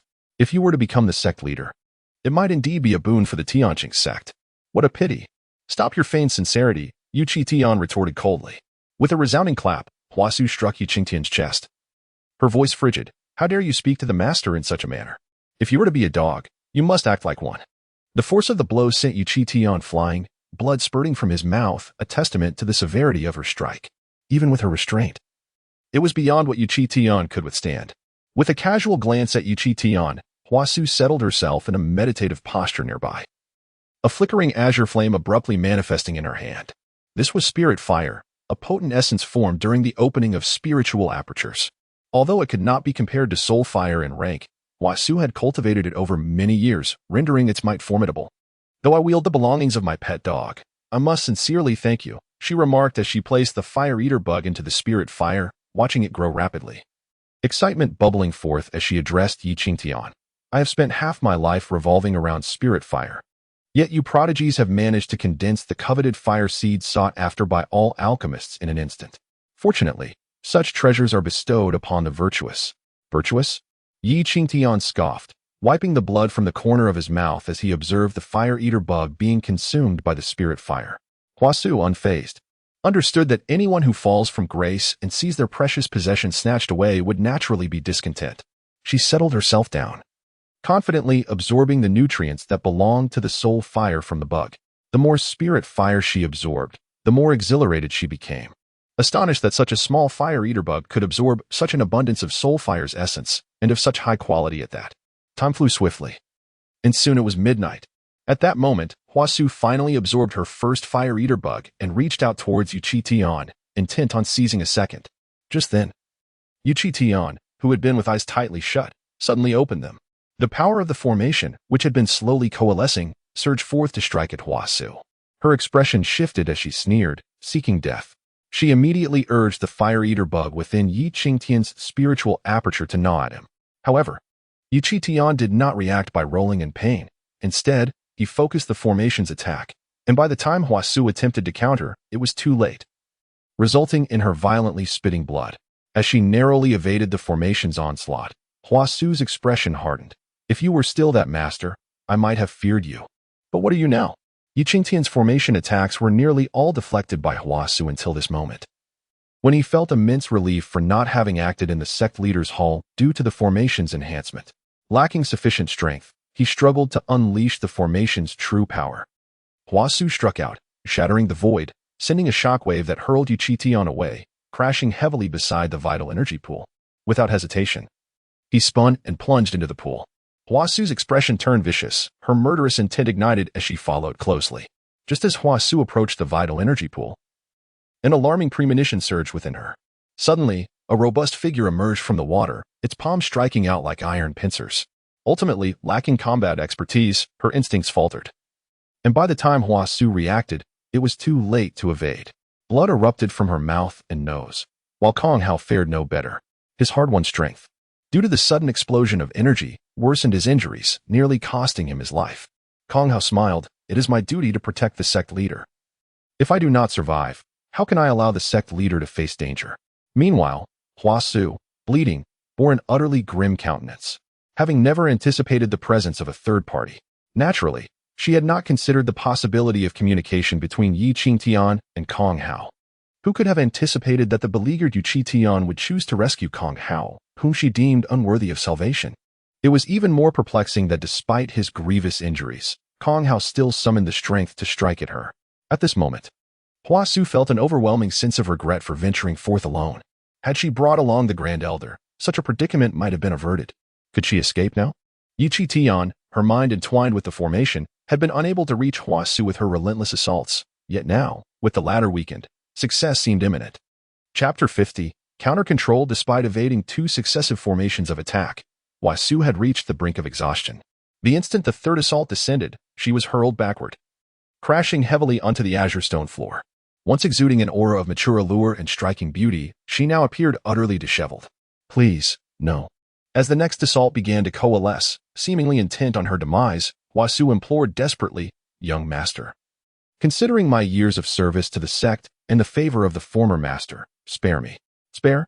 Qingtian's voice was laced with disdain, devoid of any superfluous words. As multiple attacks rained down upon her, the relentless onslaught left Huasu battered and bruised, her body marred with lacerations. Seizing the opportunity, he sought to incapacitate her thoroughly, ensuring she lacked the capacity to retaliate. This was Qingtian's customary approach, especially when he lacked sufficient power to confront his foes directly. Only when Huasu lay gasping for breath, her ability to resist extinguished in Qingtian's discerning eyes, did he relent. Her complexion was pallid, her breath nearly extinguished. When she gazed at Qingtian, there was no trace of pride, only an overwhelming dread. Suddenly, a transcendent small sword materialized in Qingtian's hand, its blade radiating a blinding light, the air thick with an aura of lethal intent, and his eyes devoid of emotion. This sword, acquired from the slain Wu Quan, was of exceptional quality. Huasu was utterly petrified. Despite the former master's patronage, she never anticipated that Qingtian would seek her life. Please don't kill me. I was wrong, she exclaimed, shedding the pretense of the esteemed alchemist of Tianshu County, revealing her desperation. Consider this. The 4 elders of Tianjing sect hold substantial influence. My death would incite further turmoil within the sect, jeopardizing the former master's legacy. Do not speak to me of legacy. Master, spare me, and I shall undoubtedly support you in the future. Look, you have lost your cultivation. I can procure resources for your recovery. With my assistance, You shall stabilize the situation swiftly and secure your position as master. At that moment, Huasu's resolve faltered. She was willing to offer any promise to preserve her life. Yet, some of her words struck a chord with Qingtian. As one of the four elders, her cultivation was formidable and her influence considerable. If she were to ally with him, it would greatly facilitate the acquisition of resources within the sect. Moreover, Qingtian's own resources had been depleted in the effort to heal Kong Hao. To rapidly restore his cultivation, he required a substantial amount of elixirs. Targeting Huasu was indeed the most advantageous route. Even Kong Hao, standing nearby, regarded Qingtian with a glimmer of intrigue in his eyes. If utilized wisely, this pawn could significantly alter the course of events. Unless I possess control over your life and death, all your eloquent promises today shall amount to naught, Qingtian declared. Although the flames of the soul obscured his perception of Huasu's duplicity, making her words seem sincere, no one could ascertain whether she would indeed remain faithful. Master Wajij, your ability to control the sect leader with the fire-devouring gu suggests that you must also possess a means to have him control you. The path of cultivation is fraught with challenges. Consider what would become of your family should you perish. Kong Hao clearly had some understanding of Wajij. As his words struck a vital chord, if given the choice, who would willingly entrust their life and death to another? Once such a decision is made, many aspects of life would be beyond one's control. After some contemplation, Wajij clenched her teeth and remarked, I have always been perplexed as to how the sect leader evaded the fire-devouring gu, should it still exist. If the sect leader were to refine it and harbor it within my spiritual flame, he could indeed dictate my life and death. Is it truly that simple? Wajij's bitter smile betrayed her anguish. At this juncture, how could I possibly deceive you? Although Qingtian remained somewhat skeptical, he resolved to give it a try. Having already refined 5 fire-devouring gu, he promptly produced one. Moments later, Qingtian could distinctly sense that the core of Wajij's spiritual flame, which she had painstakingly cultivated for half her life, was being consumed by the fire-devouring gu. Should Qingtian choose to destroy it, Wajij's innate spiritual flame would shatter, rendering all her years of hard work futile. Even if she survived, her cultivation would undoubtedly suffer a grievous setback. Unless an immense temptation arose, Wajij would never betray him. At that moment, Qingtian finally breathed a sigh of relief. Although Wajij was reluctant, at least her life was secured, and her fear had dissipated, allowing her to sit in meditation and heal. When Wajij regained consciousness and saw Qingtian still gazing at her, she helplessly replied, Rest assured, my spiritual flame is my very essence. I would never jest with such a matter. Wajij expressed her gratitude, saying, Thank you, sect leader. She could utilize soul fire as nourishment, and naturally, Qingtian could do the same with spiritual fire. Particularly at this critical juncture, she found herself unable to refuse his intentions. With Qingtian refraining from damaging the spiritual fire, her alchemical abilities had improved due to the absorption of soul fire, and she was indeed grateful. Furthermore, during this endeavor, the bone soul fire had absorbed an excess of souls and had yet to fully digest them. Being forcibly consumed in part had only served to solidify the soul fire further. Tell me, why did you acquiesce to their palace coup? What schemes do they harbor? A few days prior, the Grand Elder sought my assistance in healing his soul injuries and informed me that you had condensed soul fire, inquiring if I was interested. Wajij anticipated Qingtian's question and did not conceal the truth. I have invested nearly all my wealth to procure the fire-devouring gu, which is now parasitic within the Qiling pill. Their plan is, of course, to incorporate the Tianjing sect into their own forces. However, due to your strength, they have been hesitant to act. Until they can ascertain their ability to subdue you, the sect's operations will continue as usual for the time being. After providing this clarification, Wajij chose to say no more. The ambition to usurp the sect leader's position is, at its core, driven by greed. They would not instigate chaos within the Tianjing sect or force Qingtian into irrational actions without first addressing him. So, you are currently destitute, lacking resources to support us? Kong Hao cast a resentful glance at Wajij. Huasu, with her head bowed in embarrassment, remained silent. Just as she had stated, before dealing with Qingtian, the sect must remain as united as an impregnable fortress, with mutual supervision among its members and very few resources available for use. Moreover, Huasu was severely injured, and it was estimated that she would need to allocate resources for her own healing, rendering her incapable of providing substantial support to Qingtian and Kong Hao. Upon hearing this, Qingtian furrowed his brows in concern. Hua Su, startled, worried that Qingtian might direct his ire towards her, hastily added, "In fact, I possess a method that does not require resources to assist Kong Hao in his swift recovery." Chapter 51. Refining Spiritual Fire. Although Kong Hao had opened his spiritual orifice and advanced to the rank of martial master, he could only bide his time, waiting for his mental energy to recover and his injuries to heal. With the vitality pool completely depleted, he needed to gradually replenish it. It was estimated that it would take at least 10 days to half a month before Kong Hao could emerge from this place. Should he attempt to leave in his severely injured state, there was a high likelihood that the fourth elder would strike him down upon discovery. Upon hearing that Hua Su had a solution, Qingtian's interest was piqued. If I am not mistaken, the spiritual orifice that Kong Hao has formed was forcibly opened by the sect leader. To put it bluntly, controlling such a forcibly opened orifice is exceedingly challenging. Hua Su cast a glance at Hua Su, a hint of schadenfreude in her eyes. As long as the sect leader lends his assistance to envelop the spiritual orifice with soul fire, and with my secret method, we can ignite the orifice and manifest spiritual fire. Is it truly that simple? Certainly not. Hua Su explained. In order to enhance the potency of the spiritual fire, I ultimately fused one spiritual orifice with the fire, allowing for effortless control. However, your endeavor to forcibly refine the spiritual fire presents significant difficulties to wield it. The fire-devouring goo must carry certain nutrients to integrate with the spiritual fire. Thus, the duration that the fire-devouring goo resides within Kong Hao will determine how long he remains under Qingtian's control. Should Qingtian destroy the fire-devouring goo, although Kong Hao's injuries may not be as dire as Hua Su's, it would undoubtedly cost him dearly. While Hua Su's suggestion was not born of benevolence, it served to allow Kong Hao a taste of being at the mercy of fate.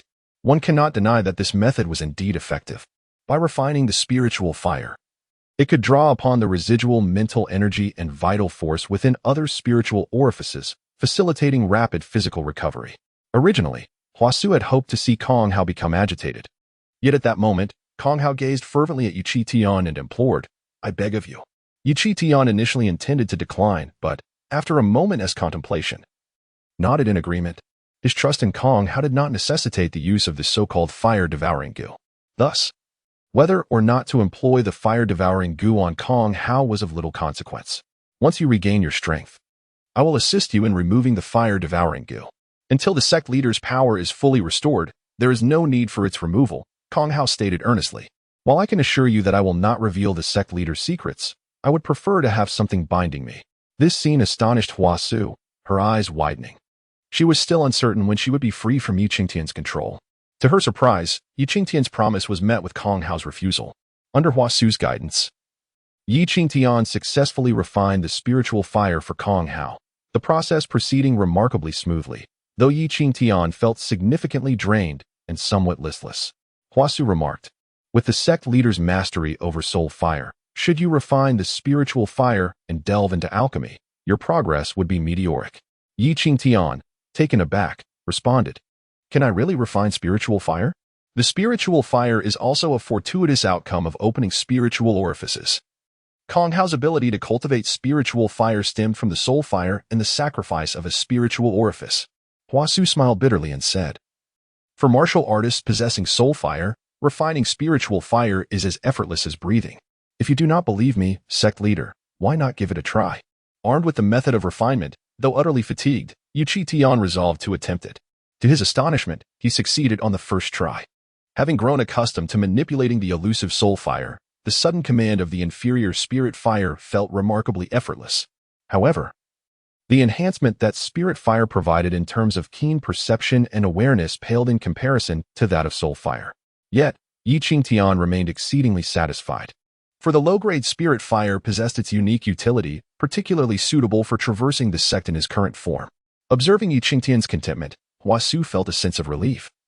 And after exchanging a few words, she turned to depart, opting for a secret passage rather than the main entrance. Unbeknownst to them, dawn had already broken, and Qingtian felt considerably rejuvenated.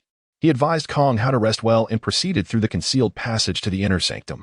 The previous day's coercion by the four elders had not circulated throughout the sect. Yet the news of the martial assembly among the three sects and the incompetence of the sect leader had stirred a considerable uproar within the inner circle. causing many disciples to waver in their convictions. Initially, Qingtian had deemed participation in the martial assembly beneath him, considering his position as part of the foremost power. Why should he concern himself with the overtures of other sects?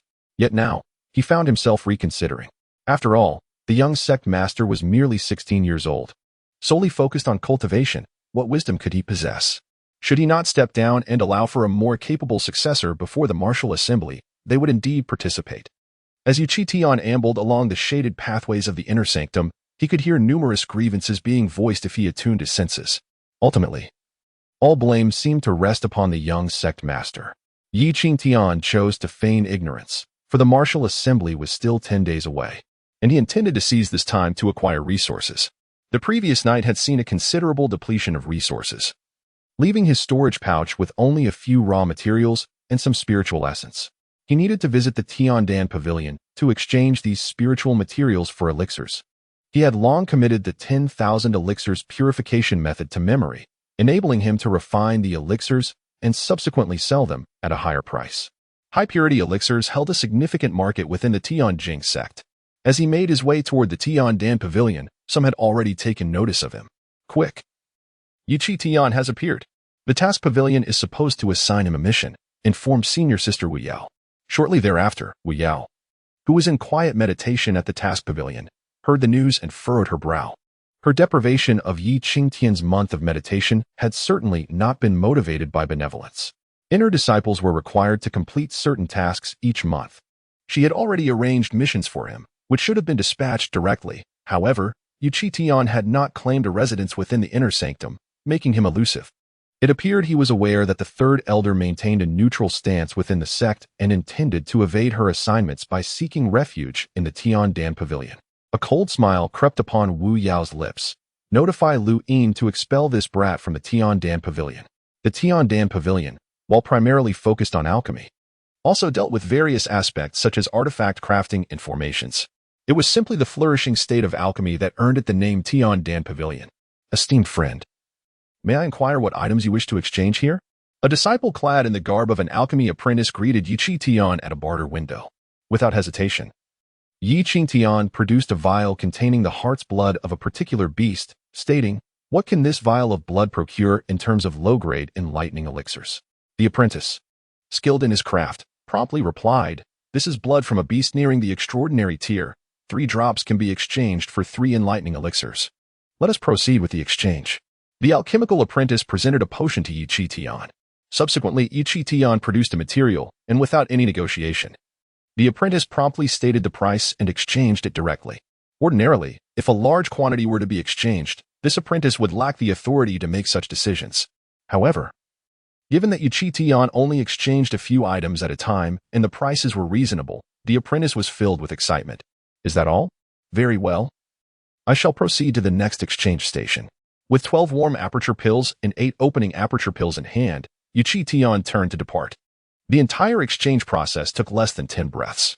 Upon arriving at the second window, the initial exchanges proceeded smoothly. Yet, after a disciple whispered a few words into the ear of the alchemical apprentice, the diligent disciple who had been assisting Qingtian suddenly regarded him with a newfound intrigue. Chapter 52. Was it not you who shattered it? The sudden shift in demeanor of the alchemy apprentice elicited no surprise from Qingtian. Given the Wu family's standing within the Tianjing sect, the fact that they took so long to send someone to disrupt matters was already rather sluggish. Before the alchemy apprentice could utter a word, Qingtian stepped forward and whispered, "If I am not mistaken, someone has instructed you not to exchange with me." Taking the initiative, the disciple was taken aback. Qingtian continued, "Yet you have already completed the exchange. If I were to disclose that you received the order and still proceeded to exchange with me, what do you suppose your fate would be?" The alchemy apprentice's expression shifted dramatically, nearly erupting in anger. However, recalling the elixirs Qingtian had previously exchanged from him and the individual who sought to deal with Qingtian, his countenance fell even further. Should he act upon such a threat, he would find himself utterly unable to justify his actions. Moreover, being targeted by such a person, despite not knowing Qingtian personally, he recognized that the latter was certainly formidable and that to play games with him would be exceedingly perilous. Instantly, the alchemy apprentice's thoughts pivoted, and he pleaded softly, "Friend, please do not bring ruin upon me. Do you know who has instructed me to deny you the exchange? It is none other than Lu Yin. our Tiandan Pavilion's most gifted disciple in alchemy this past half year.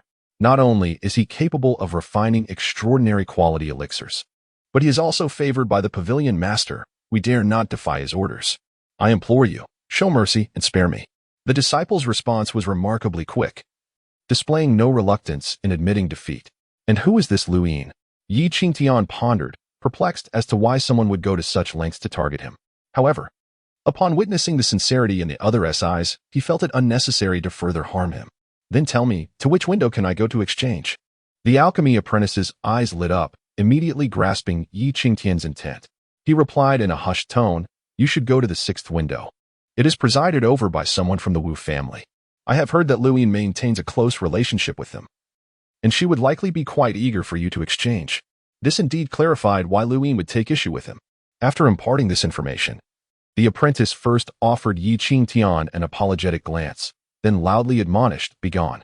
I have already stated that I will not exchange with you. Go and seek another place to do so. As Yi Qingtian departed, the disciple who had informed the alchemy apprentice expressed surprise, saying, why did you let him go? This is precisely the person Brother Lu Yin intends to deal with. Humiliating him would surely earn you Brother Lu Yin's favor. The alchemy apprentice rolled his eyes and scoffed. How often do we see deities clashing, leaving innocent bystanders to suffer? Anyone who wishes to partake may do so. This location for exchanges, which had initially been rather desolate, soon attracted a considerable crowd. Lu Yin, the newly minted alchemical prodigy, had taken the initiative to confront the first-rate talent, Yi Qingtian, who had previously handled matters with Wu Yao with remarkable ease. Coupled with his formidable abilities, Yi Qingtian's reputation soared. It could be said that, even among disciples who had yet to encounter Yi Qingtian, his name had spread far and wide. Conversely, Lu Yin was a rare gem among alchemical talents, deeply favored by the Pavilion Master and allied with the Wu family. The ensuing rivalry between the two promised to be nothing short of spectacular. Unfazed by the gazes directed his way, Yi Qingtian proceeded to the 6th window after being rebuffed at the 3rd and 4th. Unbeknownst to the targeted individual, an air of oblivion enveloped the situation. At window 6 stood a woman with a dark complexion and a face speckled with freckles. Upon the arrival of Yi Qingtian, she bore an expression that suggested she had been waiting for quite some time, her lips curling into a barely concealed smirk. As Yi Qingtian approached, the gathering crowd drew nearer, their gazes intense and expectant. Exchange? Yi Qingtian inquired casually, as if devoid of hope. It seemed that should he receive no affirmative response, he would turn to leave. The freckled woman scoffed, very well, present the items. Halting his steps, Yi Qingtian stood at the window and produced a vial, offering it to the freckled woman. I wish to exchange for an enlightenment pill. She glanced at it nonchalantly and replied, not sufficient. This vial of beast's blood, when previously exchanged, had yielded 2 enlightenment pills. Here, it was astonishing that it could not even procure one. Yi Qingtian, unfazed, presented another vial of beast's blood. The woman cast a fleeting glance, yet shook her head again, still not enough. Then, Yi Qingtian proceeded to reveal several more vials, igniting envy among the onlookers. The cumulative value of these materials was already worth several hundred points. The crowd remained oblivious to Yi Qingtian's true intent behind the exchange. How would the freckled woman counter him? Initially, she had been quite confident, having devised a plan to claim Yi Qingtian's resources under the pretext of insufficient materials, intending to expel him afterward. However, as Yi Qingtian continued to produce resources, the curious crowd grew larger and closer, causing the freckled woman's expression to darken. The more resources Yi Qingtian presented, the more precarious her position became. She needed to act decisively. With a swift motion, the freckled woman rose and chastised Yi Qingtian. If you lack sufficient resources, why pursue the exchange of 100 enlightenment pills? Her words struck shock into the hearts of many. An enlightenment pill cost 25 points in the inner sect. Thus, 100 demanded a staggering 2,500 points in resources. Who could possibly muster such a sum? Had he not tamed the flower residents, he would not have dared be so reckless. No one could have anticipated that the freckled woman would resort to such tactics.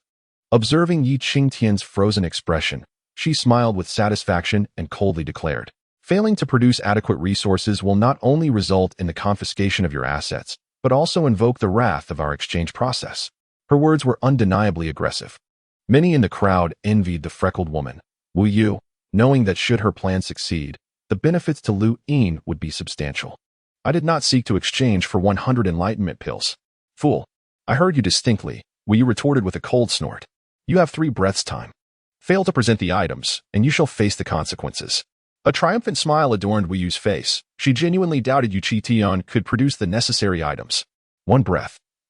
2 breaths. Her smile grew increasingly difficult to conceal. Just as she believed her victory was assured, Qingtian, with a pained expression and gritted teeth, declared, Do you think I cannot produce them? With that proclamation, a new vial appeared in Qingtian's hand. The moment it was revealed, a rich aura of power emanated from it, capturing the intense attention of all present. The potency radiating from this vial signified its extraordinary value. Wu Yu's expression shifted dramatically. Could it truly exist? However, the fleeting moments were swiftly passing, and as long as one could endure, it mattered not even if Qingtian summoned the heavens. Yet, Qingtian moved with lightning speed. The moment he retrieved the vial, he placed it upon the table. In a flurry of panic, the freckled girl hastily intervened, inadvertently knocking the vial to the ground. A sharp crack echoed as the vial shattered, releasing an overwhelming surge of elemental energy into the air. The milky white liquid surged across the floor, most of it quickly seeping into the soil, leaving only a thin layer behind. My heavens, this is natural elemental milk. There must be at least a pound. Natural elemental milk, though priceless, is exceedingly rare. A pound is worth thousands of points, and Wu Yu has just destroyed it outright. The crowd erupted in chaos, especially given that they were in the alchemy pavilion, a hub for alchemists and apprentices alike. This was an incredibly precious ingredient for them. Many could not restrain their curiosity and rushed forward to scrutinize the remnants, their expressions filled with sorrow, just as someone prepared to investigate further. Even intending to excavate the substance, Qingtian's aura erupted fiercely, with 20 energy orifices flaring around him, a chilling intent directed at Wu Yu. Dare you?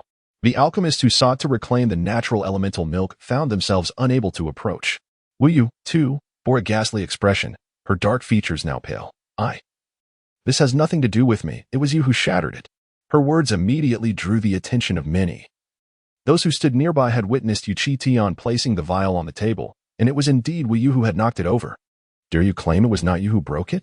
Chapter 53, Provocation. Last night, in an effort to save Kong Hao, Qingtian sustained injuries from Hua Su, exhausting nearly all the resources at his disposal, especially the precious natural essence.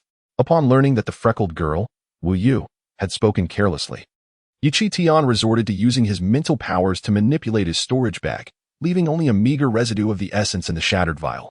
From a distance, it was nearly indistinguishable. If examined immediately, it would undoubtedly reveal itself.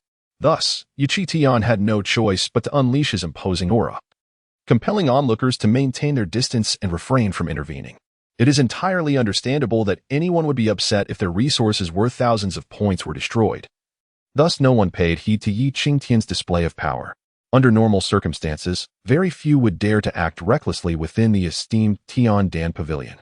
However, the situation with Qingtian was too evident, and due to his unique status, it could not be addressed as merely an issue involving an ordinary disciple. Do you dare deny that you broke it? Qingtian roared, leaving Wu Yu ashen-faced. Yet, he continued to assert. Where are those who can speak on behalf of the Tiandan Pavilion? Is this the rule of the Tiandan Pavilion? As the foremost talent and a direct disciple of the sect leader, I am openly oppressed in such a manner. How does the Tiandan Pavilion usually wield its authority? His words struck a chord, causing the alchemists of the Tiandan Pavilion to turn pale. The public humiliation of a direct disciple, the top talent, and the blatant destruction of his resources could lead to significant repercussions if allowed to fester. Consequently, a steward from the Tiandan Pavilion stepped forward to investigate the dissipated natural essence. He had initially intended to address the matter discreetly, but seeing Qingtian's unwavering determination for public resolution, his expression darkened considerably. This matter must be resolved swiftly, the steward declared. Alchemist apprentice Wu Yu, for her own selfish gain, has acted recklessly. Effective immediately, her apprentice status is revoked, reducing her to the status of a menial servant until she compensates for the losses incurred. Once so audacious, Wu Yu now collapsed to the ground, ashen and lifeless. After dealing with Wu Yu, the steward turned to Qingtian and assured him, "You shall receive no less than your due compensation. Should you continue your unfounded accusations, the sect's rules will be enforced."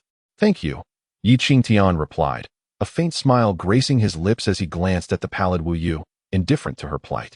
Why allow oneself to be manipulated? Look at you now. Who cares for your well-being? Though this incident could potentially ruin Wu Yu's life, Qingtian felt no sympathy. Had she not harbored ill intentions, she would not have found herself in such a predicament. Moreover, had she possessed the resources, she would undoubtedly have shown no mercy. Wu Yu opened her mouth as if to protest, but at that moment, Lu Yin, who had arrived earlier but hesitated to appear due to Wu Yu's shattering of the essence, finally made his entrance. Lu Yin's complexion was as pale as jade, exuding an air of dignity in his extraordinary alchemist robes, garnering many admiring glances. Achieving the status of an extraordinary alchemist in just 6 months, his talent in alchemy rivaled Qingtian's prowess in martial arts. Qingtian, now that you have completed your exchanges, will you not take your leave? Lu Yin demanded, his anger palpable. Wu Yu acted upon his command, though her life or death was of no concern to him. Ultimately, this matter would tarnish his reputation, and he could not allow Qingtian to continue his clamor. He had no choice but to intervene. At that moment, Qingtian scrutinized Elaine. A youth of great ambition, self-proclaimed extraordinary, backed by the Wu family, commanding respect from all. He appeared to be a plump lamb for the slaughter. Qingtian chuckled. So you are Elaine? When I say leave, you shall leave. What concern is it of mine who you are? Yin's demeanor was particularly hostile as he coldly retorted, from this moment forth, no one will exchange with you, nor will they accept your alchemy commissions. You think that hiding in the Heavenly Pill Pavilion will allow you to evade the tasks of the Mission Pavilion? Not a chance. At this, Yin's expression turned sly. For the task assigned to Qingtian by the Mission Pavilion was undoubtedly no simple matter. Get out. So, he intended to expel him, hoping the Mission Pavilion would assign him a task. Realizing this, Qingtian disdainfully regarded Elaine, saying, So? You were planning to use the rules of the Heavenly Pill Pavilion against me? Since that plan has failed, you can only force me out to hand me over to the Mission Pavilion? TSK, to harm me without regard for others' lives. I feel pity for those who heed your words. Publicly humiliated, Yin's expression darkened, and he bellowed, I command you to leave. You are not welcome here. Angered and embarrassed, Qingtian scoffed once more, calmly asserting, By the way, I am not here solely to exchange for pills. I also intend to join the Heavenly Pill Pavilion as an alchemist. In your dreams. As long as I am here, you may forget it. So, in the Tianjing sect, one must first seek your approval to become an alchemist? Yin's lips twitched involuntarily, and at that moment, Wu Yu, whose face was ashen, mustered her courage to exclaim. Senior brother Yin, I acted upon your command. You cannot disregard me. Faced with Qingtian's provocation, Yin's expression was already quite grim. And now his lips quivered uncontrollably. With a flick of his long sleeve, he cast Wu Yu aside, bellowing, If you dare spread rumors again, do not expect me to be courteous. Witnessing Wu Yu's predicament, many in the crowd jeered, causing Yin, once revered in the Heavenly Pill Pavilion, to undergo a drastic transformation in expression. His sinister gaze fixed intently upon Qingtian. Since he had become the subject of ridicule today, he could not allow Qingtian to triumph. Immediately, Yin, in a fit of frustration, declared, Today, anyone wishing to join the Heavenly Pill Pavilion may do so. Except you, Qingtian. Get out. Yin was furious.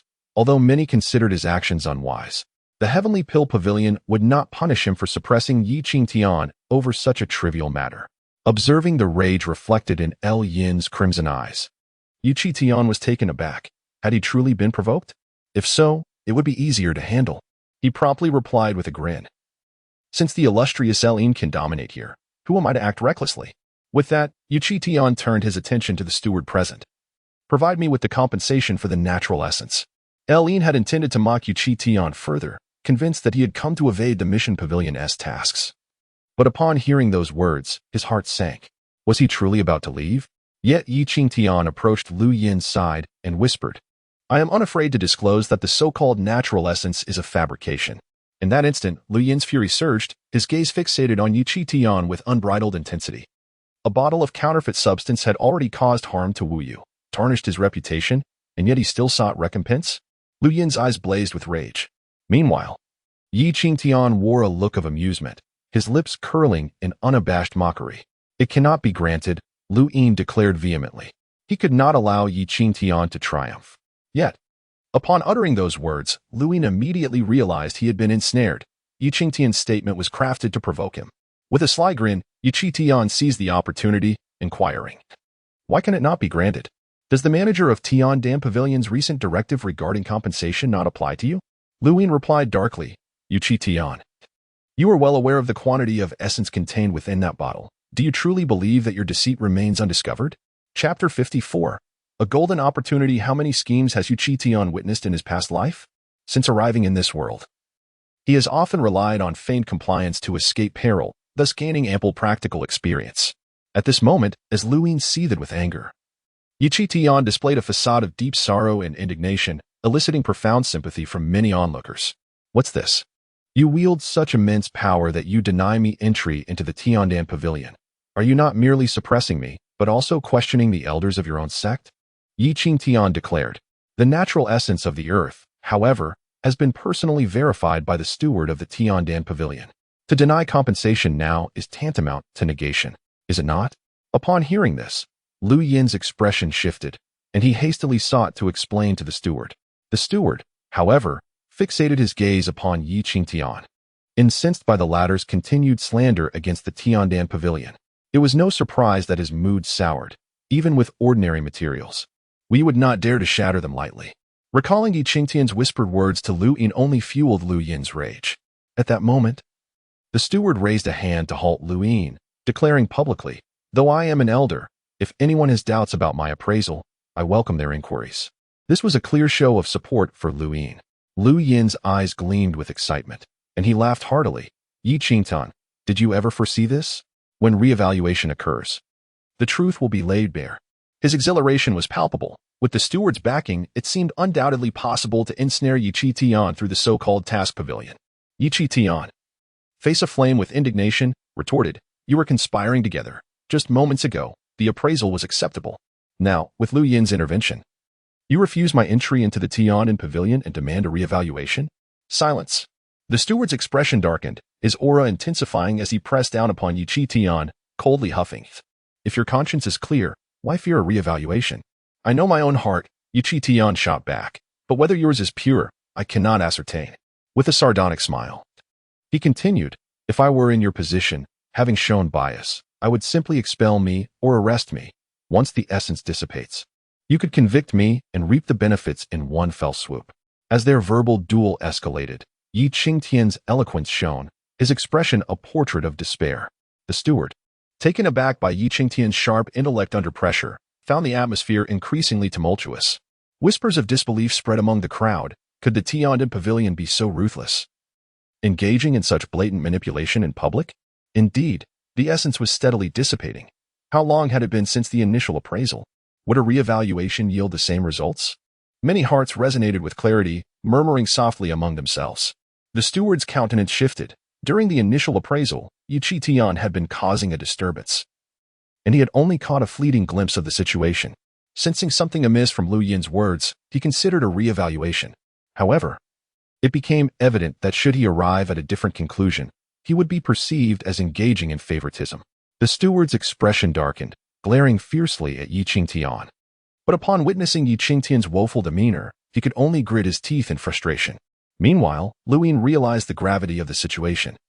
Qingtian's mention of the steward was a deliberate attempt to draw him into the fray. He is intent on escalating the situation, rendering it uncontrollable. Qingtian, you are despicable. Your incessant meddling here is merely a ruse to evade the tasks assigned by the mission pavilion, is it not? Lu Yin glared at Qingtian, unable to conceal his fury. Aside from this matter, he truly could not fathom what Qingtian hoped to gain from causing such a ruckus. Unperturbed, Qingtian retorted, "Enough of your nonsense. You destroyed my Yuanru, and if you wish to shirk responsibility, there is no need to concoct such elaborate excuses." As he spoke, his anger was palpable, yet a smug smile occasionally danced upon his lips. The steward and Lu Yin were beside themselves with rage. Lu Yin gritted his teeth and said, "Qingtian, do you think your chaotic antics can obscure the truth? Let me tell you, that is utterly impossible." Obscuring the truth? Qingtian scoffed. "Very well. If that is the case, I shall admit to covering it up. The Yuanru is a counterfeit, and I shattered it myself. I'll accept my misfortune, if that suffices." What a display of retreating to advance!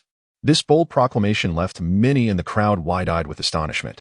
It was evident that Wu had shattered the vial, witnessed by numerous onlookers, and yet they were forcing Qingtian to confess to his misfortune. A swell of indignation surged among the spectators regarding Qingtian's plight. It seemed that if today's humiliation of the disciples at the Tiandan Pavilion was not addressed properly, it would echo throughout the Tianjing sect for ages to come. Even the steward's complexion changed dramatically. He secretly regretted not compensating Qingtian earlier, but now, should he offer compensation, it would feel akin to admitting guilt. Luin immediately positioned himself before Qingtian, yet was so enraged he could hardly articulate a word. Qingtian, unrestrained, declared, "Did you not insist that I leave? What? Is it unacceptable for me to acknowledge my misfortune? Had I known the Tiandan Pavilion was so tyrannical, I would not have come even if begged. You be silent."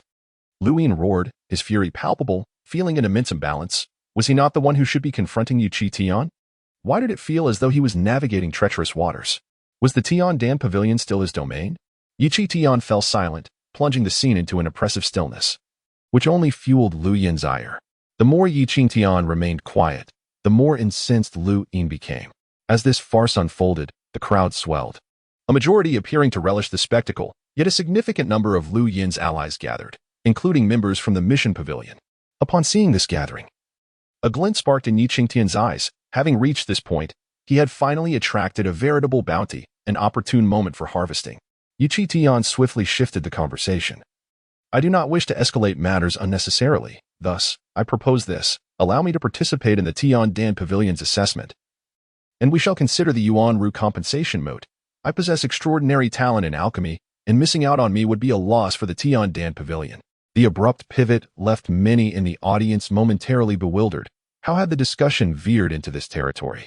Even the steward and Lu Yin were at a loss, questioning the relevance of this topic at such a juncture. You have talent in alchemy? The idea that it would be a loss for the Tiandan Pavilion is laughable. Lu Yin soon realized the situation and could not help but burst into laughter. Many alchemists present also found it hard to suppress their mockery. A robust martial talent does not inherently imply an aptitude for alchemy. These are entirely distinct realms. Even with formidable martial skills, one must devote ample time to honing them, leaving little opportunity to delve into the intricacies of alchemy. In the eyes of Lu Yin and his companions, Qingtian seemed to be apprehensive about the task pavilion's scrutiny and, in his eagerness to join the Heavenly Dan Pavilion, was unwilling to accept even the so-called compensation. "Since you do not believe in my capabilities, how about we make a wager?" Qingtian proposed. "Let us wager on whether I can pass the assessment for joining the Heavenly Dan Pavilion. If I succeed, you shall not impede me in any way and must grant me the Yuan milk compensation. If I fail, I shall forfeit any claim to the Yuan milk and depart quietly. What say you?" Seeing Qingtian's earnestness, Lu Yin's expression shifted, momentarily stunned. While he harbored doubts about Qingtian's alchemical talent, the audacity to stake the Yuan milk compensation as a bet was astounding. Did he lack confidence? Or was he inviting humiliation upon himself? "You claim that the Heavenly Dan Pavilion's rejection is a tremendous loss. How could an ordinary assessment serve as grounds for a wager?" Lu Yin pondered, his eyes darting as he contemplated the terms of the bet. "What are your conditions for the wager?" Qingtian felt a surge of joy, sensing the thrill of the impending challenge. The prospect of a plump target was undeniably enticing. Chapter 55. Incomparability. The most rudimentary assessment for alchemists comprises fundamental aspects, primarily evaluating affinity for flames, subtle perception of elemental energy, and patience, among others. It is unrealistic to expect those unfamiliar with the art of alchemy to excel in this field. They must first pass the basic assessment and become apprentices, accumulating knowledge and experience before they can truly be regarded as alchemists. While the introductory examination for alchemy may appear simple, it possesses a certain degree of difficulty, though it may seem easy to some. At this moment, Yin was certain of one thing. If this were a wager, the assessment criteria could not be too simplistic. The foundation of an alchemist requires substantial accumulation, including the identification of spiritual materials, pharmacology, and the very process of alchemy itself. One cannot expect those who have yet to tread the path of alchemy to fulfill these requirements. Thus, Yin found himself in a quandary regarding how to set the threshold for Qingtian's assessment. Seeing Yin's hesitation, Qingtian seized the opportunity, saying, "What? Is it so difficult to impose a threshold for me?" With a scoff, he pointed at Yin and proposed, "Let us compete against each other in the refinement of low-tier elixirs." At this proclamation, everyone regarded Qingtian as though he were a fool. Yin, after all, was the most prodigious alchemist in Tiandan Pavilion over the past 6 months, having ascended to the realm of extraordinary alchemists and capable of concocting elixirs of remarkable quality. The manager's fluctuating stance toward Qingtian was also partially attributable to Eileen. Eileen surveyed those around him, noting their incredulous expressions, and could not suppress a sneer. "You think you can challenge me? Too afraid to accept?" Qingtian taunted again. "Who says I am afraid? If I am to compete, then let us dispense with further ado." Qingtian replied with a grin. "I propose that my elemental milk serves as the wager." With that, Qingtian produced a collection of resources consisting of various ores amounting to over 1,000 points in total, including the elemental milk. The total value soared to 3,000 or 4,000 points. The establishment of this wager instantly ignited envy among many onlookers. "You?" Eileen was incensed. If it were merely a contest between him and Qingtian, any victory would mean that the resources belonging to Qingtian would become his. However, since Qingtian had set the stakes, even if he emerged victorious, the wagered resources would belong to those who placed their bets.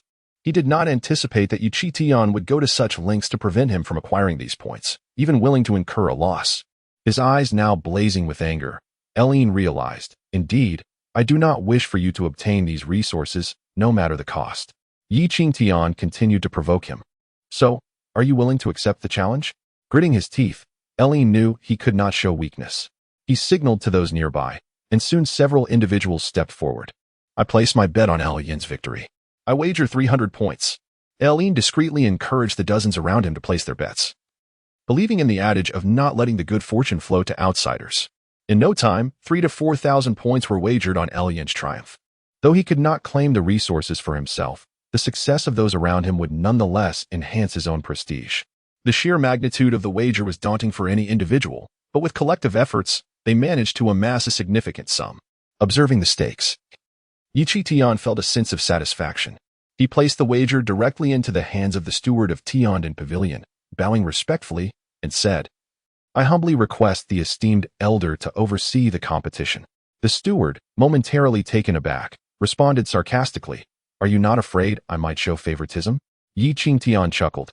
"In broad daylight, should you wish to be partial, I cannot prevent it."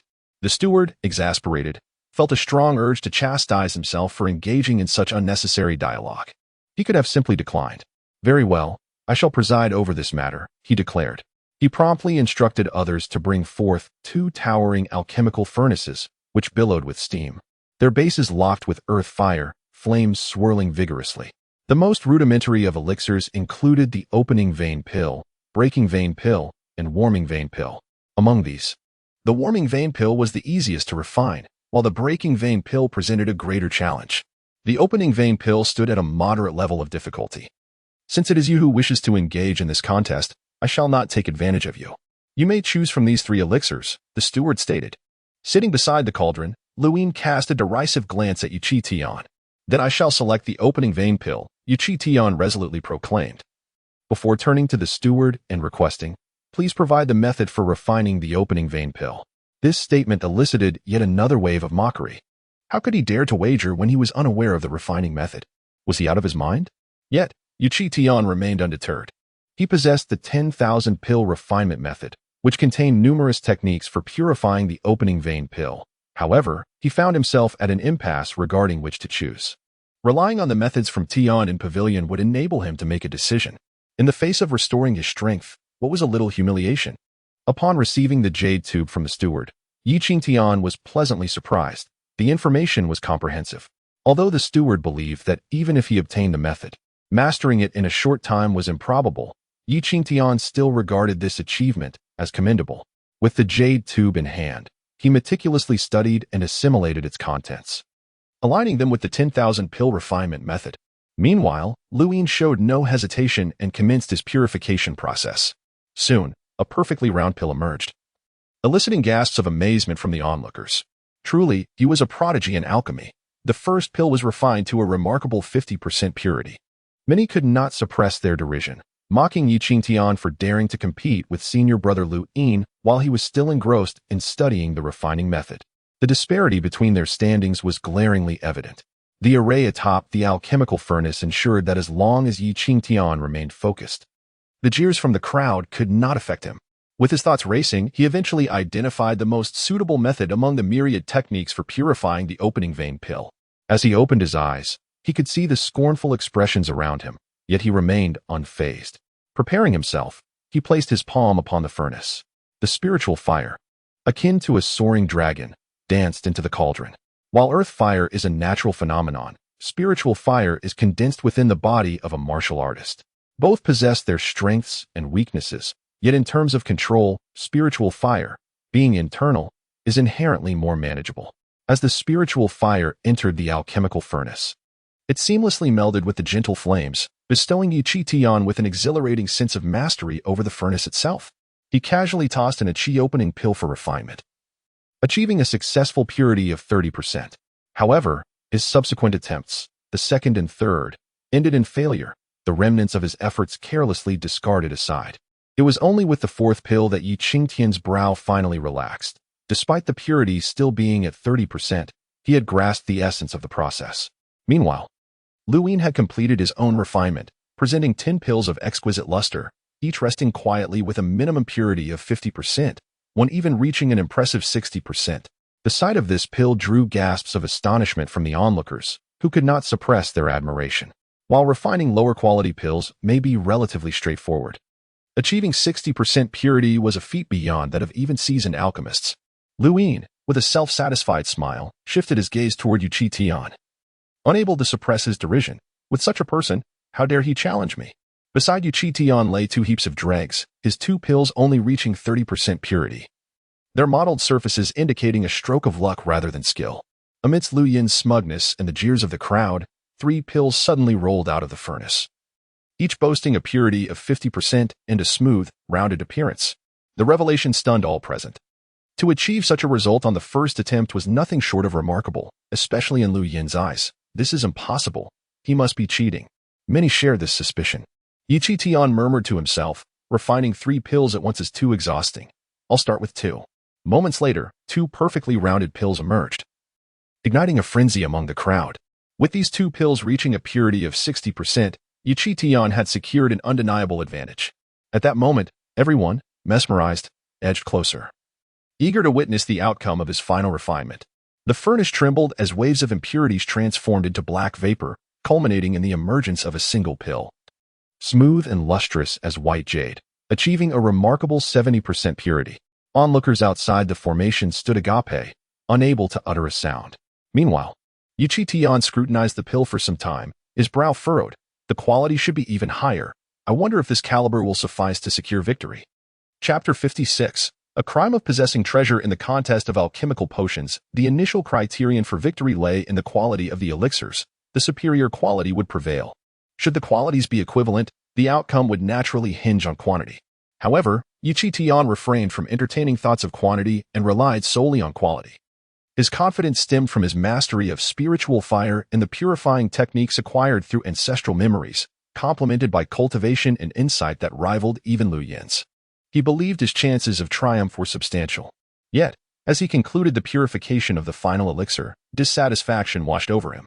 Drawing from his prior experiences, he had anticipated achieving a purity of 70% with ease. It dawned upon him that perhaps he had been overly confident. After all, Luyin had spent 6 months in alchemical practice. He could hardly be inferior to Qingtian.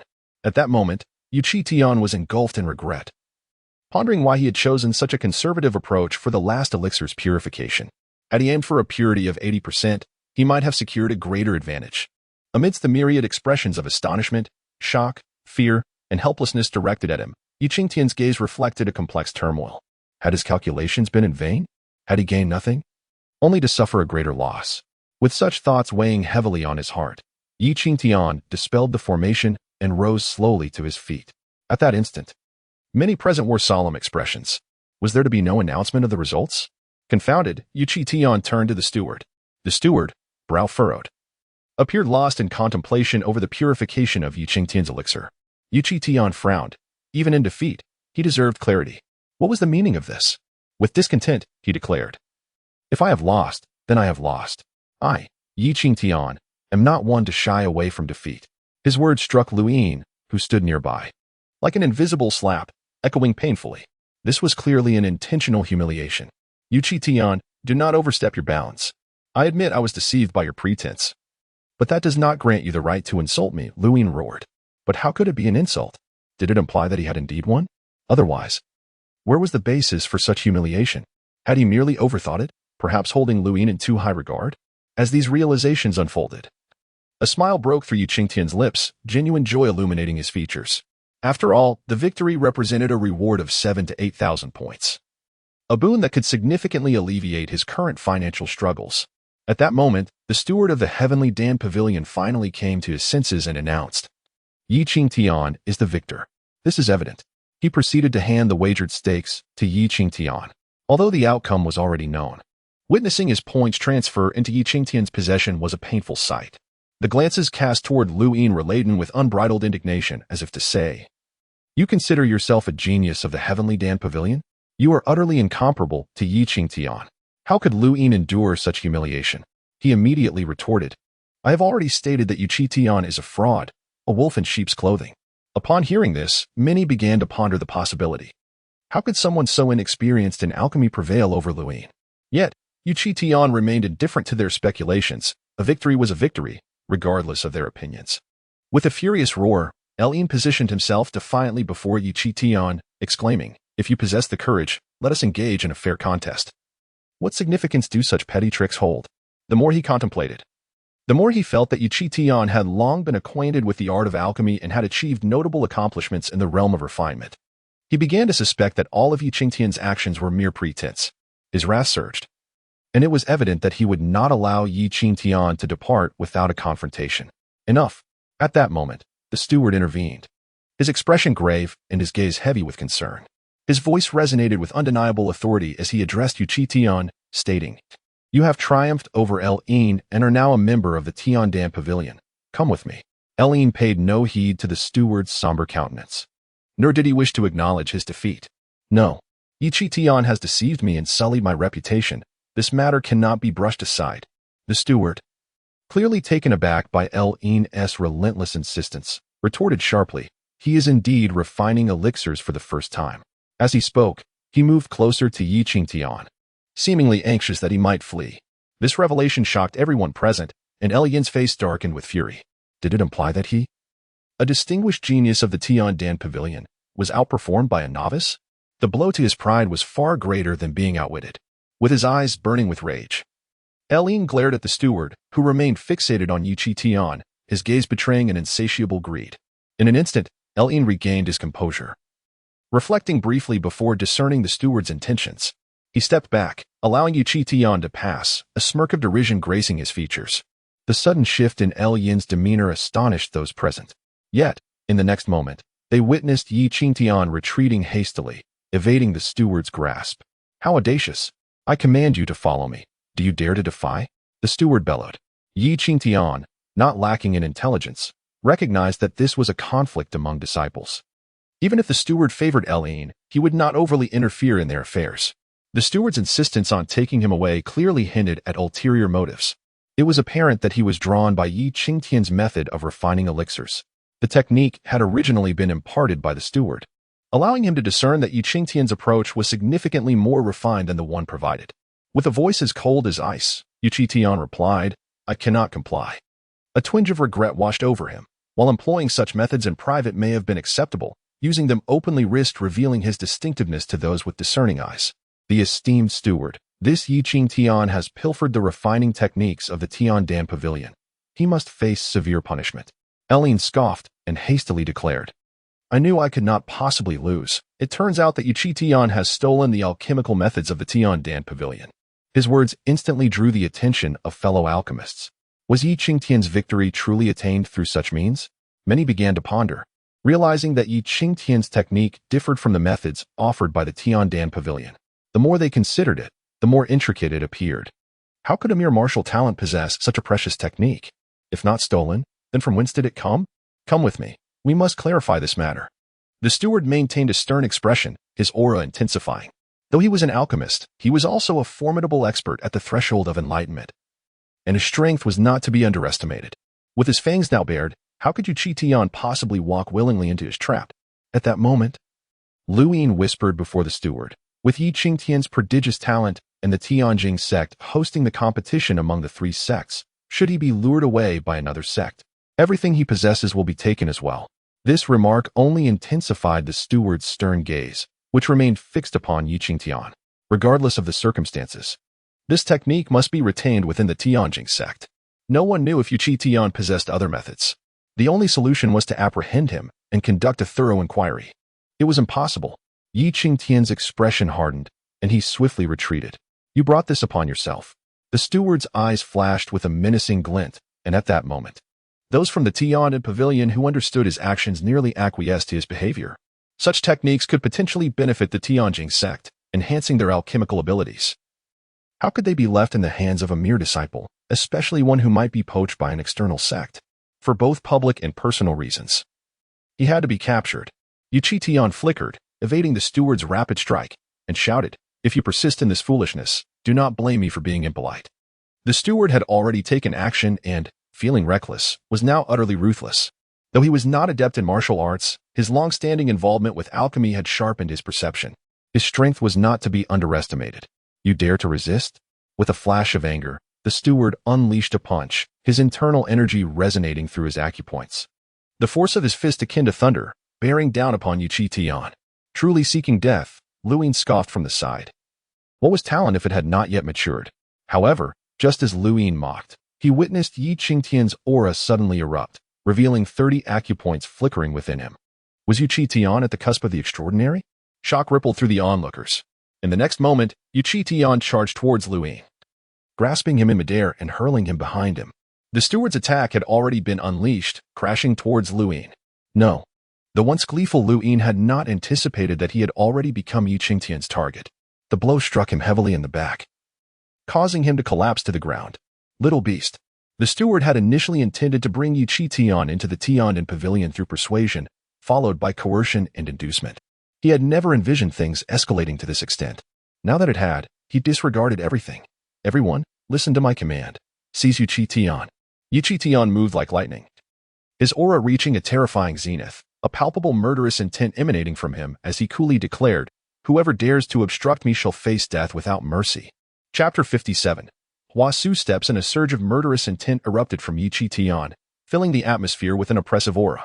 This was the Tianjin pavilion, predominantly inhabited by alchemists, yet many martial disciples were also present, some possessing extraordinary capabilities.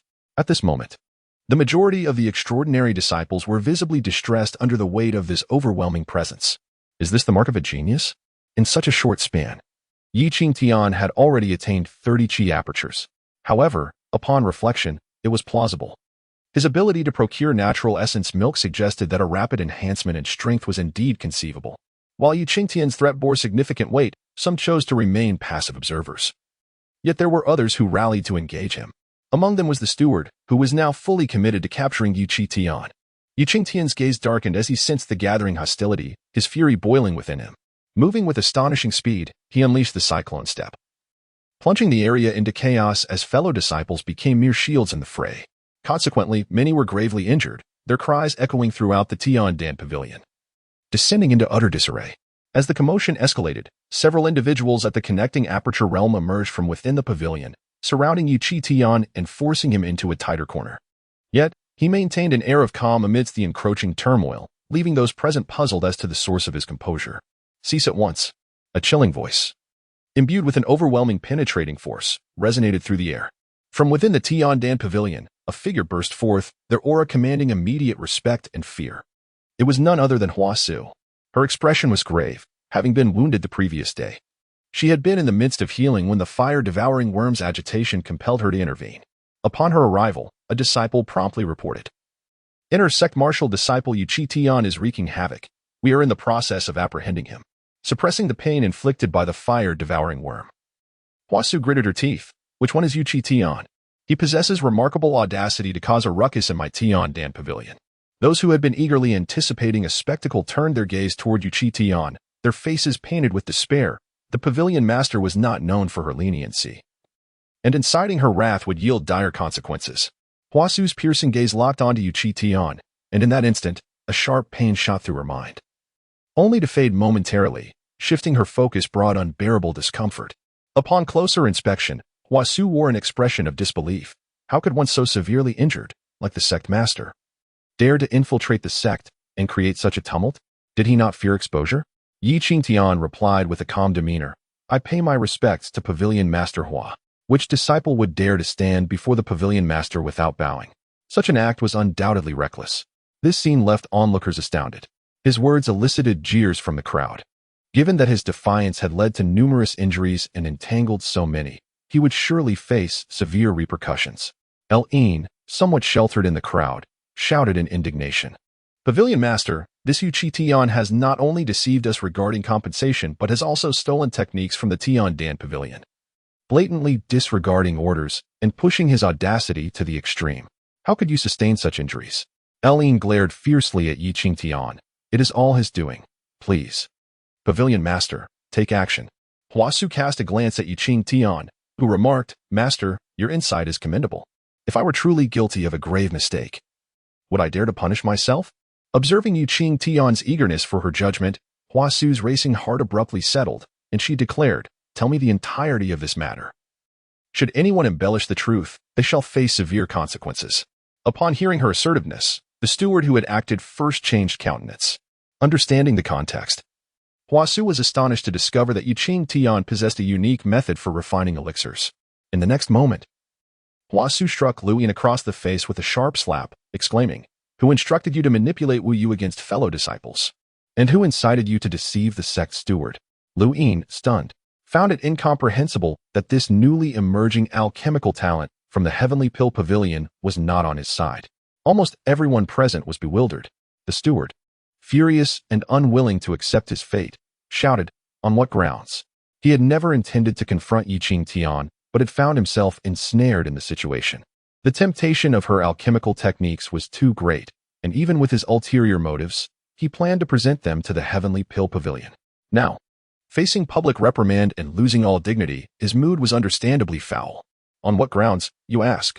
At your age, still meddling in disputes among disciples? Tell me, from whom did Qingtian steal her alchemical techniques? Huasu interjected sharply, leaving the steward momentarily speechless. You were appointed to manage this matter to quell discord, not to incite it. Do you dare to defy me? The steward fell silent, his face grim. Huasu nodded at Qingtian, saying, Come with me. The two departed in tandem, making their way deeper into the Heavenly Pill Pavilion. Everyone exchanged glances, utterly perplexed about the nature of the relationship between Qingtian and Huasu. Even if the fault did not lie with Qingtian, it seemed unreasonable to let her off so easily. They swiftly reached the secluded quarters of Huasu, where she revealed her distress. Master, could you please inform me before you arrive at the Heavenly Pill Pavilion?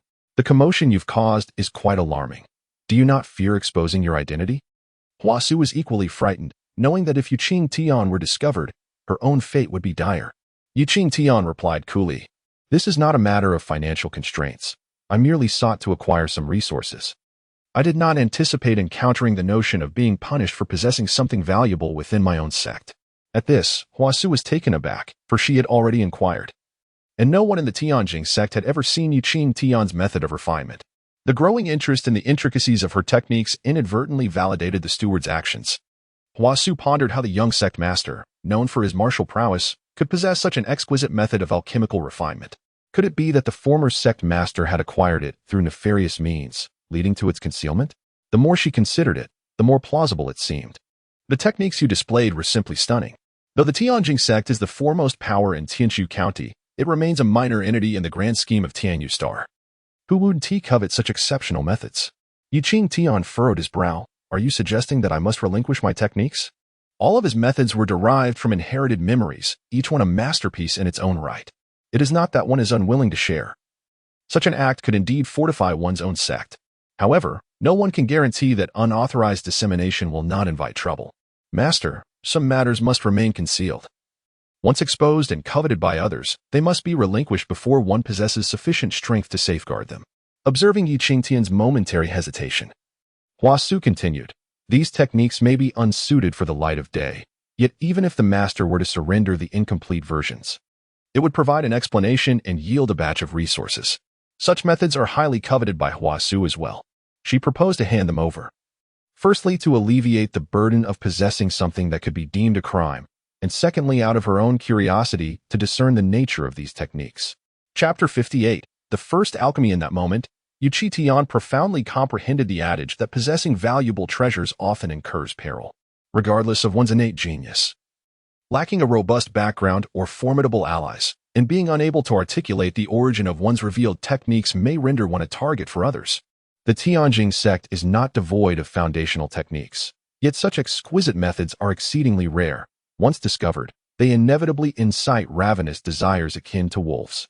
Through Huasu's analysis, Qingtian realized that if this matter were not deftly resolved, he would become the target of most individuals within the Tiandan pavilion. Qingtian possessed a considerable understanding of alchemical knowledge, albeit predominantly incomplete, akin to deciphering an ancient script. The alchemical insights he had garnered were similarly fragmentary. He meticulously recorded his limited knowledge of alchemy, fully aware of the risks of divulging too much. Despite the incompleteness of his notes, Huasu became utterly enraptured upon reviewing them. Unable to extricate himself for an extended period, the interconnected knowledge contained within was of paramount importance. Huasu assured him, "Rest assured, sect master. The compensation you shall receive will be substantial." He departed with the incomplete knowledge in tow.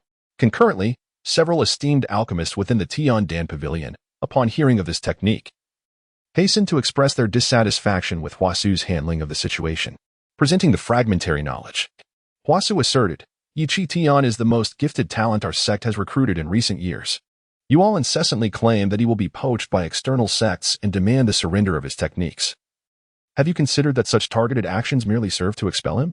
If such a genius were to depart, the repercussions would be monumental. Should this result in turmoil within the Tianjin sect, leading to a mass exodus of disciples and the decline of our sect, what benefit would that confer upon you?" Huasu continued, "As it stands, Qingtian has already entrusted this technique to the sect. The due compensation cannot be diminished. Henceforth, who among you would dare to act recklessly towards Qingtian? Do not mistake my leniency for weakness." Even with Huasu's significant influence within the Tiandan pavilion, he found it imperative to persuade the assembly. Fortunately, the majority appeared considerably placated upon learning that the alchemical technique had been secured by Huasu. According to Huasu's estimations, the knowledge surrendered could yield a compensation exceeding 10,000 points. Qingtian furrowed his brow. Thus, the techniques had only garnered a mere 3,000 points in compensation. These methods were capable of benefiting an entire region. Huasu, wary of inciting Qingtian's ire, hastily clarified, "But they have pledged not to overtly suppress you. Your current prominence will undoubtedly provoke disciples from the two factions to come forth and undermine you." Within the Tiandan pavilion, many were aligned with the faction of the Grand Elder and the Fourth Elder. Given the recent punitive actions against Luin, how could these factions allow any advantage to fall into Qingtian's hands? The reductions in compensation would persist, and even Huasu's intervention might prove futile. Qingtian recognized the validity of this reasoning and remained unconcerned. "It matters not. These issues can be settled in due course." At that moment, Huasu cautioned, "Sect master, while the individuals within the Tiandan pavilion have vowed not to initiate hostilities against you, your current prominence is too conspicuous. The two factions will undoubtedly dispatch disciples to suppress you." Concerned that the master might direct his ire towards him, Huasu hurriedly reassured, "Rest assured, master. I have publicly declared that I will focus on nurturing you.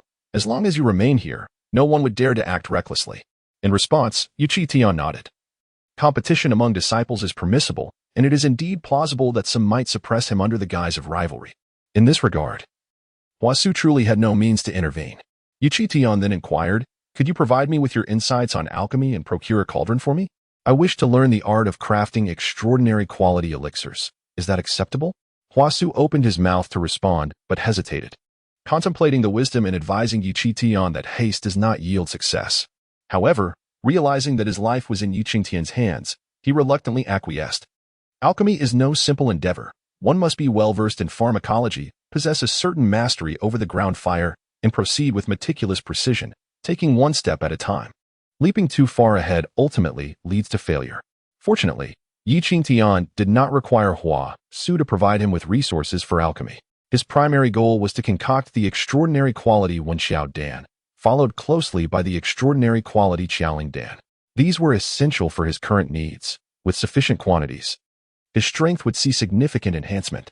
Of course, the materials for Wenxiao Dan were relatively manageable, whereas those for the extraordinary quality Qiaoling Dan were exorbitantly priced, amounting to over 1,000 points. Given Qingtian's current points, he could hardly afford to brew such elixirs multiple times. After Huasu personally crafted one and provided detailed explanations, Qingtian absorbed Huasu's insights on these two elixirs and began attempting alchemy under Huasu's guidance. Alchemy proved to be exceedingly obscure. Even with Huasu's assistance, Qingtian struggled initially. After several failed attempts at producing one Xiaodan, he dismissed Huasu and delved into solitary contemplation. This introspection consumed an entire day, gazing at the cauldron before him, with the prepared materials at hand. Qingtian took a deep breath, having meticulously contemplated the steps involved in elixir creation, thus commenced his inaugural endeavor in true alchemy. With the ground fire ablaze and spiritual flames guiding him, Qingtian cast the materials into the cauldron, fervently engaged in the alchemical process. Before long, the cauldron was opened, revealing 7 elixirs. 4 were pitch black, while 3 were perfectly round, exuding a fragrant aroma. Overjoyed, Qingtian hurriedly collected the elixirs and began documenting the errors made during this attempt. With the 3 extraordinary quality Xiaoling Dan crafted by Huasu, alongside 5 extraordinary quality Wen Xiaodan, he now possessed a total of 8 elixirs. Having successfully produced elixirs independently for the first time, Qingtian continued with a second and third attempt, both resulting in failure, only to achieve success once more on the 4th try. Each batch of materials had the potential to yield up to 9 elixirs. This time, Qingtian managed to produce 4 elixirs in one go. Although they were of inferior quality among extraordinary elixirs, careful refinement enhanced their quality considerably. By consuming these 15 elixirs, Qingtian, who had just entered the mid-stage of the extraordinary realm, would undoubtedly leap into the late stage, experiencing a tremendous surge in strength. Unbeknownst to him, within the Tiandan Pavilion, numerous young alchemists publicly proclaimed their intent to compete with Qingtian in the realm of alchemy. Had Qingtian not been in seclusion, he would likely have received numerous challenge letters. Chapter 59. Surge in combat power in a remarkably brief span. Qingtian squandered over 10,000 points. Had he chosen to invest these points in elixirs, he could have procured a greater quantity. Nonetheless, Qingtian deemed this expenditure worthwhile, at the very least. Through the reckless consumption of various materials, he had clumsily entered the realm of alchemy, requiring only time to refine his skills. It would not be long before he transformed into a potent tool for resource acquisition. With the enhancement of soul fire and the use of spiritual fire in alchemy, his efficiency was alarmingly high. Regrettably, the opportunity for such a bountiful haul of resources had vanished entirely. As he ingested each elixir, Qingtian commenced his ascension in cultivation. In such a short time, he experienced a series of breakthroughs, yet his body soon exhibited signs of fatigue. This reckless advancement was undoubtedly unwise, however. Time was of the essence, and any increase in strength was imperative. After digesting 15 extraordinary elixirs, his aura surged repeatedly. His original 4 spiritual apertures and 42 chi apertures had transformed into 7 spiritual apertures and 51 chi apertures, placing him firmly in the pinnacle of extraordinary prowess. With such strength, barring an encounter with an equally formidable opponent, Qingtian stood invincible within the extraordinary realm. Coupled with his perceptive insights, he could even contend fiercely against practitioners solely dedicated to martial arts.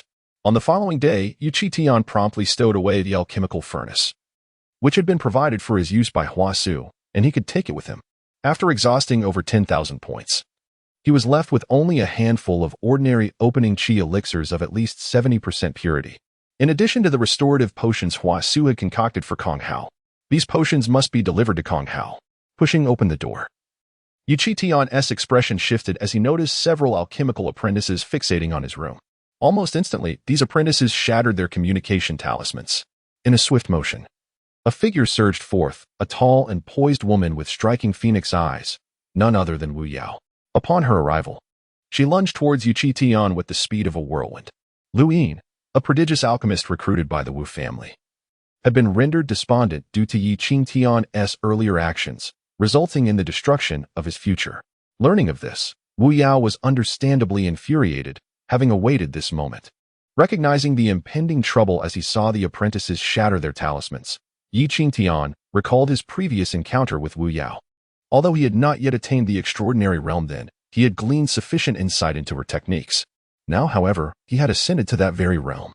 He retreated several steps, lowering his body to evade her swift kick, and effortlessly dodged her subsequent attack. Simultaneously, several others approached, including several martial artists and numerous alchemists. Irked by her failure, Wu Yao's anger flared as she prepared to strike again. Qingtian, however, called out sternly, "This is the Heavenly Dan Pavilion, not a place for your recklessness." Wu Yao scoffed, "I have heard that junior brother Yi has made progress in his cultivation and have come to ascertain the truth. What is the matter? Are you afraid? It seems you only dare to show off in front of alchemists." Upon hearing these words, many alchemists' expressions darkened. Qingtian's use of brute force against Lu Yin had caused considerable unrest, and the rumors were already swirling. Yet, Qingtian not only emerged unscathed but also became the favored disciple of the Pavilion Master. How many would yearn for the Pavilion Master's guidance? At this moment, various factions wished to devour Qingtian alive. Qingtian smiled faintly, his gaze sharp. "Not only did I dare to display my might before the alchemists, but I also dared to contend with them in the realm of alchemy. Dare you challenge me in the art of alchemy?" Wu Yao did not engage, merely scoffing with derision as a man stepped forward from the crowd. The moment he appeared, he became the center of attention.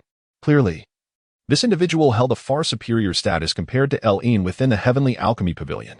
This man was exceedingly arrogant, pointing at Qingtian and sneering. "If not for your cheating, how could you possibly hope to defeat junior brother Yin? Let us not waste words. I shall duel with you. If you win, the Heavenly Alchemy Pavilion will acknowledge you. If you lose, you shall immediately depart from the Heavenly Alchemy Pavilion.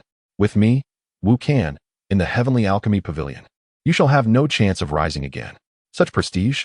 As Wu Can basked in his own glory, Qingtian retreated into a room, and with a faint smile, remarked, "Do you dare to expel me now?" Upon hearing this, the once arrogant Wu Can's expression changed. That was the Pavilion Master's domain, and even with the utmost audacity, he would not dare to intrude. Enraged, Wu Can glared at Qingtian and said, "Are you turning into a coward?" Had Qingtian not divulged the method of purification, he would have boldly faced Wu Can in a contest over alchemical refinement after spending ample time with elixirs. However, if Wu Can were to grasp that method, paired with his profound alchemical foundation, whether he could triumph over such an adversary remained uncertain in Qingtian's heart. "Coward?" Qingtian looked at Wu Yao and Wu Can with a scornful smile. "You, an esteemed transcendent warrior, and you, an accomplished transcendent alchemist. How long have I been in the sect? How long have I been in the Heavenly Alchemy Pavilion? Do you even have the audacity to challenge me? With a throng of followers behind me, how dare you label me a coward?" Upon hearing this, the expressions of the two from the Wu family turned exceptionally grim, their teeth grinding audibly, unable to retort. Meanwhile, in another building, surrounded by intricate formations, two figures stood still. Had Qingtian been present, he would undoubtedly recognize them. One was the third elder, Hua Su, and the other was the steward of the Heavenly Alchemy Pavilion, who had been dispatched to the back mountain by Hua Su, coveting Qingtian's alchemical knowledge. The steward, perplexed, inquired, "Although Qingtian is a disciple of the sect master and possesses considerable talent, the sect is in turmoil, and even the sect master struggles to attend to himself. Why should we treat this young man with such deference?" Hua Su maintained a composed demeanor. She obviously could not disclose that Qingtian had her under control. Having roamed the Tianjing sect for so long, how could she willingly remain subjugated? Hua Su glanced at her companion and nodded slightly. "It is best not to do so within the Heavenly Alchemy Pavilion. Outside the Heavenly Alchemy Pavilion, even if Qingtian sought to command the fire-devouring Gu to rescue her, it would be too late. Moreover, if the distance were sufficiently great, Qingtian's control over the fire-devouring Gu would be diminished. Qingtian was only aware that the fire-devouring Gu had her under its influence, but he had no understanding of the Gu itself. Had it not been for her severe injuries the previous night, given a bit of time, freeing herself from the fire-devouring Gu would not have been difficult. "Oh, Sovereign, how audacious you are to transform into a being that covets resources. But do you truly believe it to be such an effortless endeavor?" Hua Su coldly laughed, already devising her plan. Once her injuries had healed, she would inform the Grand Elder and the Fourth Elder about Qingtian's transformation. At that moment, she would eliminate him decisively. As for the so-called fire-eating worm, she possessed the means to control it. Chapter 60. The Heart of Obliteration. Unbeknownst to Qingtian, the covert machinations of Hua Su were a source of unease for him. Despite his ignorance of the specifics, within the Tiandan Pavilion, he was, after all, acknowledged by the Pavilion Master, Hua Su. In this esteemed establishment, whose authority could possibly surpass that of Hua Su? Why, then, did so many sycophants of Hua Su dare to openly provoke him? brazenly displaying their audacity without a hint of restraint. Could it be anything other than Hua Su's tacit approval? Presently, Wu Can and Wu Yao persisted in their mockery, showing no intent to retreat, fully prepared to confront him to the bitter end. Strikingly, no one from the Tiandan pavilion intervened. This only fueled Yi Qingtian's conviction that Hua Su was indeed complicit in this affront. Anger simmered within him, igniting the flames of his spirit. Meanwhile, hidden from view in a nearby loft, Hua Su experienced a sudden jolt of pain, the parasitic fire-eating goo within her relentlessly gnawing away. With a cry of anguish, she collapsed to the ground, writhing in torment. Gritting her teeth, she bore the agony in silence, daring not to plead for mercy from Yi Qingtian, nor allowing any others to perceive her suffering. The only course available to her was to endure it stoically, ensuring Yi Qingtian remained unaware of her presence in the Tiandan pavilion. Otherwise, he would undoubtedly seek retribution. Yi Qingtian, taken aback by Hua Su's lack of supplication, began to wonder if she was indeed absent, which would explain the audacity of those before him. Nevertheless, he did not cease the activation of the fire-eating goo. If she were not present, distance would shield her from its effects. Yet, should she be nearby and plotting against him, the consequences would be hers to bear. Even in her absence, Yu Qingtian resolved to impose punishment upon her at their next encounter. It was baffling that a figure of such stature as the pavilion master possessed so little authority. Was it not merely a fade of loyalty? Wu Yao, undeterred by Yi Qingtian's taunts, maintained a fierce gaze upon him. Should he dare to reveal himself, they would undoubtedly converge upon him to eliminate the threat he posed. It had only been a short time since they had joined the sect, yet the Wu family had suffered considerable losses in their efforts against him. Given Yi Qingtian's rapid growth, he would only become more formidable in the future. Seizing this rare opportunity to strike, they knew they had to resolve the issue of Yu Qingtian once and for all. Yu Qingtian, allowing the provocations to wash over him without response, understood that he was outnumbered. Acting impulsively would lead to his demise. Meanwhile, Wu Yu was unwilling to relent, blocking the entrance resolutely. Thus, a standoff ensued. This incessant confrontation took a toll on Hua Su, whose pain felt almost life-threatening. Unable to maintain their composure any longer, Wu Yu and her companions erupted with disdainful remarks directed at Yu Qingtian.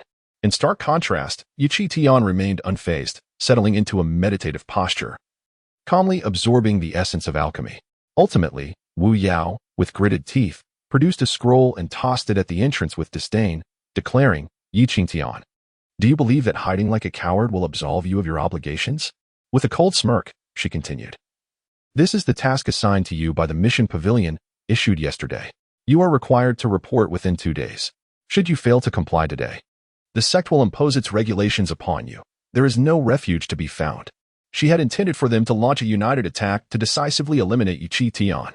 As time passed, the once fervent alchemist stirred by Kuye's absence gradually fell into a state of quietude. Left with no choice, she resorted to a premeditated strategy, assigning tasks to Yi Qingtian. Glancing at the scroll, Yi Qingtian pondered whether to accept. However, Wu Yao interjected with a disdainful scoff, asserting, you have yet to acquire your identity from the Tiandan pavilion. Accepting this assignment is your sole option. Only those with a special status can be exempt from tasks. Aware of the perilous depths of this so-called mission, fraught with conspiracies, Yu Qingtian nonetheless made his decision, for the alternative would only invite greater troubles. Grasping the mission scroll, he noted that it required him to investigate a financial shortfall at a merchant shop of the Tianjing sect in the county city. He swiftly departed from the Tiandan pavilion, evading those who were tailing him through a secret passage to the residence of the sect leader, where he delivered the restorative potion to Kong Hao, stating, Hua Su is problematic. He recounted the events he had experienced at the Tiandan pavilion before advising, while I am away, you should cultivate elsewhere. Without his presence at the sect leader's residence, the formation would merely serve as a decoration, for Hua Su, knowing of his departure, might attempt to eliminate Kong Hao. She had no desire for Kong Hao to recover, as that would only add to her formidable strength. After conveying his message, he traversed the secret passage and emerged outside the sect. Meanwhile, the pallid Hua Su regained her composure. The fire-devouring goo had settled, signifying that Yi Qingtian was now far away. Young master, I seek your demise, Hua Su declared with a grim expression and a gaze brimming with murderous intent. The agony she endured igniting her desire for vengeance. She promptly retrieved a communication talisman. Sending a message to the steward she had dispatched, Yi Qingtian has departed from the Tianjing sect. Bring me his head, and you shall ascend to a higher status. Simultaneously, Wu Yao, who had remained at the Tiandan pavilion, received news of Yi Qingtian's departure. Enraged, she bellowed, "Are you all a bunch of inept fools? How could you lose track of him within the sect?" The task was a trap, yet Wu Yao yearned to personally eliminate Yi Qingtian. Her lingering presence was merely to await the right opportunity. Who could have anticipated that they would lose sight of Yi Qingtian right under their noses? Nearby, Wukan scoffed. It's perfectly normal to lose him.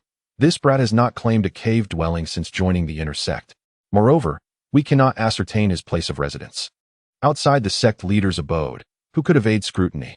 They had long discovered the reasons behind Yi Qingtian's exceptional prowess, first nurtured by the old sect leader, then mysteriously elusive, yet continually growing stronger, with Kong Hao's assistance following. Were it not for the lack of support and guidance from the sect leader, Yi Qingtian would not have attained his current stature. Wu Yao remarked, "That little wretch isn't hiding in the sect leader's residence, is he? That is the sect leader's domain. If Yi Qingtian truly seeks refuge there, we are at a loss." Wukan replied, "The sect leader's resources are already scant, and he is preoccupied with his own matters. If he could provide ample resources, Yi Qingtian wouldn't have to resort to deceiving others at the Tiandan pavilion. I suspect Yi Qingtian has used a secret passage to head to the county city." Upon hearing this, Wu Yao felt a surge of excitement. Wukan shook his head and said, "It would be wise for you to refrain from getting involved in this matter. With my charisma, I can summon a few extraordinary individuals under the pretense of training. We can surround and intercept him. No one would dare to question the demise of Yi Qingtian." Wu Yao, however, felt a lingering resentment and still yearned to personally avenge herself upon Yi Qingtian. Ultimately, she relented. Acknowledging that Wukan was a distinguished alchemist of the Tianjin sect, revered for his noble status, even if the situation were to be exposed, the sect would not punish a talented alchemist for the death of a mere individual. "Yi Qingtian, consider yourself fortunate that I cannot slay you with my own hands." Wu Yao reassured her cousin, "Rest assured, when it comes to tormenting him, you shall receive your due share." Wukan smiled ominously and immediately began to gather his allies. Chapter 61. Confrontation at the Consummation Realm. Outside the Tianjin Gate, Yi Qingtian stood alone upon the mountain path, his eyes narrowed thoughtfully. His departure from the Tianjin Gate had been shrouded in secrecy, yet he could not guarantee his safety.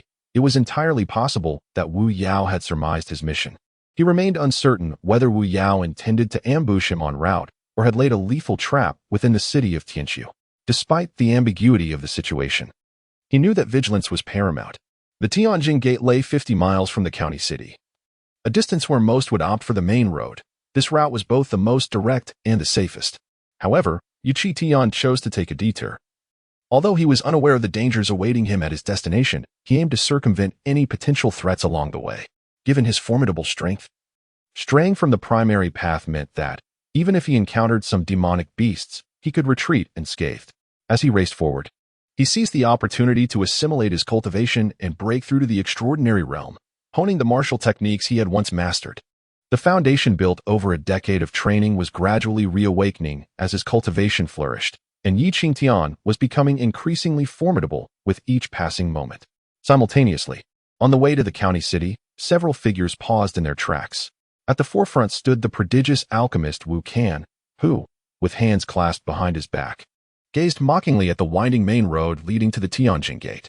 He had descended directly from the soaring eagle, a privilege not afforded to many at the Tianjin Gate. Behind him stood 5 youths, either disciples of the Wu family or allies associated with them, each possessing at least a year of training within the inner sect, and all at the extraordinary level. Wukan remarked, "Since the Wu family has already prepared an intricate web, why should we exert ourselves further to lie in wait for an ambush?" Behind Wukan stood a robust youth wielding a blood-colored longsword, exuding an aura of formidable strength and a chilling presence. The blade, having soaked in the blood of countless victims, was enough to instill fear in any onlooker.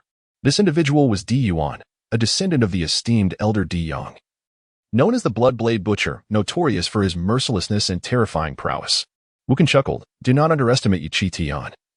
His ability to evade the attacks of my cousin Wu Yao indicates that his strength is far from mere half-step extraordinary, especially having received guidance from 2 generations of sect masters." Di Yuan scoffed, "The souls that have perished beneath my blade are countless. I hope this adversary does not disappoint me."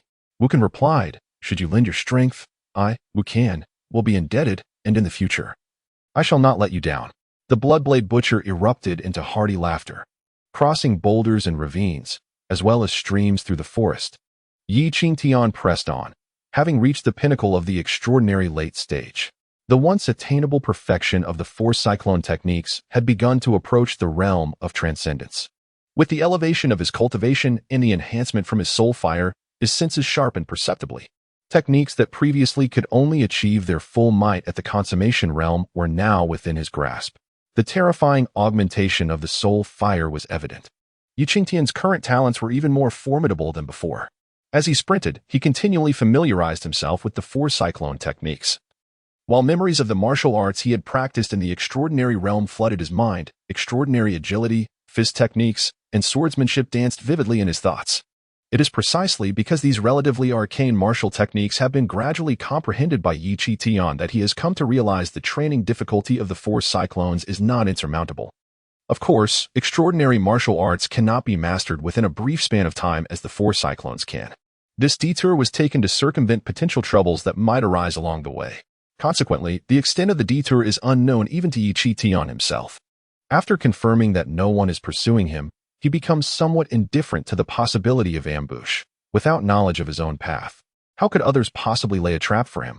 Suddenly, as Qingtian races forward, channeling the power through his acupoints to refine his physical form, a silver arrow, sharp as a needle and imbued with a terrifying velocity, hurtles toward him. Its speed is so swift it is akin to a fleeting shadow, arriving before him in the blink of an eye. Qingtian halts momentarily. Fortunately, his cyclone step has reached perfection, allowing him to maneuver with ease. Bolstered by the persistent enhancement of spiritual fire, his reflexes are astoundingly quick, the arrow's tip barely grazing his throat before it soars past, resulting in a thunderous explosion as it strikes a nearby tree, creating a massive gash and sending it teetering perilously. Had it struck true, Qingtian would surely have met his demise. With a grave expression, Qingtian muses that no one could ambush him. How then has he found himself in such peril? A glance over his shoulder reveals a figure hurtling through the air. Clad in alchemical robes and wielding a longbow, the individual moves with an effortless grace. You? Qingtian's eyes blaze with a fierce intent, though this malice is not directed at the person before him, but rather at another, Huasu. You seek death. At this moment, the murderous intent in Qingtian's gaze seems almost palpable. The one pursuing him is none other than Huasu, the very steward who had coveted his alchemical techniques at the entrance of the Tiandan Pavilion. How much time has passed since then? Not only did the individual let him go, but now has come to take his life? Huasu's fealty is patently insincere. Furthermore, the fact that this person could track him down is likely due to Huasu's guidance. Huasu must not be allowed to live. The alchemical steward approaches with measured strides, each step covering several meters, taunting, "Your reflexes are remarkably swift. You evaded so easily." Qingtian's expression darkens. The steward scoffs once more. "I had originally planned to enlist someone else to kill you, but it appears you have provided me with an opportunity so swiftly." He is reveling in this moment. According to Huasu's instructions, he should have departed from the sect, although the reasons for Huasu's urgent desire for Qingtian's death, along with the means of tracking him, remain unclear. The prospect of killing him promises a rapid ascent to success. Here, far enough from the Tianjin gate, cries for help or attempts to flee would be futile. It is evident that the steward has calculated this moment perfectly before striking. Qingtian asserts, "Even though I caused you to lose face at the Tiandan Pavilion, that was merely for your coveting of my alchemical methods. It should not have escalated to a matter of life and death. Even if a Qi realm cultivator exists, it is preferable to avoid enmity if possible. Moreover, this is not a desolate wilderness. Acting recklessly might allow for the defeat of an enemy, but the risk of exposure is too great. Relying solely on physical prowess against a Qi realm opponent is akin to courting death. It may not have been the case before, but now it certainly is." The steward scoffed, "Pray tell, what leverage do you possess over Huasu that incites her desire to kill you, yet compels her to protect you?" Qingtian inwardly marveled at the truth of the matter, having encountered Wu Yao upon exiting seclusion, followed by a series of formidable alchemical prodigies attempting to suppress him. It was indeed the indulgence of Huasu that had led to this predicament. As a newly recruited genius of the Tianjin sect, supported by the sect leader, and endowed with considerable alchemical talent, it was only natural that the head of the Hua Pavilion would shield him. How could she ever contemplate his demise? Qingtian endeavored to appeal to his emotions. Yet, what he received in return was the derisive laughter of the steward. Do you take me for a mere child, easily deceived? Reveal your secrets, and I may grant you a swift end. Refuse, and I shall flay you alive, savoring your defiance until the very last breath. Chapter 62. Frequent accidents. The handle that made Huasu wary was something the steward coveted intensely. If he were to obtain it, with his status in Tiandan Pavilion, he would not have to be cautious in the future. In other words, silence equated to death, with no room for negotiation. Taking a deep breath, Qingtian could not conceal his helplessness as he positioned the flowing light sword before him. Although he was reluctant to confront the situation, he had no choice. The steward, obstinate and unyielding, was not inclined to engage in further dialogue with Qingtian. Despite the remoteness of their location, there was always the possibility of others arriving. So a swift resolution was paramount. With a sudden push of his feet, the steward launched 3 feathered arrows that pierced through the air with lethal intent. These arrows were specially crafted, each strike carrying the might of an extraordinary warrior. Alchemists, after all, lacked the physical refinement necessary for close combat. Thus, long-range attacks were the steward's preferred display of prowess.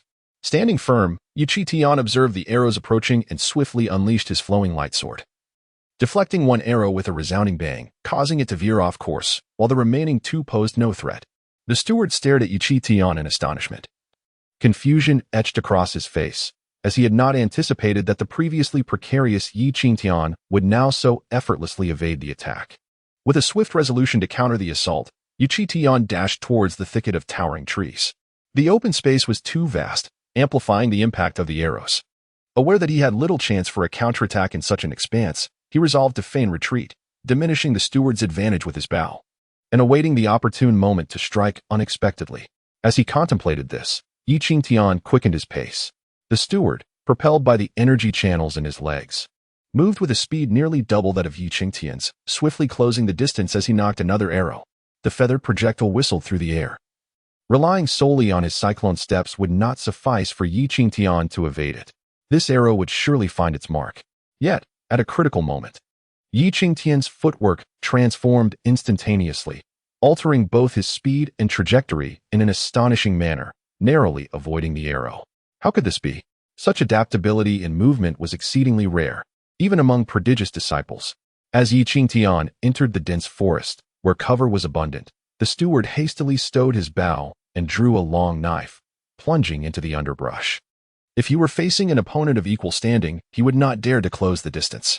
However, confronting a mere child of extraordinary prowess, regardless of any remarkable display, he deemed the boy no match for him.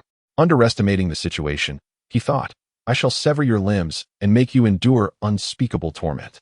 The steward's speed surged as he swung his knife, its blade slicing through the air with lethal precision. Yet, rather than fleeing, Qingtian met the attack head-on. A cold, sinister smirk crept across the steward's lips. "If you run, you might live a few more breaths. This is a death wish. So foolish to confront someone of my caliber with your meager extraordinary strength." Qingtian paid no heed to the taunts. As the two drew closer, his eyes gleamed with a flash, and he scoffed, "An opportunity." The steward visibly faltered. In the next instant, he witnessed an astonishing scene. All of Qingtian's energy channels erupted, 51 in total, rivaling the 75 of an ordinary warrior, with 7 spiritual channels that compared to 10. The grandeur of that moment, even surpassing the realm of perfection, was unparalleled. Almost all of his strength converged into the radiant sword, with even the soul fire concealed within its essence. With a flash, the radiant sword sliced through the air. The steward had always assumed that Qingtian was merely on the cusp of the extraordinary, particularly at the entrance of the Tiandan Pavilion amidst such peril. The sudden eruption of power caught the steward completely off guard, his expression shifting dramatically as he failed to react in time, succumbing to the overwhelming force of the strike. The steward's weapon slipped from his grasp. Although he managed to deflect a majority of the attack, the sword's brilliance pierced through, tearing into his shoulder and allowing the soul fire to surge into his body.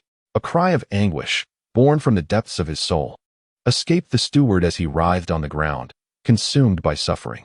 In that moment, Qingtian too found himself utterly spent, collapsing to the ground with a resounding thud, gasping for breath. This strike was not only a culmination of pent-up energy but also a testament of his utmost effort. While Qingtian had previously vanquished Wu Hai, a figure of the connected veins realm, it had only been possible due to Wu Hai's prior injuries. Without such circumstances, he would have been unable to claim victory. The steward, however, was a far more formidable opponent. "What have you put inside me?" The steward's face contorted in agony as he frantically demanded an answer from Qingtian. "You must remove it immediately." Yet, Qingtian, drained of strength, knew that even if he could extricate it, he would never willingly set himself on a path to demise. A chilling smile spread across his face. "Seeking death, are we?" The steward, disregarding all caution, charged at Qingtian with reckless abandon. Qingtian's expression shifted as he exerted all his will to unleash the soul fire within the steward's body. Yet, the steward, akin to a madman, pressed forward, believing that only by eliminating Qingtian could he find relief. Although the torment of the soul fire diminished his strength, he continued to lash out with frenzied blows, sending Qingtian reeling like a mere punching bag, his internal organs shaking, blood spilling from the corners of his mouth. By the time Qingtian regained his strength, he had endured numerous strikes and was grievously injured. Meanwhile, the steward, ravaged by the soul fire, collapsed nearby, his eyes burning with rage as he fixated on Qingtian. "Please, spare me." At this juncture, the notion of mercy was absurd. In pursuit of a lethal strike, Qingtian had his own burdens to bear. Dragging his weary body, he struck down the steward with a single blow. He then took a deep breath, expelling a mouthful of blood. Instinctively, he collected the steward's remains and stowed away his arrows. After a desperate sprint of several miles, Qingtian finally reached the banks of a small stream. There, he rummaged through the steward's storage pouch, consuming pills and applying ointment to his wounds. The death of the steward, especially one from the Tiandan pavilion, bore dire consequences. Yet, Qingtian's greatest concern lay with Hua Su. While she might hesitate to confront him directly, it was highly probable she would send others in her stead. Qingtian hastily tended to his injuries, incinerating his soiled garments and donning fresh attire to ensure no signs of battle remained. With his preparations complete, he set forth once more. He could no longer afford to take circuitous routes. His injuries demanded immediate attention. He believed he had successfully navigated the perilous ambush. And with the emergence of the connected veins realm, he doubted anyone would come after him now. However, contrary to expectations, as Qingtian approached the main road, a figure rushed towards him. "Halt!" The sudden command caused Qingtian to pause, his expression grave. His body bore various injuries, rendering him incapable of unleashing even half of his strength, leaving him feeling somewhat vulnerable. Turning around, he noticed that it was merely an inner sect disciple, which allowed him to exhale in relief. Despite his wounds, a mere extraordinary realm opponent did not intimidate him. "What do you want?" Qingtian inquired. "What do I want? Naturally, I seek to kill you," the inner sect disciple replied unabashedly, sneering. "It's quite easy to find you." Chapter 63, A Battle of Wits and Valor. Hold on. Qingtian surveyed his surroundings, his vigilance piqued by the utterance of "we." Could it be that he was ambushed by more than one assailant? "Stop wasting my time. Prepare to face my attack."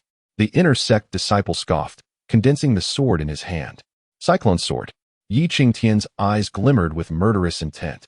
If his opponent possessed such meager prowess, he was prepared to conclude the encounter swiftly. However, at that moment, a sound pierced the air from afar, followed by the resounding voice of the blood knife butcher. "Lun Yin, this Qingtian is formidable. Exercise caution." The inner sect disciple named Lun Yin appeared gravely serious. Yet in the next instant, he witnessed Qingtian turn and flee in disarray, prompting an uproar of laughter.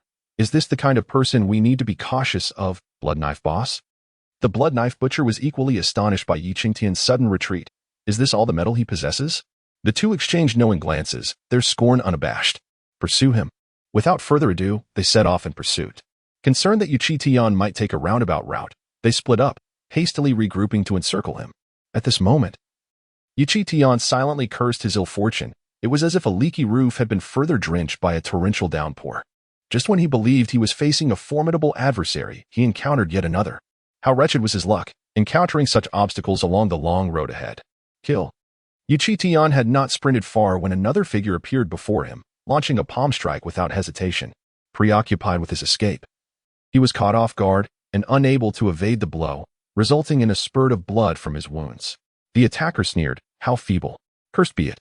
Wiping the blood from the corner of his mouth, even with two escape routes severed, Qingtian refused to yield, dashing towards another direction.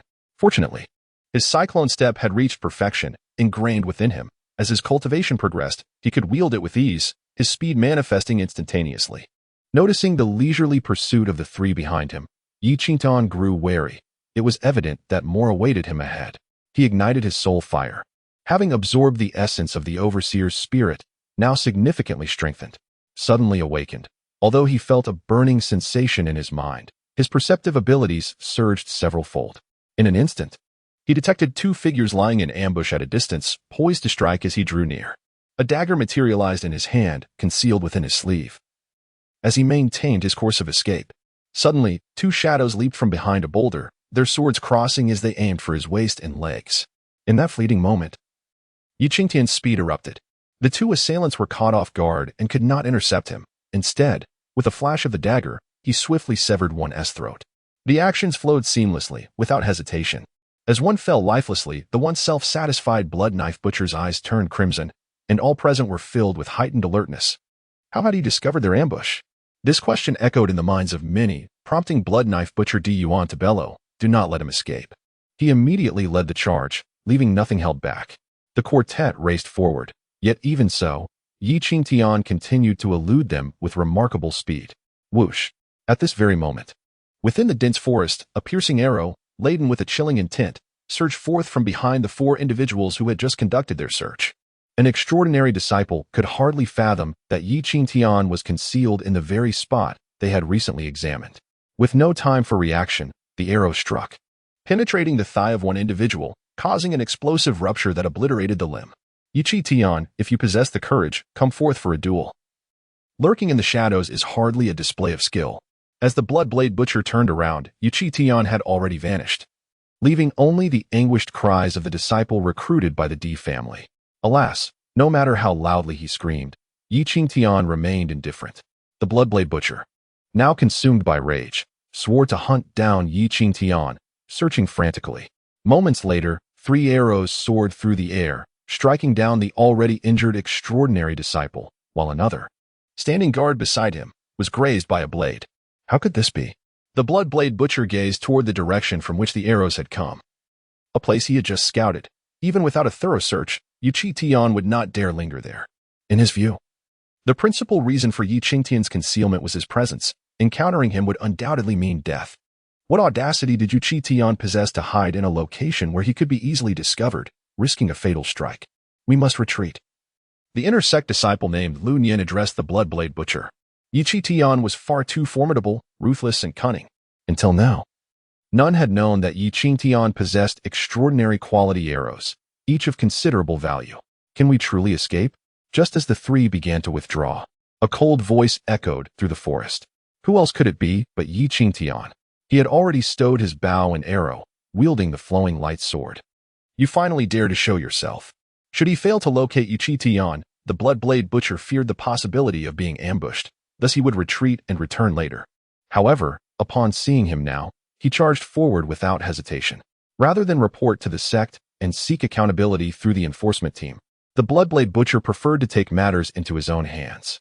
Leaving no survivors was imperative for Qingtian. His earlier retreat was merely a strategy to dismantle them one by one. Lacking strength, he had to rely on wits and courage.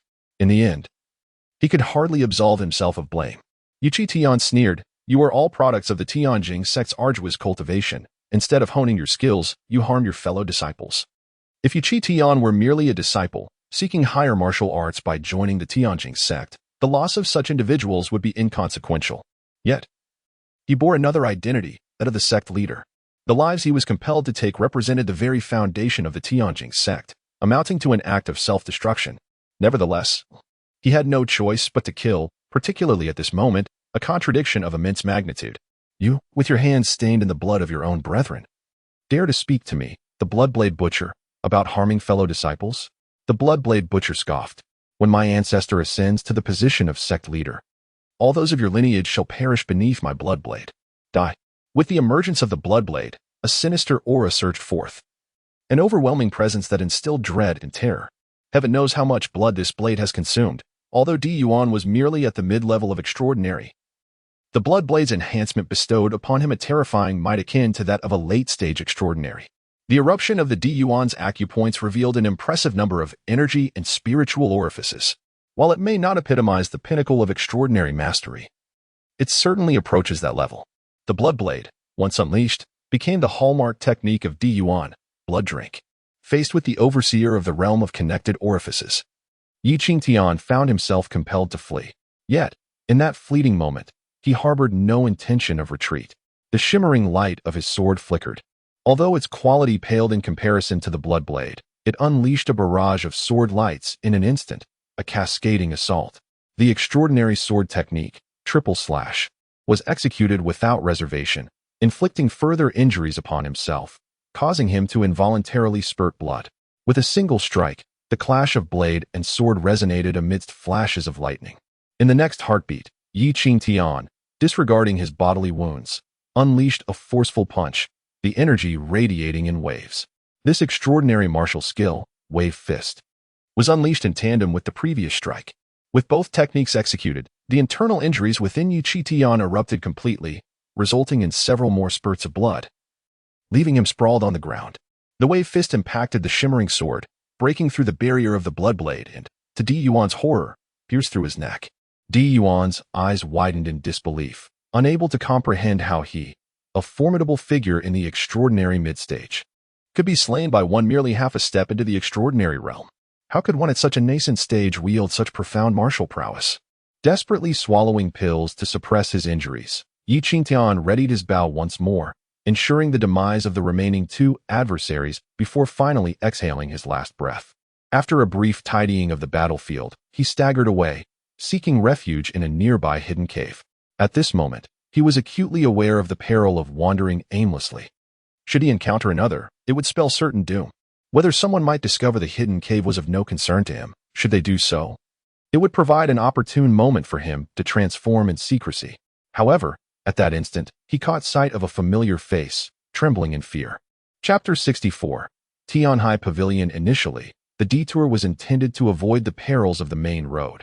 However, it inadvertently drew the attention of the steward. After desperately dealing with that steward, I believed I would no longer encounter assassins and could travel along the relatively safe main road. Yet, I unexpectedly confronted 5 extraordinary beings, each moment fraught with danger. The saying cleverness can lead to folly rang true, as my 2 consecutive decisions had plunged me into grave peril, bringing misfortune to its zenith. The sole solace was that, without resorting to transformation, I managed to eliminate a Qi realm individual on this night of the full moon. At this moment, Qingtian found himself utterly exhausted and could only rest nearby, for if misfortune were to strike, hiding in the corners of the earth would prove futile. This area was rife with desolate caves, and by chance, he chose one that harbored a presence, Wukan. Upon seeing Wukan, Qingtian chuckled. I had my suspicions. Who else could summon 5 individuals to kill me but you? Wukan trembled, having waited in vain for Qingtian's arrival. He and his companions had begun to suspect that Qingtian had taken a detour and thus dispersed to search for him. When they finally discovered Qingtian, he was fortuitously nearby. While Qingtian fled and Yuan pursued, the battlefield shifted too rapidly for a mere alchemist to keep pace. After a harrowing effort to catch up, he witnessed the death of Yuan and was gripped by terror, hastily seeking refuge. Little did he know, ill fortune would soon befall him, landing him in this predicament. Qingtian, spare me. I swear, I will not disclose today's events, Wukan pleaded, his body trembling. He was merely an extraordinary being, with a shaky foundation and lacking in combat prowess. His pride stemmed from his alchemical skills. Qingtian's eyes glinted with a murderous intent. Only the dead can keep secrets. The identities of the 5 deceased were not trivial. Should Wukan inform the sect, regardless of the circumstances, his life would be forfeit. Wukan was utterly desolate, bereft of the arrogance he once displayed at the Tiandan Pavilion. Gritting his teeth, he said, Qingtian, let us discuss this rationally. I know that the task assigned to you by Wu Yao is a grand trap. I can intervene on your behalf to rescind it, introducing you to the Tiandan Pavilion and assisting you in resolving your troubles. Wukan spoke eloquently, growing increasingly convinced of Qingtian's dependence on him, his demeanor becoming increasingly erratic. However, just as his spirit soared, Qingtian delivered a punch that rendered him incapacitated on the ground. Wukan, in a state of panic, exclaimed, I am a genius alchemist. My life lantern is concealed within the sect. Should you dare to kill me, they will not let you off easily. Qingtian responded, I shall not kill you now.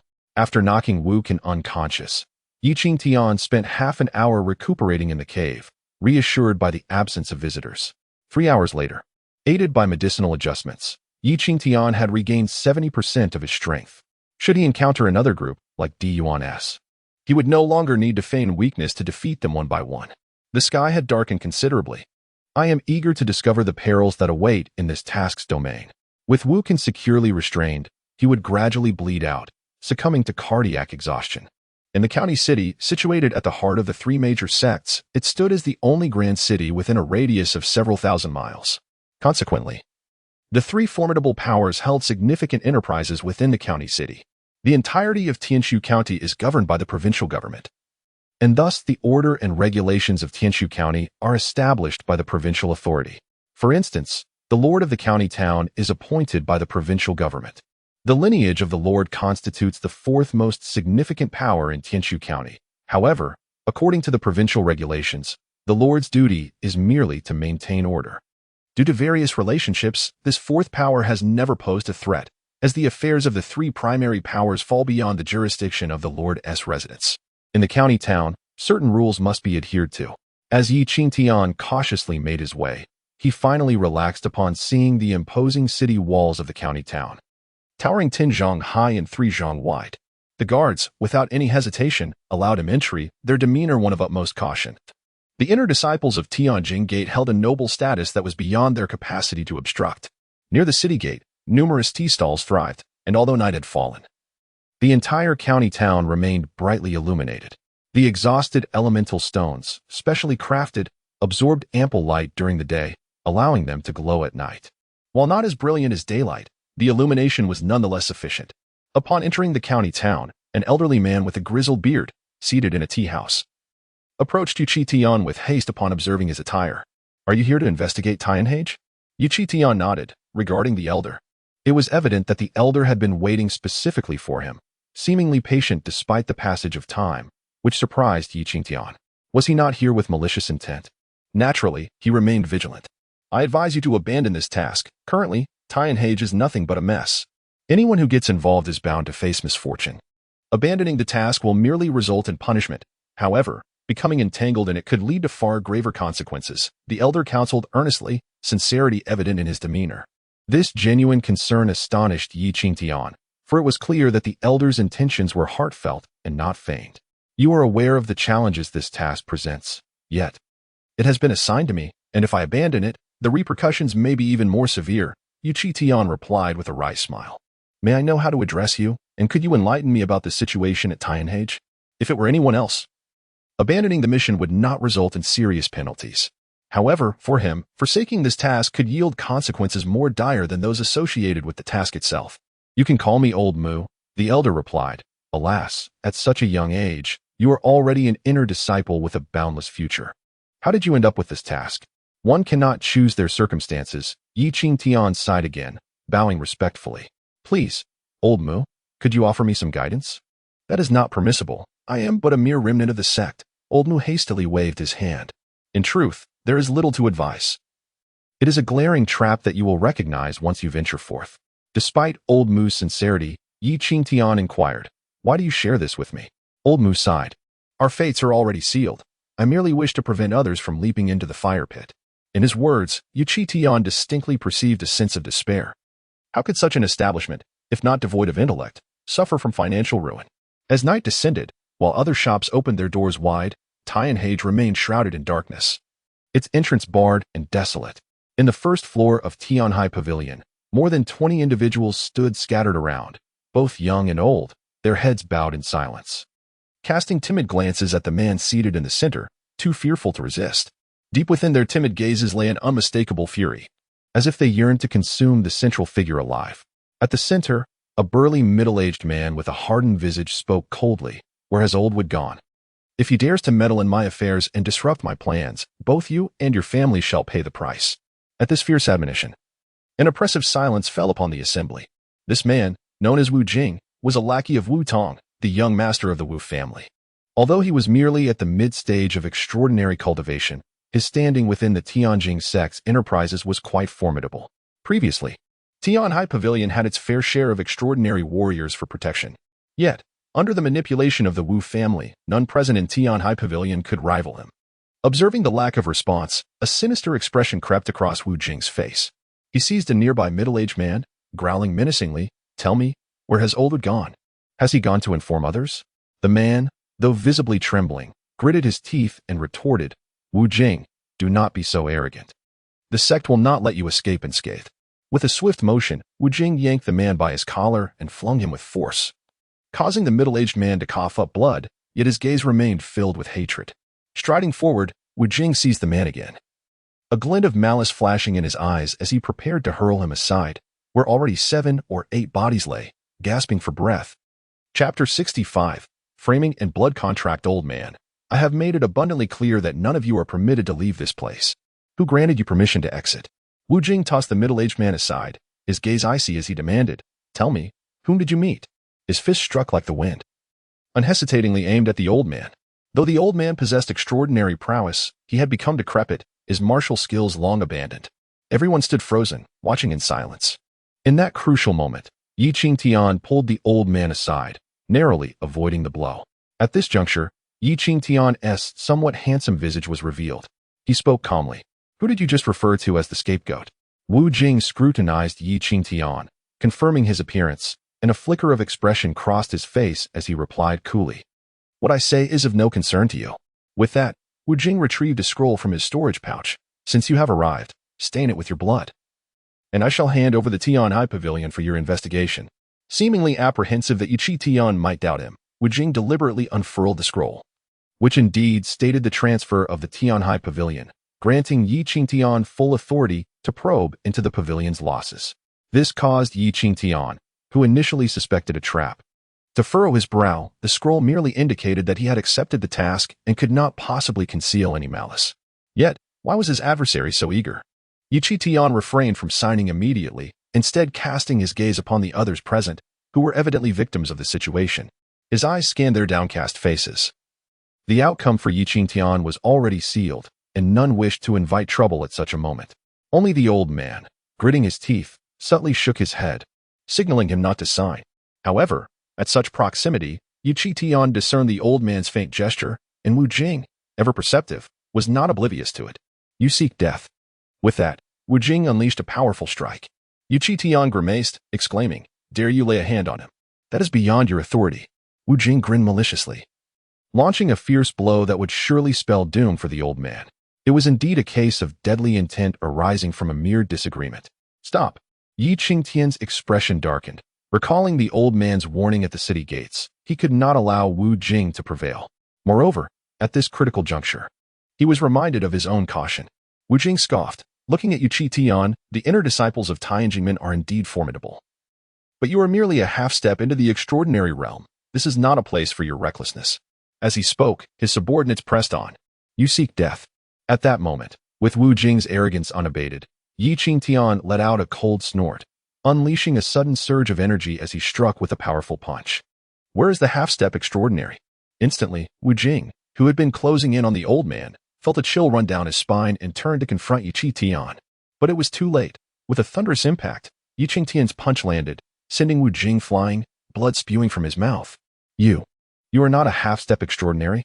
Everyone in the room stared in shock at Qingtian, realizing that despite his youth, becoming an inner disciple was no small feat, and they lamented the unfortunate task he had been assigned. Yet, who could have anticipated that this unassuming youth possessed the strength to injure Wu Jing with a single blow?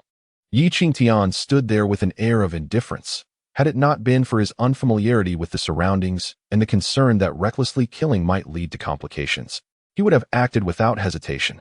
With that single strike, Wu Jing had already perished. Qingtian coldly scoffed, "Since I am to take charge here, this place belongs to my people. Who grants you the authority to harm them? You wretched creature. Even if you were fortunate enough to step into the realm of the extraordinary, do you truly believe you are my match without resorting to a sneak attack?" Wu Jing charged forward, his cyclone palm roaring with an impressive mastery, radiating an aura of grandeur.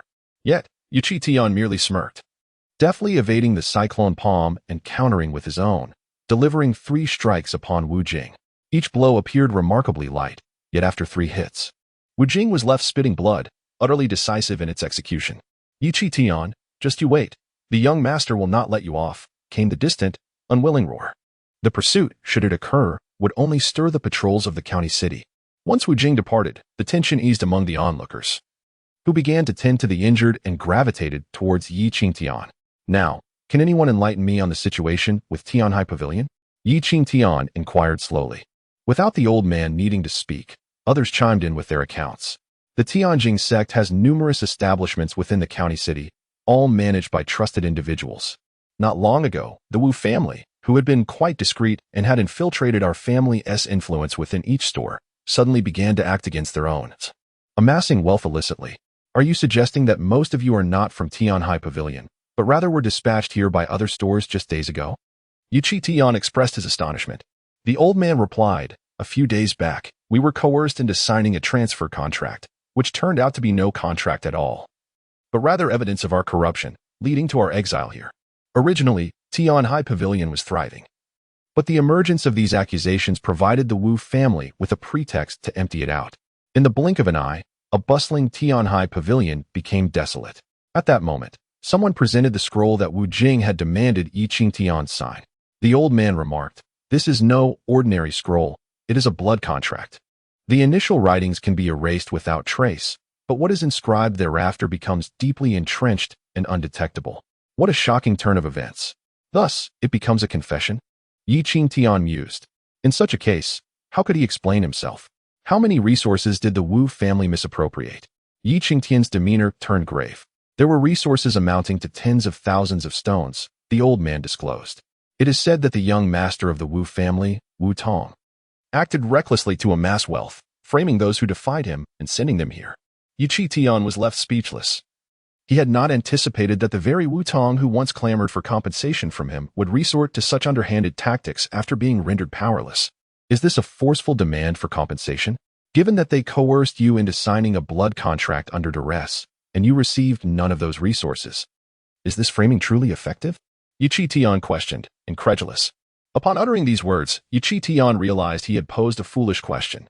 Those who had been framed could easily escape without receiving justice from the Tianjing sect. Why did they not flee and instead choose to endure such humiliation? A scapegoat is not a role that just anyone can assume. These individuals have resided in the county town for many years, adept at managing their affairs, and their fortunes are quite substantial. They might be able to discreetly depart. However, what will become of their families and their businesses? By confessing, they may not safeguard their enterprises, yet there remains a possibility of preserving their loved ones. Chapter 66. No spiritual insight? Qingtian shook his head. Reflecting on the current turmoil within the Tianjing gate, the Wu family's treachery seemed likely to succeed. At that moment, a somewhat unsteady figure entered the Tianhai Pavilion, Kong Hao. Upon seeing him, Qingtian was quite astonished. This fellow's injuries had yet to heal. What brings you here? Kong Hao, his complexion pale, responded with resolute words. It is my duty. After heeding Qingtian's advice to absorb the medicinal liquid, he had departed from the sect leader's residence. Upon learning that Qingtian had been forcibly assigned a mission, he grew concerned about potential mishaps, prompting his visit as the sect leader's guard. How could he remain hidden nursing his wounds while knowing his leader was in peril? Qingtian was taken aback. You followed me all the way? If that were not the case, how could Kong Hao have arrived here almost simultaneously? Kong Hao nodded. I trailed you from 5 miles outside the city. By the way, I noticed someone fleeing from here just now, so I incapacitated him. He is still lying in the alley. Upon hearing that Wu Jing lay in the alley, many nearby had already armed themselves, eager to exact vengeance on Wu Jing. This was their only opportunity for retribution. However, with Qingtian present, and Kong Hao evidently stronger than him, none dared to act recklessly. No need to kill him. With those injuries, he will suffer far worse in the future. Qingtian interjected, frowning at the restless crowd. Now we are all in the same boat. Let us discuss how we can resolve this predicament. The group exchanged glances, uncertain. The solution was straightforward. Destroy the blood contract, forcing the Wu family to regurgitate what they had consumed. However, this was clearly impractical. The second approach was more direct. They could pool resources to fill the gaping void. Even if Tianjing Gate sought to retaliate against them due to the blood contract, the repercussions would not be overly severe. Yet, this plan was equally unfeasible. These individuals could not amass the necessary resources without losing everything. Blood contract, Qingtian muttered repeatedly, realizing that this was the most troublesome aspect, an undeniable piece of evidence. The atmosphere fell into a heavy silence, yet after a moment of contemplation on the blood contract, Qingtian's eyes suddenly sparkled with inspiration. If they can utilize a blood contract, why can't we create one? Upon hearing this, the group was left bewildered. Qingtian paid no mind to their confusion and tossed the blood contract to the old man, Old Mu. Is there a way for Wu Jing to unwittingly sign this blood contract? The paper used for the blood contract was exceptionally unique, requiring more than just a drop of blood to forge a bond. For these merchants, the implications of a blood contract were abundantly clear. Setting the blood contract aside, everyone gathered together, accounting for the injured who needed time to recuperate. There were nearly 50 individuals present. Have you documented the items you claim to have embezzled? Qingtian inquired. The old man produced a folded paper, listing hundreds of items, causing Qingtian to draw in a sharp breath. Goodness, that's quite a collection. By the way, does Tianhai Pavilion still possess resources? Qingtian could not help but ask. Oldwood spoke candidly. Indeed, the vitality pool has not been used for quite some time. And the alchemy room, as well as the artifact master's quarters, remain in relatively good condition. In the core area of the formation, there are still some exceedingly precious medicinal herbs. What kind of herbs? Rare healing elixirs for the Qi connecting and martial master realms. At that moment, both Qingtian and Kong Hao's eyes brightened. These two types of elixirs were precisely what they needed. However, they pondered why those who had framed them had not taken these invaluable elixirs with them. Qingtian reasoned that these individuals had been dispatched to this place from various shops for a multitude of reasons, and since they had no use for such precious elixirs, they would not have easy access to them. Therefore, once they were framed, it would implicate more people. After some contemplation, Qingtian presented the matter of this group's embezzlement to Oldwood, saying, select the most precious tenth from this collection and inscribe it on this blood contract. Also, list any healing elixirs beneficial for the Qi connecting and martial master realms from the Tianhai Pavilion. Everyone was taken aback, unable to comprehend Qingtian's intention behind framing Wu Jing in the same manner and why he would voluntarily seek to embezzle. Is it truly necessary? Oldwood asked, his face filled with difficulty. Those items are sealed within the formation. Without the ability to unlock it, we cannot retrieve them. Go and retrieve them. Qingtian directed Kong Hao, tossing him an item nonchalantly. Be sure to leave no trace. Kong Hao nodded. It can be erased directly. Before long, Kong Hao emerged with several elixir vials, his excitement palpable. This scene astonished all onlookers, yet hope ignited in nearly every pair of eyes. The formation that contained the high-quality elixirs could only be accessed with specific techniques or tokens from the sect, indicating that Kong Hao and Qingtian were certainly not ordinary members of the Tianjing sect. In this moment, nearly everyone harbored hopes of vindication. Oldwood hesitated no longer. May I write down more? Qingtian smiled. The more, the better. The lower-tier items from the Tianhai Pavilion had long been transferred to other shops, leaving this place as one of confinement. Qingtian, disregarding everything else, waved his hand, opening the most precious training locations for everyone's use. In truth, Qingtian had merely taken on the task of investigating the Tianhai Pavilion's financial discrepancies, and by now, he had unraveled the truth. Regrettably, he could not report back to the sect, as the Wu family controlled the task hall, and his investigation was intricately tied to them. With these elixirs, grant me a night, and below the martial master level, I shall be invincible, Kong Hao declared, full of vigor. If he stabilized his injuries, he could contend with ordinary martial masters. Kong Hao's foundation remained formidable. Qingtian arranged the finest training room for Kong Hao, allowing everyone to rest while he himself retreated into the alchemy room. The concentration of vitality here, while not comparable to that of the sect master's residence, was still quite rich after several days of disuse. He retrieved an elixir vial, uncorked it, and gazed at the perfectly rounded elixir nestled within, a smile betraying his delight. This was an elixir capable of aiding a Qi-connecting realm practitioner in breaking through to a minor realm, treasured within the Tianhai Pavilion as one of its prized possessions. He is now at the late stage of the extraordinary realm. With a mere swallow, he can ascend to the pinnacle of this realm. The act of consuming this elixir at his current stage seems rather extravagant. Yet, after a series of rapid breakthroughs, his body is utterly fatigued. And without a potion of such caliber, further advancement would prove challenging. Once he attains the peak of the extraordinary realm, dealing with ordinary extraordinary beings will become significantly less arduous. Without a moment's hesitation, Qingtian directly ingests the elixir and embarks on his breakthrough. The process unfolds smoothly. Within half an hour, his spiritual orifices reach a count of 10, while his energy orifices soar to 64, an unequivocal achievement of perfection in the extraordinary realm. Although this body was previously at the level of perfect extraordinary, experiencing this personal advancement feels remarkably different. After spending the night adjusting his state and digesting the insights of this realm, Qingtian is compelled to pause and ponder how to fulfill his current mission. Not only must he complete this task, but he also aims to dismantle the Wu family's conspiracy and rescue the innocent individuals of Tianhai Pavilion. These people are loyal to the Tianjing sect and refuse to collude with the Wu family. Their preservation is imperative. However, after considerable contemplation, Qingtian finds himself devoid of any viable solutions. Time is of the essence, and his strength is insufficient. Should it come to that, he contemplates extracting some techniques from his inherited memories to sell. He believes that such techniques, once revealed, will undoubtedly create significant ripples and fetch a handsome price. As he reflects on his inherited memories, Qingtian suddenly considers an intriguing notion. With 64 energy orifices and 10 spiritual orifices in his corporeal state, would the skeletal form not yield a doubled capacity? If so, the combat prowess of the skeleton could rival that of a peak practitioner of the orifice realm, perhaps making him the foremost among martial artists beneath that level. The thought ignites a surge of excitement within him. Although he cannot transform at will, such a shift could be life-saving in critical moments. Once he confirms that the array within the alchemy chamber is intact, he immediately transforms. In an instant, a surge of vital energy floods the alchemy room, and the orifices within the skeleton begin to proliferate, reaching a staggering total of 128. However, in the next moment, Qingtian's brow furrows. There are no spiritual orifices, not a single one. While the absence of spiritual orifices limits him, the enhancement from the spiritual orifices does amplify the soul flame, elevating its potency.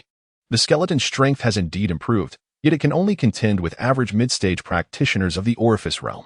Unless he can dedicate ample time during the upcoming full moon to familiarize himself with the skeleton, he will be ill-equipped to confront late-stage practitioners of the orifice realm. Chapter 67. Accountability. Since acquiring the inherited memories, Qingtian has gleaned only a few comprehensible fragments, such as the fire control technique and the pill purification method. Although these techniques require time for him to fully digest, he perceives them as a tremendous treasure. Amidst the memories he has unearthed, Qingtian discovers an even greater fortune. The inherited memories contain vivid imagery. This straightforward representation is far superior to mere instructions for alchemical processes. While these alchemical scenes depict the crafting of high-quality elixirs that are not immediately applicable, they significantly broaden Qingtian's understanding. Most importantly, the quality of these potions is exceptionally high. Although these memories are not currently useful, they may prove invaluable in the future. Furthermore, during his next transformation, he can seek out similar memories to absorb. Should he manage to assimilate the imagery of crafting lower-quality potions, Qingtian would be able to comprehend the process and replicate it step by step. After pondering for a moment, Qingtian dismisses his thoughts, closing his eyes to gather his spirit. Having dealt with Wu Jing the previous day, the Wu family's attempt to make him a scapegoat had been thwarted. Today, he must seek reparation. In the early hours, in a secluded alley, Wu Jing trembles as he awakens slowly. His muddled mind gradually clears. He only remembers rushing into this place from Tianhai Pavilion, only to be enveloped in darkness. It seems I fainted after reaching here. Wu Jing rises, wincing in pain, and glances back over his shoulder, gritting his teeth. Qingtian, once I report to the young master, your end is nigh. After a brief moment of recuperation, the dawn has broken. Wu Jing hurriedly makes his way to a grand estate in the county town. Young master. Entering the courtyard, he quickly bows upon seeing Wu Tong, who is seated in a wheelchair. Indeed, the individual in the wheelchair is Wu Tong, who had caused a commotion in the grand hall of the sect and was subsequently rendered incapacitated by Qingtian's soul fire. Wu Tong turns, his piercing gaze fixed on Wu Jing, coldly inquiring, "Why do you report today regarding the matters I arranged for you yesterday? Do you think I have been rendered useless? Prompting you to act with insincerity?" Wu Jing pales in shock, greatly alarmed. In the past, although the young master was cunning, he at least maintained some semblance of a moral compass. However, since Wu Tong's downfall, his demeanor has drastically changed. He suspects treachery at every turn. Cold sweat breaks out on Wu Jing's brow as he hastily responds, "I would not dare." He recounts the events of the previous day, his voice laced with resentment. Those sinners have ruined everything by tipping him off. Qingtian is merciless and arrogant. He holds the Wu family in utter contempt, and I am no match for him. Beneath the shade of the trees, Wutong's handsome face is marred by malice, truly deserving of the title of the greatest prodigy from Tianjing's sect. A disciple of the sect master. But does he believe that by refusing to sign a blood contract, he can evade his fate? What a laughable notion. Indeed, young master. Wutong's eyes brim with boundless hatred. He cannot avenge the grievance of being rendered powerless by the sect master. But destroying the sect's greatest prodigy is well within his reach. At the break of dawn, Qingtian has already emerged from seclusion, and nearly everyone capable of action at Tian High Pavilion gathers without delay. Since the moment of discerning Qingtian and Kong Hao's extraordinary identities yesterday, the gloom that had enveloped these individuals has considerably dissipated, replaced by an unwavering hope evident in their gazes towards Qingtian. Yet, Qingtian had yet to discover a solution and could not merely engage in a silent stare-down with dozens of people. He promptly commanded everyone to thoroughly manage the affairs of Tian High Pavilion from top to bottom. In the midst of this, he also found time to gain a comprehensive understanding of everyone's circumstances from Oldwood. It is fair to say that the several dozen individuals currently within Tian High Pavilion hold a position of some significance in various circles of the county town. This implies that if the pavilion were to commence business, it would likely thrive. Qingtian felt deep down that it would be a pity for such a place to fall into neglect. Oldwood remarked, "It would indeed flourish. But we currently possess nothing. According to the Wu family's intentions, they plan to dispose of us and seize this place for themselves. How could they possibly allow us to conduct business?" At this juncture, Oldwood cautiously approached Qingtian, pondering, what kind of power does that esteemed individual possess? Although Kong Hao displayed considerable respect in Qingtian's presence, Oldwood believed that Qingtian, despite his exceptional talent, could not match Kong Hao's strength. In the martial world, power reigns supreme. The stronger Kong Hao is, the more confidence these individuals possess. Their subjugation by the Wu family, which rendered them unable to resist, was a direct result of their lack of strength. To reassure Oldwood, Qingtian replied, "A martial master." Oldwood shuddered slightly. He could discern that Kong Hao bore injuries, yet even an injured martial master remained a martial master. Oldwood licked his lips. Is he a newly promoted member of the sect? The martial masters of the sect were well known and widely recognized. At that moment, two grand horses pulled a carriage before Tian High Pavilion, prominently displaying the Wu character on its side. Two Wu family guards respectfully opened the carriage, revealing a wheelchair adorned with luxurious robes, occupied by Wutong. Upon Wutong's arrival, a solemnity fell over all present in Tian High Pavilion. Simultaneously, Wu Jing followed closely behind, flanked by three extraordinary figures as they boldly entered the pavilion. "You must be Qingtian." Wutong was wheeled into Tian High Pavilion, while everyone else fell silent, leaving only Qingtian standing motionless. "Indeed," Qingtian replied coolly, casting a glance at Wutong. "And who might you be?" This marked the first encounter between him and Wutong. "Presumptuous. This is the young master of the Wu family. You ought to kneel and pay your respects." Wu Jing bellowed, recalling the humiliation he had suffered the previous day, his body still aching in multiple places, his expression becoming increasingly sinister. "The young master of the Wu family has no bearing on my Tianjing sect," Qingtian scoffed, his demeanor growing even more indifferent. "Moreover, as a distinguished inner disciple of the Tianjing sect, what right does a worthless individual have to command my reverence?" The words were strikingly familiar, echoing sentiments that Wutong had once expressed with arrogance. Upon hearing them, Wutong's eyes reddened instantly, fixating on Qingtian with intense hatred. The Wu family had suffered greatly in their pursuit to eliminate this individual. Had it not been for the substantial losses incurred, he would not have contemplated severing ties with the tumultuous Tianjing sect, nor would he have faced the subsequent degradation of his cultivation. He harbored a deep-seated resentment towards the sect's master and an even greater loathing for Qingtian. Had it not been for the treachery of vile men. "Do you truly believe you possess the right to boast before me?" Wutong trembled with rage, his teeth clenched. He had once stood at the pinnacle of extraordinary prowess, truly looking down upon his peers. Qingtian, with a smile that seemed to sparkle, inquired, "Are you certain it was treachery that brought you low, and not your own folly?" His words cut deep, exposing old wounds. Wutong, on the verge of madness, cast a murderous glare at the three extraordinary figures beside him. In an instant, their auras surged, locking onto Qingtian with lethal intent. Yet, the smile on Qingtian's face remained unwavering, radiantly bright. At that moment, another figure approached, accompanied by the law enforcement team of the county. Upon seeing this newcomer, Wutong's fury subsided, and he bellowed, "Qingtian, Since you represent the sect, tell me, how long will it take to thoroughly investigate the losses of Tianhai Pavilion? Chapter 68. Why not? The visitor was an elderly man, the head of the county's law enforcement team, with bulging eyes that seemed as if they might fall from their sockets at any moment. As Wu Tong confronted him, the old man, with hands clasped behind his back, casually found a seat, appearing frail and indifferent, as if the affairs at hand bore no relevance to him. Qingtian regarded the man, while Wu Tong suppressed his rising anger, stating, "This is Lord Mo Hai from the county's law enforcement team. I have invited him to serve as a witness." Although the county government was the fourth most powerful entity in Tianshu County, traditionally, it held no authority over the three major sections.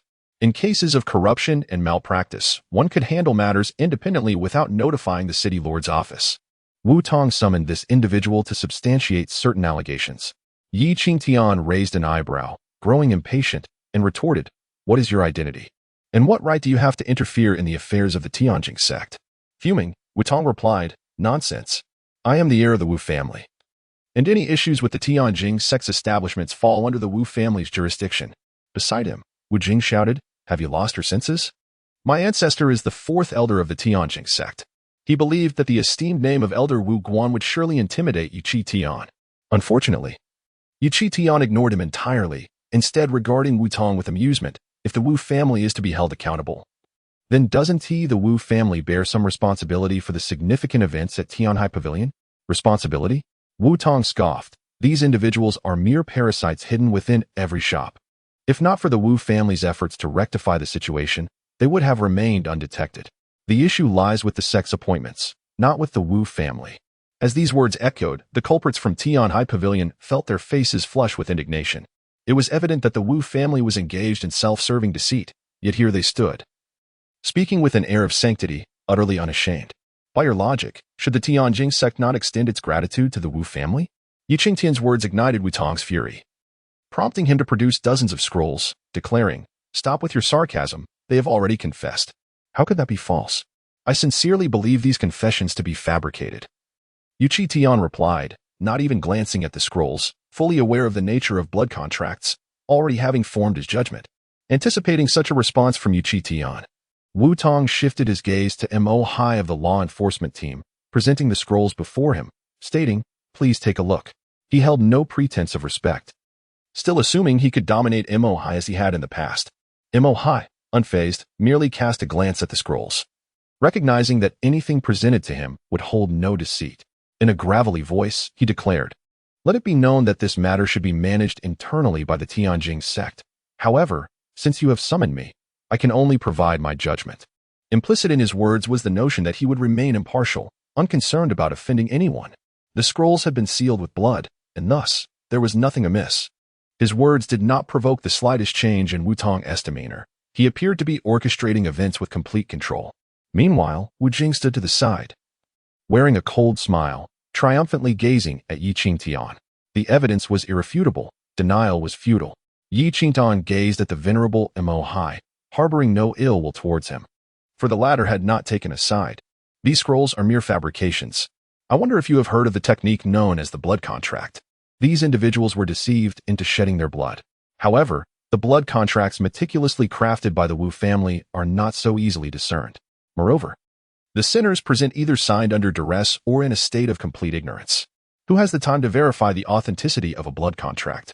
The elder examined the scroll for a moment and then replied with an air of indifference, "The method of blood contracts can be easily erased, leaving no trace whatsoever. If there are no traces, then the signatures bear a semblance of authenticity." At that moment, the sinners within Tianhai Pavilion wore grim expressions, with many collapsing to their knees to plead their case. How could we dare to covet the resources of the sect? It was Wu Jing who deceived us. They lamented. "By heavens, this has nothing to do with us. I was knocked unconscious at the time." These individuals were crying out in protest, while Qingtian's expression grew increasingly severe. With a muffled grunt, Qingtian remarked, "Listen closely. With so many uncertainties, these scrolls may indeed be genuine, but they were certainly not signed in a state of full awareness. Just because you say so, it must be true? Who do you think you are?" Wu Jing retorted, pointing triumphantly at Qingtian, prancing about like a jester. Only at this moment did a hint of a satisfied smile emerge on Wu Tong's otherwise calculating face as he remarked, "Sinners tend to be capricious. These individuals may come from families of some standing, but even if they are drained of resources, it would be insufficient. Qingtian scoffed coldly, thus, I maintain that they could not have committed theft. Just because they cannot produce evidence, does that mean they are innocent? Wu Tong sneered derisively, casting a disdainful glance at Qingtian. Whoever claimed that stolen resources must remain within one's own household. You could visit their relatives' homes to investigate. This would entangle not just a few families, but likely hundreds. Should such an inquiry take place, it would undoubtedly provoke resistance if it is not pursued. He would be seen as complicit. Regardless of the choice made, one cannot escape the consequences. Under Mo Hai's witness, the Wu family could instead distance themselves from the matter. Such schemes may not be sophisticated, yet without a countermeasure, one can only be led by the nose. How did this involve their relatives? Qingtian's expression twisted in anger as he fixed an intense glare on Wu Tong, as if on the verge of an explosive reaction. Wu Tong, however, found satisfaction in this, relishing the manipulation of such an inexperienced and impassioned fool. Wu Tong paid Qingtian no further heed, casting a contemptuous glance in his direction before redirecting his attention to Mo Hai. The elder remained silent, yet it was evident he endorsed this course of action. Consequently, the members of the Wu family exchanged disdainful smirks. Qingtian's face shifted from ashen to contorted, and finally, he became as calm as still waters.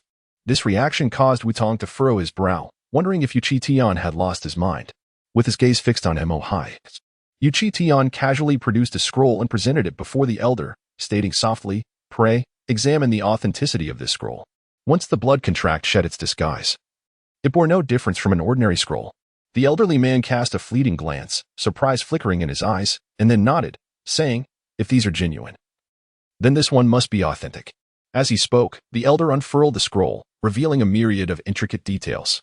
Upon seeing the marks inscribed upon it, the boastful Wu Jing's expression shifted dramatically, exclaiming, This is false. Wu Tong's seemingly indifferent gaze fell upon the scroll, and her countenance instantly transformed. The resources listed were overwhelmingly vast, bordering on madness. Qingtian, you dare to frame Wu Jing. He was injured by you yesterday and lay unconscious in the alley. Did you not seize that moment to forge this? Wu Tong seethed with rage, to dare to frame even a member of the Wu family. You must be seeking your own demise. The three extraordinary beings behind her fixed their steely gazes upon Qingtian. Wu Jing's claim of ignorance equates to framing? Is this scroll not a forgery? If they profess ignorance, does that not suffice? Qingtian scoffed. If it is so easy to condemn them, why should your Wu family escape unscathed? Chapter 69. Provocation. In essence, the Wu family merely serves as a vassal to the Tianjing sect. Is it permissible for the Wu clan to be wronged while the members of Tianjing sect remain unscathed? At this moment, Wu Tong was engulfed in fury. Yet Qingtian remained indifferent, stating coolly, according to the records on these scrolls, Wu Jing is the most corrupt. Surely, Wu Jing lacks the audacity and capability to consume such ill-gotten resources. You dare? Wu Tong, on the brink of losing his composure, had abandoned all strategic wisdom. You dare to oppose the Wu family? Beware, I shall flay your skin. Simultaneously, a transcendent member of the Wu family attempted to seize the scroll belonging to Wu Jing. The elder Mo Hai hastily shielded the scroll, exclaiming, I am merely here to witness. The affairs of the Tianjing sect do not concern me. Since these items are in my possession, I shall ensure their safety. Now, I shall take my leave. How you choose to handle this is of no concern to me. Motioning for the Wu family's transcendent to step back, Mo Hai gradually rose, placing the scrolls down and retreating from Tian Hai Pavilion with resolute determination. Showing no regard for the unfolding situation, Wu Tong seethed with rage. His intention in bringing an outsider was to solidify his claims and shift all blame onto Qingtian, distancing the Wu family from the matter. Yet now, all his plans had crumbled like dust. With a sinister glare fixed on Qingtian, he had already revealed his true intentions before Mo Hai's arrival. For the sake of his objectives, he had suppressed his wrath, but now it erupted in a violent storm. As he bellowed, Seize him, cut off his limbs. Qingtian had been intended as a scapegoat. Since he proved obstinate, they would simply eliminate him to resolve the issue. The Wu family possessed many means to cover up Qingtian's demise. The atmosphere was charged, combat imminent. At this moment, Qingtian did not focus on the three transcendent beings, but rather turned his gaze towards the departing Mo Hai. The city lord's enforcement team was responsible for maintaining order within the county, and even if they refrained from intervening in the affairs of the three major factions, they could not simply stand by without attempting to mediate in such a situation. How could the city lord's office provide stability to the county otherwise? As Mo Hai stepped out of Tianhai Pavilion, he seemed to sense Qingtian's scrutiny and turned to cast a detached glance in his direction before retreating to the periphery with no trace of emotion. It appeared that as long as the conflict did not extend beyond Tianhai Pavilion, everything would remain unperturbed by him. At that moment, a member of the enforcement team approached the elder, inquiring, "Sir, shall we truly remain uninvolved?" The elder returned a calm gaze, a peculiar cold smile gracing his lips as he replied, "Why should we intervene when we were not solicited? Besides, how long have we awaited this day?" Their exchange was extremely discreet and brief, yet it conveyed a distinct stance. Suddenly, as the enforcement team watched the conflict unfold, the grand doors of Tianhai Pavilion slammed shut with precision. Qingtian swiftly retreated, evading the assault from the three transcendent beings, harboring an unsettling feeling towards the enforcement team. This was not their typical conduct. Such a fierce clash evidently served to undermine the strength of Tianshu County. If the enforcement team had witnessed the altercation, they should have intervened at an appropriate moment. As the three extraordinary beings once again approached, Qingtian let out a muffled groan. What audacity the Wu family displayed. Did they intend to rebel? After all, he was a disciple of the inner sect of the Tianjin Gate. Wu Tong scoffed. Do you think being a genius grants you the right to represent Tianjin Gate? What a delusion. The dead are but useless trash. Now, kneel and sign the blood contract, or you shall find yourself with only a few days left to live. Even after we sever your limbs, you will still be able to sign it. The blood contract of Wu Jing appeared in Wu Tong's hand, only to be torn to shreds. The expressions of the surrounding sinners from the Tianhai Pavilion were exceedingly grim. Their eyes dimmed with despair. Seeing Qingtian remain unmoved, Wu Tong's gaze turned cold. It seems you are obstinately stubborn. Although you have just entered the extraordinary realm and believe you can control everything by severely injuring Wu Jing, you are mistaken. Attack. Though Wu Tong was reluctant to force Qingtian into a desperate battle, there was no other choice. He was willing to pay any price, even if it meant killing him. The three extraordinary beings, each possessing remarkable strength, charged once again. Suddenly, a resplendent sword materialized in Qingtian's hand, an extraordinary artifact. The flowing light sword. In contrast, the treasures wielded by the three were utterly mediocre. As the sword emerged, the faces of the three grew grave. The enhancement provided by this artifact was terrifying. Wu Tong recognized the flowing light sword almost instantly. It belonged to Wu Quan, a rare genius of the Wu family, who had vanished without a trace, leaving no clues behind. Wu Quan's sword was unexpectedly in Qingtian's possession. It was Wu Quan who had vanished while pursuing Qingtian. The three extraordinary beings dared not underestimate him, especially Wu Jing, who, despite his injuries, held as he struck with his staff. To open a spiritual aperture is to be called extraordinary. To open 10 is still extraordinary. The disparity was immense. Yet, the three from the Wu family, despite their high mastery of martial arts, lacked remarkable talent. With a resounding crash, Qingtian's sword flashed, cleaving through Wu Jing, who was sent flying, crashing heavily to the ground, blood spewing from his mouth. The other two extraordinary beings' expressions changed drastically as they launched a coordinated assault. Their techniques intricate and their leg movements shadow-like, overwhelmingly fierce. However, to Qingtian, they were mere child's play. So you are this weak? Withdrawing the flowing light sword, he unleashed a cyclone palm, countering their every move with an unwavering stance. The two extraordinary beings fell to the ground, writhing in pain. In a swift motion, Qingtian advanced, resulting in one extraordinary being meeting his demise. This decisive action left everyone stunned. These were extraordinary beings, considered powerful even in Tianshu County. And yet they were so easily dispatched. Wu Tong couldn't fathom the terrifying prowess of Qingtian. After only a few exchanges, even at his peak, he had never possessed such capability. As Qingtian prepared to strike down another extraordinary being, Lu Yin's eyelids twitched with anxiety. Qingtian, you dare. Qingtian coldly retorted. This is the territory of Tianjin Gate. These three have attacked innocently here. I am justified in slaying them on the spot.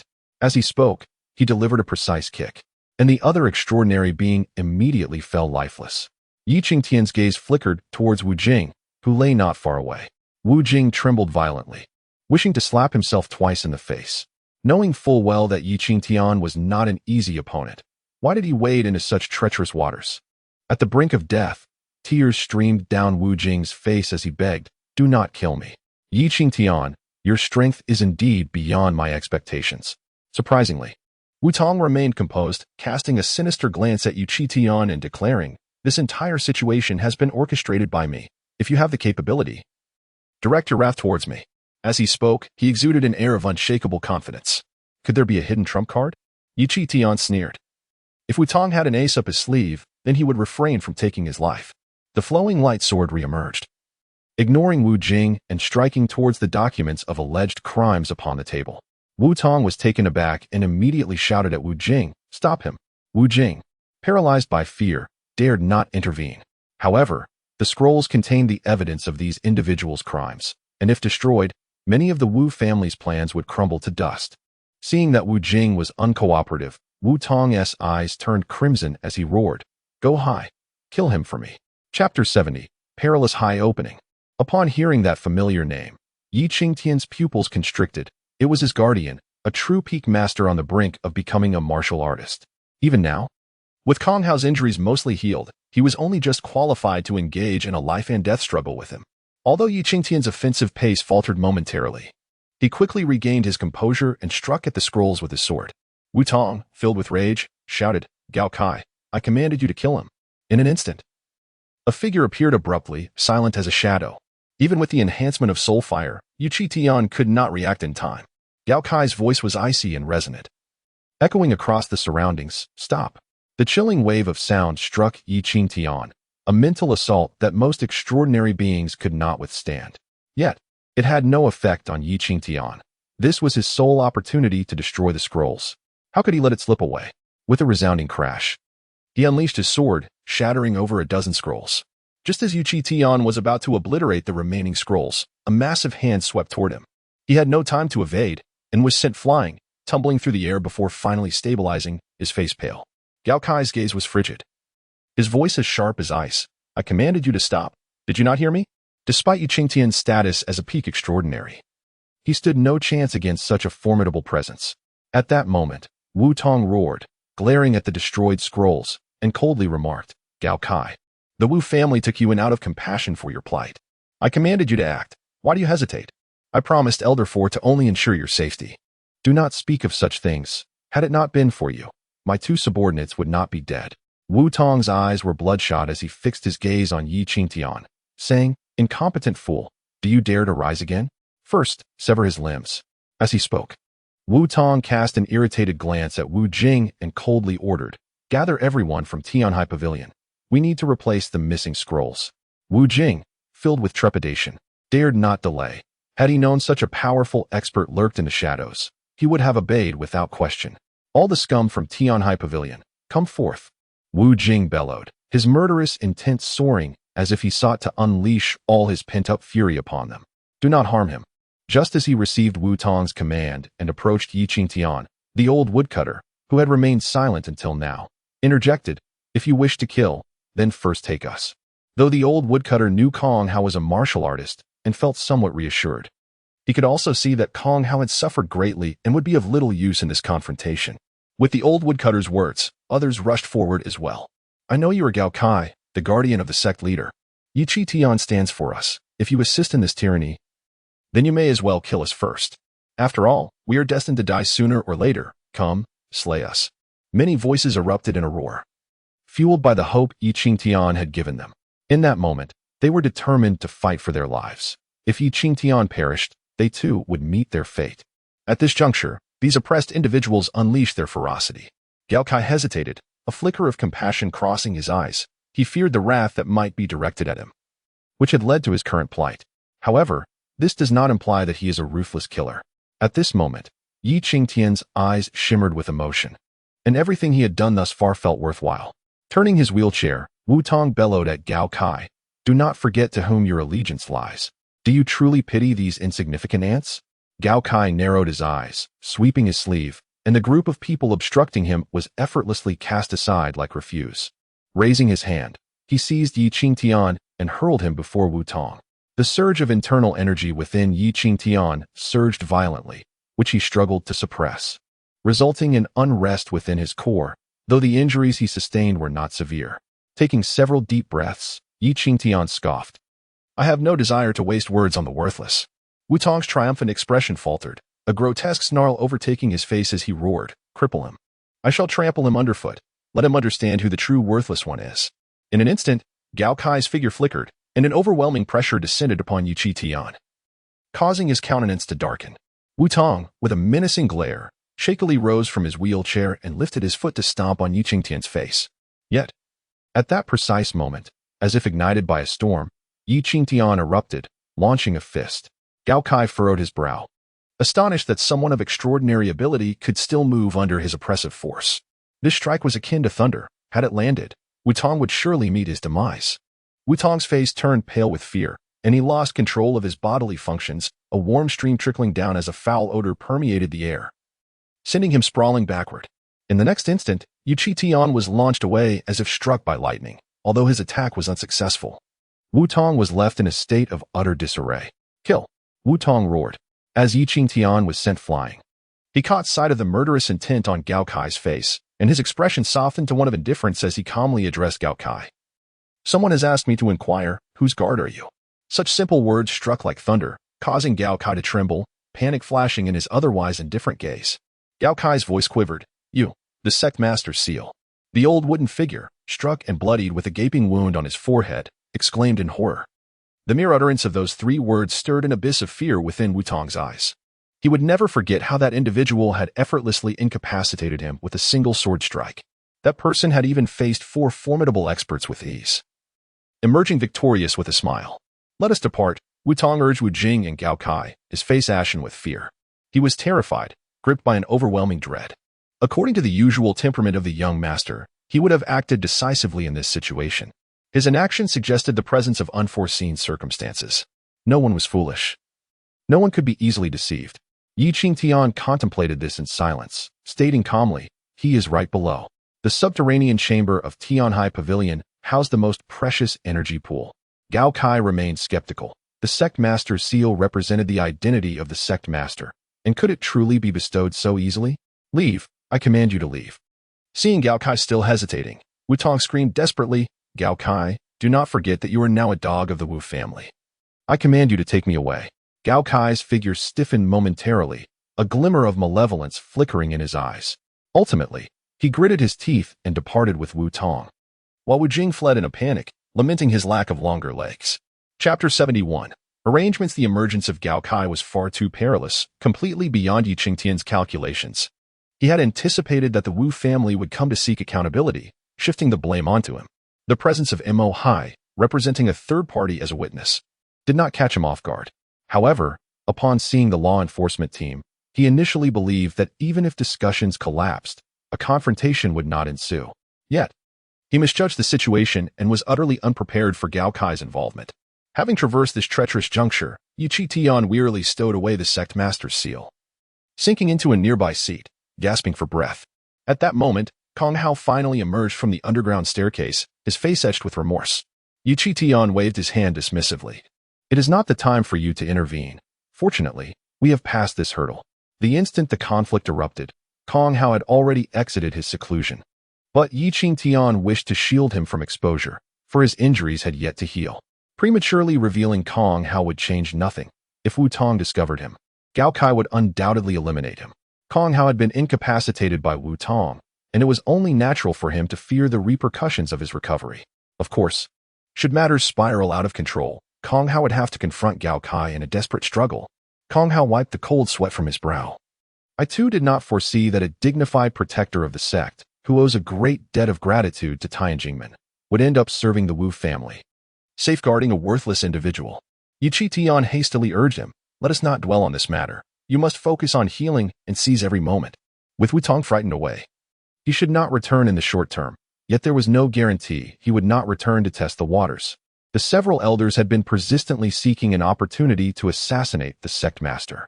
Although Qingtian was uncertain if they would appear, if Kong Hao recovered and remained hidden, there would be some measure of security. Old Mu staunched the bleeding and led his men to handle the remains of the 2 extraordinary beings. The members of Tianhai Pavilion gathered silently around Qingtian, each face reflecting a mix of hope and anxiety. Having lived for decades, they recognized that Qingtian might indeed have a connection to the sect master. Otherwise, he would not possess the sect master's decree. Yet, even the sect master's guards questioned the validity of that decree, indicating the precariousness of the sect master's position. Nonetheless, for these individuals, even a beleaguered sect master remained their sole pillar of support. After a brief moment of recuperation to stabilize his injuries, Qingtian, observing the expectant gazes from all sides, addressed Old Mu. You may be unaware of the sect's predicament, but I can only say that if you wish to extricate yourselves from the Wu family slander, you must take matters into your own hands. Attempting to enrich oneself will not yield significant results under the sect master's identity. Old Mu replied, we have long suspected that trouble was brewing within the sect. The demise of the old sect master and the youth of the young sect master have rendered us incapable of maintaining order. Recently, there have been numerous rumors circulating about the young sect master. Were it not for the turmoil within the sect, the Wu family would not dare to brazenly seize resources. Continuing, Old Mu shook his head. Without sufficient resources, even if we were to take unconventional approaches, it would be impossible to amass such wealth in a short period. With the situation having escalated to this point, the Wu family could not simply wash their hands of the matter. Nevertheless, many incriminating scrolls had been taken away by Wu Tong, serving as the most compelling evidence. To absolve themselves of guilt, they could only produce a portion of these resources. Yet none had the means to do so. Qingtian turned to Old Mu. Take unconventional approaches? How so? The underhanded dealings in the realm of commerce are nothing short of deceit and trickery. Old Mu conveyed to Qingtian. For instance, one could create counterfeit goods that closely resemble the real ones, selling them to merchants with poor discernment. With a bit of deception, wouldn't resources flow in abundantly? Furthermore, we could fabricate ancient treasure maps, build up anticipation for 6 months, and then unveil the so-called treasure map. If executed well, it could yield substantial profits. Qingtian listened, dumbfounded. Such a dark heart indeed. Unfazed by the injury on his forehead, Old Mu spoke eloquently. Do not doubt, these schemes have transpired countless times on Chanyu Star. If you possess something genuine, rarity enhances its value, and you can deceive with confidence. Qingtian, momentarily dazed, stared at Old Mu and queried, what do you mean? The old man's words were clearly laden with implications. Observing Old Mu's smile, it seemed he had already devised a plan. A glimmer of realization flickered in Qingtian's eyes as he transmitted, concerning the precious techniques and martial arts of the sect. Do not even think about it. However, I have once obtained certain opportunities. Initially disappointed, Old Mu, eager not to dismiss Qingtian, weakly inquired, what opportunities?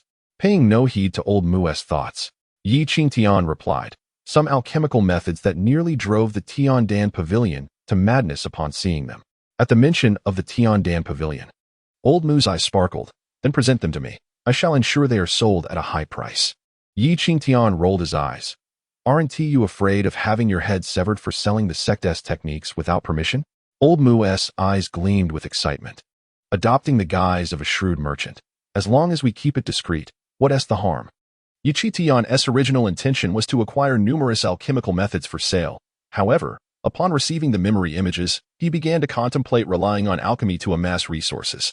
Yet, even alchemy incurs its costs. He had to admit, he was somewhat tempted. Noticing Qingtian's silence, Old Mu's eyes glimmered again.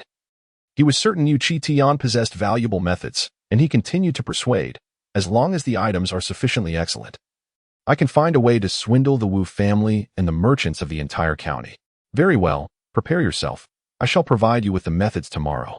Qingtian was swayed. Even a fraction of those alchemical techniques, if unveiled in Tianshu County, would undoubtedly cause a sensation. Immediately, he returned to the alchemy chamber to recover from his injuries and assimilate the memory images. By nightfall, he transformed into a skeleton and searched for the crafting images of lower quality elixirs, uncovering those memories to digest further.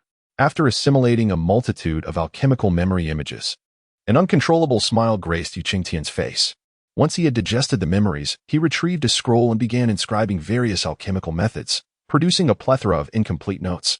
Upon pushing open the door to the alchemy hall, Old Mu, who had been waiting, sprang up, and together they proceeded to a secluded chamber in Tianhai Pavilion, where a dozen individuals had already gathered.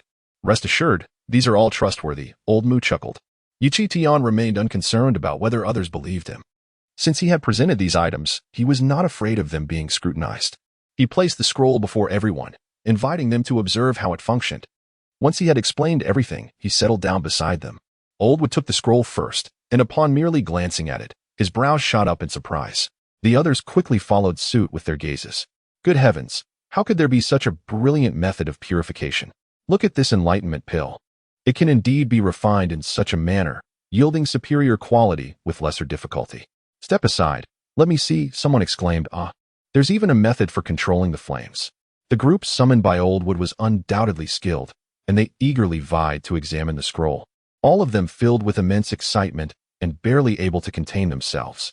Some even hesitated to sell these methods, wishing instead to present them to their sect.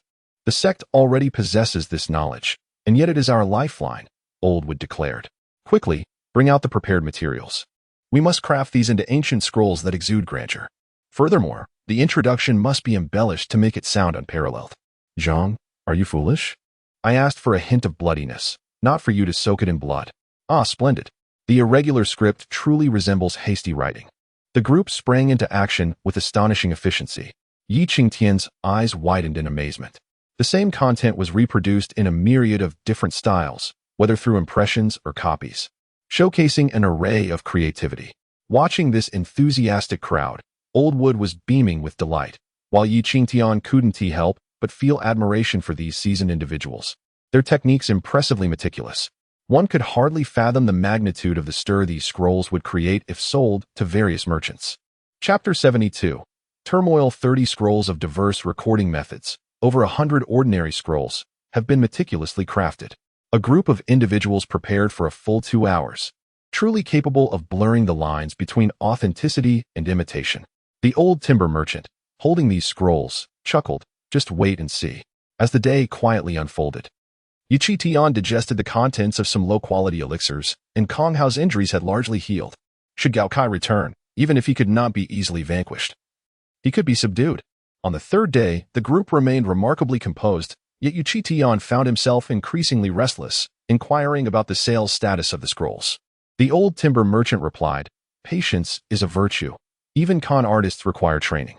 With this response, Qingtian disregarded other concerns and continued to assimilate alchemical knowledge, practice martial skills, consolidate his cultivation, and enhance his combat prowess. That evening, the old timber merchant and a dozen others stood guard on the first floor of Tianhai Pavilion. Qingtian understood that the old man's scheme was about to be set in motion. Meanwhile, at another commercial establishment of considerable scale, controlled by the Wu family, a composed and imposing middle-aged man, with an air of exclusivity, appeared. Guided by a young attendant, he soon met the shopkeeper, a highly capable individual from the Wu family. The middle-aged man casually produced an ancient scroll, stating, "This was obtained by our mercenary group many years ago. We urgently require resources. What price can you offer?" The shopkeeper, unfazed by the middle-aged man's urgency, recognized the mercenary group's typical lifestyle of peril and urgency for resource exchange. He had already formulated a strategy for negotiation. But upon glimpsing the scroll's contents, his eyes widened in astonishment. Did the 3 major factions possess this method? If the Wu family acquired it, it would significantly bolster their foundation. Unable to contain his excitement, the shopkeeper pondered this revelation. "Have you examined it thoroughly?" The middle-aged man inquired, slightly displeased. "Hurry up. My brothers are waiting. If you dawdle, do you believe they won't raise this place?" The shopkeeper hastily replied, "It's not that I wish to delay, but this item appears precious, and we must ensure the authenticity of its contents." "You can't discern the truth? Are you blind?"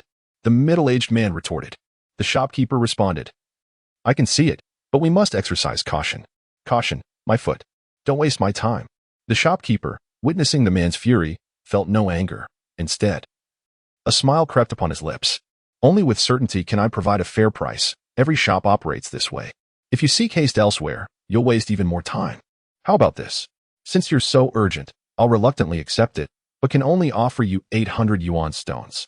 Initially intending to prolong the negotiation and drive a hard bargain, the shopkeeper found himself compelled to remain patient as the middle-aged man prepared to leave. The latter bellowed, 800? For these methods, at an auction they would fetch over 10,000 first-grade yuan stones. You propose 800? Auctions waste time, and authentication takes time too. At most, I'll give you 1,000, and no more. 1,005. Don't hand it back to me. If not for my pressing need for yuan stones, I wouldn't even be conversing with you. 1,002 is my absolute limit. Witnessing a middle-aged man grumbling as he departed with 1,200 stones, the steward rubbed the somewhat worn scroll, a smirk curling at the corners of his mouth. In the realm of martial arts, such a method could easily command a price exceeding 10,000 stones. In the Tianshu County, its value would soar even higher, for many superior techniques are seldom disclosed to the public.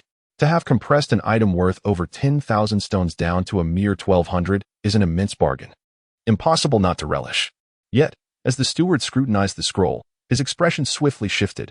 Quickly, apprehend that individual. He had been so engrossed in examining the scroll's contents that he failed to notice its irregularities until now. Alas, the man had already vanished without a trace. Simultaneously, similar occurrences unfolded across various shops, employing nearly identical methods with hasty departures.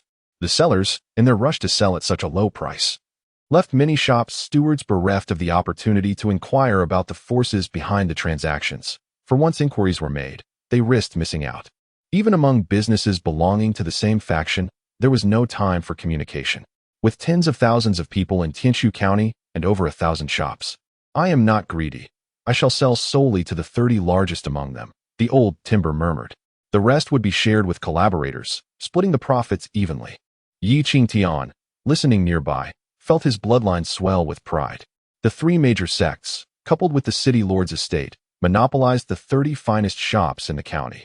These were personally sought out by the old timber for the sale of techniques. Would it not infuriate a faction if several of their shops purchased the same technique? As for the other shops, the old timber directly partnered with a lackluster mercenary group to handle the sales, splitting the profits 50-50. That mercenary group had already departed Tianshu County and would take these resources to develop in other counties. That evening, a visitor arrived at Tianhai Pavilion, leaving behind a booklet and a storage bag before vanishing into the darkness. The booklet contained 30 numbers, ranging from 700 stones to 1,300, totaling nearly 30,000 stones. Almost immediately, another guest arrived at Tianhai Pavilion, also leaving a storage bag and booklet before making an exit. This booklet bore a dense array of numbers, exceeding 80 in total. Clearly, among the hundreds of techniques entrusted to the mercenary group, some had encountered issues and failed to sell. Otherwise, there would not be merely 80 numbers recorded. These 80-odd numbers were rather dismal. The same technique sold for as little as 100 stones, with the highest fetching only 600. This underscores the reality that, within Tianshu County, affluent shops are exceedingly scarce. It is no wonder that the old timber focused his attention on the 30 shops. The 80-plus shops managed to sell only 25,000 stones, primarily due to the mercenary group's setbacks and fraudulent failures. Originally intended to split profits equally, the arrangement morphed into an 80-20 split, yielding only a meager 5,000 stones. Upon learning of this situation, the old timber erupted in outrage, hurling curses. Outrageous. Completely outrageous. There is not even a modicum of trust between individuals. The devil take it. Observing the old timber's explosive reaction, Qingtian remarked, somewhat exasperated. You recklessly partnered with them. They bore the risk while you merely sought to reap all the rewards. Old Wood, in a fit of frustration, exclaimed, He wouldn't dare. Do they not fear my denunciation? If the fish dies, the net breaks. A mercenary group comprising over 100 individuals relocating, along with their families, is no trivial matter, should Oldwood truly decide to expose them. These individuals would ultimately face dire consequences. The 5,000 yuan stones sent to me were, in truth, a mere attempt to silence me. Everyone benefits from this arrangement. Just moments ago, I was in a frenzy, yet now, I find myself chuckling, fortunately. I informed them that I would not interfere with the primary establishments of the 4 major factions. Otherwise, they would certainly lack the courage to act. Even if they did proceed, they would never offer me such a sum. In subsequent investigations, all blame would inevitably fall upon that mercenary group, leaving them entirely unassociated with the matter. Oldwood presented over 30,000 yuan stones before Qingtian. These are for you. Even if we must compensate for resources to exonerate ourselves, we cannot entrust them to the Wu family. It is far more reassuring to hand them to the sect leader. Qingtian was taken aback. 35,000 yuan stones were being offered to him. He was in dire need of resources, as the formation in the main hall of the sect required constant infusion of yuan stones, and the energy would eventually deplete. Moreover, he needed ample resources to restore his cultivation. However, he could not accept them, given the covetousness of the 4 elders towards him. It was implausible that he would be permitted to possess such resources, as they were, after all, the property of the sect. After a moment's contemplation, Qingtian responded, I cannot take these. We ought to reopen the Tianhai Pavilion. Henceforth, the sect leader will be directly responsible for the Tianhai Pavilion, ensuring that not a single thread here is disturbed. The eyes of the others brightened. Even if they repaid the resources they had embezzled, without the Tianhai Pavilion, they would still be driven away. Qingtian handed over 20,000 yuan stones to Oldwood, stating, "Use these to facilitate the reopening of the Tianhai Pavilion." Simultaneously, Qingtian produced a jade tube, inscribing a list of resources, and transferred the remaining yuan stones to Oldwood. These yuan stones are to procure these materials as swiftly as possible. I have use for them. The entire Tianhai Pavilion brimmed with hope as they busied themselves. Meanwhile, the repercussions of the deceit had already manifested. The city lord was furious, and the three major factions were equally incensed, dispatching personnel to investigate. Chaos ensued throughout the city of Tianshu County. Chapter 73. The perfect pill. This recent deception involved a staggering sum of 50 to 60,000 stones and affected over 100 shops, marking the largest financial scandal in Tianshu County in many years. It was impossible to overlook its significance. Regrettably, the perpetrators were exceedingly meticulous, vanishing without a trace upon failing their scheme. Even if apprehended, they revealed little about the situation. In no time, several powerful factions collaborated, yet found themselves utterly bereft of leads. What did you say? Upon hearing this news, Wu Tong was consumed by fury. Are they all nothing but inept fools? The Wu family had painstakingly secured pivotal positions within these shops, yet they seemed blind to the obvious. Could they not even communicate with one another when purchasing several items? Wu Tong unleashed a torrent of scorn upon the informant, exclaiming that this ruse could not have been more blatant. Furthermore, how could such a significant acquisition be so swiftly disposed of? We did not desire this outcome. The items were simply too precious and offered at an almost laughably low price. The managers present were at a loss, tears welling in their eyes. It was not that they were easily deceived. Rather, the fault lay with the authenticity and exquisite nature of the goods. Each individual believed they had struck an extraordinary bargain. Indulging in reckless luck, the losses incurred from this error could only be mitigated by sacrificing those responsible, or else the Wu family would bear the brunt of the consequences. If this method were to belong to a single entity, a few extra stones would be inconsequential. However, this method was sold to over 100 establishments, rendering it ubiquitous. Fuming with indignation, Wu Tong was beside himself. The humiliation from days prior still lingered, and this was yet another crushing blow. Where's Wu Jing? Bring that scoundrel to me. Since escaping from Tianhai Pavilion, he had found amusement in tormenting Wu Jing. However, news soon arrived that Wu Jing had met his demise. Good riddance, he deserved it. Wu Tong roared in anger and commanded, "Keep a close watch on all activities at Tianhai Pavilion. As soon as you ascertain that scoundrel is absent, notify me immediately." Even now, he harbored suspicions that the young master was still at Tianhai Pavilion. Meanwhile, chaos engulfed Tianshu County, yet it bore no relation to Tianhai Pavilion, which was only occasionally traversed by law enforcement teams. This place was nearly forgotten by all. Under the suggestion of Qingtian, Old Mu mobilized everyone. Publicly, they were divesting various assets, while discreetly maneuvering 2,000 stones into Tianhai Pavilion. Utilizing their own connections, they procured materials from numerous sources. While rare materials were scarce, ordinary ones were abundant. Thus, they toiled throughout the night. The resources required by Qingtian had long been acquired through various channels. Ultimately, the stones were clandestine, meant only for those who dwelled in the shadows. Carrying materials valued at 15,000 stones into the alchemy chamber, Qingtian arranged the furnace he had brought from Tiandan Pavilion and meticulously sorted the ingredients. He had gathered many low-quality pill recipes, one of which was the Qiaoling pill. In Tianshu County, even the lowest grade of Qiaoling pill was of extraordinary quality, with potent effects. Thus, none dared to utilize it to open their spiritual apertures when transitioning from half-step extraordinary to extraordinary. They could only rely on materials such as Wengling grass for their breakthroughs. The Qiaoling pill that Qingtian aimed to concoct was precisely suited for those at the half-step extraordinary level, and its crafting was significantly less challenging, particularly concerning the materials. They are exceedingly mundane. The emergence of such elixirs is bound to incite considerable commotion. As Qingtian revisited the images in his mind, he commenced the crafting of this particular elixir. Following the depicted alchemical process, he replicated the procedure once, achieving success and producing 5 elixirs. Was this the outcome? Qingtian was utterly astonished. The alchemy in the vision utilized ordinary earthly flames, whereas in his second attempt, he boldly incorporated spiritual fire. The second endeavor faltered. Yet it provided a wealth of experience. By the fifth attempt, he had firmly established a routine. A single batch of materials yielded 5 elixirs, with impurities diminishing steadily. Eventually, Qingtian even combined multiple sets of materials, crafting dozens of elixirs in one go. His technique grew increasingly refined, and even when utilizing several batches of materials simultaneously, the quality continued to ascend.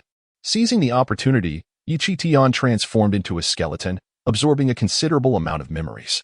By the dawn of the following day, he had amassed over 200 low-quality Qi spirit elixirs, depleting more than 30 sets of materials valued at over 1,000 stone each. Next, Qingtian embarked on the process of purification. With no observers present, he was free to employ various purification techniques. After obliterating dozens of elixirs, the purity of the low-quality Qi spirit elixirs had reached an impressive 90%. In a final effort, he purified 20 elixirs simultaneously, infusing them with soul fire to refine them diligently, ultimately achieving complete purity. The once inferior low-tier elixirs transformed into extraordinarily precious concoctions, devoid of any impurities. Upon completing the low-quality Qi spirit elixirs, Qingtian proceeded to craft extraordinary quality Qi spirit elixirs. In the realm of the extraordinary, such elixirs significantly aid in the opening of spiritual orifices. With the experience gained from the low-tier elixirs, the crafting of extraordinary quality ones became substantially easier. Each elixir he produced was notably robust. Qingtian even exceeded expectations, creating extraordinary quality Qi spirit elixirs adorned with medicinal patterns. Upon beholding one of these elixirs, Qingtian was rendered speechless, for in his memories, few had succeeded in producing Qi spirit elixirs with such patterns. These patterns heralded a multiplication of efficacy, providing immense assistance to those whose potential had been exhausted, making further advancement exceedingly challenging. If the low-tier Qi spirit elixirs could drive a half-step extraordinary individual to madness, then the extraordinary quality elixirs with medicinal patterns would undoubtedly incite frenzy among all extraordinary practitioners. The nightmare of having one's potential drained, rendering further progress nearly impossible, plagues nearly everyone. Now, at last, there existed a remedy to shatter this nightmare. It was no wonder that such elixirs would incite madness. Qingtian etched the sensation of crafting elixirs with medicinal patterns into his memory, summarizing his experiences as he commenced another round of alchemy. Yet, while the quality of the extraordinary Qi spirit elixirs remained commendable, the appearance of medicinal patterns eluded him once more. It appeared he could only produce 5. Qingtian sighed. Having exhausted the materials for the extraordinary Qi spirit elixirs, he began the purification process. With his alchemical skills becoming increasingly adept, the quality of the elixirs soared, with even minimal purification achieving purity levels of 80 to 90%. Upon completion, he had squandered the materials worth 5,000 stone. Stretching lazily, Qingtian exited the alchemical chamber, only to find Old Mu and others wide-eyed in the Tianhai Pavilion. After expending a considerable amount of precious stones, the Tianhai Pavilion has indeed commenced its operations. However, it is worth noting that due to recent turmoil, its reputation has significantly declined and lacking sufficiently enticing offerings. Who would be inclined to make a purchase here? Observing Qingtian, the old man lamented deeply. I shall step out for a moment to ponder a solution. Leaving those words behind, Qingtian departed from the Tianhai Pavilion. The old man merely shrugged, shaking his head in resignation, remarking, "We, a dozen or so, are at a loss." They did not harbor any belief that Qingtian could devise a solution. It must be said that the county town is quite expansive, home to hundreds of thousands of residents. As Qingtian strolled about, he noticed someone was following him. Yet, as he traversed the main road, he deftly evaded his pursuers several times, leaving them without a trace. These medicinal pills must undoubtedly be handed over to the Tianhai Pavilion for sale. But he could not do so under his own name. Qingtian had already tasted the bitter truth of having a gem in hand is a crime. Should others discover that he was the one presenting these rare pills that even the 3 major sects could not procure, the consequences would be dire. Therefore, he must find an alternative approach to sell them. It is no easy feat to find enticing merchandise that captures attention. Arriving before the old man, Qingtian placed 2 pill vials before him and, remaining silent, moved aside to enjoy his tea. Do not jest. Can you truly find something? Do not fall prey to deception. The old man cast a dubious glance at Qingtian, a hint of scorn curling at the corners of his mouth. Having managed shops for decades, he had seen all manner of cunning and deceit. If he himself was at a loss, How could Qingtian possibly procure two sought-after medicinal pills? What could they possibly be? The old man had already prepared a lecture, merely awaiting the unveiling of the pills. As he uncorked the vial, a fragrant aroma wafted forth, momentarily stunning the old man. He hurriedly approached Qingtian, exclaiming, "Where did this come from?" Qingtian sipped his tea, feigning confusion. "What did you say? I didn't hear you." Chapter 74, Stirred the Tian High Pavilion. Having received a mysterious commission from an enigmatic alchemist, began selling elixirs, which sparked considerable interest among the populace. The release of the low-tier Qi Ling Dan, demonstrated live, astonished the crowd. The extraordinary quality of the Qi Ling Dan, with its formidable purity, drew countless gazes. In an instant, the once desolate Tianhai pavilion brimmed with patrons. Had it not been for the old man's imposition of purchase limits, even the 300 elixirs would have been insufficient to satisfy the demand within a single day. Thankfully, their rarity lent them substantial value. With the introduction of the low-tier Qi Ling Dan, the number of extraordinary martial artists in Tianshu County was set to surge dramatically. The esteemed alchemist required materials of exceptional quality, particularly the elusive Lianmai flower. Having already reached the pinnacle of extraordinary prowess, he merely awaited the resolution of the after-effects of rapid advancement to break through to the Lianxia realm. Previously fortunate enough to acquire a Lianmai flower, he had utilized it on Kong Hao. However, his urgent need for the flower was not for his own breakthrough.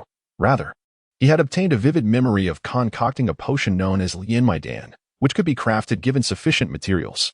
Lianmai Dan is the pivotal elixir for ascending into the Lianmai stage. As the Qi Ling Dan continued to gain traction, I contemplated organizing a modest auction, believing that, by that time, individuals would be inclined to present such materials. The old man elucidated, adding, however, this elixir is exceedingly scarce. The customer can forge pills of remarkable patterns. He must be an exceptional innate alchemist. It remains uncertain how long he will linger in the county. With various parties observing, he might collaborate with others. You must devise ways to procure more elixirs. With such elixirs, the business of Tian High Pavilion would thrive. Rest assured that alchemist possesses a rather reclusive disposition, making him difficult to approach, Qingtian replied. The old man scoffed. If he were truly that hard to engage, how did you manage to connect so swiftly? These thoughts remained unspoken in the old man's heart. As for the resources you requested, aside from the rare ones, I have gathered the rest. Qingtian nodded slightly, accepting the storage bag, and strode out of Tian High Pavilion with purpose. Wealth captivates the heart, and scares elixirs even more so. Even amidst the plight of those in Tian High Pavilion, these elixirs represent the hope for many to rise. Still, some would betray Qingtian for personal gain.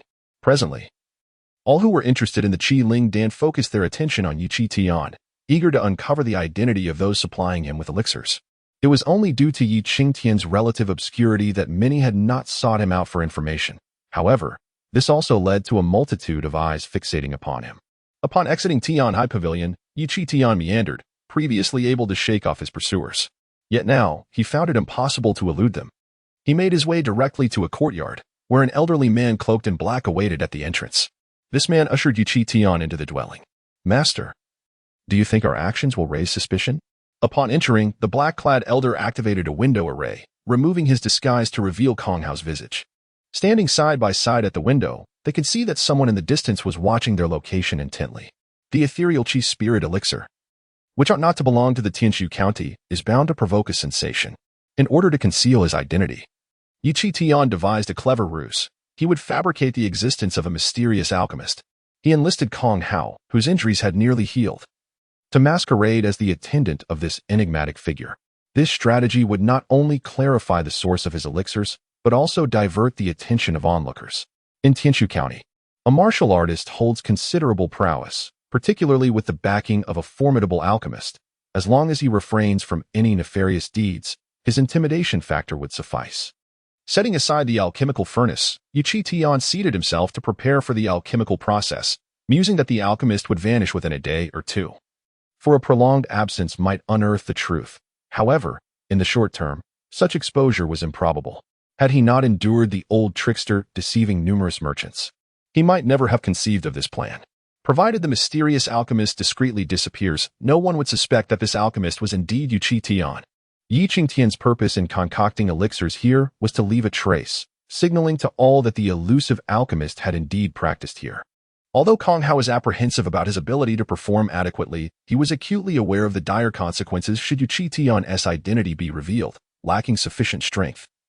He would undoubtedly face confinement and be coerced into divulging the secrets of alchemy, potentially even reduced to a mere alchemical automaton. After providing instructions, Kong Hao, clad in black, led the way, followed closely by Qingtian. Upon exiting the courtyard, Qingtian turned and bowed respectfully to Kong Hao, assuring him, "Rest assured, esteemed sir. The Tiandan Pavilion shall strive to meet the master's requirements." In response, Kong Hao waved dismissively, akin to swatting a fly, before emphatically closing the courtyard door. This scene did not escape the notice of those nearby. Almost immediately, Qingtian was intercepted. Yet, maintaining his composure, he addressed them with dignity. "I am aware of your intentions in halting my progress, but these elixirs have been entrusted to me by the esteemed alchemist for sale. I am merely a messenger, and I dare not delay the master's affairs. If you seek anything, I am not in a position to make promises. It would be best to approach the master directly."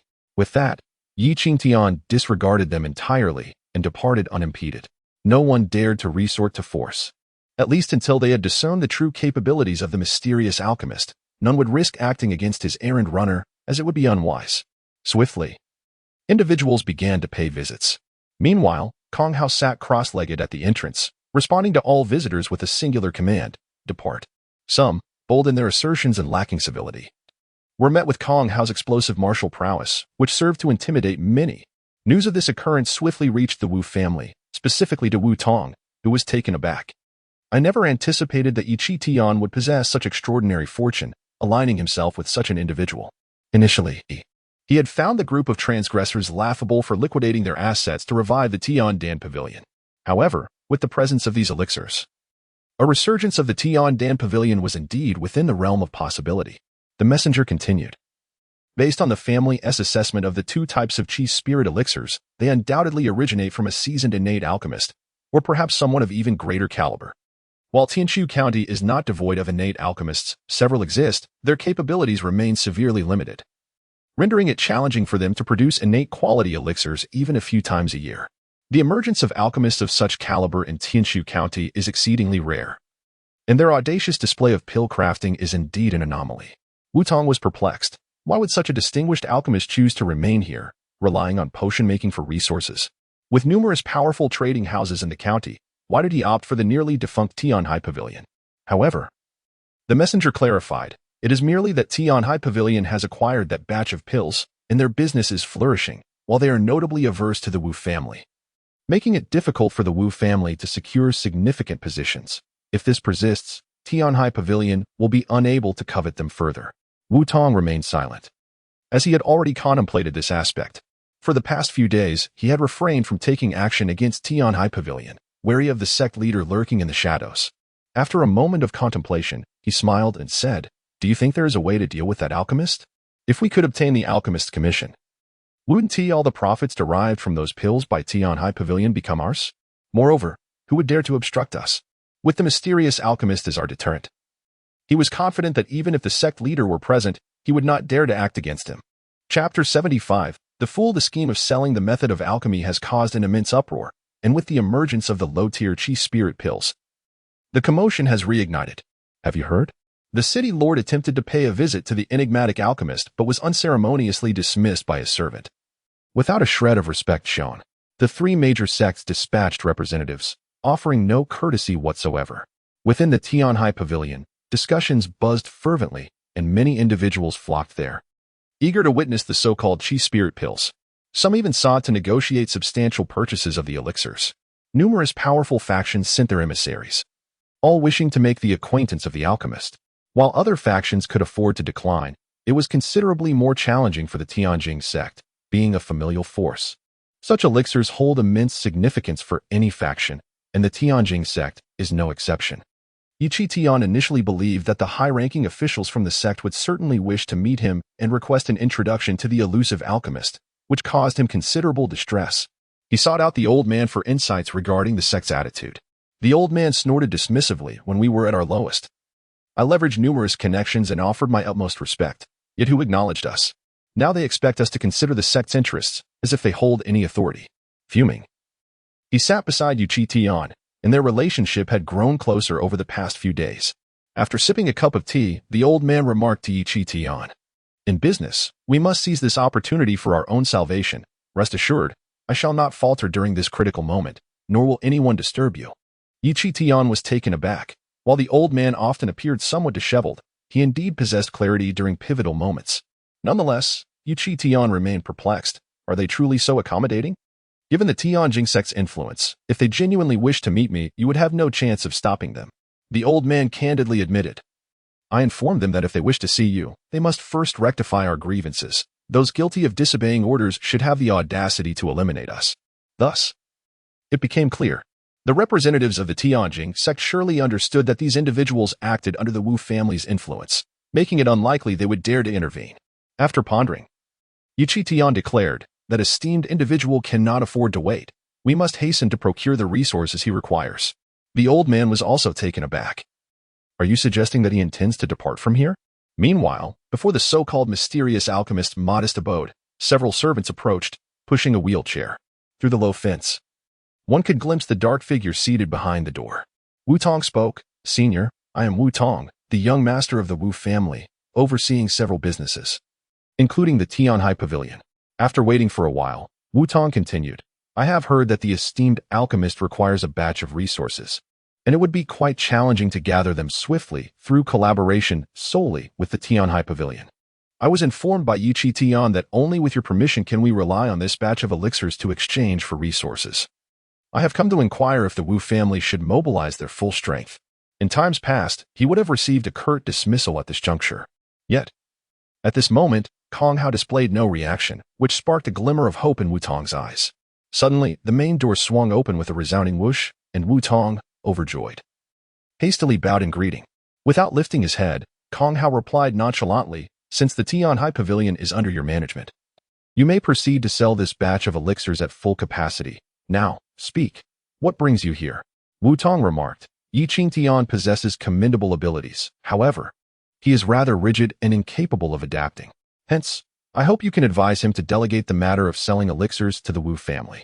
To this, Kong Hao let out a cold snort. Perhaps it is not a matter of him being unable to bend. Rather, it is you who are incapable of persuading him. It was clear to Kong Hao the nature of the relationship between Qingtian and Wu Tong, and even if he were unaware, the connection could be discerned from their exchange. One task should not burden two hands. Begone, and do not wear down my patience. His words were laced with an unmistakable malice, unfeigned, considering that his current plight was largely due to Wu Tong's machinations. Wu Tong's expression shifted slightly but quickly returned to normal, evidently having anticipated such a reaction. He promptly replied, "You are correct, esteemed senior. Yet the Wu family undoubtedly possesses greater capabilities than the Tianhai Pavilion, and we are indeed of the same lineage. Should you entrust this matter to us, I assure you I will fulfill my duty. What guarantees do you offer?" Upon this inquiry, Kong Hao's aura surged explosively, as if he had been provoked. Wu Tong's eyes widened in alarm. He hastily produced a storage bag and placed it before Kong Hao, revealing 10,000 stones and precious materials worth 20,000 stones. Upon inspecting the contents, Kong Hao's voice grew colder as he glanced at the surrounding buildings, icily questioning, "What is the meaning of this? A bribe?"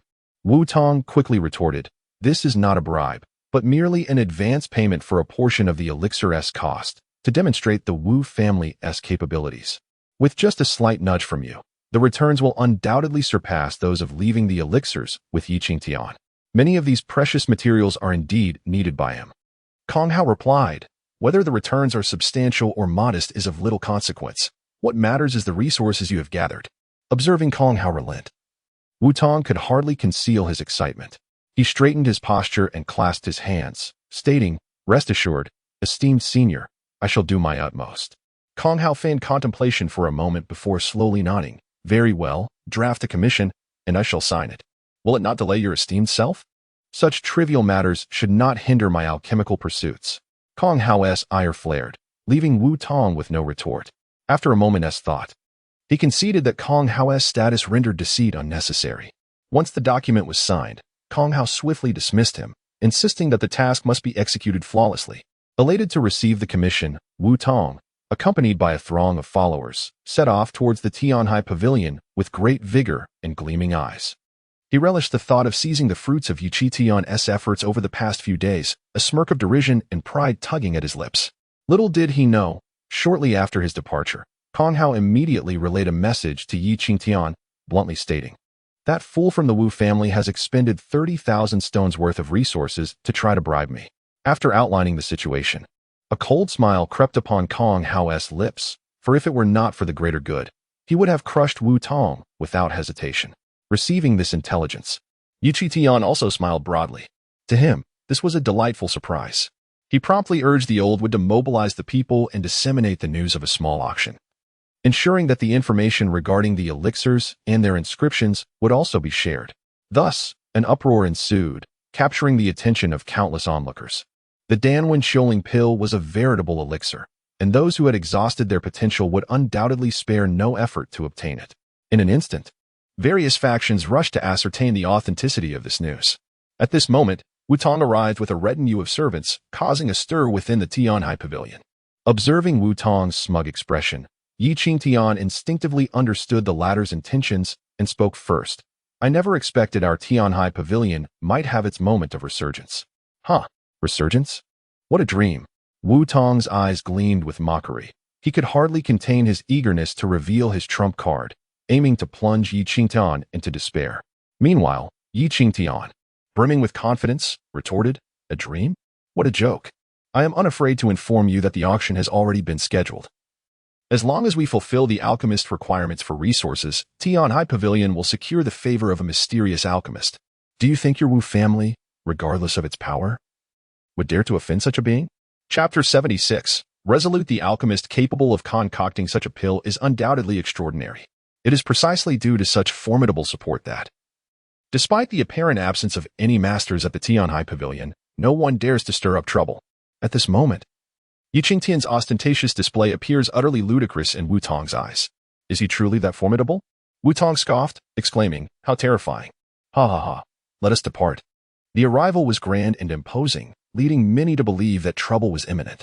Yet their departure was remarkably swift, with all parties exchanging glances of confusion. The Wu family's connections to various factions were well known, leaving many puzzled as to why, with the Wu family taking action, they would retreat so easily.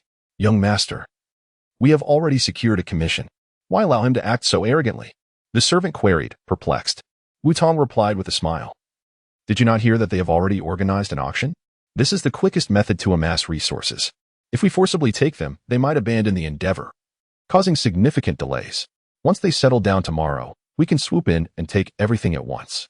Wouldn't that be splendid?" The servant gave a thumbs up, showering praise upon him. As long as the plan succeeded, the benefits would be theirs, while the Tianhai Pavilion would be left with nothing but futile efforts. Immediately, he dispatched someone to Tianjin Gate to summon some disciples of the Wu family to bolster their presence. Wu Tong remarked, "Assisting the Tianhai Pavilion in hosting this auction is, in essence, assisting ourselves." Moreover, he instructed to intercept information, ensuring that the disciples at Tianjin Gate remained unaware of the existence of the Qi Dan until after the pills had been sold. He laughed heartily. The martial arts competition among the three sects was being held at Tianjin Gate, where everyone was diligently cultivating their skills. Should these pills fall into the hands of rival factions, augmenting their strength, Qingtian, who bore responsibility for this affair, would undoubtedly face dire consequences. Meanwhile, at Tianhai Pavilion, Old Wood approached Qingtian, hesitating before speaking. "Friend, do you have some plans?" "Why do you say that?" Qingtian inquired. Old Wood shook his head. "Given your character, it is unlikely you would engage in such displays of bravado. Furthermore, Wu Tong has clearly come with great momentum. How could he be so easily provoked into retreating?" Although unaware of the specifics, Old Wood's instincts were remarkably keen. Had it not been for his insufficient cultivation, he would not be languishing in this minor locale. In other circumstances, he would be quite formidable. Qingtian merely shook his head in silence, believing that some matters were best kept from prying eyes. Observing this, Old Wood refrained from further questioning, concluding that as long as their plans were not compromised, ignorance was preferable. He was not seeking to uncover secrets. Rather, he was concerned about potential repercussions. The news of the auction continued to gain traction. At present, the success rate of refining Qi Dan was exceedingly high. After concocting several more batches of pills, Qingtian rejoiced at having produced a few extraordinary quality Qi Dan, totaling 10 when combined with the previous ones. With hundreds of Qi Lingdan available, they were more than sufficient for the upcoming auction. The third floor of Tianjin Gate, originally a dedicated auction hall, could accommodate nearly 1,000 individuals. At this moment, various factions had gathered, and as the auction was about to commence, the venue was already brimming with people. Meanwhile, the Wu family, led by Wu Tong, entered the venue, followed closely by several disciples of the Wu clan, including Wu Yao, all of whom possessed extraordinary strength. Their imposing presence evoked a solemn atmosphere, for this was an auction, and many were apprehensive about potential interference from the Wu family. On the side of Tianhai Pavilion, there were no formidable experts. The only one capable of stepping forward was Yu Qingtian, while Kong Hao needed to remain concealed. "What brings you all here?" Yu Qingtian inquired as he stepped forward, only to be met with the mocking smile of Wu Yao. "Oh, it's you, junior brother Qingtian. You've done well on your task. I didn't expect the turtle to stick its neck out." Her words elicited laughter from the crowd. Even Wu Tong wore a sardonic grin. Although his lackeys were no match for Yu Qingtian, Wu Yao and her companions were trained by Tianjin sect and possessed formidable prowess. Ultimately, Tianhai Pavilion was a subsidiary of Tianjin sect, and without the strength to impose order, how could they host such an auction? Wu Tong spoke calmly, and his disciples promptly dispersed. "Rest assured, with my presence, no one will cause trouble here. You may proceed with the auction in peace." Yu Qingtian remained composed, his expression unchanged. However, Oldwood and the others wore grim faces, recognizing that the Wu family's intentions were far from benign. Yet, seeing Yi Qingtian's calm demeanor, Oldwood decided against hesitation and began, "Our establishment has been entrusted by a master alchemist to hold this auction. I trust you are all aware of its purpose, which is to exchange for certain resources. Now, we shall commence the auction with 10 low-tier, high-quality Qi Ling pills, each possessing a purity of 70%. Such pills can save a half-step extraordinary months of refinement time, allowing one to directly attain extraordinary status. Without further ado, we seek to exchange them for Lonling grass. Who among you is interested? I offer 3 stocks. 3 stocks plus 100 essence stones. For stocks." As anticipated, the 10 low-quality Qi Ling pills represented 10 extraordinary opportunities. Who wouldn't be eager to compete? In a flurry of fervor, various factions vied for the pills, their excitement palpable. Yu Qingtian was not surprised. Such high-caliber pills had rarely been available in this manner before, as they were typically sold individually. Now, they appeared in bulk. Moreover, the enigmatic alchemist might depart at any moment, and with limited pills available, one had to seize the opportunity lest others do so. The auction proceeded with Wu family members participating, driving up the prices significantly, seemingly intent on inflating the bids. Nevertheless, at times, the pills fell into Wu Tong's hands. Fortunately, transactions were settled immediately, and Yu Qingtian remained indifferent. The Wu family needed to develop as well, and purchasing pills was entirely reasonable, devoid of malicious intent to inflate prices. Many were left speechless by the sudden escalation, and Yu Qingtian found this quite pleasing. As time passed and over 300 pills were auctioned, the event approached its conclusion, heralding the sale of the famed Dan and Qi Ling pills. Many attendees breathed heavily, their eyes gleaming with anticipation. Oldwood produced a pill bottle, unveiling a perfectly round pill radiating with intricate patterns, causing a stir among the crowd. "This is indeed a Danwen Qi Ling pill. If I were to consume it, I might very well breach the Qi barrier. My grandson is in dire need of this pill." Many individuals exhibited fervent glances, their unrestrained desire palpable. The atmosphere within the once vibrant hall was suddenly enveloped by an air of solemnity, as various factions cast their intense gazes around. The lower-tier Qi Ling Dan primarily benefited those on the cusp of the extraordinary realm, and such elixirs were plentiful. However, the exceptional grade Danwen Qi Ling Dan was a rarity. If utilized wisely, it could even facilitate the attainment of the Qi realm. In the context of a county city, achieving the Qi realm marked one as a formidable expert. Who would not be tempted by such prospects? Amidst this tension, a youth, who had been seated amidst the crowd for quite some time, erupted into laughter, his posture exuding confidence. With a swift movement, he and 5 or 6 companions leaped onto the auction stage. This bold act incited considerable ire. Yet the distinctive attire of the 7 youths silenced any dissent. They were disciples of the inner sect of the Qiyuan sect. Although some had recognized them earlier, they presumed this auction was ultimately to honor the enigmatic alchemist and believed these youths would not dare to disrupt the proceedings. Who could have foreseen that the Qiyuan sect would come to challenge the Tianjin sect? As the 2 formidable factions clashed, bystanders hesitated to intervene. Old Wood, I, Qingtian, represent the Qiyuan sect. Whatever Danwen elixirs you possess, I demand them all, he declared. This proclamation stirred discontent among the crowd, but upon hearing the name Qingtian, their expressions transformed into one of solemnity. Qingtian was a prodigy, recruited by the Qiyuan sect merely 4 months prior, whose cultivation had swiftly ascended to the late extraordinary stage. It was rumored he had even vanquished a peak extraordinary warrior, his prowess unparalleled. He was a favored disciple of the sect leader, Qingtian, the foremost authority in Tianshu County. His every word and action symbolized the Qiyuan sect. Old Wood furrowed his brow. Qingtian, there are rules and auctions. If you can provide sufficient resources, these elixirs shall be yours. However, the Tian High Pavilion exists to assist the alchemist in selling potions and gathering resources. Spare me your irrelevant remarks. Qingtian interjected with an icy smirk.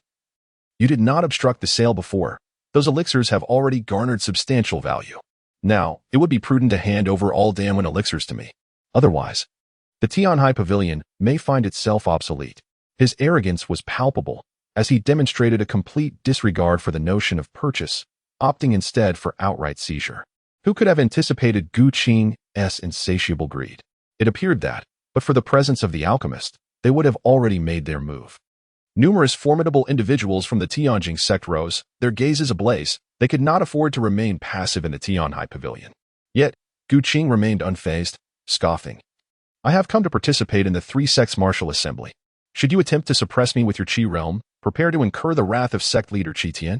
This statement resonated, instilling fear in many. With another derisive laugh, Qingtian lunged towards Old Wood, intent on seizing the Danwen elixirs. Meanwhile, Qingtian, situated not far from Old Wood, showed no inclination to intervene, as if the unfolding events bore no significance to him. Chapter 77, Unrivaled? At this critical juncture, as he surveyed the unfolding situation and observed Qingtian's indifference, Wutong could no longer contain himself. He coldly addressed Qingtian, you are a disgrace. I once believed you to be the most gifted genius that Tianjing sect has nurtured over the years, yet it appears you are merely a coward. A feeble creature hiding in your own den. Numerous inner disciples of Tianjing sect could not help but scoff at his words. Wutong had refrained from allowing the disciples of Tianjing sect to intervene, permitting Qingtian's arrogance to flourish, all in anticipation of Qingtian's foolish intervention, which would benefit him whether he triumphed or faltered. However, none expected Qingtian to remain passive, merely spectating. Was this truly Qingtian, the one rumored to possess the extraordinary talent of 128 active meridians? It was said that he had received guidance from the former sect leader and had already embarked on the path of the extraordinary. He had even participated in the Tian High Pavilion auction, yet here he was, witnessing his own people being humiliated without the courage to retaliate. Indeed, high talent does not equate to everything. Undeterred by the mockery from all sides, Qingtian remained unfazed. Despite Wutong's derision, Wutong was far more invested in the outcome of this auction. The Wu family had already invested 30,000 stones to secure the sale of this batch of pills. And Wutong was undoubtedly more anxious than anyone for today's auction to proceed without incident. Seeing that Qingtian remained unmoved, Wutong cursed under his breath and sharply retorted to Qingtian, so, according to your logic, participation in the tri-sect martial meeting grants you the freedom to act without restraint? Qingtian halted his steps, casting a cold smirk at Wutong. You, a mere waste, should step aside. This is no place for your prattle. Wutong sneered, his eyes glinting with malice. If that is the case, we shall simply mirror your actions. Whatever you do, we shall follow suit. Upon hearing this, many held their breath in anticipation. Qingtian's status was significant, and Wutong was no ordinary figure, backed by the Wu family. Should Qingtian attempt to seize control here, and the Wu family retaliate by assaulting the Qiyuan sect's establishment, it could escalate into chaos within the county, leading to catastrophic consequences. At this moment, all eyes turned toward the enforcement team of the city lord's office, Mo Hai. In such a tense atmosphere, if no one stepped in to mediate, a significant crisis was inevitable. Yet, Mo Hai remained unmoved, adopting an attitude of non-involvement, insisting that the 3 major powers resolve their own matters. Qingtian's expression darkened. He could seize from Tianjing sect. Yet Tianjing sect could not retaliate against the Qiyuan sect's merchant establishment. If the elders of Tianjing sect could not act against their juniors, neither could the Qiyuan sect. Even if the Qiyuan sect had the potential to surpass Tianjing sect as the foremost power in Tianshu County, this was not the time for conflict. With that, Gu Qing's gaze turned icy as he fixed his stare on Wu Tong, snorting coldly. Since I have stepped forward today, I will not back down easily. However, I am not unreasonable. Every disciple of Tianjing's sect present here today will face me, and should anyone triumph over me, I shall let this matter rest. What are you, after all? Just because you have bested an ordinary extraordinary peak, you believe yourself worthy? At that very moment, a disciple from the Wu family stepped forward, sneering, I am Wu Hui, and I shall teach you a lesson in humility. A fish leaped, and Wu Hui surged forth. Wielding a colossal hammer that sliced through the air with a ferocious wind, its momentum soaring as if echoing the roar of a tiger and the chant of a dragon. Displaying unparalleled dominance, the Tianjing sect had long been recognized as the foremost power, not only excelling in high-end combat prowess but also in the formidable cultivation of talent. Thus, despite Gu Qing's illustrious reputation and unmatched might, many disciples of Tianjing viewed him merely as a group of self-righteous individuals. Gu Qing scoffed and addressed Wu Hui, stating, With your disposition, you are unworthy of provoking me. Junior brother, handle him. In an instant, a fellow disciple appeared, blocking Wu Hui's path. Wu Hui's expression twisted into a grimace. How dare he consider himself my equal? Very well, once I deal with him, I shall turn my attention to you. Gu Qing. However, the disciple did not engage in idle banter. He surged forward, transforming his fist into a palm, conjuring a tempestuous energy that surged forth like an army. With a thunderous crash, Wu Hui was sent reeling, his twin hammers flying from his grasp. The disciple regarded Wu Hui with indifference, his expression serene. Is this the extent of Tianjing's prodigy? Words spoken before battle turned to ridicule after the fray. Instantly, the expressions of the Wu family disciples darkened, filled with humiliation as they charged forward. In the end, among the three extraordinary members of the Wu family, only one emerged victorious, suffering severe depletion, while the other two faced total defeat. For matches resulted in 3 devastating losses, a sight most pitiful. Onlookers exchanged bewildered glances. Could it be that without the old patriarch, the Tianjing sect had so swiftly fallen into decline? At that moment, Wu Yao burst forth, her aura soaring like a billowing banner, exuding an overwhelming presence, transforming into a fierce female dragon. Gu Qing, what skill is there in calculating the uncalculated? She exclaimed.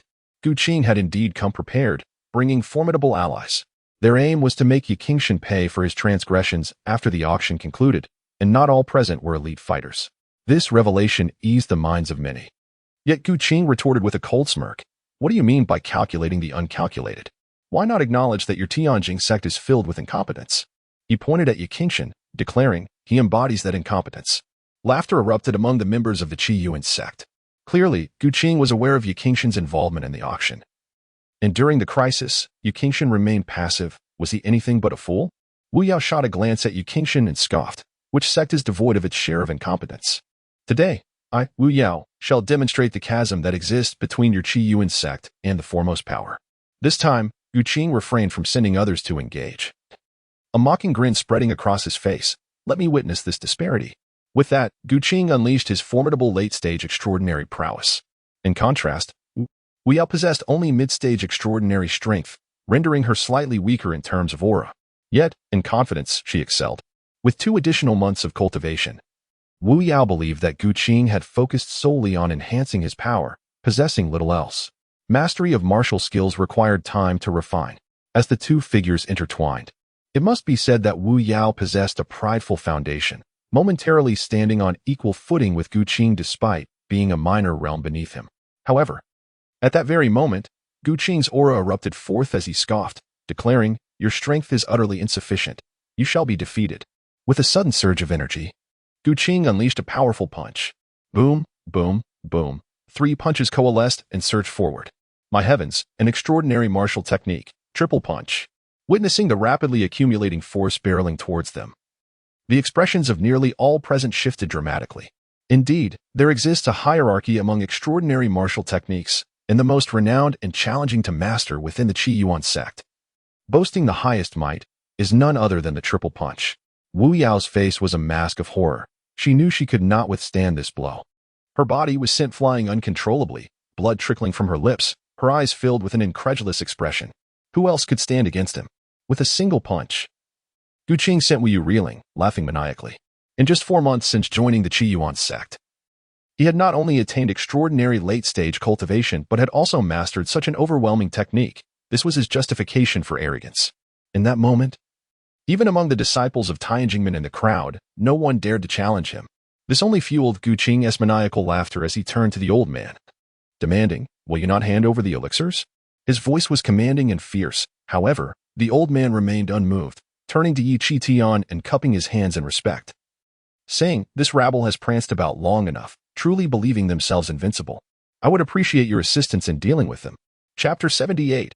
Penetration. Oldwood may excel in management, yet his cultivation is lacking, rendering him nearly indistinguishable from a waste in the eyes of the formidable. At that moment, his words drew countless incredulous gazes, akin to those directed at a fool, having entered the Qiyuan sect for merely 4 months. Gu Qing's prowess is such that even a prodigy who has trained for a year would find it challenging to rival him. What chance does a newly initiated disciple, fresh within a month, have against such an entity? Is Oldwood out of his mind? Leaf Qingtian, the quintessential timid turtle, dares not confront a warrior and has shrunk away, unlikely to even utter the phrase, "Do not underestimate the youth." Indeed, many nodded in agreement, believing Oldwood to be utterly fanciful. At such a juncture, elders are reluctant to intervene and cannot summon strong warriors from the Tianjing sect. If Gu Qing is not invincible, then who is? In the face of mockery from all sides, both Leaf Qingtian and Oldwood remained unfazed. Leaf Qingtian cast a glance at Oldwood, who retorted, "Though my talent is lacking, my vision remains clear." Leaf Qingtian then replied with a faint smile, "Ah, if even you can discern this, you truly are remarkable, Oldwood." Upon receiving such praise from Leaf Qingtian, Oldwood beamed with joy, akin to a rooster crowing at dawn. Almost everyone regarded them as fools, as imbeciles. Wu Tong, his eyes ablaze with fury, shouted, "Leaf Qingtian, cease your pretense. This is not the place for your disgrace."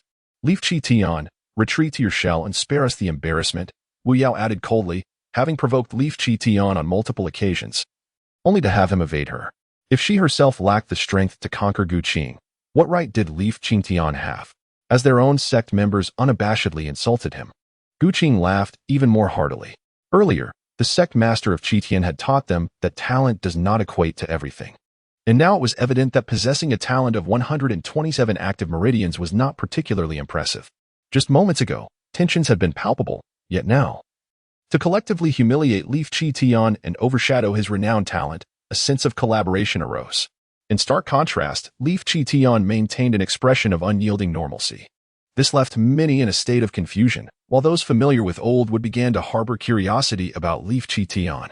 Could it be that this disciple, possessing extraordinary talent after just a month of initiation, truly held the capacity to turn the tide? At that moment, Leaf Qingtian stepped forth, directing a fierce admonition at the raucous Gu Qing, Wu Tong, and Wu Yao. "Silence, all of you." His voice resonated through the heavens, his aura surging with remarkable intensity, an extraordinary presence bearing down upon them. Leaf Qingtian continued, "Do you genuinely believe I am a timid turtle?" With a derisive scoff, he added, "Previously, I heard that the city lord's mansion manages the order of the county. As compensation, each faction is required to pay a certain tax according to established rules. When the auction was brazenly provoked, I had expected the city lord's mansion to act dutifully. Alas, I was mistaken." His words pointed directly at the city lord's mansion, while the enforcement team's eyes, like ICC's, remained unyielding. In the first instance, many factions quickly realized that Qingtian had refrained from taking action for this very reason. It is only logical, at every auction of this nature, substantial taxes are levied. And should any issues arise, it is the city lord's office that ought to mediate. If that were not the case, why impose taxes at all? This notion instantly bred discontent among numerous individuals towards the city lord's office. From the moment Wu Tong summoned the enforcement team to preside over the matter, Qingtian found the indifference of the latter towards the conflict perplexing. Upon discovering that each shop, akin to the previous world, was also required to pay taxes, his confusion regarding the city lord's office deepened. When Gu Qing and others stirred up trouble, the enforcement team remained utterly apathetic, further aggravating Qingtian's dissatisfaction. What merit do you possess to govern the entire county if you do nothing? No one anticipated that Qingtian would audaciously implicate the city lord's office in his discourse. At that moment, Gu Qing's expression darkened. If this continued, even if the city lord's office was reluctant, they would be compelled to intervene due to mounting pressure. He scoffed derisively at Qingtian, stating, "Do not utter such trifles. The duel between Qiyuan sect and Tianjing sect is of no concern to others. Mo Hai smirked. Indeed. Had they invoked the rules from the outset, they would have had to intervene. However, new circumstances had now arisen. Qingtian responded with a smile. A duel? How does one wager? If you lose, you merely walk away. If you win, you brazenly seize resources. What kind of wager is that? Who would dare? Gu Qing, visibly irritated, retorted. Spare me your nonsense. A bet is a bet. Qingtian sighed, stretched his limbs, and chuckled. Then I shall not hold back. You are unworthy to contend with me. Defeat my junior brother first, and then we may speak of a challenge. I merely hope my meager abilities capture your attention. As he spoke, one of Gu Qing's junior brothers charged forth. Although referred to as his junior, he had actually entered the sect well before Gu Qing. But the capable always take precedence. With a resounding clap, Qingtian unleashed a powerful strike against the assault of an early-stage extraordinary practitioner, sending the disciple hurtling backward. Crashing to the ground, unable to rise for an extended period, the auction hall fell into an oppressive silence, as if everyone had encountered a ghost. Gu Qing, who had cultivated for 4 months and had already astonished them with his prowess, now rendered them speechless. How long had Qingtian been a member of Tianjing sect? Half a month? Certainly not more than a month. A genius who had cultivated in Qiyuan sect for at least 6 months had been repelled by a single blow. Boom. Twice, with a mere strike, he had triumphed. At this moment, no one could afford to underestimate Qingtian, and many regarded Wu Yao with incredulity. As if to say, this is the so-called waste in your eyes? If Qingtian is a waste, then what does that make you? The ones who shrink back? Gu Qing's expression was now exceedingly grave as he strode purposefully towards Qingtian. Qingtian hastily gestured for him to stop.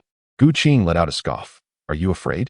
He assumed Qingtian was intimidated and reluctant to engage. Yet Qingtian replied, with your exceptional talents. I have merely revealed a fraction of my capabilities. How could that possibly pique your interest? It is only after I have bested your junior brother that I may earn the right to challenge you, is it not? The mundane words, coupled with Qingtian's exquisite and earnest countenance, instantly rendered the auction house silent in astonishment.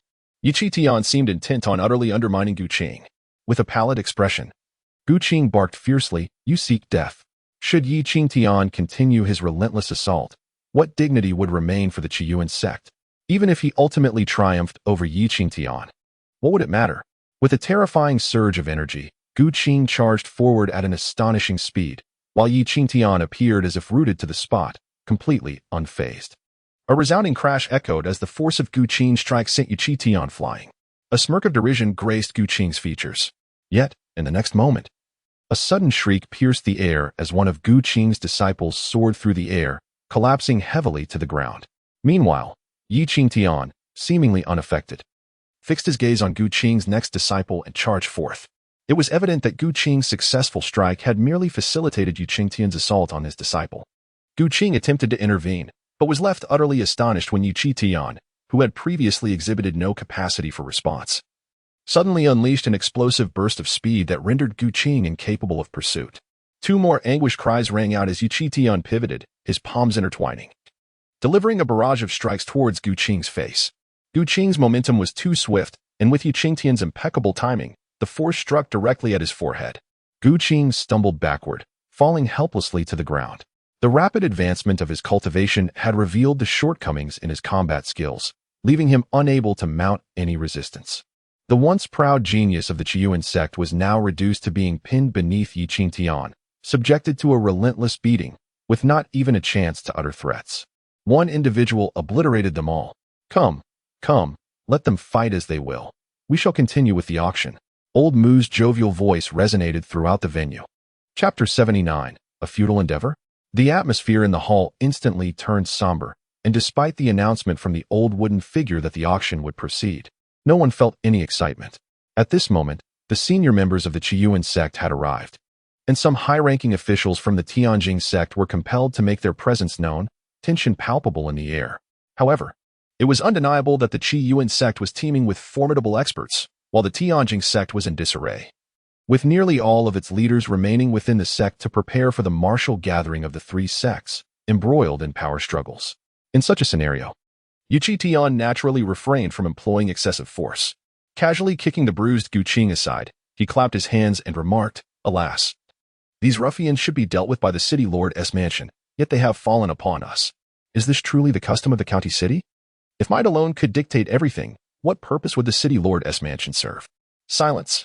Mo High's countenance darkened, wishing fervently for the Tianjing sect and the Qiyuan sect to clash.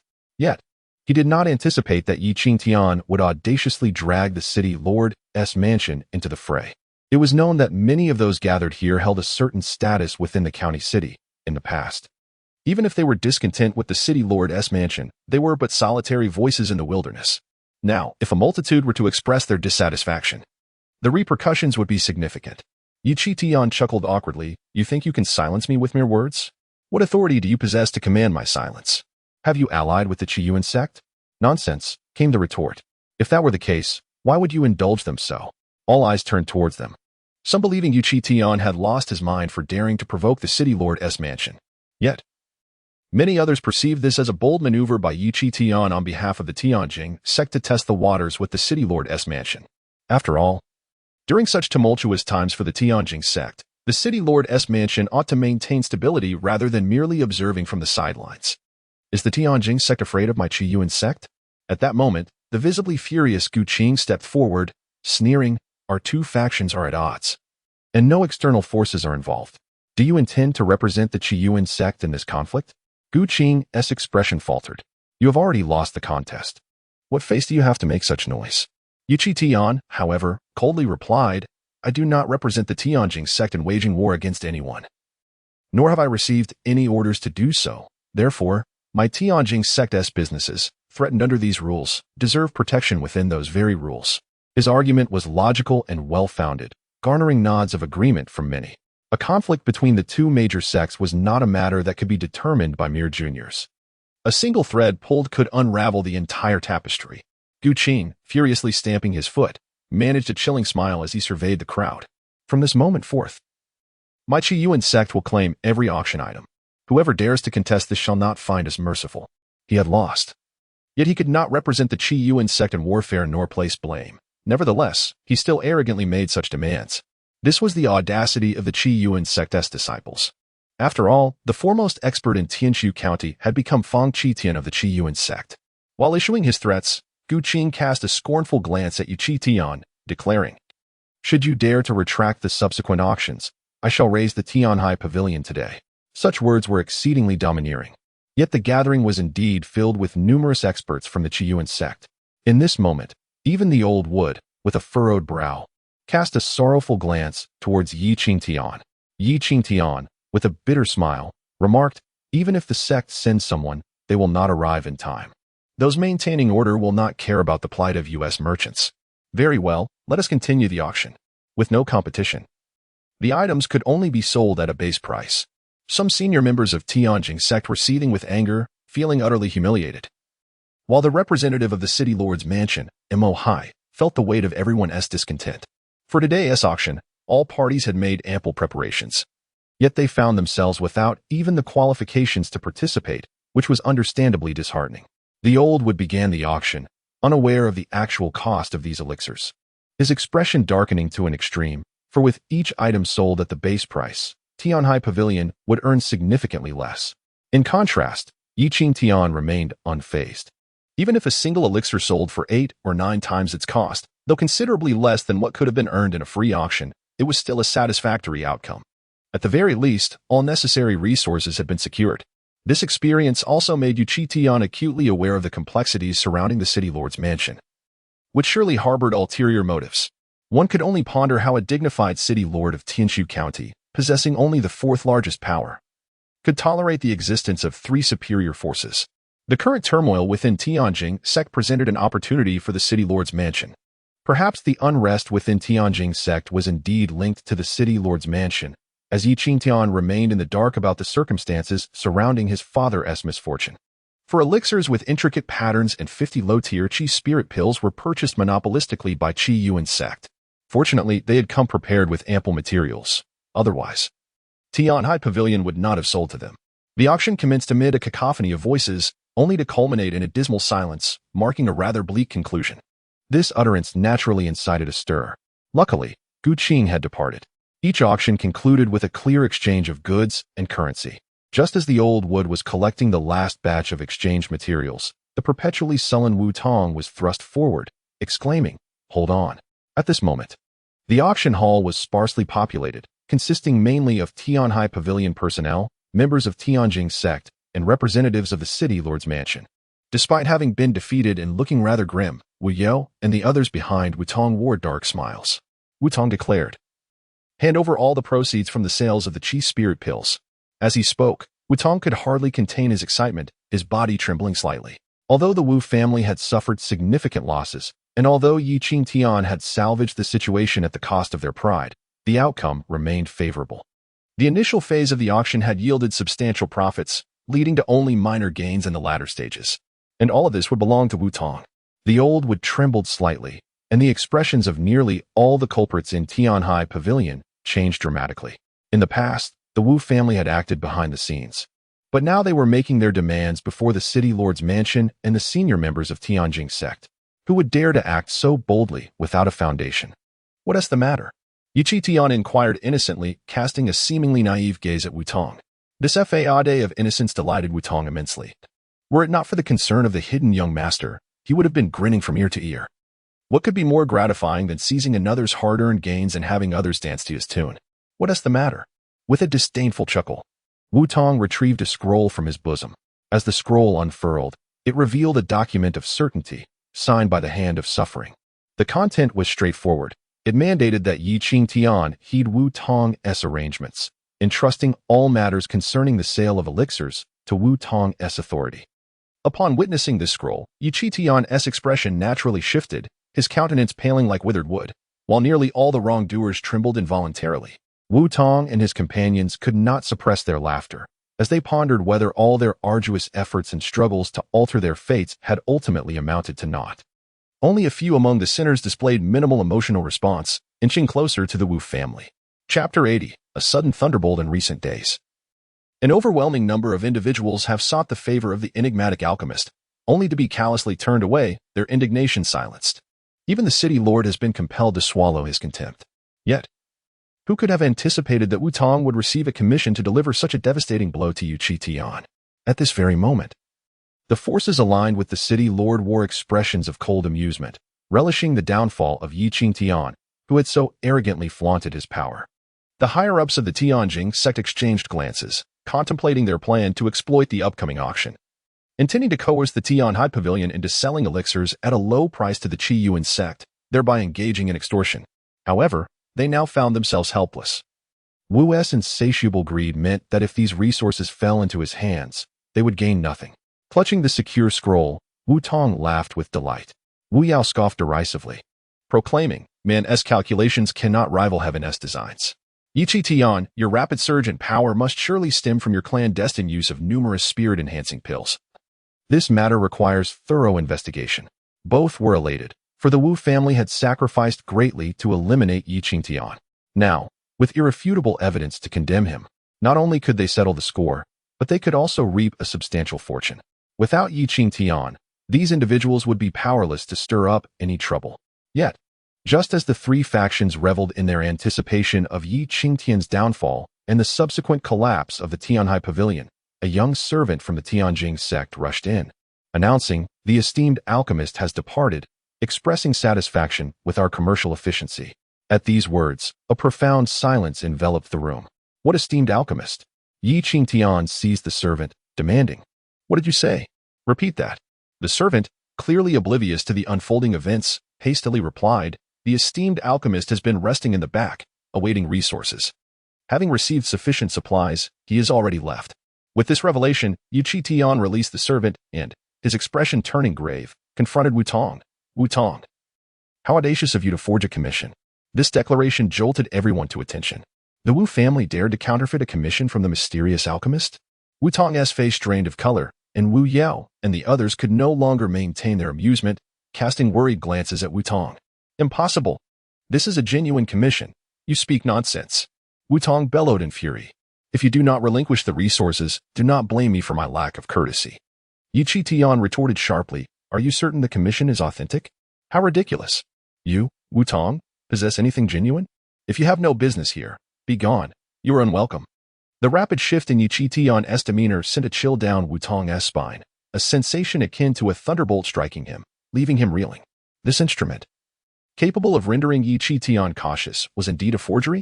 He had invested all the resources obtained by harming multiple businesses of the Tianjing sect into this commission, even leading to his own removal from the position of junior master. With this realization, Wu Tong's eyes blazed crimson, barely concealing his murderous intent. As he gasped for breath and commanded, "Quick, come with me to see the venerable elder. You shall all await the wrath of the esteemed alchemist." Deep down, Wu Tong harbored no doubt that the alchemist would deceive him. Although he believed that Qingtian could not possibly falsify this matter, he understood the urgency of his situation and felt compelled to depart in search of a solution. To his astonishment, Wu Tong's predicament was resolved so swiftly. Neither the Tianjing sect nor the City Lord's faction had anticipated this outcome.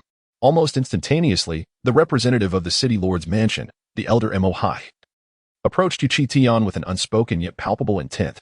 Despite saying nothing, his meaning was unmistakable. The items up for auction held considerable value, representing a substantial tax revenue. Shameless and audacious. Qingtian's heart brimmed with indignation as he addressed the assembly. "Do you truly have the audacity to demand this? We are merely adhering to protocol. Any grievances should be directed to the City Lord's mansion." The elder's expression remained impassive, though the corners of his mouth twitched subtly. "We, too, are conducting ourselves in accordance with the established rules. The proceeds from this event will be sent directly to the sect leader. Should the City Lord's mansion find this objectionable, they may consult the sect leader at Tianjing sect." Qingtian replied coolly, "Given the authority of the City Lord's mansion, you could simply seize it by force. Do as you wish." There was no hint of courtesy in Qingtian's words, and Mo Hai was not taken aback by his defiance. Instead, he cast a detached gaze upon the elder. The elder trembled slightly, a flicker of fear flashing in his eyes, as if he had grasped Mo Hai's intention. If they refused, their families would face dire consequences. The elder transmitted his thoughts to Qingtian. Threatening with family? How despicably cunning. Qingtian's lips twitched in disdain. Yet he retorted coldly, as if they are devoid of families. He did not shy away from the truth. Isn't the sect leader currently lamenting the lack of targets for his wrath? At that moment, Qingtian was genuinely enraged. To use family as leverage was unconscionable. Who among them lacked family? He was no naive fool. If they dared to act thus, he would not hesitate to retaliate.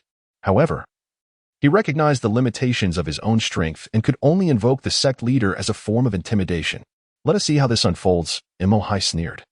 His lips stained crimson, curling in a predatory manner, his eyes glimmering with bloodlust. In his view, Qingtian was merely an unproven talent, lacking the standing to challenge him. Qingtian's demeanor darkened. He was unafraid of his opponent, yet he was a solitary figure, whereas the members of Tian High Pavilion had families and clans to protect. It was precisely this vulnerability that emboldened the adversaries to act so recklessly. Contemplating this, a flicker of resignation crossed Qingtian's eyes. "Very well, we shall comply." Mo Hai's gaze flickered with contempt, brimming with disdain. Even Wu Tong and the others, who were on the verge of departure, regarded Qingtian as if he were a fool. Had it not been for the significant blow dealt by the matter of the letter of commission, he would have undoubtedly mocked him relentlessly at this moment. Just then, Qingtian gestured with his hand, producing a scroll. The scroll unfurled on its own, revealing the seal of the sect leader of Tianjing sect. Upon seeing this scroll, especially the seal, Mo Hai's countenance shifted to one of grave seriousness. While he had dismissed Qingtian as a mere underling, he could not afford to ignore the implications of invoking the sect leader of Tianjing sect, especially during such a sensitive period. This represented a commission from a powerful faction's leader, a veritable hot potato. Does the City Lord possess the capability to deliver a verdict? Indeed, he does, yet he is disinclined to provide such a resolution. Should he display excessive incompetence, the formidable strength of the Tianjing sect would undoubtedly pose significant troubles for him. Wu Tong, who had not departed, was stricken with terror at the mention of the sect leader's decree. This was an inquiry into the Wu family, and in that moment, fear gripped his heart. In the past, matters concerning the three major sects were resolved internally, with the presence of the fourth elder, who would dare to investigate. Unless absolutely necessary, no one would wish to involve a third party. Failing to resolve one's own issues would only reflect one's inadequacy. However, who could have anticipated that the sect leader would resort to such measures, entrusting the City Lord's office to elucidate this matter? Given the City Lord's apparent eagerness for complications, once he takes action, he will show no mercy. How then will the Wu family navigate such a predicament? Insanity, sheer insanity. Wu Tong felt as though he could scarcely breathe, and with a violent cough of blood, he collapsed, losing consciousness. Chapter 81. Investigation. Qingtian had long contemplated entrusting the city lord's manor to investigate the financial shortfall of the Tianhai Pavilion. With insufficient personnel at his disposal and the current complexities surrounding the Tianjing sect, fraught with internal and external strife, he found himself helplessly watching as his own people embezzled from the sect's enterprises. It would be wiser to invite a pack of hungry wolves. Igniting a struggle between the clam and the snipe, even if he could not emerge as the fisherman, he could still muddle the waters. Qingtian possessed several similar commission scrolls, having prepared various versions for critical moments. Mo Hai gazed at the commission scroll, his expression betraying hesitation. Yet, Qingtian calmly remarked, "Predecessor, if you hold our Tianjing sect in such low regard, you must be aware of the difficulties faced by our sect master. He indeed seeks a breakthrough." Upon hearing this, the elder of the law enforcement team grew even more solemn. He was well aware of the precarious situation of the Tianjing sect's young master. The sect was genuinely beset by internal turmoil and external threats. The reason it had yet to disintegrate into chaos was its inherent strength. No one wished to be the catalyst for its downfall. Now, with the sect master personally commissioning the city lord's manor, if they could not resolve even this minor issue, would the city lord's manor not become a target before the Tianjing sect's inevitable collapse? "I shall investigate promptly and provide an account," the elder stated. Taking the scroll and adding, "Inform all parties that the sect master of Tianjing requests our city lord's manor to conduct an investigation into the sect's affairs."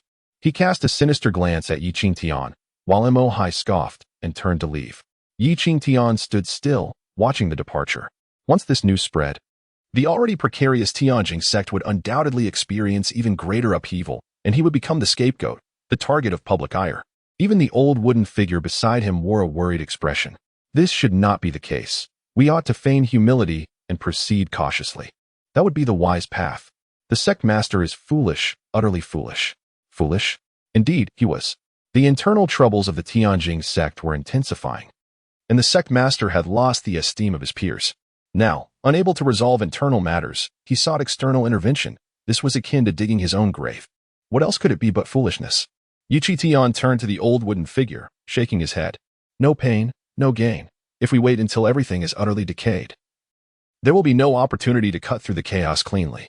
The old wooden figure did not fully grasp Qingtian's words, but felt grateful to the sect master. This investigation, after all, was for their benefit. Subsequently, the old wooden figure began addressing those who had been bribed by Wu Tong, initiating a restructuring of the Tianhai Pavilion. Meanwhile, Qingtian retreated to the basement to meet with Kong Hao. At this moment, Kong Hao too seemed hesitant to speak. Unlike the old wooden figure, who regarded Qingtian as a talented individual favored by the sect master, Kong Hao knew that Qingtian was the sect master himself. Thus, he could directly speculate on the sect master's intentions. "You too believe it inappropriate for the city lord's manor to involve itself in the affairs of the Tianjing sect, do you not?" Kong Hao did not respond directly, but instead shifted the topic. "The former sect master once said that no city lord would willingly bow to another. I even think that if it were not for the former sect master's formidable presence, the city lord would have already taken action against the three major factions." Qingtian was fully aware of Kong Hao's intentions. He smiled faintly and remarked, "Ever since I lost my cultivation due to the elder's attack and was left with only the soul fire, I have contemplated leaving, as long as the Green Mountains remain. There is no need to fear the absence of firewood." Kong Hao nodded in agreement. Anyone in his position would likely make a similar choice. Moreover, at that time, Qingtian had no close companions around him, making departure the wisest option. Kong Hao nodded again, acknowledging that it was entirely reasonable to place one's own family members in positions of power to swiftly seize control of the Tianjing sect. However, replacing the vast Tianjing sect would not be a simple task. Conflicts would inevitably arise. Consequently, a significant number of individuals would be expelled or even killed. Should the D family gain complete control over the Tianjing sect, it would become their private domain, yet it would not rank among the top three forces. Nor would it even be considered at the bottom. Should the transformation fail, the Tianjing sect would swiftly disintegrate from within. Qingtian calmly stated, "The temporary weakness of the Tianjing sect is inconsequential. I bear some infamy, yet that holds no significance. Once my cultivation is restored, achieving greatness will be but a challenge." Kong Hao nodded solemnly, realizing just how much Qingtian had contemplated. From the moment he became the young lord, Qingtian had considered leaving, knowing there was ample time ahead. However, since he began to digest the memories of his inheritance, Qingtian believed that nurturing a force was not particularly difficult. If these Qiling pills were made readily available within the Tianjin sect, they would undoubtedly cultivate a host of extraordinary warriors. Instead of waiting for others to strike at the Tianjin sect, it would be wiser to stir the waters himself, even if that resulted in significant losses. At least he would have a sense of control. Meanwhile, Wutong had been ushered into the small courtyard of the mysterious alchemist, where others had already gathered. The dwelling was suffused with the fragrance of medicinal herbs, and remnants of herbal dregs indicated that someone had indeed practiced alchemy here in the past. Yet, apart from these signs, no other traces remained. Upon witnessing this scene, Wutong turned pale with terror. Simultaneously, news arrived from the Wu family that the city lord's office had begun investigating them, uncovering considerable evidence related to the Wu family's schemes to seize resources. The city lord's office would not pursue the Wu family for these resources, but it was inevitable that the results of their investigation would be made public. The Wu family was in turmoil, with waves of condemnation directed at Wutong. Upon learning of the situation, Wutong's fury escalated, his eyes bloodshot with murderous intent. Almost simultaneously with the city lord's office releasing the investigation findings to showcase their capabilities, a report was delivered to Tianhai Pavilion, followed shortly by a notice stamped with the sect leader's seal, which appeared throughout the county town. The notice was straightforward. Given the Wu family's reckless behavior and their embezzlement of tens of thousands of stones worth of resources from the Tianjin sect, the sect declared that effective immediately. The Wu family must refrain from collaborating with any parties under the. It is believed that it was precisely because of Wutong's actions that the sect leader was granted the opportunity to go mad. The Wu family has already decided on a punishment for Wutong. Upon receiving this news, Wutong completely lost his sanity. Chapter 82. The outcry. Do not be deceived by Wutong's command, which summoned numerous inner disciples from the Tianjin gate. After a series of events unfolded, those disciples began to shun him like a plague. At this moment, Wutong's eyes were bloodshot, filled with an overwhelming malevolence. Just then, a figure appeared before him. It was none other than the sect leader's guard, Gao Kai. Are you leaving too? Wutong inquired, gazing at Gao Kai. The latter's face was etched with despair. Once a devoted guard of the sect leader, he found himself compelled to choose self-preservation in the face of adversity, ultimately fleeing to evade the sect leader's wrath. However, he was eventually persuaded by Wu Guan to discreetly protect Wutong. But now, with Wutong's downfall seemingly imminent, and even the Wu family on the brink of decline, how could Gao Kai possibly remain? Gao Kai remained silent, yet Wutong asserted, "Accompany me. Let us annihilate everyone within the Tianhai Pavilion and seize their wealth. Where is it that we cannot start anew? You are mad. The sect leader is likely there." Gao Kai retorted. Wutong scoffed. "That is impossible. We have all been deceived. The young sect leader is tyrannical beyond measure. If he were in the Tianhai Pavilion, he would have acted against me long ago, perhaps out of respect for the Wu family. Today, we have been bullied by Qi Yuan's sect to such a degree, and the city lord's residence remains indifferent. He cannot possibly be present." Though Wutong had only encountered the young sect leader once, he noted the latter's unwavering confidence even against the four elders, showing no hesitation in dealing with them. How could he allow others to flaunt their power within the Tianhai Pavilion? Gao Kai's eyes flickered as he scrutinized Wutong, seemingly trying to ascertain the truth of this revelation from his gaze. He could no longer remain in the county. For who would dare to act upon the treachery of one who seeks glory at the expense of his master? If he could secure a fortune before departing, why not seize the opportunity? Wutong continued. The alchemist's pills could not all have been sold. There must still be some reserves, and those are highly sought after. Aside from the apparent presence of Qingtian, there are no formidable experts within the Tianhai Pavilion. It will be exceedingly easy to plunder. One could not deny that Gao Kai was tempted. Observing this, Wutong's expression momentarily darkened, and he promptly summoned his loyal followers. Annihilate the Tianhai Pavilion. Gao Kai did not respond. He understood that Wutong's hatred for the sect leader had now been redirected towards Qingtian. Only by eliminating Qingtian could Wutong vent his fury. Was it truly difficult to slay a mere transcendent being? A few days prior, the Tianhai Pavilion was in disarray, but due to the high demand for elixirs, it had recently regained its footing. Moreover, Qingtian's insistence that the city lord's residents investigate the grievances of these individuals had effectively absolved them of blame. At that moment, within the Tianhai Pavilion, The aged wooden figure glared fiercely at 5 silent individuals, their heads bowed. Who could have imagined that amidst the precarious circumstances, where hope had been painstakingly restored by Qingtian, 5 had been bribed by Wu Tong to serve as spies. Had it not been for a hint revealed during the auction, they would have remained undetected and could have become true moles. Have you 5 lost all sense of conscience? The old figure thundered in rage. Had the discovery not been timely, these 5 would have absconded with the wealth the Tian High Pavilion had amassed in recent days. Among the 5 individuals, one initially bowed his head in silence, but soon, one among them erupted. Old man Mu, is this never-ending? At times like these, who isn't seeking a way out? Who can guarantee that the path of Tian High Pavilion is the right one? Indeed, we are all in self-preservation. Spare us your grandstanding. The secrets of Tian High Pavilion are known to all. Should you dare to expel us, this matter will not end quietly. The funding for Tian High Pavilion's development has been acquired through deceit, and everyone is aware, having participated in it to some degree. Unless absolutely necessary, none would dare to expose this. As for those coveted elixirs, Tian High Pavilion still possesses at least 100, reserved for future display, and many are in the know. Old man Mu trembled with rage. After all, they had fought side by side, and neither punishment nor leniency seemed appropriate. Helpless, he sought out Qingtian. Observing the 5 individuals, Qingtian was uncertain how to proceed and furrowed his brow, suggesting, "Let us bind them and leave them here while we deliberate on how to handle this." Old man Mu was not surprised but expressed his concern. Although the punishment against the Wu family was issued by the sect leader, it is intricately connected to you. The Wu family has never suffered such a loss. They surely have other plans and will not let this go. You must be cautious. Strangely enough, if Qingtian were to leave Tian High Pavilion, he might find himself safer. They were merely a swarm of ants. After all, who would care? Qingtian was genuinely appreciative of old man Mu's concern and nodded, saying, "I will grant you control over the array of Tian High Pavilion." Although the array was not exceptionally sophisticated, its core formations were impenetrable to ordinary martial artists, capable of suppressing even those in the Qi realm. However, activating the array required considerable resources. Fortunately, they had acquired a substantial amount of elemental stones recently, ensuring that Tian High Pavilion would remain untroubled for the immediate future. Once the control of the array was fully transferred, Qingtian felt a sense of satisfaction, and old man Mu assured him that should any needs arise in the future, he could approach him directly, and Tian High Pavilion would surely do its utmost to assist.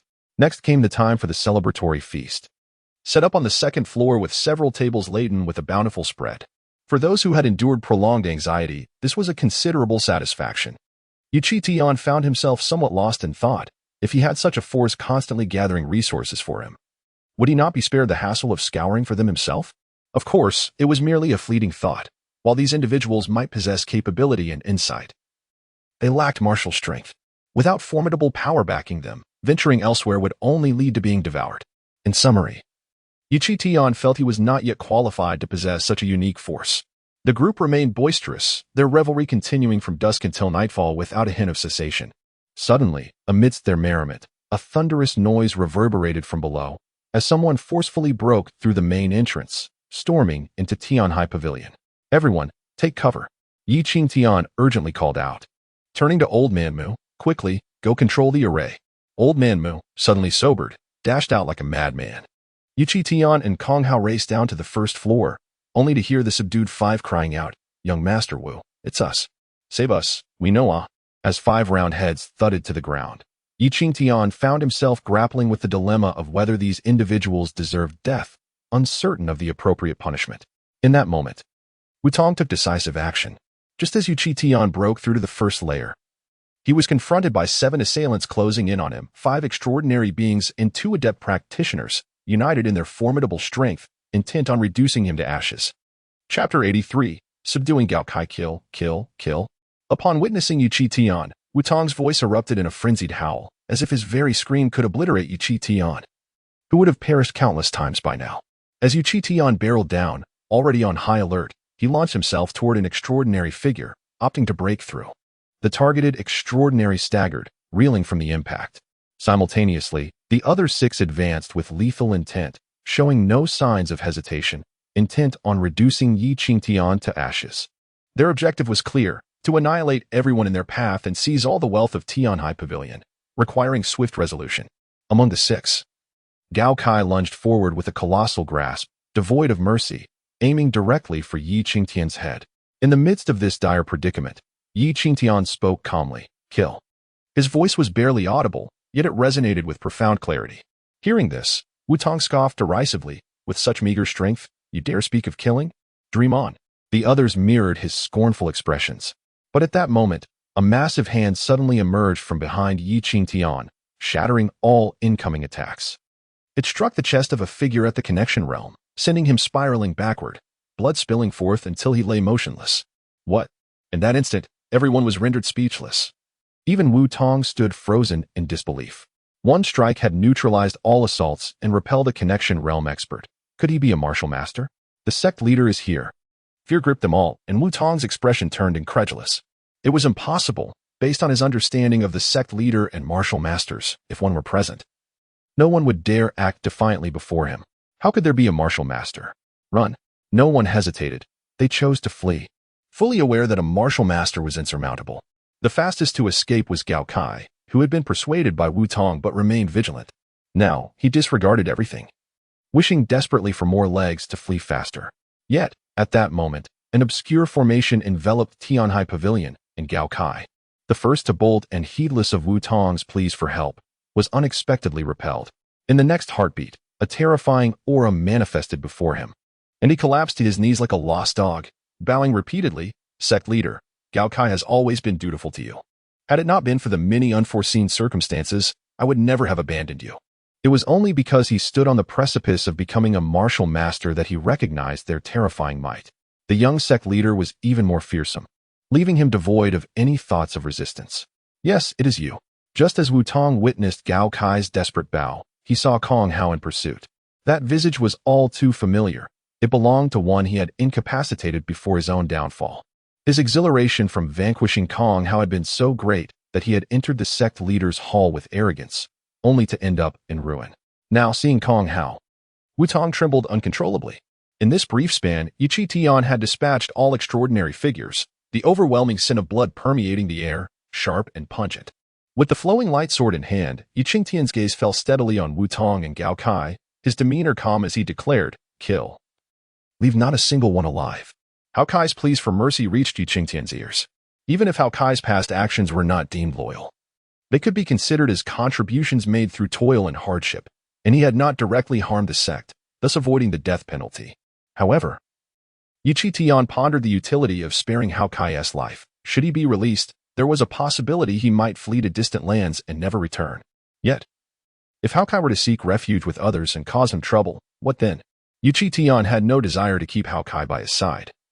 Having been betrayed once, how could he possibly allow that individual to remain close to him again? Kong Hao acted without hesitation, striking towards Wu Tong, a formidable figure destined for annihilation. Yet, as he raised his hand to eliminate Hao Kai, he observed Hao Kai bowing his head, neither dodging nor evading, his form trembling. A flicker of compassion in his eyes. They had worked together for at least a decade, and to claim that no bond existed between them would be disingenuous. "Master, please spare his life," Kong Hao transmitted urgently, his gaze fervent. "I can restrain him. The sect master can likewise control him with the fire-devouring gil. He is inherently loyal, merely fearful of death. In such circumstances, he will have no choice and will undoubtedly remain steadfast." Yi Qingtian paused, finding merit in Kong Hao's reasoning. "You two may converse." After Yi Qingtian departed, Hao Kai remained kneeling, his eyes tightly shut. "Open your eyes," Kong Hao coldly commanded. Upon hearing the familiar voice emanating from that robust figure, Hao Kai opened his eyes in astonishment, meeting Kong Hao's unwavering gaze. "It's you. I thought you had been rendered powerless. How is it possible that you possess the strength of a martial master?" At that moment, Kong Hao swiftly sealed Hao Kai's meridians with a few precise strikes. Despite his martial master aura, Kong Hao was merely intimidating. His current strength was insufficient to contend with a true martial master, having only recently achieved a breakthrough. "Do you wish to live or die?" Kong Hao's expression remained indifferent. He had shared a decade of camaraderie with Hao Kai, yet after his own downfall, Hao Kai had abandoned him without a second thought. If one were to assess the depth of their bond, even Kong Hao found it hard to believe. Hao Kai dared not seek closeness. Gritting his teeth, he replied, "I wish to live." Kong Hao led Hao Kai into the underground training chamber, where he recounted the situation regarding Yi Qingtian, leaving Hao Kai dumbfounded. Who could have imagined that a figure as formidable as the sect master had lost his cultivation and needed to be rebuilt? Faced with this revelation, Cao Kai had only two choices. First, to comply and accept the implantation of the fire-devouring goo, risking life and death, but if he persevered, he would become a martial master. Second, to resist and take these secrets to the grave. From the outset, Cao Kai had no real choice. After informing Qingtian of his success in subduing Cao Kai, the sect master finally appeared before him, his gaze sharp as a blade, causing Cao Kai to tremble in fear. Even with his cultivation lost, the dread he instilled was palpable. Qingtian then commenced the process of opening the spiritual acupoints necessary for Cao Kai to ascend to martial master, a task far less arduous than what he had faced when aiding Kong Hao. After all, at that time, Qingtian had lacked sufficient resources and his fire control abilities were mediocre. Had he not intervened to save Kong Hao, the latter would have been irrevocably rendered a waste. At this moment, resources are plentiful, and with the reliable martial artist Kong Hao assisting, alongside the continuous alchemical practices that have enhanced fire control abilities, the task at hand seems less daunting. Most significantly, Cao Kai is currently in peak condition, which considerably diminishes the challenges of the endeavor. Given Cao Kai's previous attempt to flee, once the spiritual aperture ignites into spiritual fire, the fire-devouring insect will possess the greatest control over it among the three. Should the fire-devouring insect be destroyed, Cao Kai would face either a dire demise or, at best, a complete collapse of his meridians, rendering him utterly incapacitated. At the moment of stabilizing his cultivation, Cao Kai approached Qingtian and knelt before him, pledging his loyalty. Qingtian instructed him accordingly and then addressed Kong Hao, stating that Cao Kai is now under his care. Meanwhile, the county city is once again in turmoil. The news of Wu Tang, the young master of the Wu family, leading a group into the Tianhai Pavilion and being annihilated has caused a significant uproar. The Wu family is deeply shaken. If the previous political intrigues had already thrust the Wu family into the spotlight, the repercussions of Qingtian's punishment have further fueled discontent among many within the Tianjing sect. This incident not only mitigates the impact on Qingtian, but also reveals the Wu family's nefarious nature to the world, tarnishing their reputation irreparably. The Wu family stands on the brink of a significant crisis. Chapter 84. The Gathering of the Three Sects. With only a few days remaining until the martial gathering of the three sects, the trio set forth towards the heavenly scene gate after subduing Cao Kai. You two shall remain concealed within the grand hall to cultivate. I shall summon you when needed. With this command, Qingtian produced a spirit stone to infuse the formation with vital energy. The formation, having been activated for several days, had suffered significant depletion, its power waning to the brink of collapse, without further spirit stones to sustain it. Once replenished, Qingtian allowed the formation to maintain its apparent weakness, creating the illusion of an energy deficiency. The fatigue from frequent breakthroughs had diminished considerably, and with the aid of special materials, he anticipated reaching the connected aperture realm within 2 days. His absence, coupled with the imminent martial gathering, prompted the sect leader's communication talisman to flicker incessantly. Qingtian paid it no heed. That night, he took the opportunity to rest thoroughly. On the following morning, rejuvenated and adorned in the attire of the junior sect leader, he removed his disguise and donned a serious expression. Yet, for the sake of survival, such measures were necessary. Fortunately, he was on the verge of stepping into the connected aperture realm, drawing closer to the restoration of his martial prowess and the attainment of the warrior master rank. Once he reached the mid-stage of the warrior master realm, he would possess the confidence to resolve all matters. Qingtian activated the sect leader's communication talisman to review its contents. The messages from the 4 esteemed elders of the sect were numerous, with Elder Wu Guan contributing the most. His family faced a dire threat, prompting Wu Guan to seek intervention. Moreover, the leaders of the other 2 sects had arrived at the heavenly scene gate the previous day, requesting an audience to discuss the proceedings of the martial gathering. Regrettably, Qingtian had neglected to attend to these communications, as time was of the essence. Reluctantly, he prepared to meet them. The grand doors of the sect leader's hall swung open, a subtle force from the formation enveloping him, ensuring a means of swift departure, if necessary. Shortly thereafter, several figures approached with haste.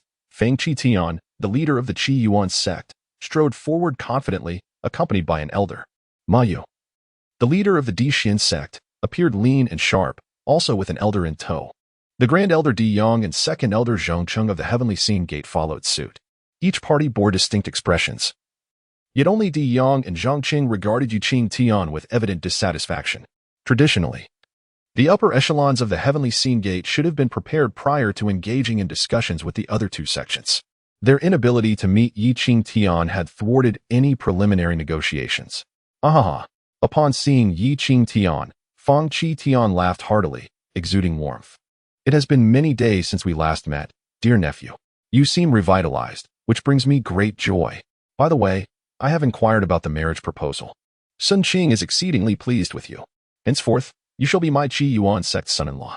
This declaration took the initiative, altering the atmosphere. Ma Yu's expression shifted dramatically. Among the three sects, the Dixian sect was the weakest. The rumors of a marriage alliance had yet to be substantiated, if true. A union between the Qiyuan sect and the heavenly scene gate would wield significant influence over the Dixian sect. The countenances of both the Grand Elder and the Second Elder mirrored Ma Yu's unease.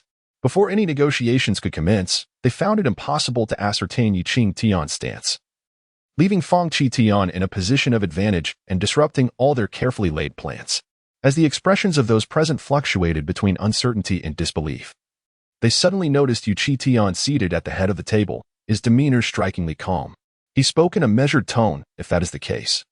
Then perhaps Uncle Fong should contemplate when he will take charge of the Tianjing sect. A deafening silence engulfed the room.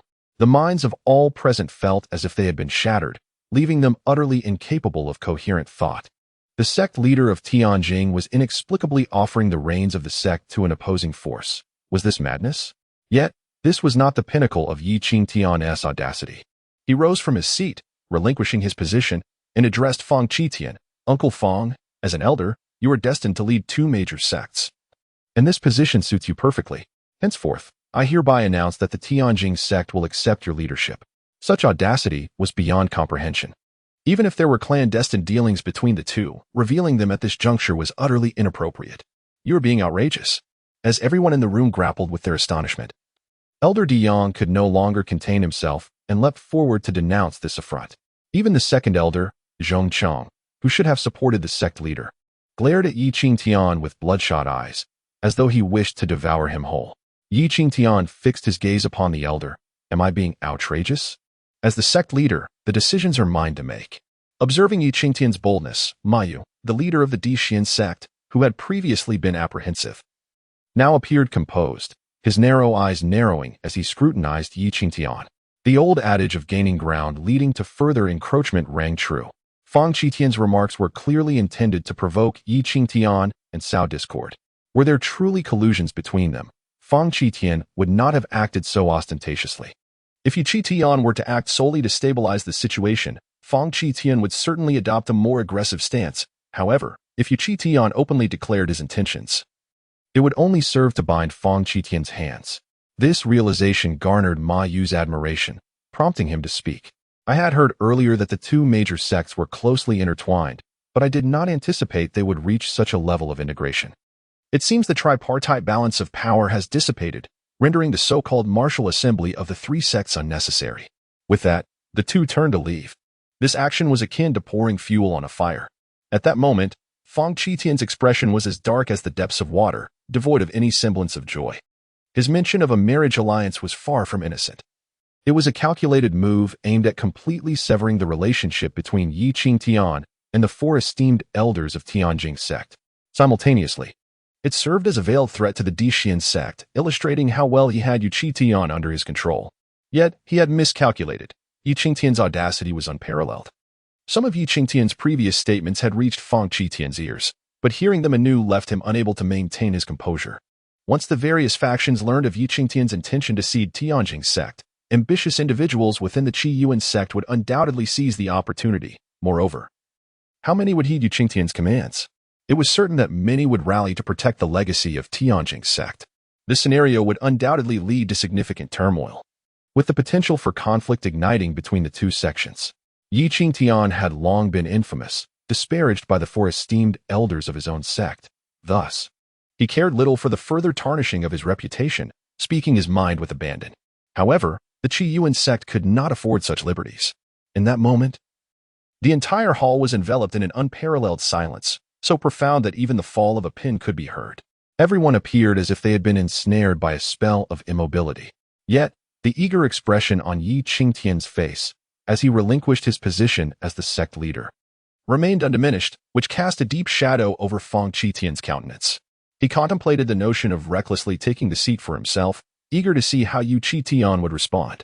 However, that very seat was a symbol of the sect leader's authority within the Tianjing sect, and who could fathom the multitude of formations intricately laid upon it? Could one truly dare to sit? Chapter 85. Tension in the air. The atmosphere was thick with unease, akin to a somber cloud cover that refused to dissipate. Feng Qingtian's expression was as dark as thunderclouds. With a heavy sigh, Qingtian finally spoke, offering a wry smile and shaking his head, acknowledging, "I was too abrupt. I should not have broached this matter during the Tri-Sect Martial Assembly. Let us set this aside for now and discuss the assembly instead." Gradually, the tension began to ease.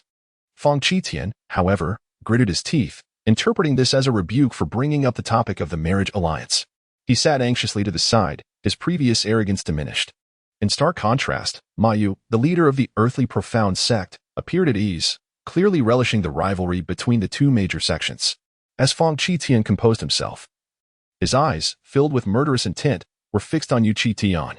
Previously, he had been unsettled by Qingtian's display of soul fire control techniques, and the mention of his so-called master, coupled with Qingtian's nonchalance in accepting the burden of hosting the Tri-Sect Martial Assembly. He had always believed Qingtian was overly confident, leading to his hasty retreat. Yet, he had only glimpsed the superficial aspects of Qingtian's fire control technique. The deeper, more profound elements remained concealed. Today, he had come with the intention of humiliating Qingtian, but to his surprise, he found himself at a disadvantage. Qingtian did not glance at the Grand Elder or the Second Elder, but instead spoke for himself, as a young disciple. "I am unfamiliar with the specific procedures of the Tri-Sect Martial Assembly. Could someone elucidate it for me?" Feng Qingtian retorted. "Does your sect have no one to enlighten you?" His tone dripped with scorn. The Grand Elder and the Second Elder exchanged glances, their eyes flashing with murderous intent as they cast a fierce look at Qingtian. This insolent fool was acting recklessly.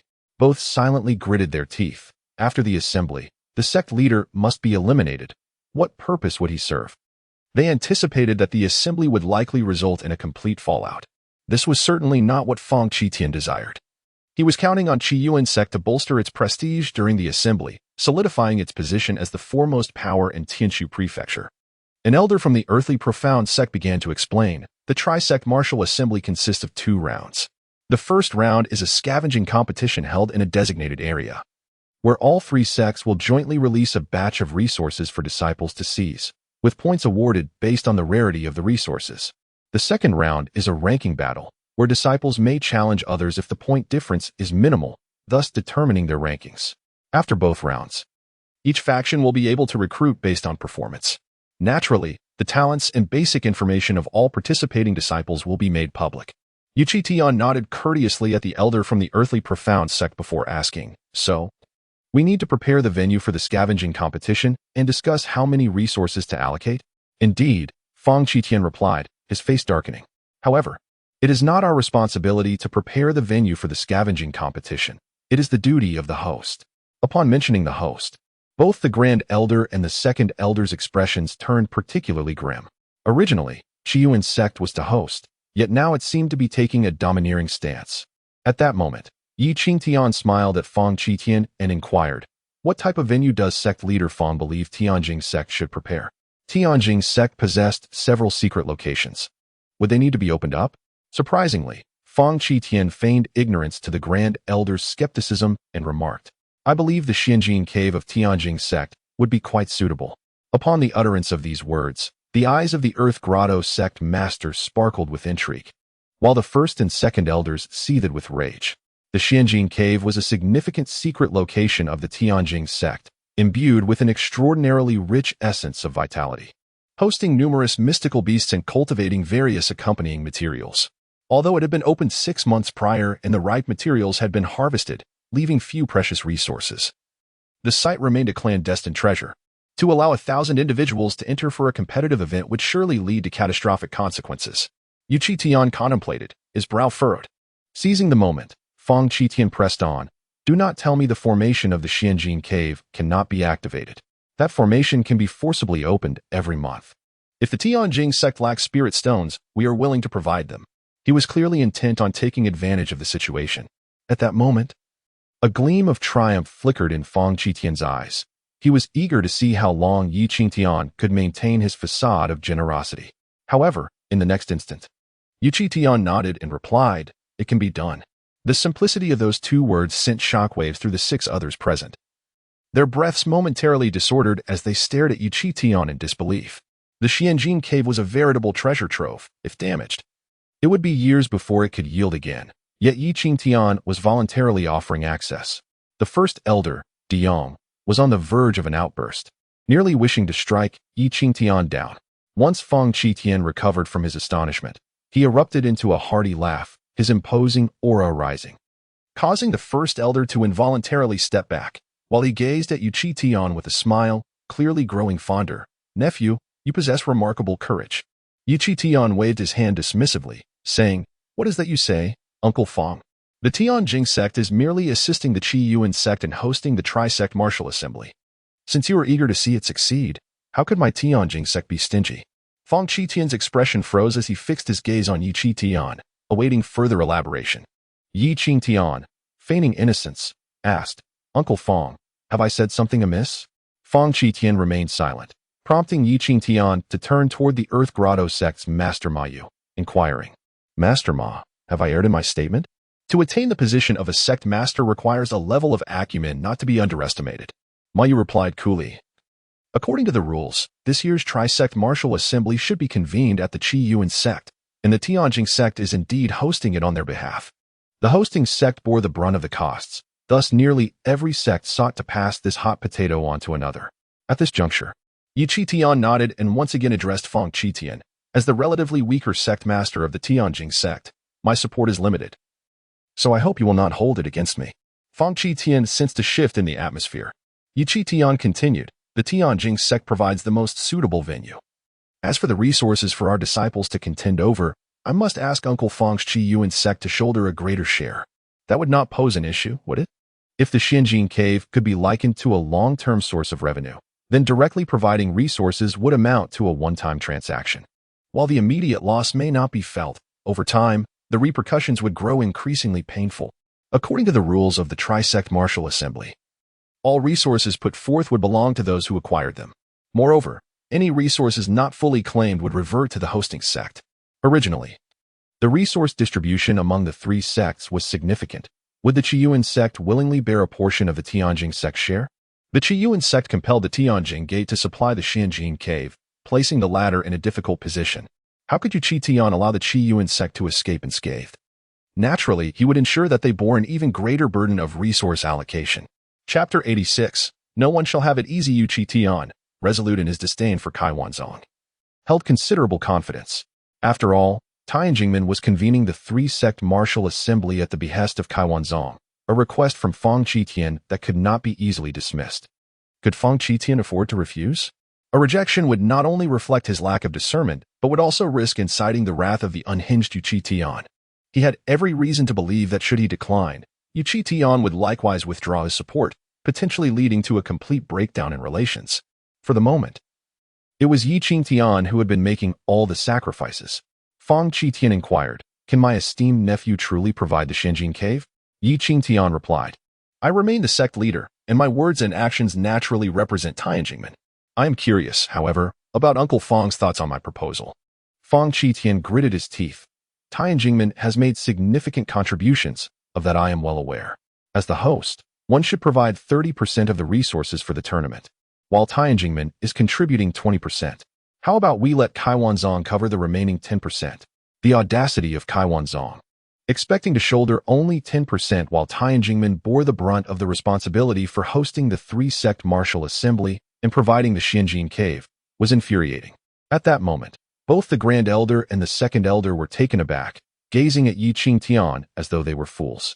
Was this truly the extent of their capitulation? Step by step, they were being humiliated, yet did it seem that their adversaries cared?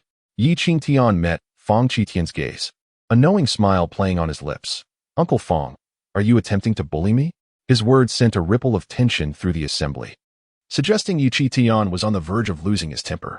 Yet, he continued, "If Uncle Fang proposes it, I, as your humble nephew, am certainly willing to acquiesce." The hall erupted once more, Even the leaders and elders of the Dihua sect stared at Yu Qingtian in disbelief. How could he agree to such terms? Was Yi Qingtian truly prepared to collude with Kaiwan Zong, effectively surrendering Tianjingmen?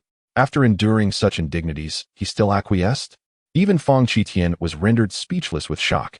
Yi Qingtian added, "Our two sects are destined to become in-laws. What does it matter who contributes a little more? By the way, earlier you mentioned that Sister Xuanqing has shown particular interest in our sect. Perhaps we could arrange for her to meet with me? If we can meet, I would be willing to make further concessions." Unbelievable. The Grand Elder Di Yong leapt to his feet again, unfamiliar with who Xuanqing was. Yet convinced that Yu Qitian was sacrificing the interests of Tianjingmen for the sake of a woman, demonstrating profound ignorance. Fang Qitian's expression stiffened as he observed Yu Qitian, who seemed to be preening himself, as if concerned about making a poor impression in front of the fairer sex, entirely disregarding the gravity of the three-sect negotiations. Once Yi Qingtian had adjusted his attire and looked up, he found all eyes fixed intently upon him. Undeterred, Yi Qingtian turned to Fang Qitian. "Uncle Fang, please summon her." At that moment, Fang Qitian was utterly astonished. Was this truly the demeanor expected of a sect leader? Such folly! Could it be that he had misjudged the situation entirely? While Fang Qitian was taken aback, an elder beside him quickly interjected, "Young sect master, we are currently preparing for the three-sect martial assembly. It would be prudent to meet after all arrangements are in place." Fang Qitian concurred. "Indeed, this is of utmost importance." Yet Yi Qingtian waved his hand, saying, "So it seems that Sister Xuanqing has indeed arrived? Haha, for me, meeting Sister Xuanqing is of utmost importance. The reason I am willing to undertake the responsibility of the three sects martial gathering is precisely for her. How can it be done without seeing her?" The master of the Dijuan sect, Ma Yu, was unfamiliar with Yi Qingtian, but he had been a long-time rival of Fang Qitian and had long discerned subtle hints from his expression. After casting a deep glance at Yi Qingtian, he added, "I have had the pleasure of meeting Xuanqing. She is truly a paragon of beauty, and young master has a discerning eye. The arrangements for the three sects martial gathering are not urgent. Why not allow Xuanqing to come and relieve young master of his longing?" Upon hearing this, Fang Qitian, who had been in conversation with the elders beside him, preparing to select a particularly talented disciple to handle the situation, froze momentarily. If they were to meet, would it not be immediately exposed? What he had previously mentioned about Xuanqing valuing Yi Qingtian was merely a casual remark. He had never anticipated that Yi Qingtian would cling to it so tenaciously. Clearing his throat lightly, Fang Qitian replied, "Xuanqing is currently occupied and cannot arrive at this moment." "No problem, we shall wait. If all else fails, we can postpone the three sects martial gathering." "That cannot be," Fang Qitian insisted. "The three sects martial gathering must proceed according to the established protocols. Nephew should prioritize the greater good. There is no need for haste." Yi Qingtian turned to Fang Qitian, saying, "If we are to consider the greater good, the three sects martial gathering should be hosted by the Qiyuan sect. If the rules can be broken once, they can be broken again. If we are to adhere to the rules, then Tianjing sect should assist Qiyuan sect in hosting the gathering and comply with all their demands. In return, Qiyuan sect should assume the responsibility for all resources invested by Tianjing sect in the GU competition. Are we to speak of rules? I can concede on many matters, but what of Uncle Fang's promises?" As he spoke, Yi Qingtian's gaze turned sinister, fixating on Fang Qitian, with barely contained fury lurking in the depths of his eyes. Under such scrutiny, Fang Qitian felt quite uncomfortable, his anger barely concealed as he retorted, "My promises will naturally be fulfilled." Observing the two factions that had recently been at odds, the master of the Dijuan sect smirked subtly and, sensing the moment was right, interjected, "All right. The purpose of the three sects martial gathering is to foster competition and is of significant interest to all parties involved. If this escalates into a quarrel, how will the world perceive our three sects? How about this? Each party takes a step back." Ultimately, it was an elder from the Qiyuan sect who lent a hand to Fang Qitian, offering him an escape, smoothly suggesting, "A step back is beneficial. Qiyuan sect will bear 2/3 of Tianjing sect's resources." "Very well. If Uncle Fang has no objections, then neither do I." Thus, it was settled. For the GU competition, Tianjing sect would contribute 1/3 of the resources, Qiyuan sect would provide 55%, and Dijuan sect would contribute 35%, with the distribution of resources agreed upon. The next step was to discuss the total investment. Traditionally, the resources allocated to the GU competition ranged between 50,000 to 200,000 stones. An elder from the Dijuan sect commented. With over 1,000 participants in the GU competition, the average allocation per person would not be substantial. At this moment, Qingtian remarked, it is far too little. We find ourselves in a tumultuous era, thus, we must increase our investment in the tri-sect martial gathering. I propose that this year's resources be elevated to 500,000. Over half of this sum shall be contributed by my Qiyuan sect. Surely, your two sects can muster at least a portion of that. He continued, these resources will be fiercely contested among the three parties, even if one sect is dominant. How much can it truly seize? Even the once mighty Tianjing sect could only claim up to 40% of the resources. There is no need for Master Ma to intervene in this matter. With a cold smirk, Qingtian turned to Qingtian and inquired, dare you to accept this challenge? Qingtian's thoughts raced. He had unexpectedly acquired nearly 100,000 resources for this mission. Regarding the tri-sect martial gathering, he held a nonchalant attitude, willing to participate if possible, but indifferent if not. However, should a substantial quantity of resources emerge from the upcoming competition, he would have no choice but to engage, both for his own benefit and for the honor of his sect. Once he entered, the grand resources would be his for the taking. Consequently, Qingtian addressed Qingtian. Master Fong, this is not merely an investment of spirit stones, but rather a contribution of various precious resources. Can the Qiyuan sect truly afford to part with such an abundance of valuable assets? Qingtian's coercive demeanor was unmistakable. While Qingtian harbored the sentiment that if Qingtian wished to ensure their struggles, then none would find ease. The worth of these precious resources was indeed considerable, with some valued at several thousand to tens of thousands of stones, scattered within the Xianjing cave. Qingtian was skeptical that the disciples of the Qiyuan sect could unearth them all.